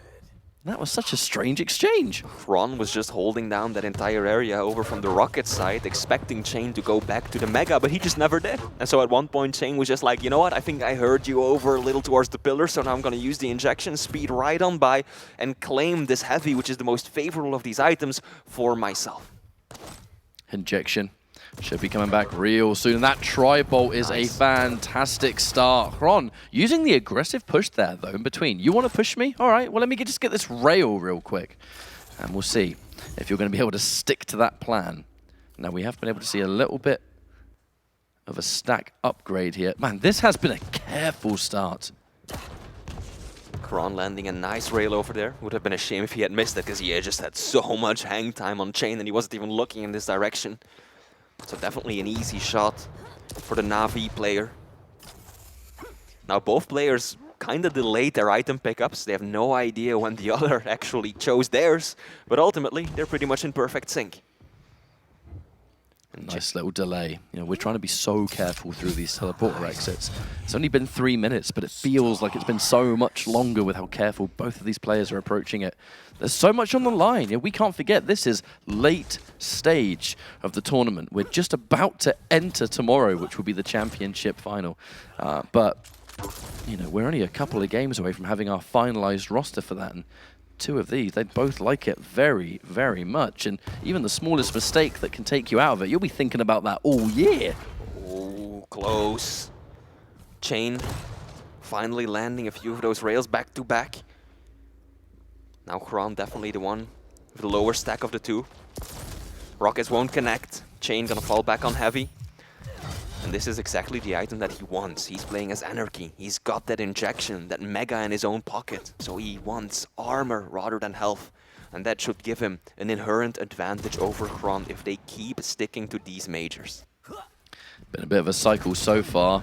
Question is, which player is going to be the one to break it? It's going to take so much, for me, really, confidence to be able to do so, because really neither player is in such a terrible situation so far, but the moment someone pushes, if that push doesn't work and you lose a frag because of it, you're going to be sitting there thinking, why didn't I wait an extra minute, maybe an extra 2, maybe the opponent would have been able to make the one that made that choice, but an opening rail. Okay, so some of the armor's already been shut down.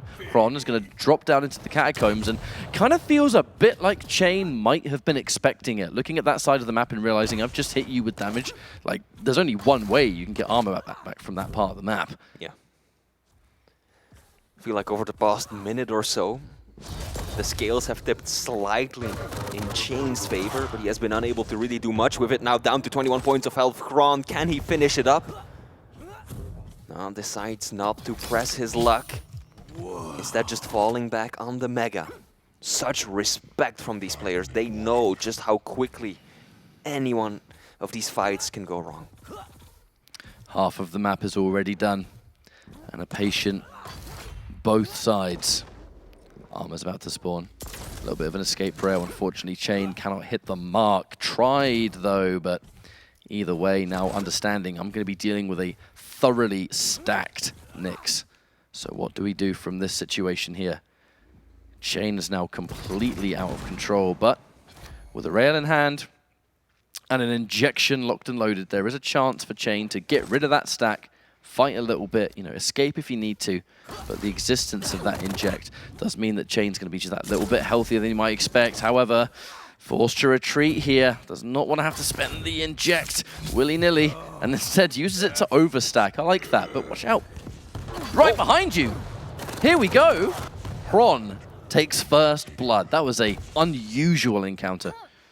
At long last, Xron had started out-damaging Chain over these past few encounters. Is around 500 damage ahead of his opponent, and ultimately landing a few good rails at the right time allowed him to use that Ghost Walk aggressively.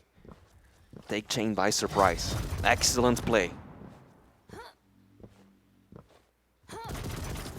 Now, it took all that time to secure one frag, and the pressure is going to start to amplify. One thing we haven't actually seen at all on this map is Xron needing to activate Ghost Walk for an escape. So there's like an entire layer of this matchup that, truthfully, we haven't seen rear its head yet, that if the pressure starts to amplify and Chain decides to go in, we're going to have to see it. But what it's famous for, so nearly able to land that, is that it's hard to chase. And when you're running out of time, that is not a situation that you want to be in.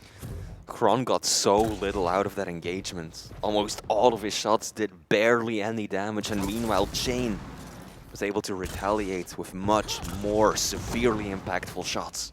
Now Xron is able to defend himself against Chain's offense, get away with the Mega. Oh, that's a lot of self-damage. You don't want to do that when you're light with no armor to your name, and Chain drops! Excellent read.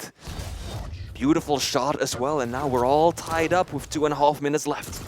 Xron certainly going to be regretting going in, I imagine. You know, it was such a slow and defensive game so far. The one time the aggressive Ghost Walk was used, and Xron paid the price for it. Now, a little bit of extra damage dealt there, healed up thanks to the inject. Mega picked up by Xron. It feels like it really shouldn't be a 1-1. It was such a sloppy moment to go for that Ghost Walk push in. Nothing worked out. Chain just picks it up. And then even by the end of it, almost looked a little bit like Xron had just sort of conceded the frag, right? Because with the railgun ready to go, I guess at least if you spawn down there, you can pick it up and do something else. But it just feels like something that shouldn't have happened. Mega up in 5 seconds. Chain in control of the high ground. Let's see what Xron's gonna do. Yeah, both reading each other's positions perfectly. But the damage favors the Na'Vi player. Heavy still not up. Chain decides not to stick around. Loops back around for that small armor, but Heavy is likely going to go in Xron's favor. However, Xron might not even know that it hasn't been taken. I think he's completely unaware of the fact that Chain has not gone for that major item. But in doing so now, after that fight, going to back up and just check at the very least. Yeah. At last is able to collect, and it might be pretty favorable as we push into these closing moments. Feels so much like we're going to be seeing a sudden death. Just over a minute left on the clock, and an even split of the scoreline. Chain, excuse me, really doesn't want to take any risks. Xron took a risk, and look where it got him. I think we're going to be playing very, very patient in the final moments. This has definitely been one of the slowest matches I think we've seen for the entirety of the championship. Especially considering that they're two light, small champions. Hang on. Oh, here we go. 40 seconds left. Chain, if he can get this frag, he's probably golden to take home map 1. Chain knows there's no way Xron's going to be able to fight for this Mega. Too weak in the escape. Rail hits its mark, 30 seconds to go. And now, Xron chasing this is going to be very hard. This is not the kind of map that you can just spawn, rush, go in. This is a large map. This is a map that is notoriously difficult to do that in. And Chain playing his cards right. This should be your moment. Oh, good rockets as well. Xron, I think, has one chance, using the Ghost Walk right now, hoping to catch his opponent off guard. He's gonna go up the bounce pad, drop back down. They're going to meet each other, but Chain so fast takes one rail in the back, but that injection puts him well out of harm's way, and that makes it so that the Canadian gets a 1-0 map lead from the get-go. Feel like that was the slowest match that we've either had all day or one of. Will we admit, you know, with the A stream and B stream, haven't been able to catch every single map live, but yeah, that's definitely one of them. Absolutely, extremely calculated, so much respect coming out from both of these players. You could just tell, right? The stakes are so high right now. Such little Neither damage. one wants to end up having to chase the other, right? If you're Nyx and you have to chase Anarchy, it's an absolute pain because he's so much faster than you with the air control of the injection. But the same goes the other way around. If you're Anarchy and you have to chase Nyx, well, you have to essentially kill her twice because of the Ghost Walk. You always have to force that out first before you can get the frag. And that undoubtedly played a significant part in how both of these players approached map 1. Some kind of unusual frags on that map, though, because even the first frag was that Xron was by near the light armor near Mega. Chain kind of went round and just kind of really, for a lack of a better term, did not look that way and got taken by surprise. Then the second frag, the one that Xron conceded, was like, tried to go in with the Ghost Walk, but it didn't really accomplish anything, and then Chain just did all the damage, and then finished it off with the rail at the end. Like, as patient and calculated as that map was, when the fights actually took place, they were very unusual. Oh yeah, they were. Last frag was also very entertaining to watch. Xron was not actually railable before that one little chip of tribal damage hurt him for 20. And so he figured, I have to move, runs across the rocket, and he was just below, I think it was 80-something points of health right there when Chain's rail connected. And yeah, that's all she wrote. Map 1, Chain, has got a leg up in this competition. Let's see how map 2 goes. That's going to be a very different story, though. Vale of Pnath, it's always different. It's going to be so much more combat heavy compared to the Blood Covenant. Yeah. I think both players will be readying up here, so no doubt we'll be jumping into this match soon. But matchup-wise, it's again a similar affair. We have the Ranger from Xron, we have the Ison from Chain. But the way Chain has been playing recently, I feel good for him in this map. Like, if Xron was going to win one of these maps, the Blood Covenant was one that kind of immediately struck me. Most of the gameplay that Xron can bring forward, the champion that was being selected too, like, he was playing a lot of it well. Again, it just came down to those couple of very strange moments. Vale's like a totally different kettle of fish. Absolutely. But unfortunately, in my opinion, something that benefits Chain a little bit more, who is already up a map. Yeah, absolutely. Now, Chain is going to be using the Ison, so he has that turret to work with. Drop it down. Very, very crucial tool at the teleporter exit, right? Divides your opponent's attention, is a source of damage. Also can give you critical information to just tell you where they're at on the match. But on the other hand, Xron is approaching this with Ranger. He can rocket jump for days, plus he has that orb. Such a powerful offensive as well as a defensive tool. Well, we're currently in the warm-up, folks. Once again, thank you all so much for joining us here for the Quake World Championships. Day 2 is almost at an end. This isn't the final series, but it's one of. And as much of a marathon as it's been, we are getting down to that final 6. And from this point, let's find out how things begin here. Checking things out right now from the point of view of Chain. And the patience begins already. And a nice delay between the two items. Oh yeah, around 8 seconds. Heavy will be up first. Xron has the better positioning for that. Oh, there we go. Xron makes a move for the rockets. Pace. Costly price. That's 100 straight to the face. Can he even jump up? No, he can't, especially not after taking that 60 burst. And Chain capitalizes on the opportunity. Excellent push, and now that offset between the items, right? The fact that he delayed the Mega pickup is going to help him out tremendously. He's firmly in control of both Mega and Heavy. Delaying it again by the looks of things. And, well, similar to the Blood Covenant, in a certain manner, is that the control has established itself early. And this is always scary. Ison, who is one of the most dangerous champions on this map anyway, with someone like Chain, who's been hitting some deliciously good shots all day, controlling the map immediately, where you can start to put things down. Hang on, then I said though, Xron with a wonderful steal on the Heavy. So perhaps we spoke too soon. Well, there's no we about it, just me. A little too early by Chain to get down below and take the low ground for Heavy. I think he would have done a better job if he had just stayed in control of the high ground, perhaps dropped down to the middle, but all the way down below. Especially when you're not playing a movement champion, you're not Ranger, right? You don't have anything to really get yourself up there with ease, so kind of gave Xron the better position. I'm shocked Chain didn't blow himself up there. Yeah, 2 HP left. Gotta be careful around this asset. Dipping your toes in that at 2 points of health, that's going to be an instant kill. But Chain maneuvers himself onto the health bubble first.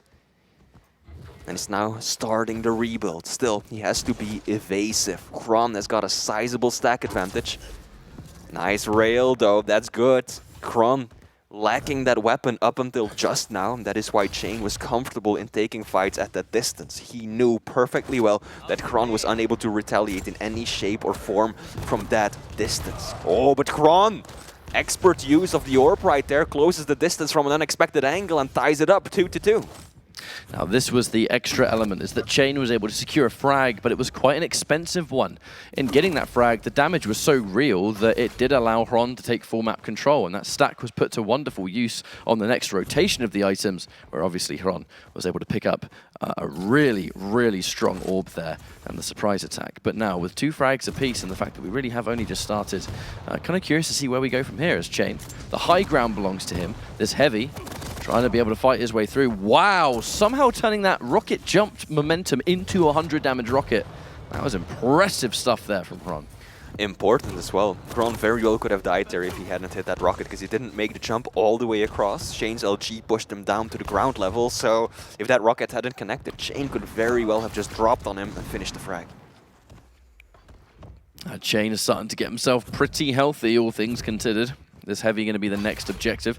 Xron has done a really good job of taking this Heavy so far, but this is kind of one of the first times he's had to give it up. So now, Chain, a bit more armor to work with than normal. What's going to be the next play? Because currently, Xron, building up towards those rail angles, hits 1 unreturned. That's a fantastic start for you. But we need a bit more, because now, Mega taken once more. Full map control for Chain. So far, the railgun has seen very little use by Chain. He's only fired 1 shot. Yes, he landed it, so he's currently sitting at 100% accuracy indeed. But compare that to Xron, who's hitting 50%, sure, but who's landed a whole lot more of those shots. Chain finally making his way over to the railgun side of the map again, finding the opportunity to do so, and hoping to create some opportunities with it. Always difficult to make some of those shots with rail when you're so fixated on trying not to give your own, hitbox away, as it were. So like sometimes, yeah, you're going to be missing those shots as you peek around the corner, but the reality is you're trying to stay safe. The damage is great if you get it, but you don't want to get hit on the way through. That's going to give them a push. In this case, actually, Chain getting hit by a rail, Xron, the Heavy, in his possession. And this has automatically just become a very interesting upcoming mega fight as Xron's in position, and I think Chain's being careful again. He's just let him take the item, try and see if we can get like a bonus rail or maybe a rocket or something from range to shut that down before we push. But there's been such an emphasis here, Flea, on Chain. Like that orb killed him twice. Yeah. And he does not want to mess with it again. He's been keeping him at such an arm's reach and beyond. It's kind of making perfect sense though, because we're just trying to stop Ranger from kind of stealing these frags away. Xron has really done an excellent job at using that orb so far. He's used it to get himself frags, he's used it to get a proper position, steal away the Heavy. Right, Heavy can be very tricky, very costly to get a hold of, but by using that orb you can easily make your way onto it and often get away with it without taking all that much damage. And that's been a very important reason as to why Xron has been able to take away most of the Heavy. 3 Heavies in favor of Chain versus 8 for Xron. Xron's rocket jumps towards Heavy have been really good so far. Been going so fast that even though you're getting caught by the LG, it's doing nothing to knock your momentum, and I guess that's one of the main reasons it can work so well for Ranger. Less self-damage thanks to the passive, which means that those kind of rocket jumps are a lot more common. And on a map like this, it's not just a matter of going towards Heavy and then just being LG'd to death off the ledge and forward. But looks like we're going to see more of that armor about to spawn. Chain, he's been playing this so careful. That rocket, a shame. He must have been so convinced that Xron was just going to take that Heavy straight away. Sneaky plays from Xron, slowly walking back, finding a nice angle to drop down the rocket. Now he's going to be aware of the turrets. Chip by chip. Slowly whittling down its health before he feels confident going through that teleporter. Keep in mind, if Xron loses this map, he is out of the championship. He's going to fight tooth and nail to keep that life in the tournament, that's for sure. But we don't have a lot of time left. Throughout the course of the map, though, has definitely felt like Xron is the one that's dictating the pace. Had more stack, had more of the items, has consistently been more in position. But I think part of that is because Chain has been comfortable to sit and just play careful. Xron has not been too aggressive. There hasn't been any moments like we saw in Blood Covenant where everything was going so well, and then in the blink of an eye, there's a push that maybe wasn't 100% worth it, and it kind of starts the downfall, if you will. Xron is not going to take any chances on this map, and it shows with such a low-scoring game. It's really quite impressive how good of a job Chain has done at hanging on to this tight game. As you just said, Xron has been in control for these past couple of minutes, and he's playing Ranger. Chain has nothing to work with in terms of movement. If Xron manages to get close and use the orb, he's in deep trouble like he might be now, but no! Okay, there's the rail. Yeah, the orb clips the wall, almost negates Xron's offensive right there, but then the rail comes out clutch, and oh no, Chain! He is so lucky that Xron... No! What? The LG catch-up, that was all that mattered. Xron ran out of LG ammo just as he was getting the float. That allowed Chain to get away, survive, and then Xron felt like he just had to push in, kind of fumbled the movement, messed up the assault, and Chain just reversed that on him. You know, I could go in for some kind of analysis. Instead, I'm just going to say, dude, that sucks. Imagine being in that situation there when you have such a good little play and then kind of just the ammo falls on the floor, you're trying to pick it up, tripping over your own shoelaces. Poor old Ranger. But what does that mean? It means Chain is back in the fight, and it means that Chain is healthier than ever. One would think maybe a chance for full map control, because keeping an eye on both of these items, the Heavy and the Mega, has to make a bit of a choice, but instead of making a choice, I think Chain's going to want to listen out for Xron. There's the orb to steal it away, but if Chain's able to uncontested take this Mega, then they're both going to get an item for free, which will set up for a interesting potential final fight, because here we are, minute 15 on the clock. This could be over soon. If Xron loses this map, he's going to be kicking himself over that one. That is the decisive moment that gave way to his downfall. So let's hope for his sake that that doesn't end up happening. Now we've got Chain over towards the Heavy. First one to set up. Oh, takes a rail, jumps across, takes another one. But Xron, critically low himself, cannot afford to push here. Has to fall back down below. Oh, that rail, so close! But it ultimately just doesn't connect. I think we all felt that one. That rail narrowly misses its mark, but it's actually unreturned on both sides, which is only ever going to help Chain, because Mega collected Heavy. The next objective, actually, the orb used preemptively. The orb has been the one ticket towards stealing the Heavy, and this time he's not going to have it. No, that could have been the play that ends it all. What a shame to use it 10 seconds before Heavy appears. Get nothing from it, and you just go down, Flea. This is a disaster. Xron, 10 seconds left. He doesn't even have the orb to work with. All Chain has to do is plus back, and that's exactly how he wants to play this. Using the sound cues to stay far away from his opponent. Then Chain, he's done it. He's knocking Xron out of the tournament and will continue to advance. Welcome back, Wheat. I'm assuming you have a few things to say about that. I mean, you know, I've got quite a few things here as we potentially line up yet another interview here for Chain. You know, first and foremost, all of those comments that we made about Chain a while ago as he breathes a sigh of relief, I'm sure, you know, they're coming back. We could take a lot of those comments. We could apply them to now. Here's a player who showed a lot of promise, went through their own trials and tribulations, shows up to LAN once again, finds himself in a top 6. Pretty damn impressive. The other thing I would like to say is that, you know, the challengers, I think, represented by every single one who qualified. You think about their stories, how well they did here at this competition, and the fact that Ron himself was so close to making that top 6 says a lot. And I hope that we get to see more from the many of the challengers who fought their way here, who were ultimately able to play in the LAN. You know, certainly the world's in a weird situation anyway. Xron being able to play, I think was really great. But, you know, kind of, you know, marching with that torch of the challengers as far as possibly could. Chain deserved that victory. I think I'm, you know, curious to talk with him a little bit more. But, yeah, I mean, so much kind of happened in that last matchup. I like the last game quite a bit. We do have Chain ready. We do have one more match coming up in just a moment, but we want to hear from Chain yet again. So we're going to drag him up here on stage for his second appearance. Here is your headset, brother. Don't just ignore that. I don't even know what that is. that was. There's pieces back here. Jane, congratulations. You know, and you were here just, it seems like, about an hour ago. Yeah. Congratulations.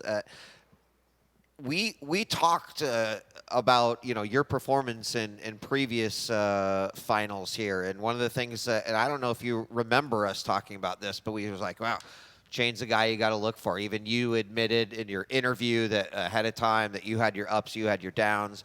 You know, not quite to the finish line yet, but certainly I have to imagine you're pretty happy about the progress you've made here at the competition and making it to finals day. Your thoughts? Yeah, I mean, that was also such a tough match. Like, I don't know how I did it. That's my 5th match today. And yeah. like I had 2 match points in the loser's bracket against Sparty. So I was down 1-0 or 0-1. Yeah, I don't know. Like, I don't know what the hell happened. But like, game just feels so, I'm just understanding what's going on so well that I can just focus on like creativity. Yeah. And feels good. Do you feel pretty confident that you're going to be able to take that from today? Because certainly today represented a lot of stamina needed, and that does happen at these types of LAN events. But do you feel pretty confident you're going to be able to take that and bring it into the finals day tomorrow? As long as I get a good sleep, like we're pretty lucky. We get to play, like the days start kind of late, so we can sleep in a little bit. Like as long as my body's okay, yeah. I see no reason why it can't happen again tomorrow. Like, it's the first time where I actually feel like I don't really care who I play now. Nice. Oh, so, yeah. All right, well, Shane, congratulations. I just want to pick your brain a little bit about that first map. It is one of the, if not the slowest series we've seen throughout this entire tournament. Yeah. Is that something that you went in with a strategy beforehand? Was that deliberate, like, I'm going to really slow play it? Or did you just kind of go with the flow and react to what Xron did? It was like, go with the flow. I saw Xron's game earlier, like a 20-minute game. Versus like, Toxic. Yeah, versus Toxic, like a 10-minute overtime. He plays it slow, but like the problem with Nyx is she can't spam her ability really. Like it's hard, and Anarchy can. So I just kept spamming my ability, and there was nothing he could really do. So I was, even if he hits a rail, like it's only net 30 maybe stack for him after a kit, and then I steal all the vials. So if he messes up once, it's like I'm in control. So I actually like that matchup a lot. And like he banned Athena, which makes sense because Athena's probably like the strongest on that map. But yeah, I don't know. I feel like I'm picking very well today. Right. Like, I'm picking very well.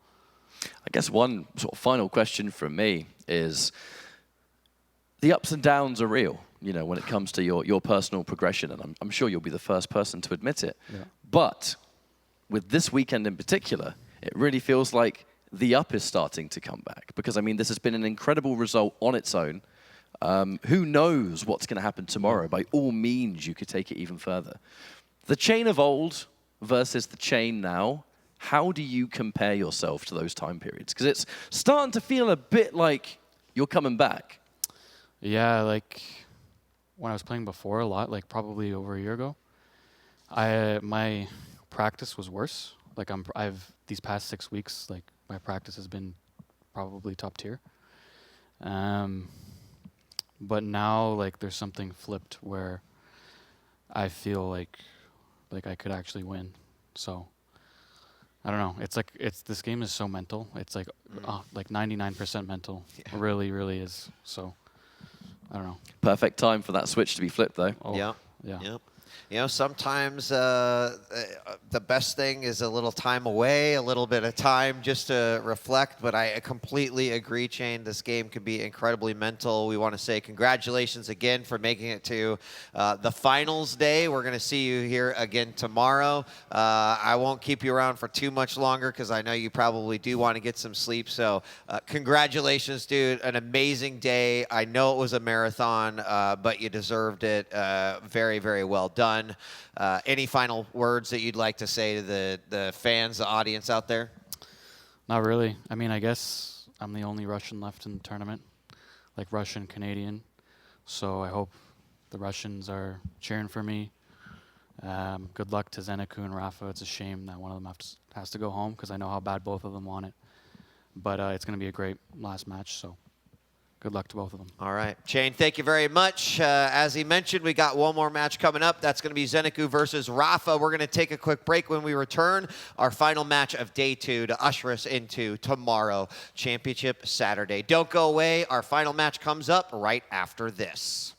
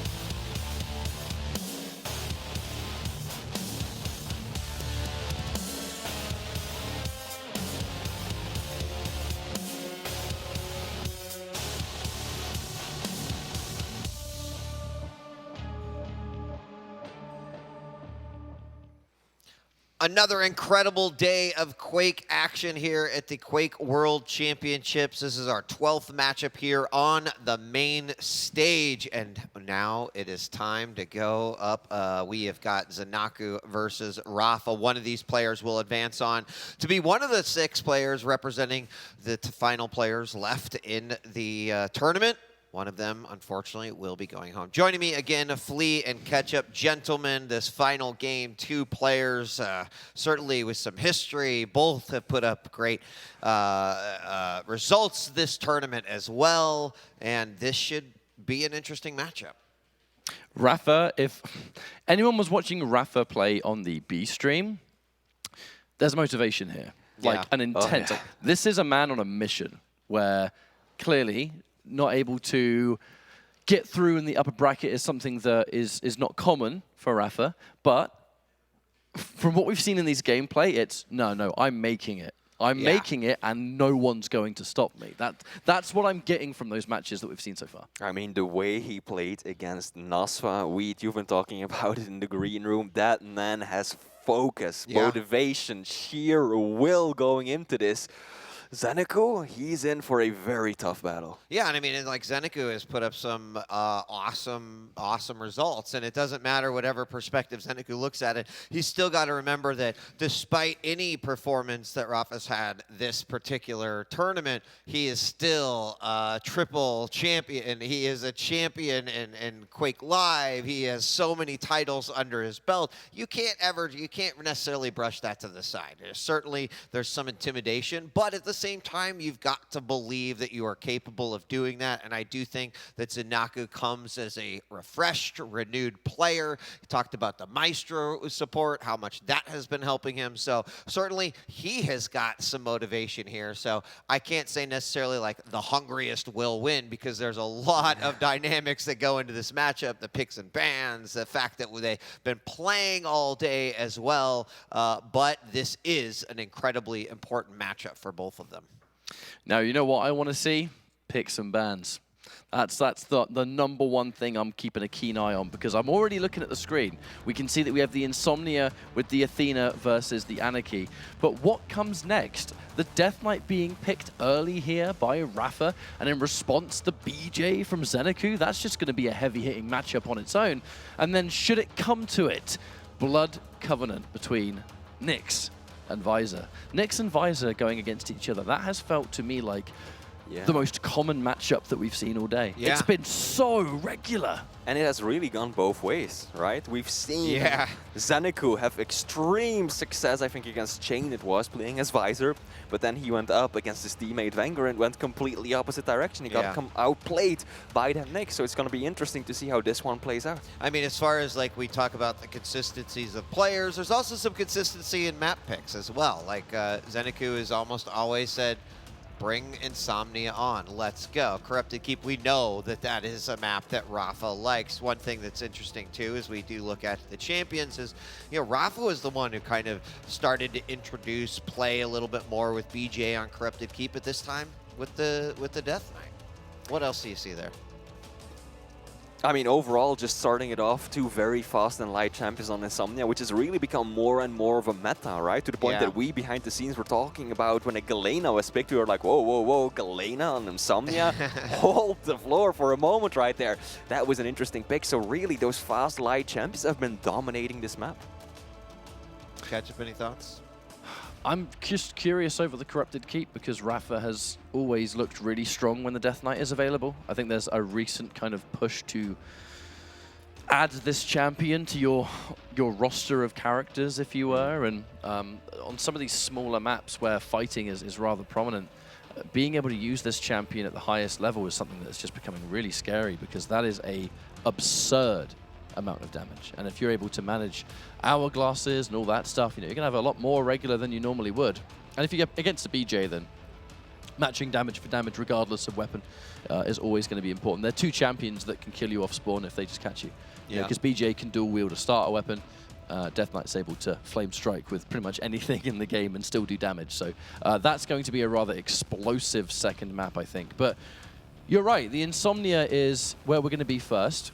And this is the extreme dynamics of mobility, because Athena is possibly one of the strongest champions that we can see on Insomnia. There was a reason she was banned so often, maybe earlier on, because as we've even seen today, it's not just the grappling hook that makes her so dangerous on that map, it's the ledge jump, something where she can get complete elevation that is above anything any of the other champions can do, and it doesn't even cost her any resources. Like, this champion has it all on Insomnia. Yeah, I have to say that just looking at these picks and bans, I'm a little worried for ZenAku. Map 1 and 2, I feel favor rapha in terms of just the maps that they're playing on and the champions that they're approaching this scenario with. And also, if we look a little bit at statistics, at the history between these two, they've played around 7 times in the history of the Quake Pro League. Rapha has won every single last one of them. ZenAku came close once, taking away 1 map, nearly winning a second, but overall, that 1 map victory is all he's been able to secure against rapha. It's a mountain indeed. And then the other piece that comes in it is, we've talked about it, every player that's come up here has also mentioned it too, like, we're in the stamina game now, right? Where it's like many of these players have been playing match.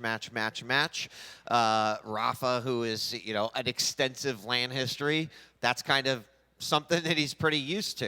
You know, ZenAku didn't necessarily reveal that, like, oh, that's something I struggle with. He seems to be doing just fine as things progress, but you still have to consider it's a little bit later. It's the final match of the day. People have been playing all day. How might that factor into it? But the good news is that we are launching into our first game. Ladies and gentlemen, our last series of the day. Tomorrow is the championship Saturday, where we will crown a Season 3 winner.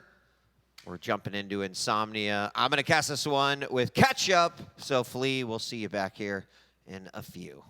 Sit on the sofa, Flea.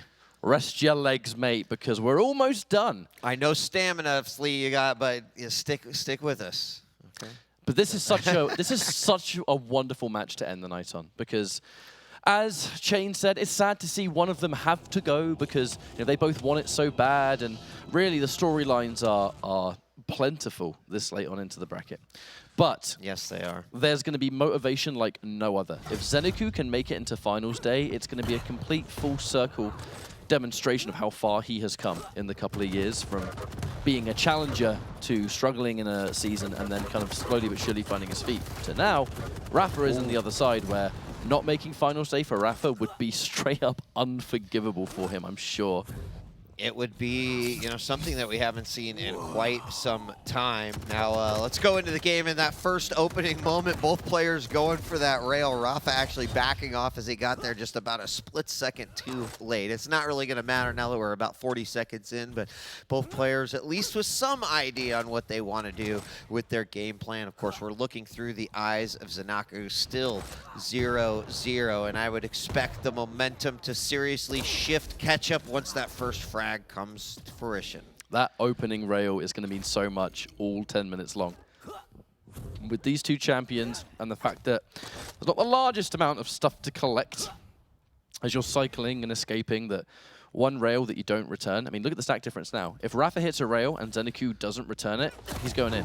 And even then, who needs a rail if the aggressive push is clearly part of the plan here for rapha? Rapha trying to preemptively set up for that rail off the teleporter, because I mean, ZenAku had no choice but to go through it, but not quite able to land that shot. Forces ZenAku away all the same. The inject forced for another time. The fight towards heavy begins, but it kind of looks like ZenAku doesn't want to challenge it. You know, it's really interesting. Something you notice almost right away is that, yes, you've got 2 movement-based champions, but Athena does offer this sort of unique spin on it, because she's got that verticality to her, where suddenly, you know, you've got to guess in a 4D dimension instead of just like on a 2D plane. And, you know, ZenAku might have to, you know, constantly like keeping on top of his audio cues, thinking about where rapha might actually grapple to. Like, it's a really interesting spin on 2 mobility champions against one another. And what really helps Athena on this kind of map in particular is that, similar to a Doomslayer, quite a lot of those ledge jumps, they're not particularly hard to do. They just require knowledge of just knowing where the opportunities are. So similar to a Doomslayer, this extra mobility isn't something you have to think about. So every ounce of your thought can go into every other part of the gameplay. So it's just a wonderful, wonderful match made in heaven. Rapha controlling most of the map in the armor department, as you will always see in a Battle of the Lights.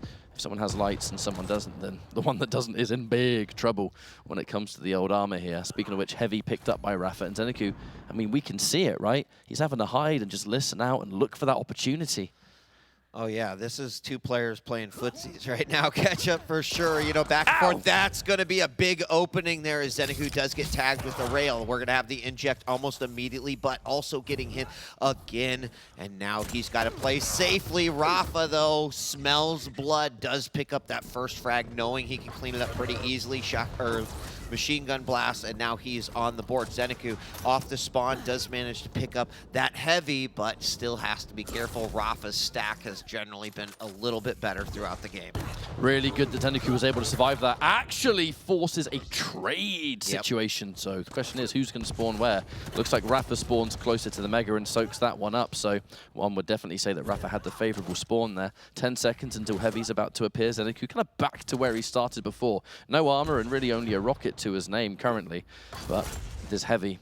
Who's going to get it? Looking like it should be ZenAku, but there's going to be a fight first. A fight that Rapha is going to dedicate to, Wheat. Oh, so much damage unanswered with that LG as Rapha was able to catch him from up above. ZenAku still got away, but we did see Inject come out in order to escape with his life. That's good enough, right? As long as you're not giving up the frag, but without any sort of an armor stack at all, needs to be incredibly careful. And this is where suddenly knowing that Athena can grapple and could be coming from areas that you might not expect. There's a rail from behind. ZenAku now on the move yet again, picking up those health bubbles, trying to get back into this game. Far from the first time ZenAku's been taken by surprise by those surprise rails. And something that just really is a testament to Rapha's current positioning. Athena being able to zip around the way that she can means that she can be in all kinds of locations and then catch you when you least expect it. The important thing for ZenAku, though, is off the back of these near-death situations, kind of like this one, is that he has been able to survive and withstand and has allowed him to stay alive. And because of that, it's still only 0-1 in favor of Rapha. There's plenty of time to make something happen here. But unfortunately, caught. That was the one thing you didn't want to happen. I mean, and that is what 2 rails in a row can do and how quickly it can change.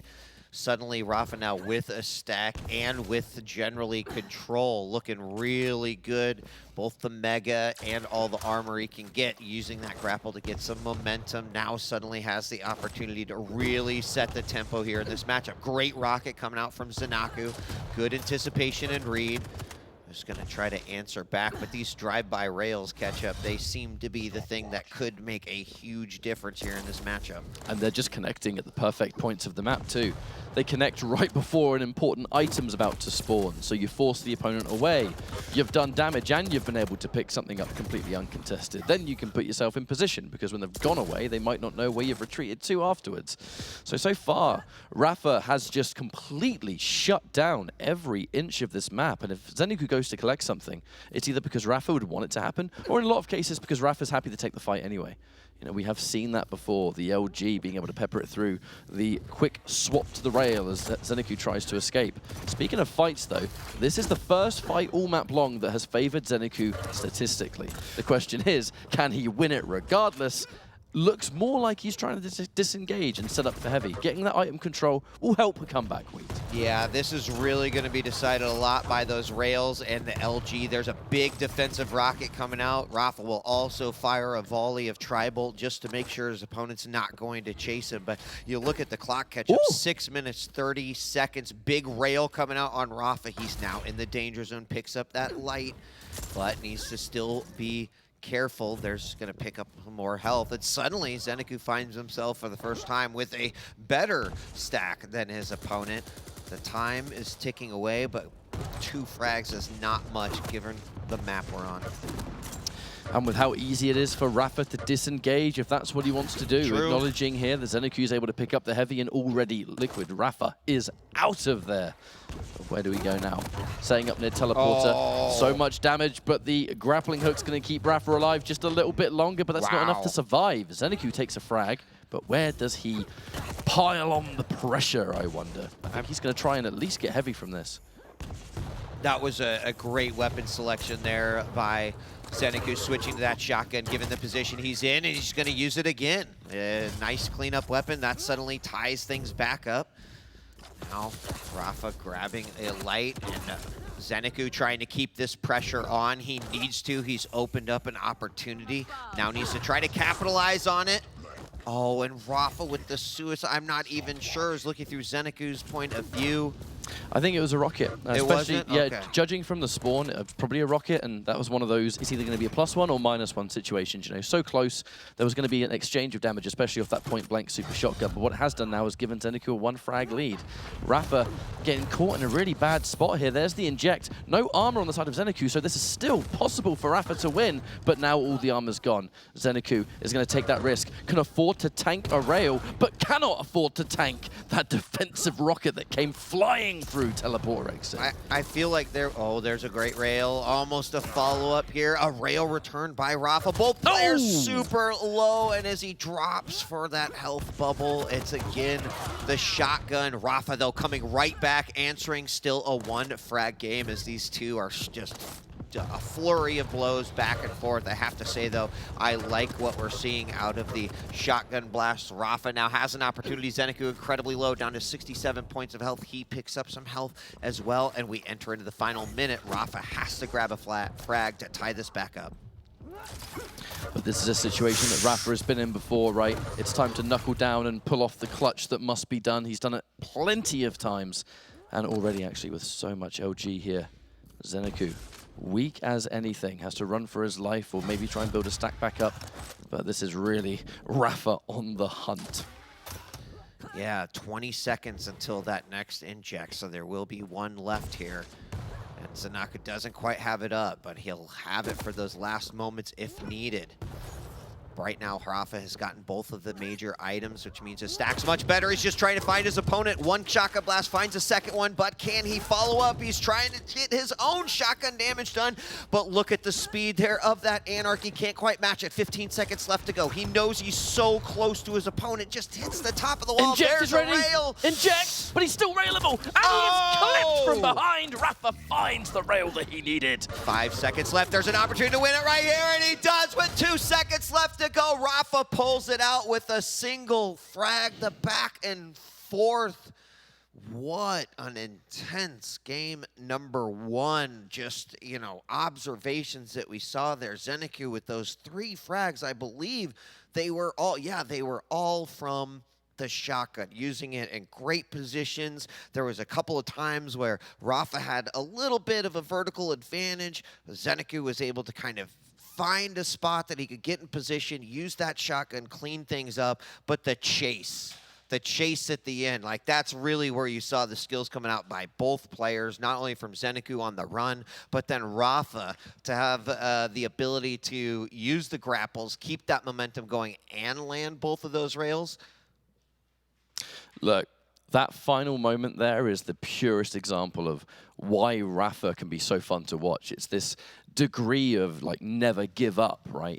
There's enough time to make it happen, then by God, we'll make it happen. And then the champion element comes into play.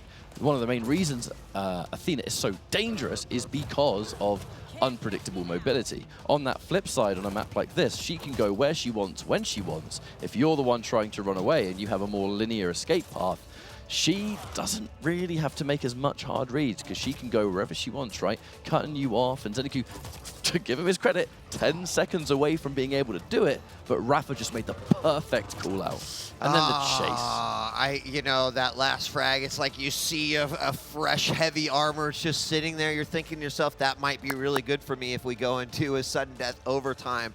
But then, you know, I don't know if the hoverboard got caught on the lip there or whatever, but the ollie didn't quite make it up, and rapha was able to capitalize on that. That was just also a decision of like, I'm going to go left. I think I know where the spawn happened. And of course, ZenAku coming down on that one. Close game. rapha came up early with the lead, but then of course, ZenAku bringing it back. I was actually expecting, I thought we were going to go to a sudden death and it would be determined there at the end. Didn't think that we'd see that last frag in the final 2 seconds. Keeps the intensity.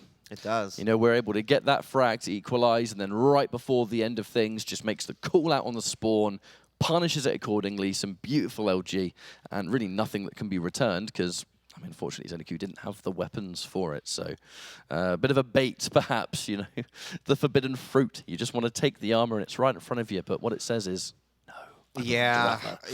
I mean, the fall down there, and I'm sure that there was probably the moment where Rapha's heart rate just increased a little bit, seeing that, like, oh, this is my opportunity. Like, we don't have to go to sudden death on this one, and was able to pick it up. Now, that was ZenAku's map pick. I'm not 100% sure how comfortable Rapha is on, you know, Insomnia. It's not like we've seen him focus and prioritize that pick. Rapha's typically a player who's like, well, hey, if there's a map in the pool, right, it's kind of my duty as a player to practice it, get better, be seasoned at it.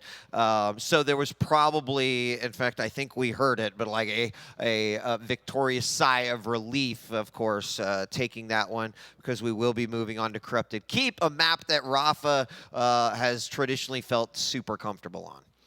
And that's one of the reasons I'm now concerned for ZenAku, because ZenAku's good on this map. Everyone at this level of play is pretty much good on every single map. It's just that Rapha has such a hold on it that whether it comes down to his utilization of the champion he's picking or just the map in general, that this is often one that you would predict him to win. And now this is the second map, of which he's already taken the first one. This is a pretty sweet deal if you're in Rapha's position. Yeah, we Corrupted Keep, of course, we take the railgun out of the equation. That makes the BJ, you know, really interesting too. We've seen players prioritize that dual LG when the opportunity presents itself. But DK has shown us throughout this particular tournament that it's not just about that burst damage that you can achieve with your ability, but also the ability to zone. Now, how might that be used? Well, putting it on top of the Mega, putting it on top of the Heavy, having the aerial advantage in those situations. We'll have to see exactly how that is going to play out, but I'm sure that Rapha feels a little bit better, as you can see him with the deep breaths going into a game. I mean, you said it, like it would be sort of unprecedented if Rapha didn't make it to that final day, and of course it'd be incredibly victorious for ZenAku to join his Maestro teammates there in the top 6 as well. So a lot on the line for both players. It's the final stretch to get into the final day. There's a reason these two players are the only two left to make it through. That's because they've been good enough to get this far, tearing through competition beforehand. ZenAku, the absolute definition of why the grind can pay off.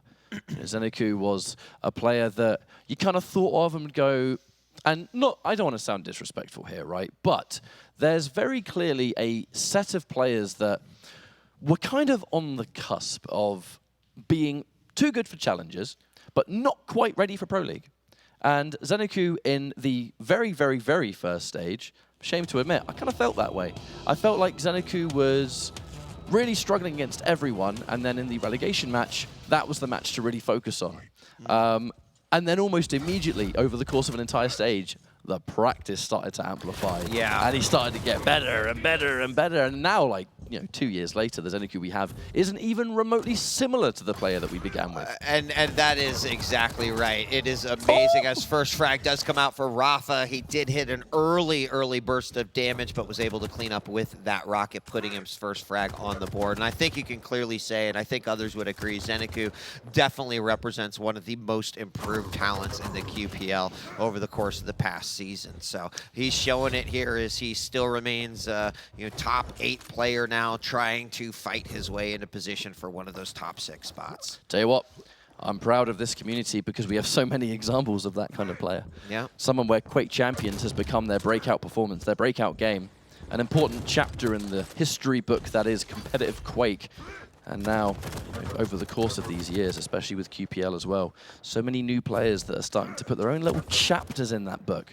But now 1 minute down already, Rapha started things off with an almost immediate direct that kind of made me feel a bit sick.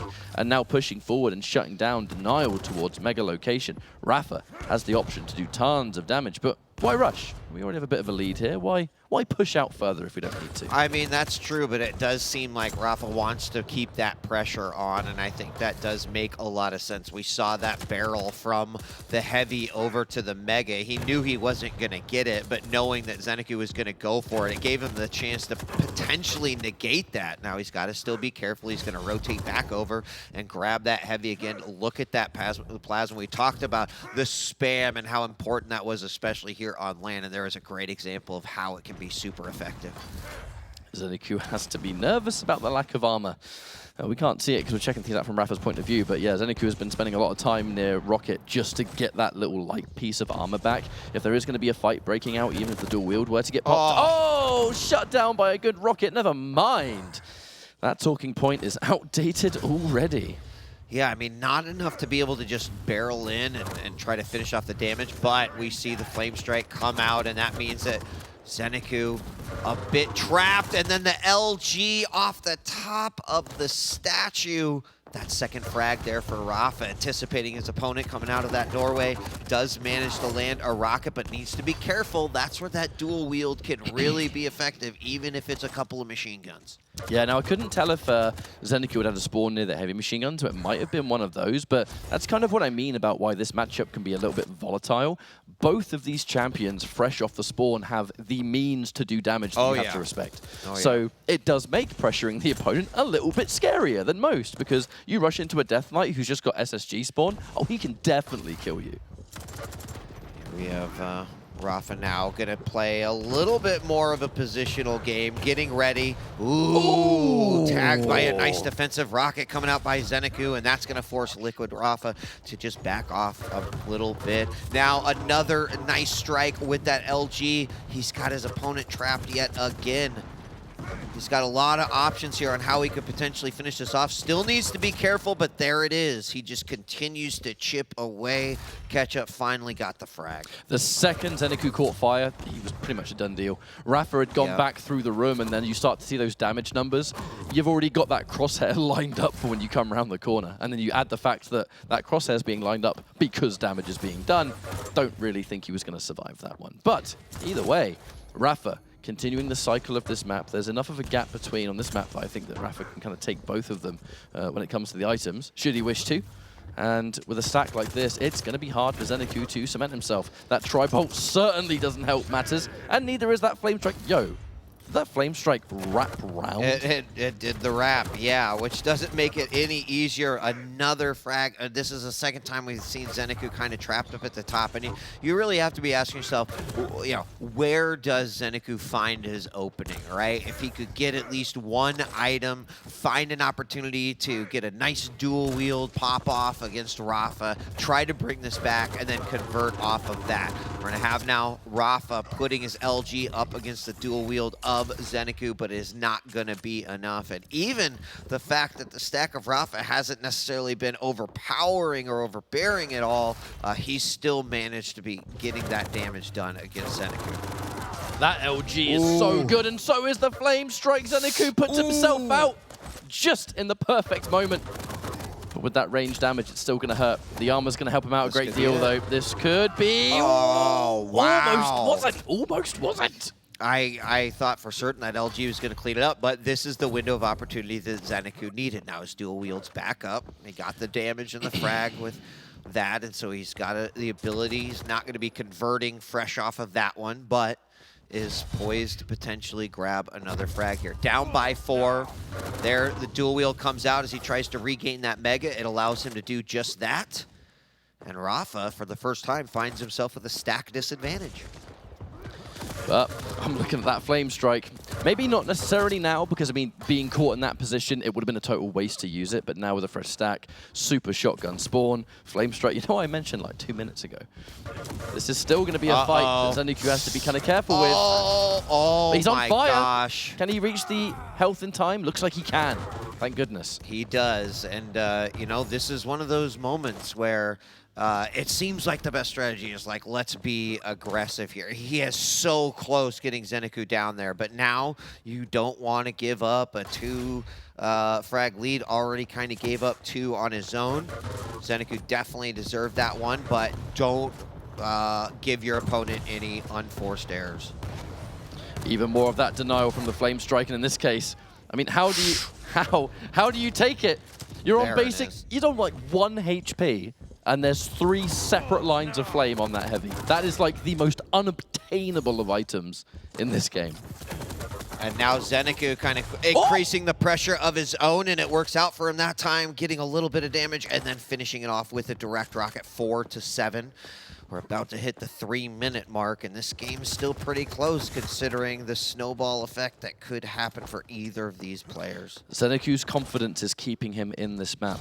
We've seen time and time again when Rapha locks in that map control, so often can people fail completely to break that control. ZenAku's refrag potential and pushing in the moment he spawned because he knows he's done enough damage beforehand. He has made it so impossible for Rapha to just start the cycle. We haven't seen it in 7 minutes. We have not. There was another great rocket from ZenAku. Now a 2-frag lead. It's not really a position where Rapha can start to turtle. In fact, I don't even think that's really impossible here on this map. He's got to be aware and careful of that LG. Flame Strike does come out. It's very, very low. As both players know that there is a lot of damage potential to be dished out, but no armor for Rapha right now. That means he's got to be careful. Gonna grab that light. LG versus LG. ZenAku takes that one. It's a 1-point game. Armor was shredded in the meantime, but it doesn't seem like Rapha's going to be able to push forward to that heavy in time, which means that ZenAku is going to pick that one up and put himself in a wonderful position. Rapha taking so much damage from that machine gun. 2 minutes on the clock. I mean, if ZenAku was this close, equalizing what? The flyby. Super Shotgun has other plans, and now we are even. Yeah, it was a phenomenal read by ZenAku right there. Now less than 2 minutes left to go. 7-7. This time Rapha stuck at the top of the statue. He's going to go for it, but the dual weave does come out. He tries to go for it, and ZenAku almost gets the frag, but is taken out. We've got about 1 minute and 30 seconds remaining. Heavy's going to go to Rapha, but very, very low on health, and this is a dangerous situation to be in. You've got to make the right decision here. Apprehensive to potentially go through that teleporter. Doesn't really know exactly where ZenAku might be. There's a health bubble. That's going to put him in a nice spot. And this might be the opportunity where he turtles a little bit. Knows where his opponent's at. Tri-Bolt comes out a little bit. He's hurting, though. He's going to decide to go through Rocket Room, pick up some more health. He does have one more Flame Blast he could drop out there. And let's see what happens as we hit the final minute.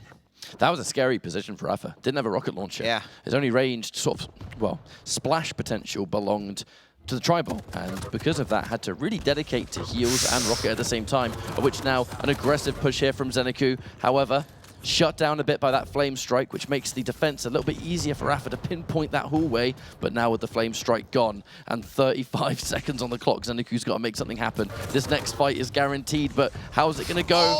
The rockets are just not hitting their mark, Wheat. They aren't, but coming out of that teleporter was a dangerous move. Shotgun Blast, the second one. Both players incredibly low. Rapha is going to rearm with some health.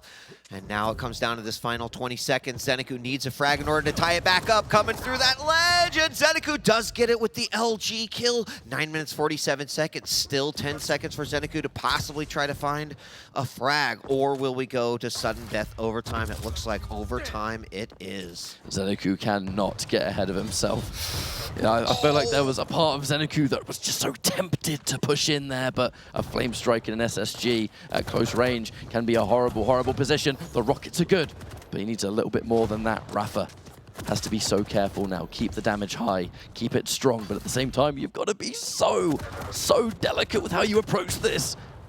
So it's some very nice rockets. 20 seconds into sudden death. Both players very, very close on stack. Rapha seems like he's keeping that flame ready to use through the teleporter. Rocket barely misses, but that heavy's going to be huge. And from the back, mid-air rocket, a second one as he lands. ZenAku suddenly with a little bit of armor, but not a whole lot of health. Not really an opportunity where Rapha can just go in and go for the kill. We're tied 8-8, sudden death, 1 minute in. Rapha's done a great job of surviving so far and has been so specific on when he's going to use that Flame Strike, and now there's no choice to be made. Just like that, here comes ZenAku flying around the corner, and that is going to now lead us into another close game here, Wheat. A very, very close game. You know, it was... There were so many situations, right? Like the flame, we saw ZenAku getting stuck at the top of the statue a couple times. Rapha was definitely able to capitalize on that. You know, there's also a couple moments where Flames almost got the frag for Rapha against ZenAku, but ZenAku was able to pick up that health pack, stop that, and then get himself back into position. We're now in a situation where Rapha's won his opponent's map pick, and now ZenAku's won Rapha's map pick, and we are going on to Blood Covenant. It's going to be that Visor versus that Nyx. And we take a look at some of the action here, and you know, 9-8. This was a brawl catch-up, back and forth. I'm not sure if there's any one particular case. You know, the one frag that actually stood out to me was when Rapha was standing just above to the left of the Mega, threw down the flames, and ZenAku just had that snap shotgun like he was skeet shooting out there. And that, I think, came as a pretty wild surprise to Rapha. But that frag right there, too, that rocket could have hit a little bit different and changed everything. But ZenAku staying calm, collected, pulls out the win, and now it'll be one game, one single map to determine who moves forward and whose tournament life ends here. There's always an excitement at this point. When it's the final series of the day, two players of which both would be more than deserving to be into tomorrow's finals. Only one map left, because they've both won one. I mean, this is kind of like the perfect way for me to wrap up an evening, because we know the next 10 minutes are going to be brutal. Yeah, yeah. And I mean, you say brutal, but when I think about both of these players, and I think about this game, you know, I have to imagine that Blood Covenant, maybe we're going to see things slow down, right? It's going to turn maybe into a longer range game, and perhaps not. You know, Rapha has a fairly speedy character who can do some shenanigans. Of course, ZenAku with the ability to maybe see through some of that as well, but movement certainly kind of favoring Rapha here. I think that a slower game might be the right path forward. But I'm not in control of the mouse and keyboard, and neither are you, so we'll have to see what the players are Hey, gonna do. when it comes to composure, these two are able to display that they've got it in droves. That's what I'm finding so impressive here. And if this is going to be a slower map, then so be it. But with these two champions, who knows what we're going to get? The second you've got a Nyx versus a Visor, there are so many ways the map can be played. And I guess as now this warm-up is coming to a close, folks, our final map of the night, and only one of these two will make it to tomorrow's championship finals. And we're looking through the eyes of ZenAku off of the bat. Has not popped that piercing sight right away, but will get himself a railgun. Let me just swap over really quick, as I think both players with rails. ZenAku with a rocket launcher. His opponent not. Rails coming out. First rail does go to ZenAku. Such an emphasis with the stack difference to hit those rails as often as you can. I know it can sound so simple, but when someone's got more stack than you, by design, you've got to hit those shots, because if you both hit each other and they're hitting more than you, you are going to be the one in much more of a world of hurt, because you just haven't got the means to recover. Whereas someone a bit more like Visor, you know, you can back up with that basic stack ready to go. Wow, nice rail. Nice rail from Rapha. I mean, the big thing so far is that ZenAku has pretty good control. There we see the piercing sight come out. Knows exactly where Rapha is, right above him. That's going to allow him to not make the mistake of potentially walking towards that light, picking up and getting tagged from above. We're 1 minute in, and I think based off of what I've already seen, this is going to be a rail game to determine the winner here. The aggressive Ghost Walk has already been used, but actually looked like ZenAku was prepared. He must have just seen it appear. Oh, that was a bit risky. The rocket jump into the teleporter, just kind of a little bit, and there's another rail. 10 points of health remaining, and the LG for frag number 1. So Rapha smelled blood, and he went for it. ZenAku's not going to have much to start with at the moment. That rocket jump towards rail, I think we're getting a rather distinct first objective. I need a railgun. Wow. Flipping back over to Rapha now. He's got his Ghost Walk up. Piercing sights over and done with for 36 seconds. And now rapha looking to try to possibly squeeze away some control here.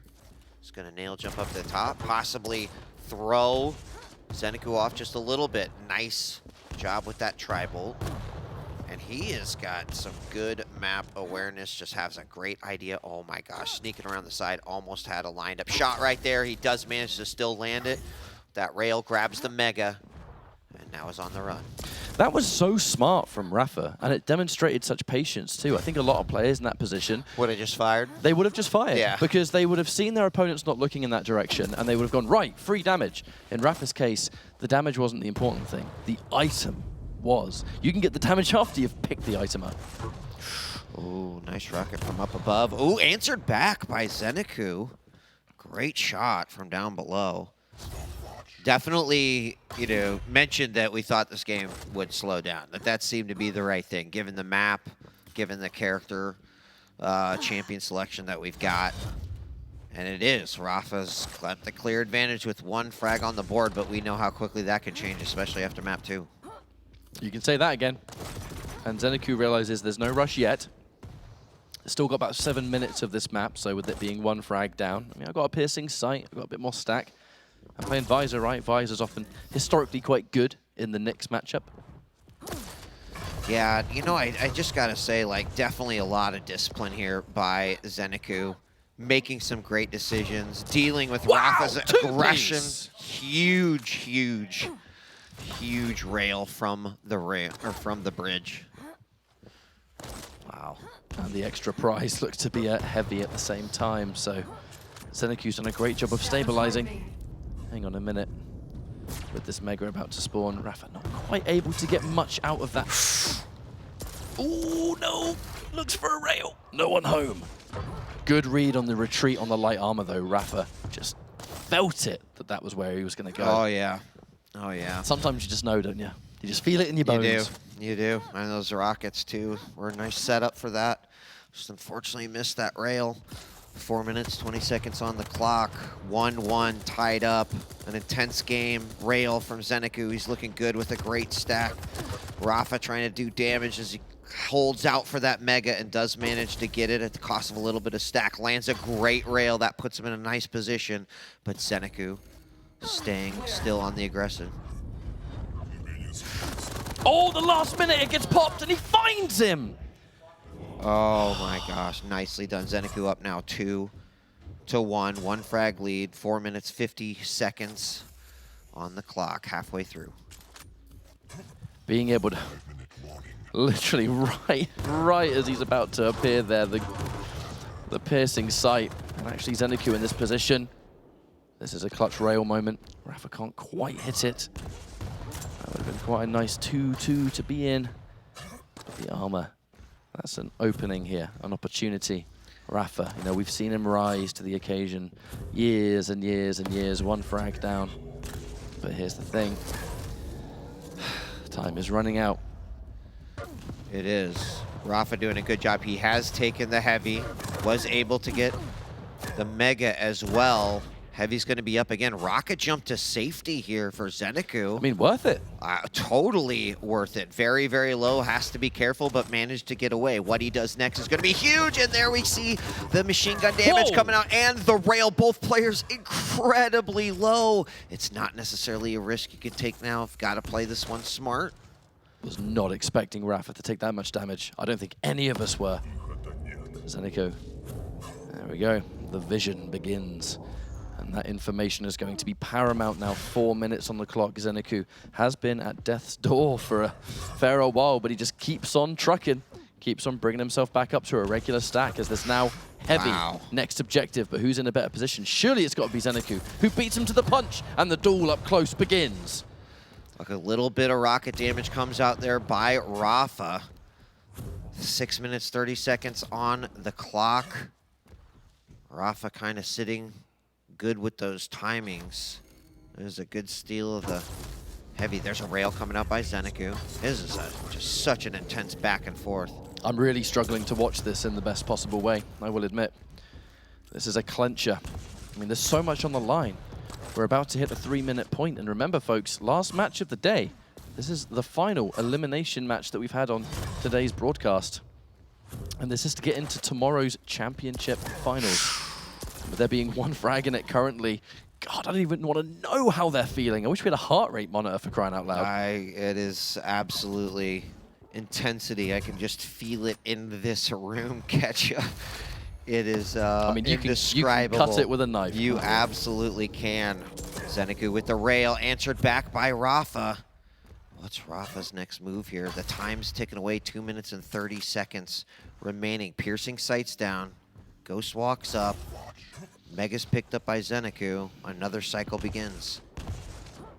rapha knows that although just over 2 minutes isn't a long time, it's enough to still play for the items when you have them. Because that stack is going to be insurmountable to one of your, well, the comeback of comebacks at this point.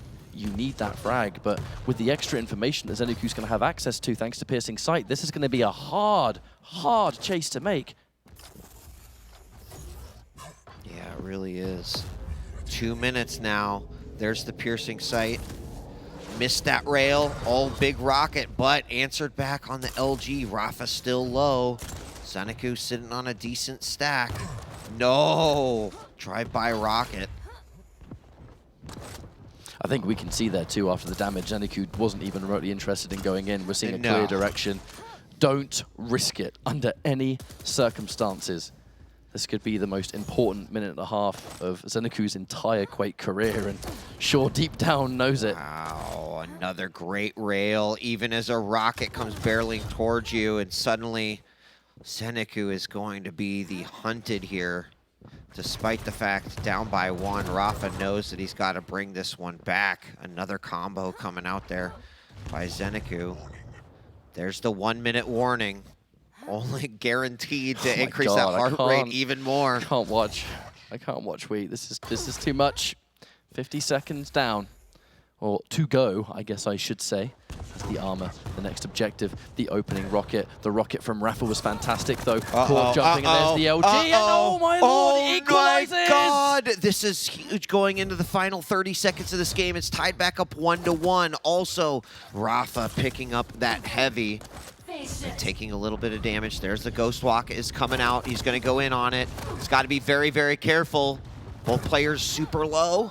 But ZenAku having the Piercing Sight that he saved for the Ghost Walk and had complete vision on where rapha was going to go. This is so close. Too close to call. Rails, 2 back-to-back. ZenAku not going to peak. Needs to get some stack back. Would have been out of this world to peak that. And we are entering a sudden death.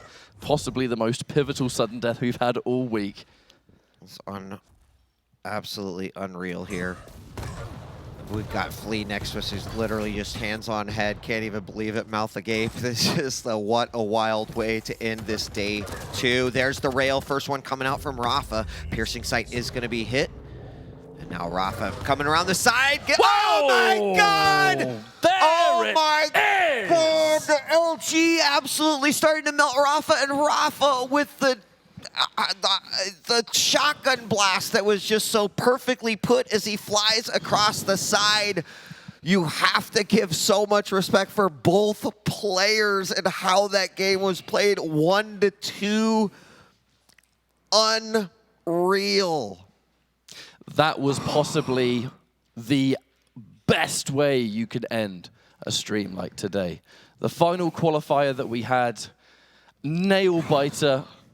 I was looking at my heart rate. Very not the time. I was watch. looking at my own heart rate. It was just sitting about 108 right now. No, you could cut that tension with a knife, especially in those closing couple of minutes. The last minute equalization there from rapha, and then finally that explosive little jump on. I was watching the final moments through ZenAku's, and I really wanted see it from the rapha perspective there.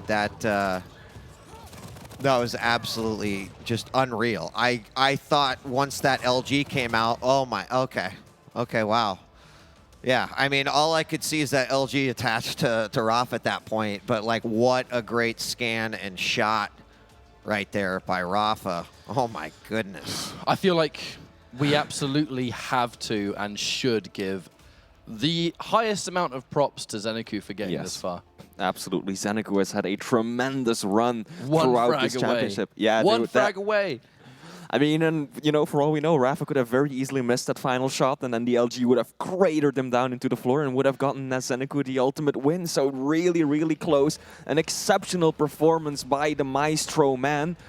I mean, just think of how much he's grown as a player. I was talking about it earlier. 7 series against Rapha, has won just 1 map. And again, today, he came so close to taking him out of the tournament. Yeah, and I mean, look at these scores. 3, 4, 9, 8, 1, 2. And that final game, just the amount of back and forth, the number of times that both players were in serious danger of, you know, losing a frag. And then, gosh, we didn't even go back and talk about the, you know, the suicide that happened there that ultimately brought it back down to 1-1. I think the close range rocket encounters, we kind of see that happen so much where it's either going to be +1 or -1, right? For sure. Either it's going to be I take you down and we trade maybe. Like if you're firing a rocket at that close, it's because you kind of just feel it in the heat of the moment that that's the right weapon to use at that time, right? So either I self-frag, and it's going to be no different, the scoreline. It was going to be +1 or -1, or maybe we'll get a trade. Yeah. And a trade in that instance can sometimes be the best case scenario. You know, often the player that initiates it is the one that comes off better because it was kind of like halfway part of the plan. But what that does mean is that Rapha barely is making it through for tomorrow's games. An opportunity to refresh, rest, recover, have some breakfast maybe, and then we're going to jump into the all-important matches tomorrow. But yeah, ZenAku taking Rapha to the limit like that is one of the biggest achievements of this weekend I've seen. You know, when you look at where ZenAku began in the Pro League to now, like it's not even close to the same player. Let's bring Rapha in and talk to him a little bit about that match, this tournament. Shane, welcome to the desk. I gotta ask, you've been in so many different situations, right? In finals matches, life on the line. Where does that moment rank in the grand scheme of your career? I mean, hopefully, you know, the career keeps going, so we'll see. I mean, we all hope that too, yes. But yeah. But I mean, I don't know. It kept me alive to go in tomorrow. So the only game that mattered isn't, you know, the games that I've played before, championships or whatever, they're done with. That game was what mattered to get into tomorrow. So, you know, I'm just really glad I was able to pull it out. And I think nail on the head with what you guys said of where he's come from when he started and got into the Pro League and how much more consistent he is. It was a really tough series. And I'm glad I clutched that out because I kind of threw on the second map. And, yeah, I was able to redeem myself. I want to pass it to the guys too, but I also want to ask one thing that's been kind of a consistent storyline, even through the regular season, is that it's been pretty obvious that like we're seeing an exponential increase in like the skill that we're seeing at the top level. Do you agree? Like as a player who's kind of dominated a lot in the sense of this game, do you agree that we're seeing kind of a new era where the top is pretty stacked? Yeah, I think so. You just look at the results from this weekend so far, even from the online stage of this season. Sure. There's so many that were really close for 5th, 6th. I mean, like I said in the interview before the tournament, anybody in the top 8 has a chance to win, right. I think. Like, just however they're feeling going into tomorrow, you know, anything's possible. All right, well, Rapha, congratulations. I just want to pick your brain a little about that last matchup, Visor versus Nyx.